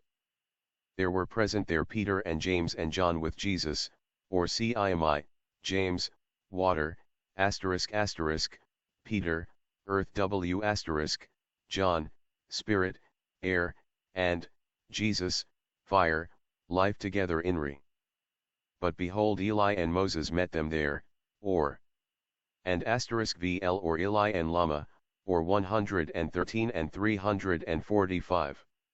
And this shows that the scene of transfiguration was connected with the one above set forth. pp 296-302. By these numbers, explains the author. Eli is 113, by placing the word in a circle Emma being 345, is by change of letters to suit the same value, in a circle, or Moses, while Sabachth is John or the dove, or Holy Spirit, because, in a circle, it is 710. Or 355x2. The termination ni, as mini or 5651, becomes Jehovah. This Kabbalistical reading of the Gospel narratives hitherto supposed to record the most important, the most mystically awful, yet most real events of the life of Jesus must fall with terrible weight upon some Christians. Every honest trusting believer who has shed tears of reverential emotion over the events of the short period of the public life of Jesus of Nazareth, has to choose one of the two ways opening before him after reading the aforesaid. Either his faith has to render him quite impervious to any light coming from human reasoning and evident fact, or he must confess that he has lost his Savior. The one whom he had hitherto considered as the unique incarnation on this earth of the one living God in heaven, fades into thin air, on the authority of the properly read and correctly interpreted Bible itself. Moreover, since on the authority of Jerome himself and his accepted and authentic confession, the book written by the hand of Matthew exhibits matter not for edification but for destruction, of church and human Christianity, and only that, what truth can be expected from his famous Vulgate? Human mysteries, concocted by generations of church fathers bent upon evolving a religion of their own invention, are seen instead of a divine revelation, and that this was so is corroborated by a prelate of the Latin Church. Saint Gregory Nazianzen wrote to his friend and confidant, St. Jerome, "Nothing can impose better on a people than verbiage, the less they understand the more they admire. Our fathers and doctors have often said, not what they thought, but that to which circumstances and necessity forced them." Page 158, which then of the two clergy, or the occultists and theosophists are the more blasphemous and dangerous? Is it those who would impose upon the world's acceptance a Savior of their own fashioning, a God with human shortcomings, and who therefore is certainly not a perfect divine being, or those others who say, Jesus of Nazareth was an initiate, a holy, grand and noble character, but withal human, though truly a Son of God. If humanity is to accept a so-called supernatural religion, how far more logical to the occultist and the psychologist seems the transparent allegory given of Jesus by the Gnostics. They, as occultists, and with initiates for their chiefs, differed only in their renderings of the story and in their symbols, and not at all in substance. What say the Ophites, the Nazarenes, and other heretics? Sophia, the celestial virgin, is prevailed upon to send Christos, her emanation, to the help of perishing humanity, from whom Ildebaoth, the Jehovah of the Jews, and his 6 sons of matter, the lower terrestrial angels, are shutting out the divine light. Therefore, Christos, the perfect, the Western personification of that power, which the Hindus call the Vija, the one seed, or Mahavishnu, a power, not the God or that mysterious principle that contains in itself the seed of avatarism. Uniting himself with Sophia, divine wisdom descended through the 7 planetary regions, assuming in each an analogous form, and entered into the man Jesus at the moment of his baptism in the Jordan. From this time forth Jesus began to work miracles, before that he had been entirely ignorant of his own mission. Ildebaoth, discovering that Christos was bringing to an end his kingdom of matter, stirred up the Jews, his own people, against him, and Jesus was put to death. When Jesus was on the cross, Christos and Sophia left his body, and returned to their own sphere. The material body of Jesus was abandoned to the earth, but he himself, the inner man, was clothed with a body made up of ether. Arise into Nervi from this decrepit body into which thou hast been sent. Ascend into thy former abode, O blessed Avatar. Thenceforth he consisted merely of soul and spirit. During his sojourn upon earth of 18 months after he had risen, he received from Sophia that perfect knowledge, that true gnosis, which he communicated to the small portion of the apostles who were capable of receiving the same. The Gnostics and their remains. King, pages 100, 101. The above is transparently Eastern and Hindu, it is the esoteric doctrine pure and simple, save for the names and the allegory. It is, more or less, the history of every adept who obtains initiation. Universal Teachings, page 159, the baptism in the Jordan is the rite of initiation, the final purification, whether in sacred pagoda, tank, river, or temple lake in Egypt or Mexico.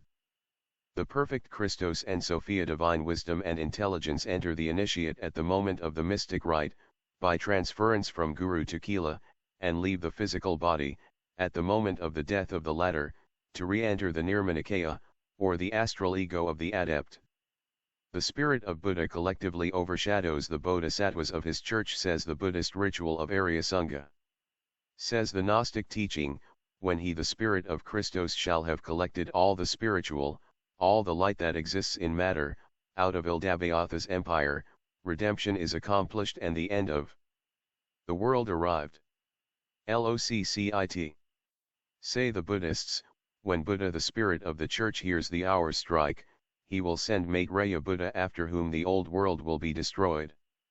That which is said of Basilides by King may be applied as truthfully to every innovator, so-called, whether of a Buddhist or of a Christian church. In the eyes of Clemens Alexandrinus, he says, the Gnostics taught very little that was blamable in their mystical transcendental views.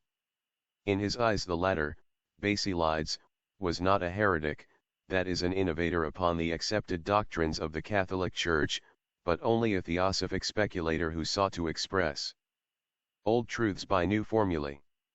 OPCITP 258. There was a secret doctrine preached by Jesus, and secrecy in those days meant secrets, or mysteries of initiation, all of which have been either rejected or disfigured by the Church. In the Clementine homilies we read, and Peter said, we remember that our Lord and Teacher, commanding us, said, guard the mysteries for me and the sons of my house. Wherefore also he explained to his disciples privately the mysteries of the kingdom of the heavens. Homilies 19. XXI Section 19. Saint Cyprian of Antioch, page 160, the Aeons, stellar spirits, emanated from the unknown of the Gnostics, and identical with the Dhyan Kohans of the esoteric doctrine and their pleroma, having been transformed into archangels and the spirits of the presence by the Greek and Latin churches, the prototypes have lost caste. The pleroma constituted the synthesis or entirety of all the spiritual entities. Saint Paul still used the name in his epistles, was now called the heavenly host, and therefore the old name had to become identified with Satan and his host. Might is right in every age, and history is full of contrasts. Manes has been called the Paraclete, the Comforter, second Messiah, intercessor. A term applied to the Holy Ghost.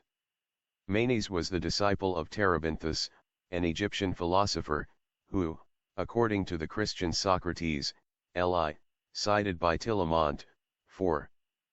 584, while invoking one day the demons of the air, fell from the roof of his house and was killed by his followers. He was an occultist, but passed to posterity, owing to the kind exertions of the Church, as a sorcerer, so a match had to be found for him by way of contrast. We recognize this match in Saint Cyprianus of Antioch, a self-confessed if not a real black magician, it seems, whom the Church as a reward for his contrition and humility subsequently raised to the high rank of saint and bishop. What history knows of him is not much, and it is mostly based on his own confession, the truthfulness of which is warranted, we are told, by St. Gregory, the Empress Eudoxia, Photius, and the Holy Church. This curious document was ferreted out by the Marquis de Merville, Sci.Opcit 6, 169-183 in the Vatican, and by him translated into French for the first time, as he assures the reader. We beg his permission to retranslate a few pages, not for the sake of the penitent sorcerer, but for that of some students of occultism, who will thus have an opportunity of comparing the methods of ancient magic, or as the Church calls it, demonism, with those of modern theurgy and occultism. Magic in Antioch, page 161, the scenes described took place at Antioch about the middle of the 3rd century, 252 AD, says the translator. This confession was written by the penitent sorcerer after his conversion, therefore, we are not surprised to find how much room he gives in his lamentations to reviling his initiator Satan, or the serpent. Dragon, as he calls him. There are other and more modem instances of the same trait in human nature. Converted Hindus, Parsis, and other heathen of India are apt to denounce their forefathers' religions at every opportunity. Thus runs the confession, O all of you who reject the real mysteries of Christ, see my tears. You who wallow in your demoniacal practices, learn by my sad example all the vanity of the demons' baits. I am that Cyprianus, who, vowed to Apollo from his infancy, was early initiated into all the arts of the dragon.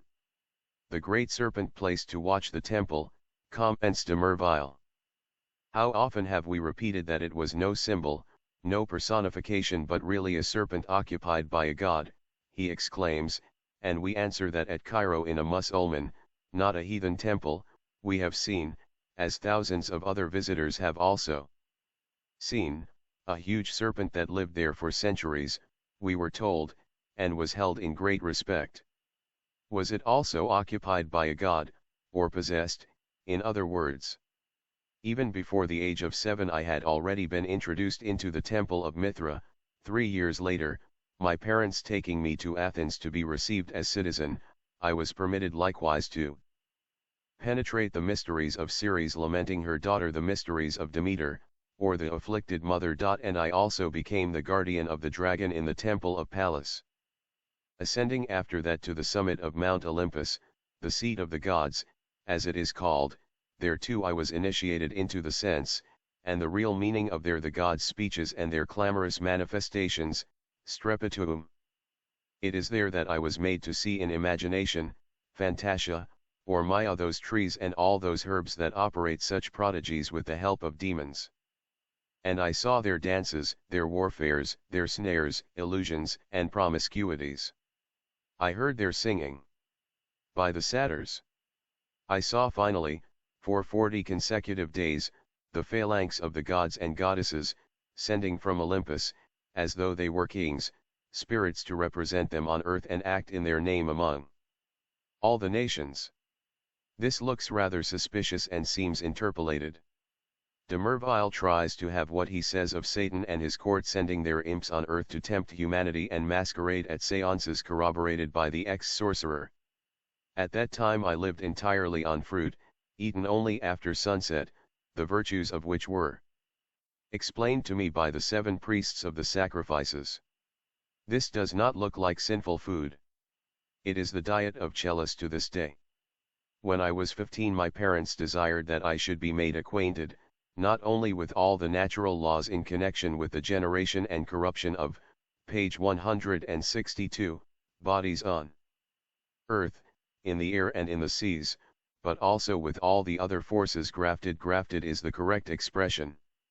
The 7 builders graft the divine and the beneficent forces onto the gross material nature of the vegetable and mineral kingdoms every second round, says the Catechism of Lannoy. Incitas, on these by the prince of the world in order to counteract their primal and divine constitution. Only the prince of the world is not Satan, as the translator would make us believe, but the collective host of the planetary. This is a little theological backbiting. At 20 I went to Memphis, where, penetrating into the sanctuaries, I was taught to discern all that pertains to the communications of demons, daimons or spirits with terrestrial matters, their aversion for certain places, their sympathy and attraction for others, their expulsion from certain planets, certain objects and laws, their persistence in preferring darkness and their resistance to light.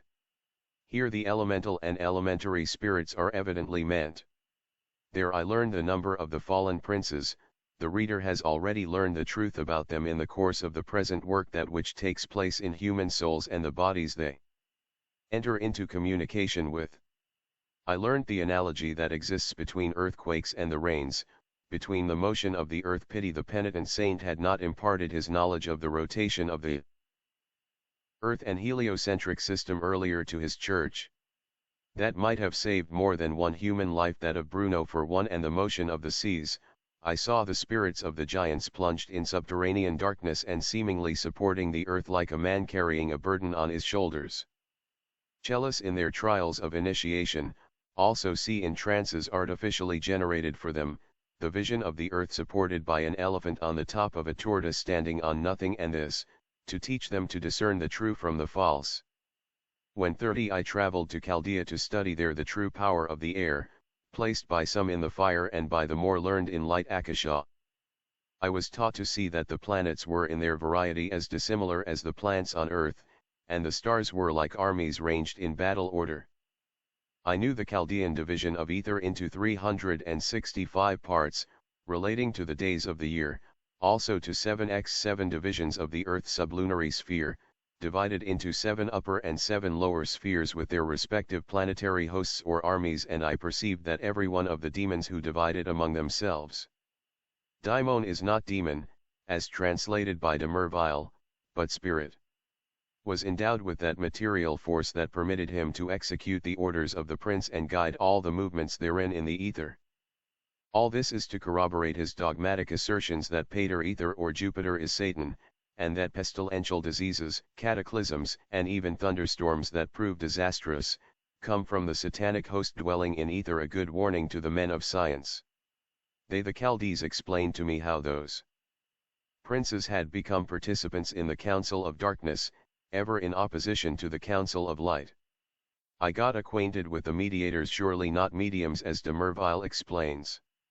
The translator replaces the word mediators by mediums, excusing himself in a footnote by saying that Cyprian must have meant modum mediums, and upon seeing the covenants they were mutually bound by, I was struck with wonder upon learning the nature of their oaths and observances. Cypriana simply meant to hint at the rites and mysteries of initiation, and the pledge of secrecy and oaths that bound the initiates together.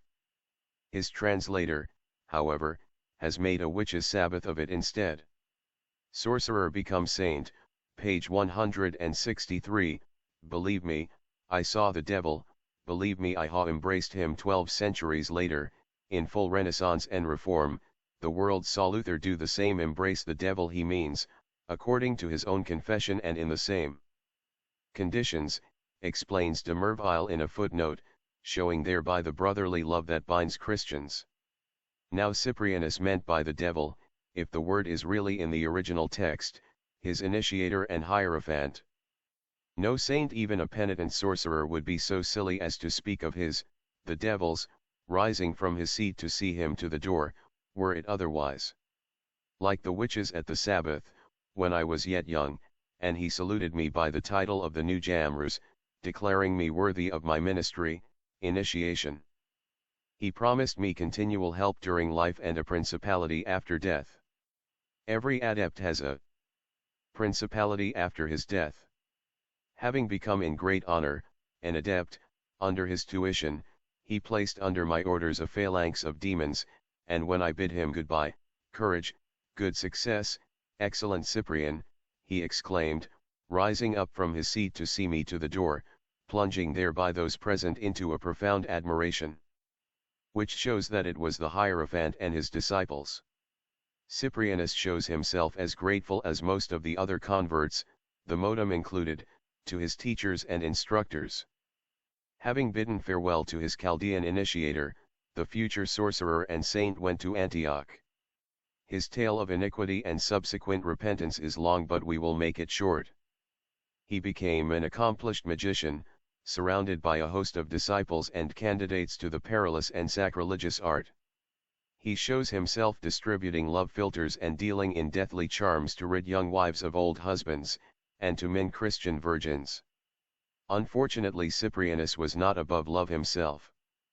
He fell in love with the beautiful Justine, a converted maiden, after having vainly tried to make her share the passion one named Aglades, a profligate, had for her. His demons failed, he tells us, and he got disgusted with them.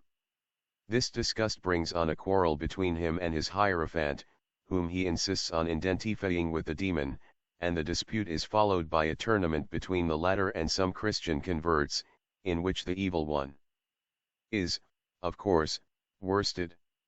The sorcerer is finally baptized and gets rid of his enemy. Having laid at the feet of Anthimes, Bishop of Antioch, all his books on magic, he became a saint in company with the beautiful Justine, who had converted him. Both suffered martyrdom under the Emperor Diocletian, and both are buried side by side in Rome, in the Basilica of St. John Lateran, near the baptistry.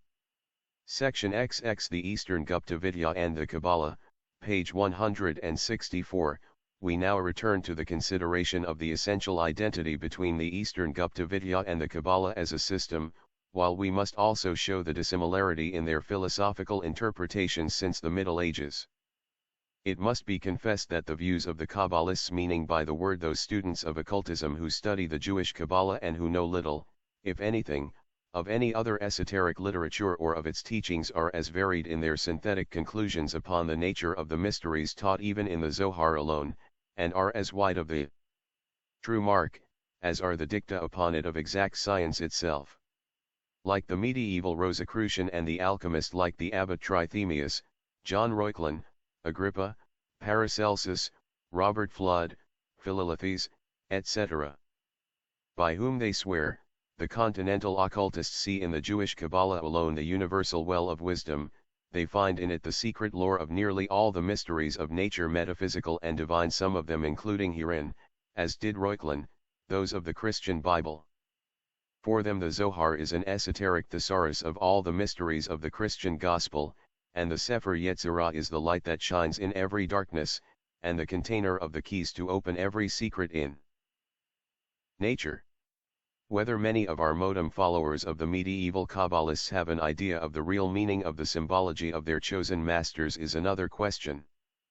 Most of them have probably never given even a passing thought to the fact that the esoteric language used by the alchemists was their own, and that it was given out as a blind, necessitated by the dangers of the epoch they lived in, and not as the mystery language, used by the pagan initiates, which the alchemists had retranslated and revealed once more.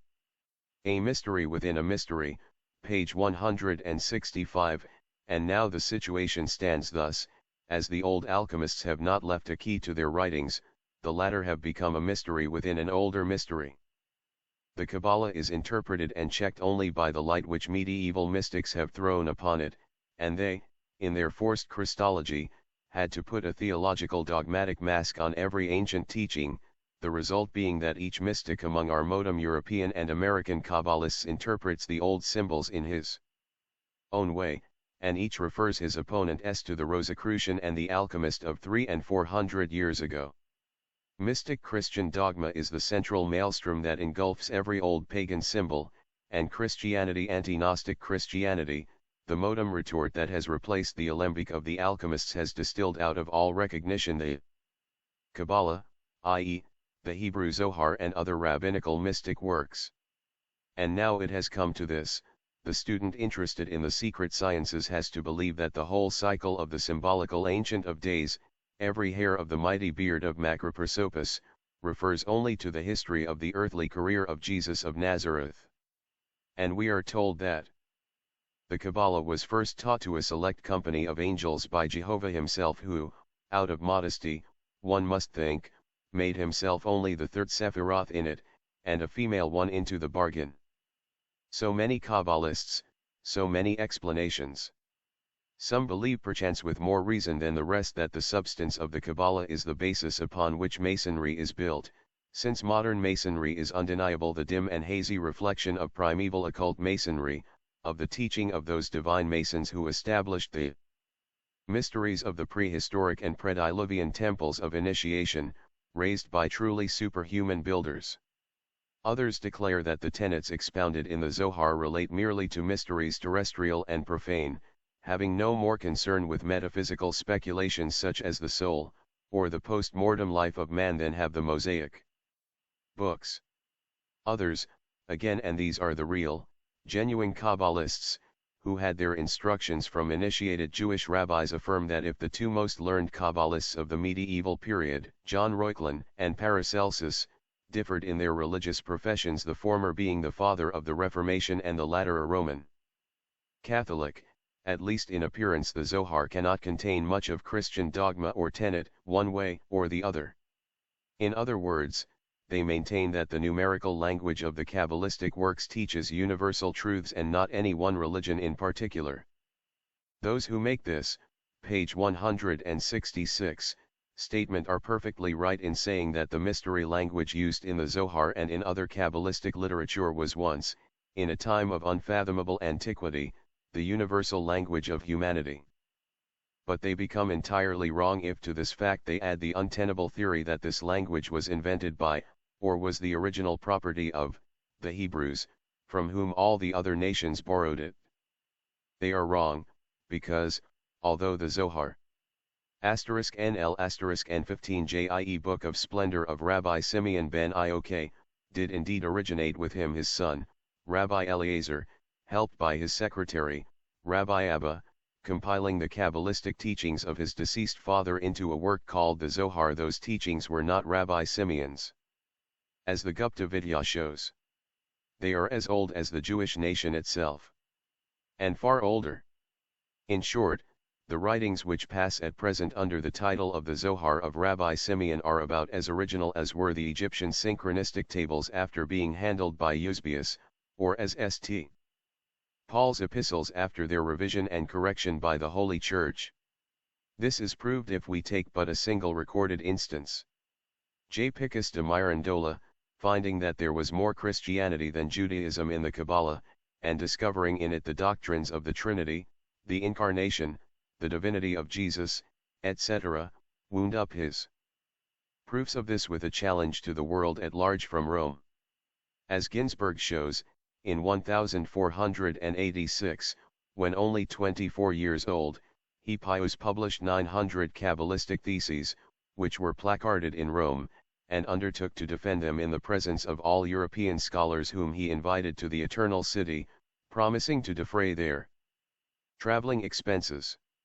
Let us throw a rapid retrospective glance at the history and the tribulations of that very same Zohar, as we know of them from trustworthy tradition and documents. We need not stop to discuss whether it was written in the 1st century BC, or in the 1st century AD. Suffice it for us to know that there was at all times a Kabbalistic literature among the Jews, that though historically it can be traced only from the time of the captivity, yet from the Pentateuch down to the Talmud the documents of that literature were ever written in a kind of mystery language, were, in fact, a series of symbolical records which the Jews had copied from the Egyptian and the Chaldean sanctuaries, only adapting them to their own national history, if history it can be called. Now that which we claim, and it is not denied even by the most prejudiced Kabbalist, is that although Kabbalistic lore had passed orally through long ages down to the latest pre-Christian Tannaim, and although David and Solomon may have been great adepts in it, as is claimed, yet no one dared to write it down till the days of Simeon ben Iok. Authorship of the Zohar, page 167. In short, the lore found in Kabbalistic literature was never recorded in writing before the 1st century of the modern era. This brings the critic to the following reflection: while in India we find the Vedas and the Brahmanical literature written down and edited ages before the Christian era, the Orientalists themselves being obliged to concede a couple of millenniums of antiquity to the older manuscripts, while the most important allegories in Genesis are found recorded on Babylonian tiles centuries BC, while the Egyptian sarcophagi yearly yield proofs of the origin of the doctrines borrowed and copied by the Jews, yet the monotheism of the Jews is exalted and thrown into the teeth of all the pagan nations, and the so-called Christian revelation is placed above all others, like the sun above a row of street gas lamps. Yet it is perfectly well known, having been ascertained beyond doubt or cavil, that no manuscript, whether Kabbalistic, Talmudistic, or Christian, which has reached our present generation, is of earlier date than the 1st centuries of our era, whereas this can certainly never be said of the Egyptian papyri or the Chaldean tiles, or even of some Eastern writings. But let us limit our present research to the Kabbalah, and chiefly to the Zohar, called also the Midrash. This book, whose teachings were edited for the first time between 70 and 110 AD, is known to have been lost, and its contents to have been scattered throughout a number of minor manuscripts, until the 13th century. The idea that it was the composition of Moses de Leon of Valladolid, in Spain, who passed it off as a pseudograph of Simeon ben Iok, is ridiculous, and was well disposed of by Monk, though he does point to more than one modem interpolation in the Zohar. At the same time it is more than certain that the present book of Zohar was written by Moses de Leon, and, owing to joint editorship, is more Christian in its coloring than is many a genuine Christian volume. Monk gives the reason why, saying that it appears evident that the author made use of ancient documents, and among these of certain midrashim, or collections of traditions and biblical expositions, which we do not now possess. As a proof, also, that the knowledge of the esoteric system taught in the Zohar came to the Jews very late indeed, at any rate, that they had so far forgotten it that the innovations and additions made by de Leon provoked no criticism, but were thankfully received. Monk quotes from Tholic, a Jewish authority, the following information. Hayajaon, who died in 1038, is to our knowledge the first author who developed, page 168, and perfected, the theory of the Sephiroth, and he gave them names which we find again among the Kabbalistic names used by Drive. Jelinek. Moses ben Skemtab de Leon, who held intimate intercourse with the Syrian and Chaldean Christian learned scribes, was enabled through the latter to acquire a knowledge of some of the Gnostic writings. This account is summarized from Isaac Meyer's Kabbalah, p.10 etseq. Again, the Sefer Yetzirah, Book of Creation, though attributed to Abraham and though very archaic as to its contents, is first mentioned in the 11th century by Jehuda ho Levi, Shizari. And these two, the Zohar and Yetzirah, are the storehouse of all the subsequent Kabbalistic works. Now let us see how far the Hebrew sacred canon itself is to be trusted. The word Kabbalah comes from the root to receive, and has a meaning identical with the Sanskrit smriti, received by tradition, a system of oral teaching, passing from one generation of priests to another, as was the case with the Brahmanical books before they were embodied in manuscript. The Kabbalistic tenets came to the Jews from the Chaldeans, and if Moses knew the primitive and universal language of the initiates, as did every Egyptian priest, and was thus acquainted with the numerical system on which it was based, he may have, and we say he has, written Genesis and other scrolls. The 5 books that now pass current under his name, the Pentateuch, are not with all the original Mosaic records. There is not in the Decalogue one idea that is not the counterpart, or the paraphrase, of the dogmas and ethics among the Egyptians long before the time of Moses and Aaron. The Mosaic Law, a transcript from the Egyptian sources, vide Geometry in Religion, 1890, nor were they written in the Old Hebrew square letters, nor even in the Samaritan characters, for both alphabets belong to a date later than that of Moses, and Hebrew as it is now known did not exist in the days of the great lawgiver, either as a language or as an alphabet. As no statements contained in the records of the secret doctrine of the East are regarded as of any value by the world in general, and since to be understood by and convince the reader one has to quote names familiar to him, and use arguments and proofs out of documents which are accessible to all, the following facts may perhaps demonstrate that our assertions are not merely based on the teachings of occult records. Chaldee and Hebrew, page 169, 1. The great Orientalist and scholar, Klaproth, denied positively the antiquity of the so-called Hebrew alphabet, on the ground that the square Hebrew characters in which the biblical manuscripts are written, and which we use in printing, were probably derived from the Pomeranian writing, or some other Semitic alphabet, so that the Hebrew Bible is written merely in the Chaldee phonographs of Hebrew words. The late Dr. Keneally pertinently remarked that the Jews and Christians rely on a phonograph of a dead and almost unknown language, as abstruse as the cuneiform letters on the mountains of Assyria, Book of God. Keneally, p.383. The reference to Klaproth is also from this page. 2.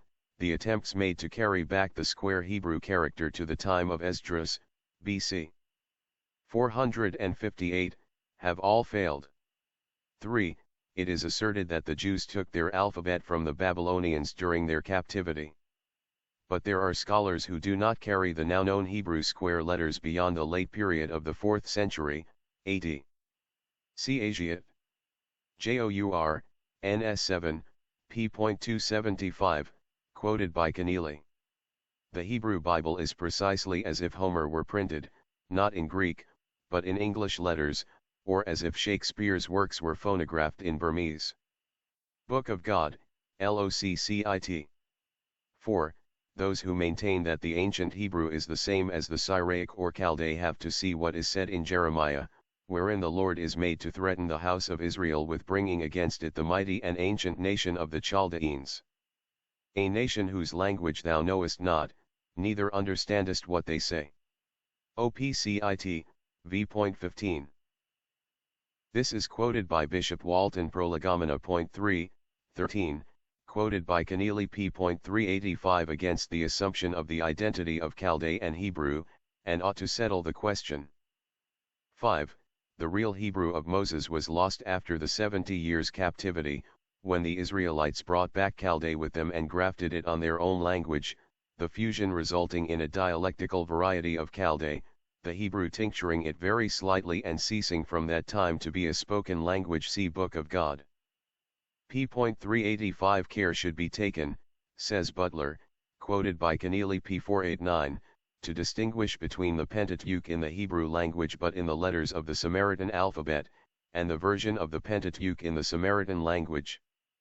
One of the most important differences between the Samaritan and the Hebrew text respects the duration of the period between the deluge and the birth of Abraham. The Samaritan text makes it longer by some centuries than the Hebrew text, and the Septuagint makes it longer by some centuries than the Samaritan. It is observable that in the authentic translation of the Latin Vulgate, the Roman Church follows the computation expressed in the Hebrew text, and in her martyrology follows that of the 70, both texts being inspired, as she claims. Page 170, as to our statement that the present Old Testament does not contain the original books of Moses, this is proven by the facts that, 1. The Samaritans repudiated the Jewish canonical books and their law of Moses. They will have neither the Psalms of David, nor the prophets, nor the Talmud and Mishnah, nothing but the real books of Moses, and in quite a different edition. See Reverend Joseph Wolfe's Journal, p. 200. The books of Moses and of Joshua are disfigured out of recognition by the Talmudists, they say. 2.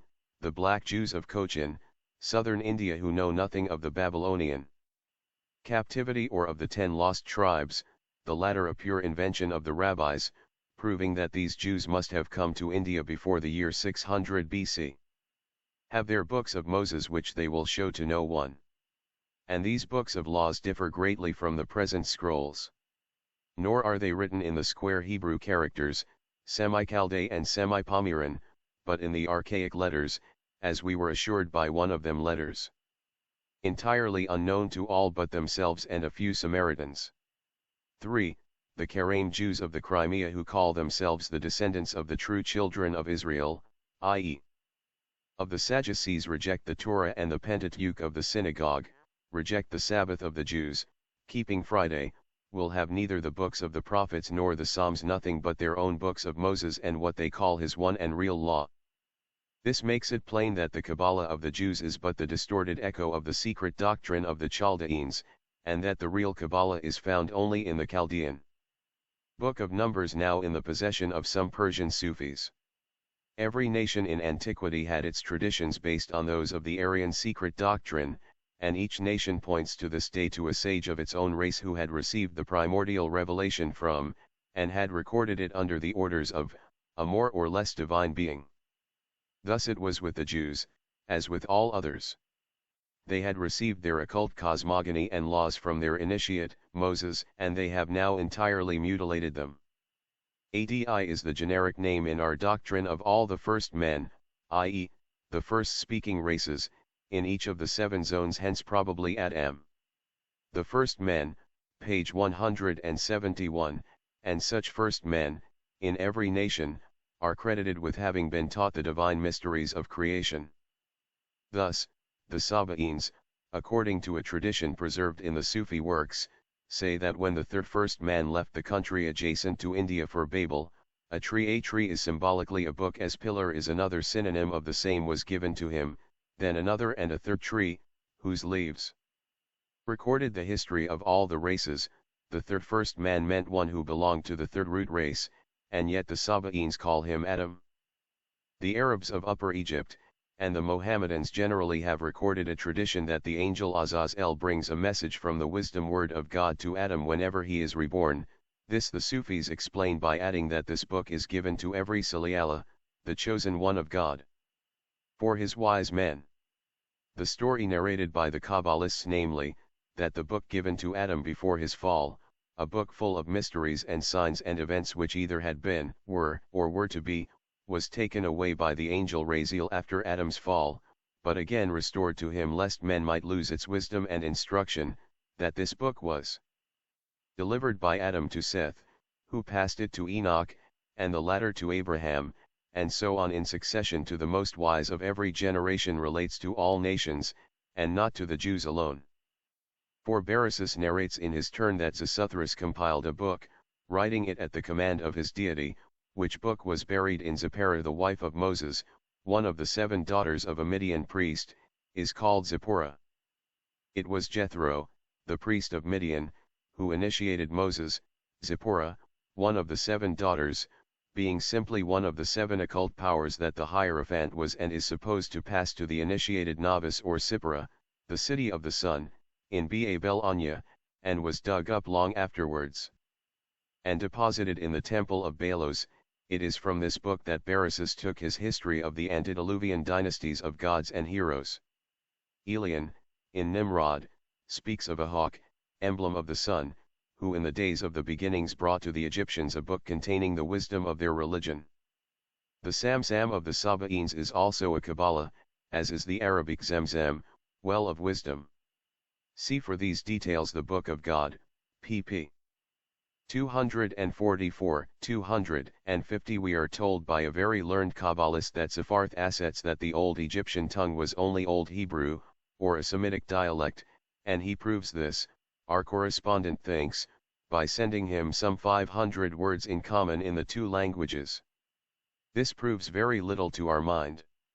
It only shows that the two nations lived together for centuries, and that before adopting the Chaldean for their phonetic, page 172, tongue the Jews had adopted the Old Coptic or Egyptian.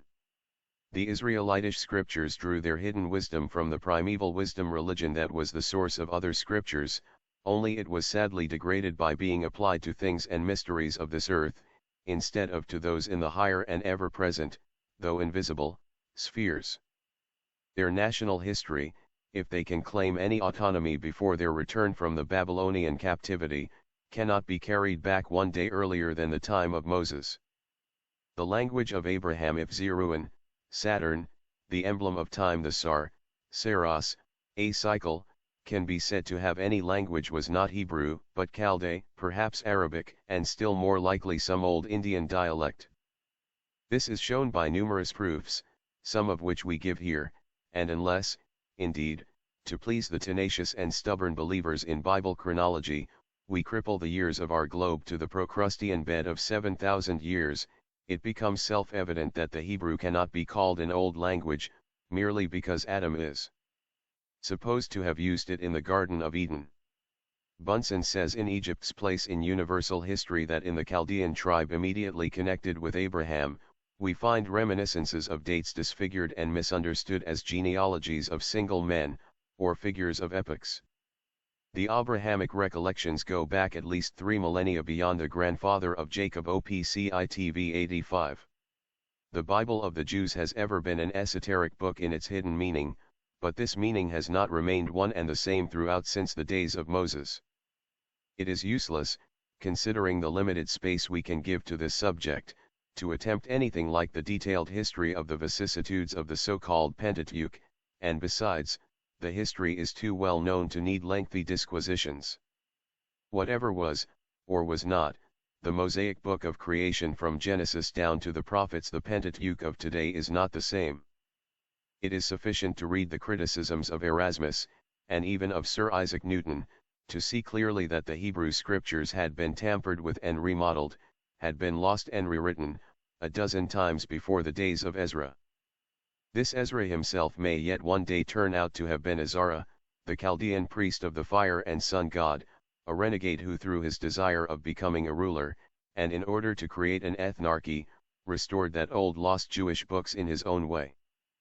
Many events not historical, page 173, it was an easy thing for one versed in the secret system of esoteric numerals, or symbology, to put together events from the stray books that had been preserved by various tribes, and make of them an apparently harmonious narrative of creation and of the evolution of the Judean race. But in its hidden meaning, from Genesis to the last word of Deuteronomy, the Pentateuch is the symbolical narrative of the sexes, and is an apotheosis of phallicism, under astronomical and physiological personations. As is fully shown in the source of measures and other works. Its co-ordination, however, is only apparent, and the human hand appears at every moment, is found everywhere in the Book of God. Hence the kings of Edom discuss in Genesis before any king had reigned in Israel, Moses records his own death, and Aaron dies twice. And is buried in 2 different places, to say nothing of other trifles. For the Kabbalist they are trifles, for he knows that all these events are not history, but are simply the cloak designed to envelope and hide various physiological peculiarities, but for the sincere Christian, who accepts all these dark sayings in good faith, it matters a good deal. Solomon may very well be regarded as a myth. Surely even Masons would never claim the actual existence of Solomon? As Keneally shows, he is not noticed by Herodotus, nor by Plato, nor by any writer of standing. It is most extraordinary, he says, that the Jewish nation, over whom but a few years before the mighty Solomon had reigned in all his glory, with a magnificence scarcely equaled by the greatest monarchs, spending nearly 8,000 millions of gold on a temple, was overlooked by the historian Herodotus. Writing of Egypt on the one hand, and of Babylon on the other, visiting both places, and of course passing almost necessarily within a few miles of the splendid capital of the national Jerusalem? How can this be accounted for? He asks, p. 457. Nay, not only are there no proofs of the 12 tribes of Israel having ever existed, but Herodotus, the most accurate of historians, who was in Assyria when Ezra flourished, never mentions the Israelites at all, and Herodotus was born in 484 BC. How is this?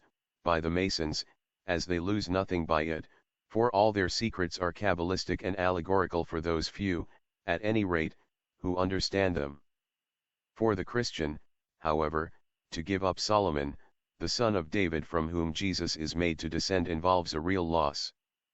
But how even the Kabbalists can claim great antiquity for the Hebrew texts of the old biblical scrolls now possessed by the scholars is not made at all apparent.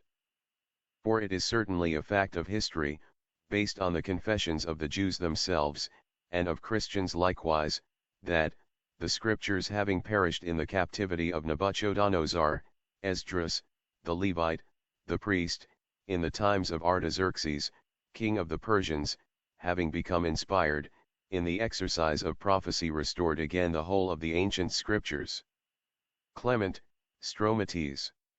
XXII, page 174, one must have a strong belief in Esdras, and especially in his good faith, to accept the now existing copies as genuine Mosaic books, for, assuming that the copies, or rather phonographs which had been made by Hilkiah and Esdras, and the various anonymous editors, were really true and genuine, they must have been wholly exterminated by Antiochus, and the versions of the Old Testament which now subsist must have been made by Judas, or by some unknown compilers, probably from the Greek of the 70, long after the appearance and death of Jesus. Book of God p. 408. The Bible, therefore, as it is now, the Hebrew texts, that is, depends for its accuracy on the genuineness of the Septuagint. This, we are again told, was written miraculously by the 70, in Greek, and the original copy having been lost since that time, our texts are retranslated back into Hebrew from that language. But in this vicious circle of proofs we once more ought to rely upon the good faith of two Jews, Josephus and Philo-Judaeus of Alexandria, these two historians being the only witnesses that the Septuagint was written under the circumstances narrated. And yet it is just these circumstances that are very little calculated to inspire one with confidence. For what does Josephus tell us?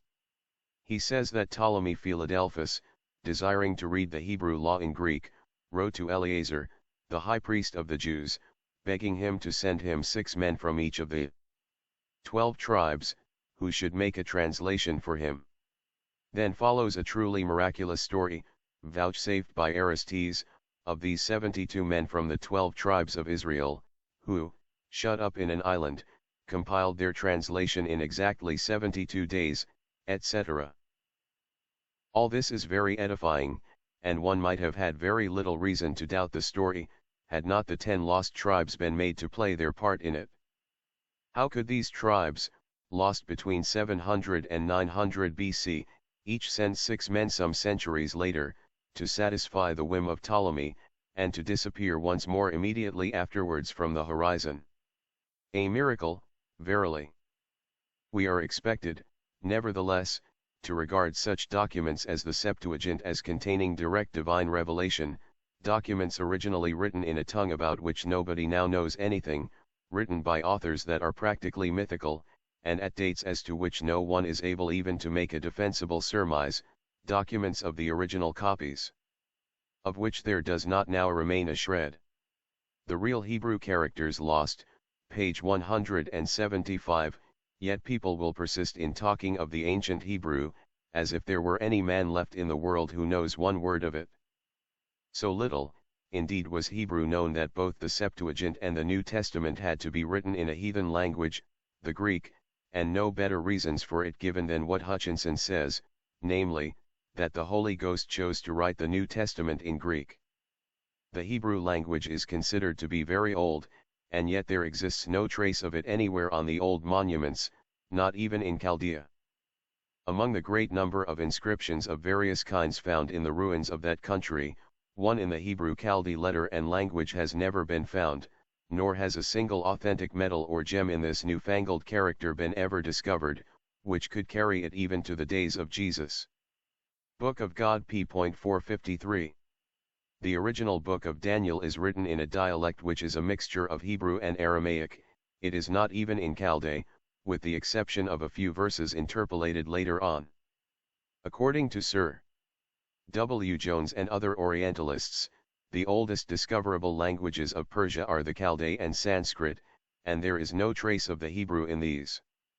It would be very surprising if there were, since the Hebrew known to the philologists does not date earlier than 500 BC, and its characters belong to a far later period still. Thus, while the real Hebrew characters, if not altogether lost, are nevertheless so hopelessly transformed, a mere inspection of the alphabet showing that it has been shaped and made regular, in doing which the characteristic marks of some of the letters have been retrenched in order to make them more square and uniform. Asiatic Journal, 7, p.275, quoted by Keneally. That no one but an initiated rabbi of Samaria or a Jain could read them, the new system of the Masoretic points has made them a sphinx riddle for all. Punctuation is now to be found everywhere in all the later manuscripts, and by means of it anything can be made of a text. A Hebrew scholar can put on the texts any interpretation he likes.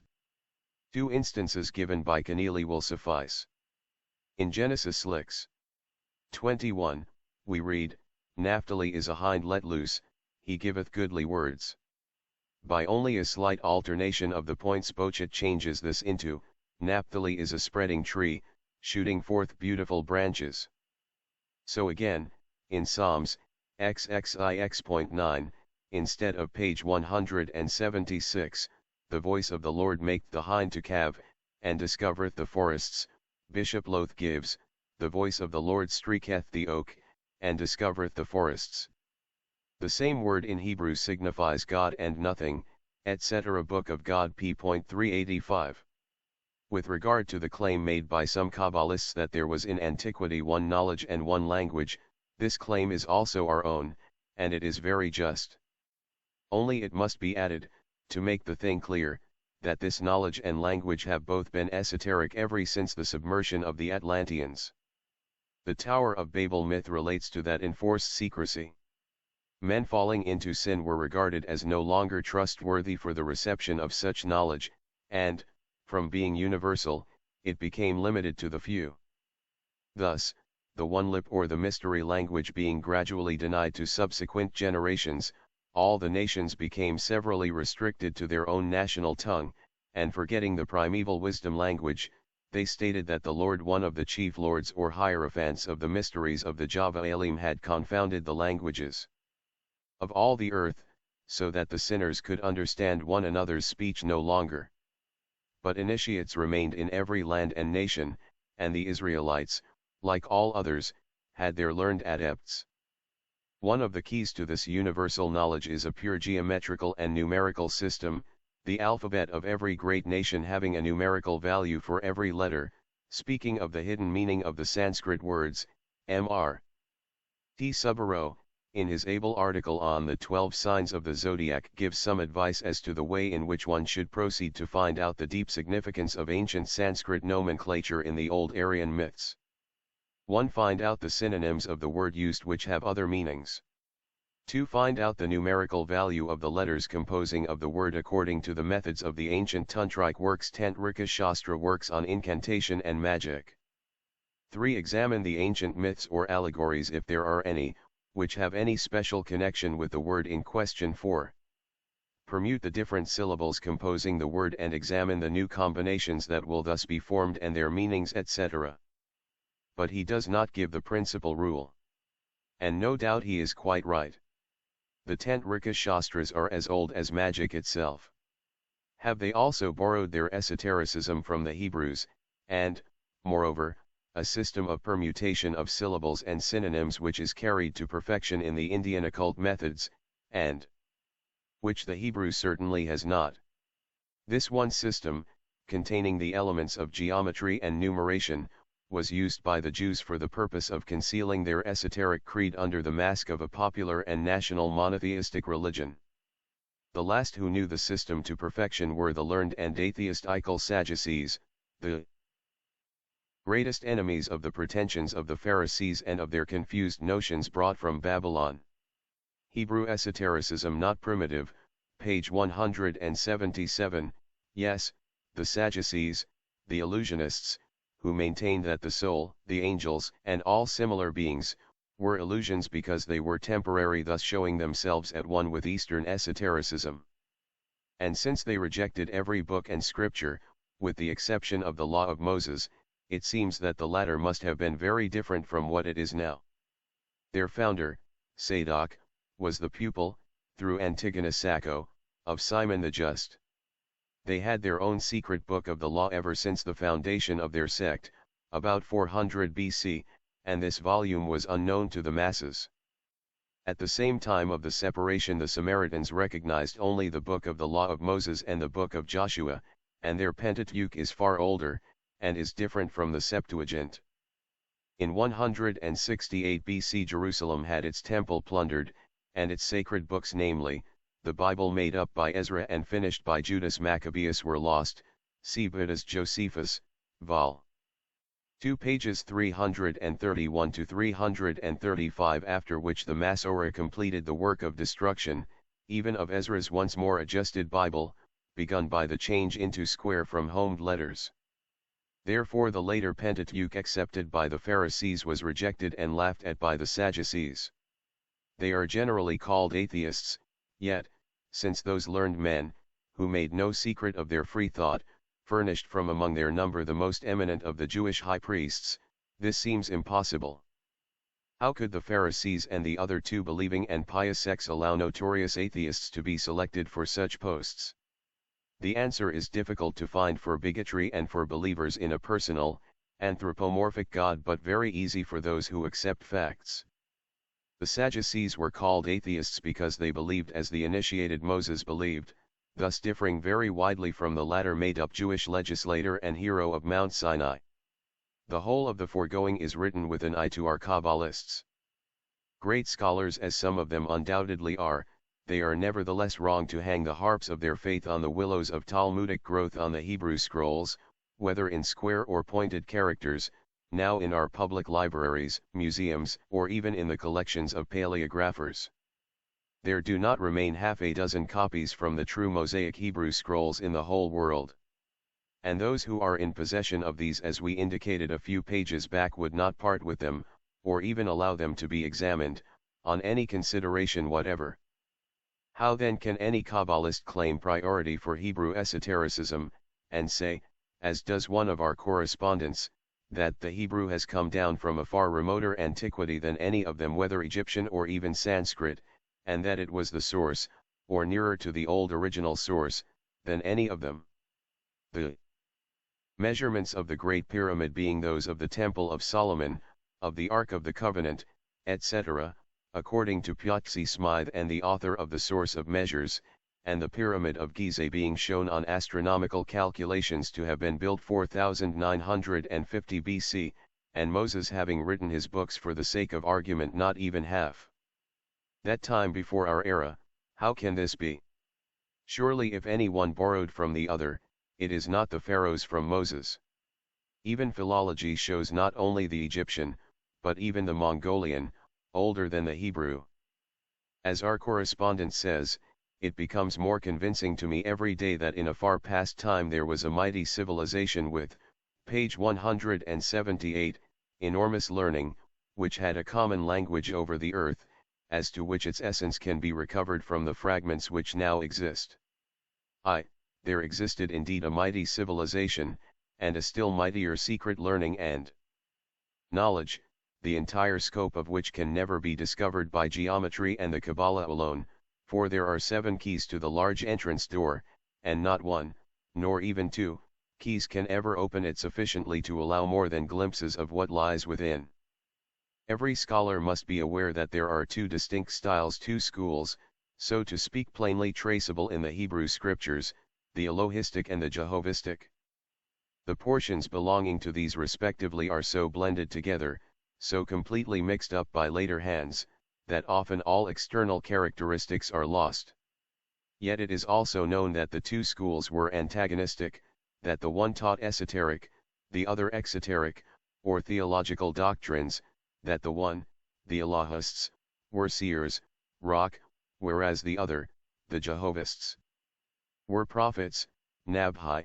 This alone shows how the books of Moses were tampered with. In Samuel 9:9, it is said, "He that is now a prophet Nabhi was before time called a seer rock." Now since before Samuel, the word rock is met nowhere in the Pentateuch, but its place is always taken by that of Nabhi, this proves clearly that the Mosaic text has been replaced by that of the later Levites. See for fuller details Jewish Antiquities, by the Reverend D. Jennings. D.D., and that the latter who later became rabbis were generally only nominally prophets by virtue of their official position, as the Pope is called the infallible and inspired vicegerent of God. That, again, the Elohists meant by Elohim forces, identifying their deity, as in the secret doctrine, with nature, while the Jehovists made of Jehovah a personal God externally, and used the term simply as a phallic symbol, a number of them secretly disbelieving even in metaphysical, abstract nature, and synthesizing all on the terrestrial scale. Finally, the Elohists made of man the divine incarnate image of the Elohim, emanated first in all creation, and the Jehovists show him as the last, the crowning glory of the animal creation, instead of his being the head of all the sensible beings on earth. This is reversed by some Kabbalists, but the reversion is due to the designedly produced confusion in the texts, especially in the first 4 chapters of Genesis. Take the Zohar and find in it the description relating to Ansubh, the Western or Semitic Parabrahman. What passages have come so nearly up to the Vedantic ideal as the following: the creation, the evolved universe, is the garment of that which has no name, the garment woven from the deity's own substance. Zohar I.2a. The concealed of all the concealed, page 179, between that which is and or nothing, and the heavenly man, there is an impersonal first cause, however, of which it is said, before it gave any shape to this world, before it produced any form, it was alone, without form or similitude to anything else. Who can comprehend it, how it was before the creation, since it was formless? Hence it is forbidden to represent it by any form, similitude, or even by its sacred name, by a single letter or a single point. Zohar 42b. The sentence that follows, however, is an evident later interpolation, for it draws attention to a complete contradiction, and to this the words, Deuterium 4:15, refer ye saw no manner of similitude on the day the Lord spake unto you. But this reference to chapter 4 of Deuteronomy, when in chapter v, God is mentioned as speaking face to face with the people, is very clumsy. Not one of the names given to Jehovah in the Bible has any reference whatever to either Ansubh or the impersonal first cause, which is the Logos, of the Kabbalah, but they all refer to the emanations. It says, for although to reveal itself to us, the concealed of all the concealed sent forth the 10 emanations Sephiroth called the form of God, form of the heavenly man, yet since even this luminous form was too dazzling for our vision, it had to assume another form, or had to put on another garment, which is the universe. The universe, therefore, or the visible world, is a farther expansion of the divine substance, and is called in the Kabbalah the garment of God. Zohar, I.2a. See Dr. C. H. Ginsburg's essay on the Kabbalah, its doctrines, developments, and literature. This is the doctrine of all the Hindu Puranas, especially that of the Vishnu Purana. Vishnu pervades the universe and is that universe. Brahma enters the mundane egg, and issues from it as the universe. Brahma even dies with it, and there remains only Brahman, the impersonal, the eternal, the unborn, and the unqualifiable. The Ansubh of the Chaldeans and later of the Jews is assuredly a copy of the Vedic deity, while the heavenly Atom, the macrocosm which unites in itself the totality of beings and is the esse of the visible universe, finds his original in the Puranic Brahma. In Sad, the secret of the Fa, one recognizes the expressions used in the oldest fragments of the Gupta Vidya, the secret knowledge. And it is not venturing too much to say that even a rabbi quite familiar with his own special rabbinical Hebrew would only comprehend its secrets thoroughly if he added to, page 180, his learning a serious knowledge of the Hindu philosophies. Let us turn to for an example. The Zohar premises, as does the secret doctrine, a universal, eternal essence, passive because absolute in all that men call attributes. The pregenetic or precosmical triad is a pure metaphysical abstraction. The notion of a triple hypostasis in one unknown divine essence is as old as speech and thought. Hiranyagarbha, Hari, and Shankara, the creator, the preserver, and the destroyer, are the three manifested attributes of it, appearing and disappearing with cosmos, the visible triangle, so to speak, on the plane of the ever invisible circle. This is the primeval root thought of thinking humanity, the Pythagorean triangle emanation from the ever-concealed monad, or the central point. Plato speaks of it and Plotinus calls it an ancient doctrine, on which Cudworth remarks that, since Orpheus, Pythagoras, and Plato, who all of them asserted a trinity of divine hypostases, unquestionably derived their doctrine from the Egyptians, it may be reasonably suspected that the Egyptians did the like before them. Cudworth, I3 quoted by Wilson. Vishnu Purana, I14, note. The Egyptians certainly derived their trinity from the Indians. Wilson justly observes, as, however, the Grecian accounts and those of the Egyptians are much more perplexed and unsatisfactory than those of the Hindus, it is most probable that we find amongst them the doctrine in its most original, as well as most methodical and significant form. Vishnu Purana. I14. This, then, is the meaning, darkness alone filled the boundless all, for Father, Mother and Son were once more one. Stanza I. For space was, and is ever, as it is between the Manvantara. The universe in its precosmic state was once more homogeneous and one outside its aspects. This was a Kabbalistic, and is now a Christian teaching.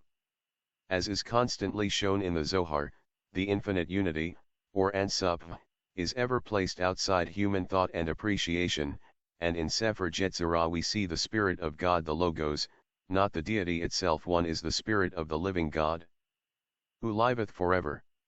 Voice, Spirit, of the Spirit, and Word, this is the Holy Spirit. Mishnah, I9. 3 in 1 and 4, page 181, and the Quaternary. From this cube emanates the whole cosmos. Says the secret doctrine, it is called to life.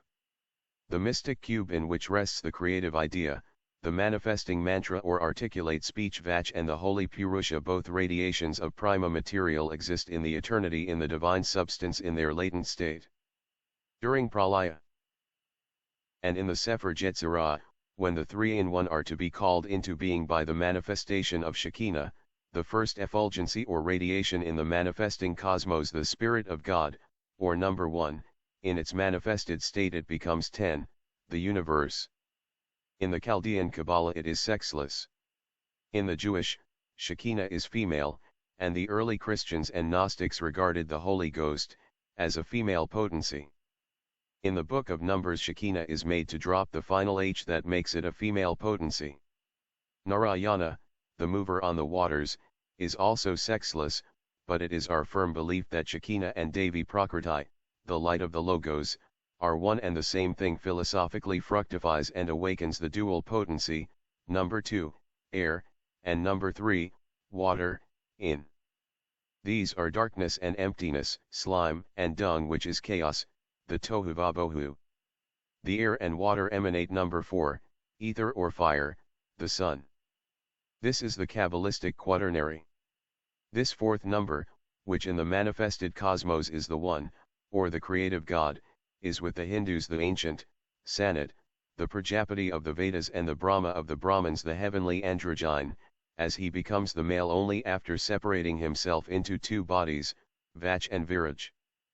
With the Kabbalists, he is at first the Yahweh, only later becoming Jehovah, like Viraj, his prototype, after separating himself as Adam Kadmon into Adam and Eve in the formless, and into Cain Abel in the semi-objective world, he became finally the Yahweh, or man and woman, in Enoch, the son of Seth.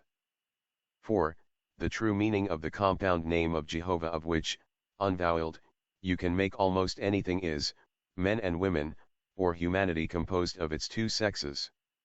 From the first chapter to the end of the fourth chapter of Genesis, every name is a permutation of another name, and every personage is at the same time somebody else. A Kabbalist traces Jehovah from the Adam of earth to Seth, the third son or rather race of Adam. The Elohim create the Adam of dust, and in him Jehovah Bina separates himself into Eve, after which the male portion of God becomes the serpent, tempts himself in Eve, then creates himself in her as Cain, passes into Seth, and scatters from Enoch, the son of man, or humanity, as Jodheva. Thus Seth is Jehovah male, and Enos, page 182, being a permutation of Cain and Abel, is Jehovah male and female, or are mankind. The Hindu Brahma Viraj, Viraj Manu, and Manu Vaivasvata, with his daughter and wife, Vach, present the greatest analogy with these personages for anyone who will take the trouble of studying the subject in both the Bible and the Puranas. It is said of Brahma that he created himself as Manu, and that he was born of, and was identical with, his original self, while he constituted the female portion Chitarupa, hundred-formed. In this Hindu Eve, the mother of all living beings, Brahma created Viraj, who is himself, but on a lower scale, as Cain is Jehovah on an inferior scale. Both are the first males of the third race. The same idea is illustrated in the Hebrew name of God. Read from right to left. Jod is the father, he, the mother, Vav, the son, and he, repeated at the end of the word, is generation, the act of birth, materiality. This is surely a sufficient reason why the God of the Jews and Christians should be personal, as much as the male Brahma, Vishnu, or Shiva of the Orthodox. Exoteric Hindu.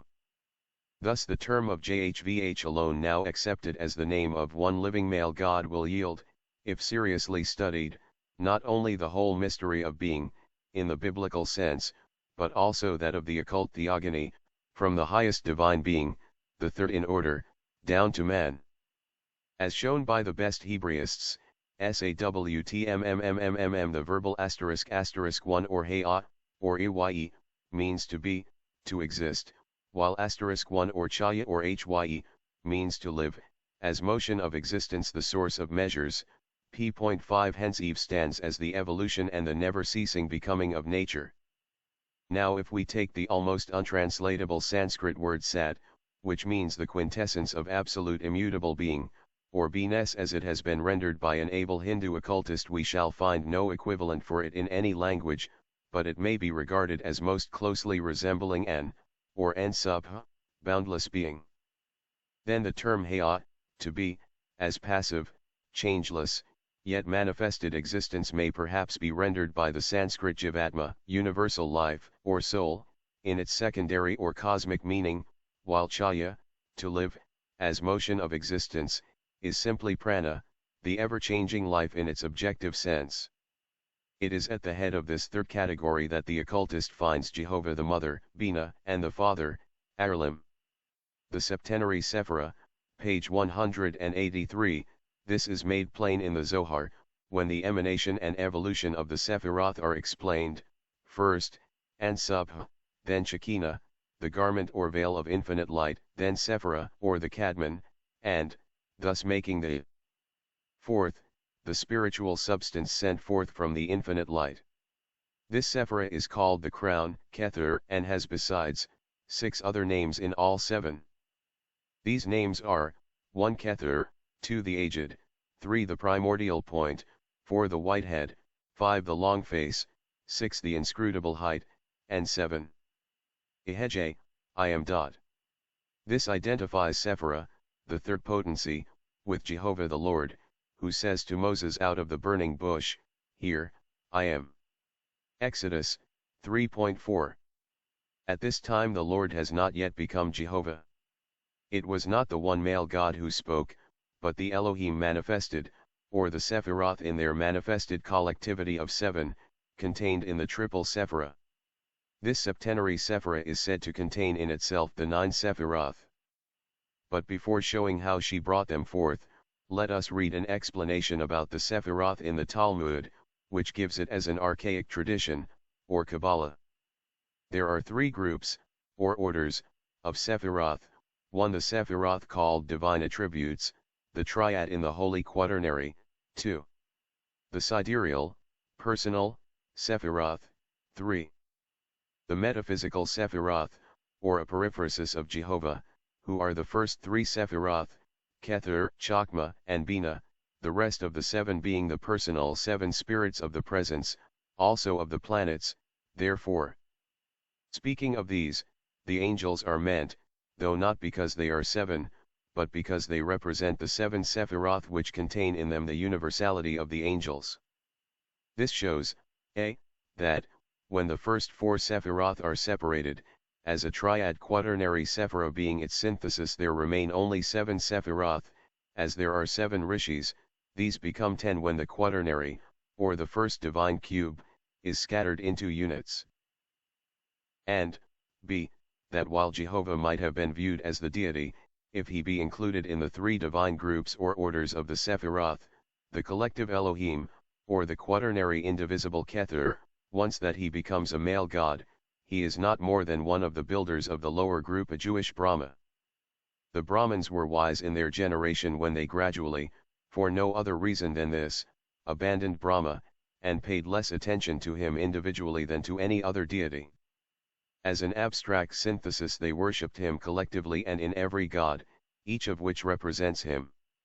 As Brahma, the male, he is far lower than Shiva, the lingam, who personates universal generation, or Vishnu, the preserver, both Shiva and Vishnu being the regenerators of life after destruction.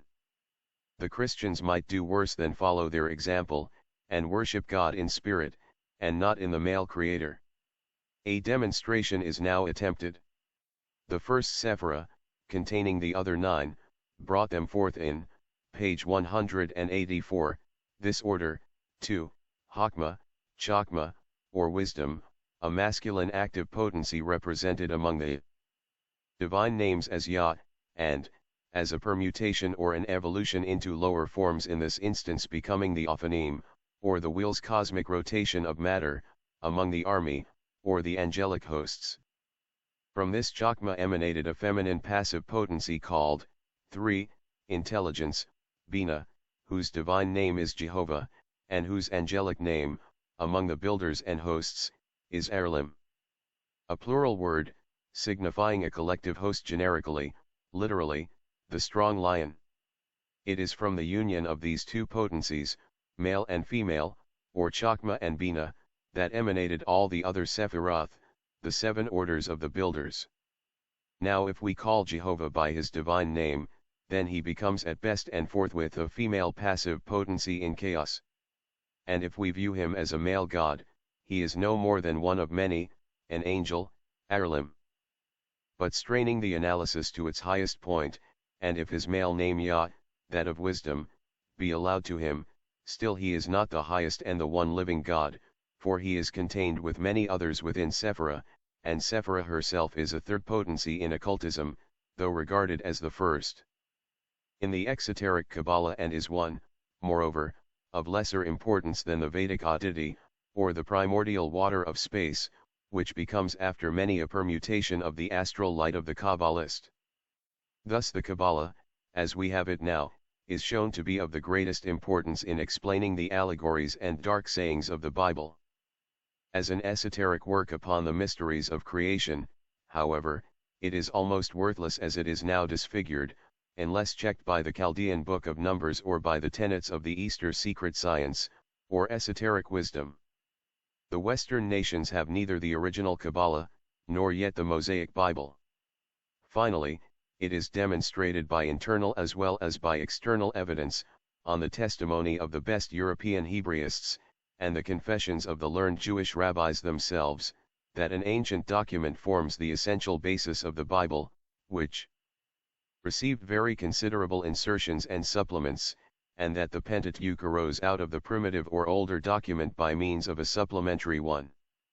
Therefore, in the absence of the Book of Numbers, the writer possesses only a few extracts, some dozen pages in all, verbatim quotations from that priceless work, of which but 2 or 3 copies, perhaps, are still extant. The Kabbalists of the West are only entitled to come to definite conclusions, when they have at hand some data at least from that ancient document, page 185, data now found scattered throughout Egyptian papyri, Assyrian tiles, and the traditions preserved by the descendants of the disciples of the last Nazars. Instead of that, most of them accept as their authorities and infallible guides Fabre d'Olivet, who was a man of immense erudition and of speculative mind, but neither a Kabbalist nor an occultist, either Western or Eastern, and the Mason Ragan, the greatest of the widow's sons, who was even less of an Orientalist than d'Olivet, for Sanskrit learning was almost unknown in the days of both these eminent scholars.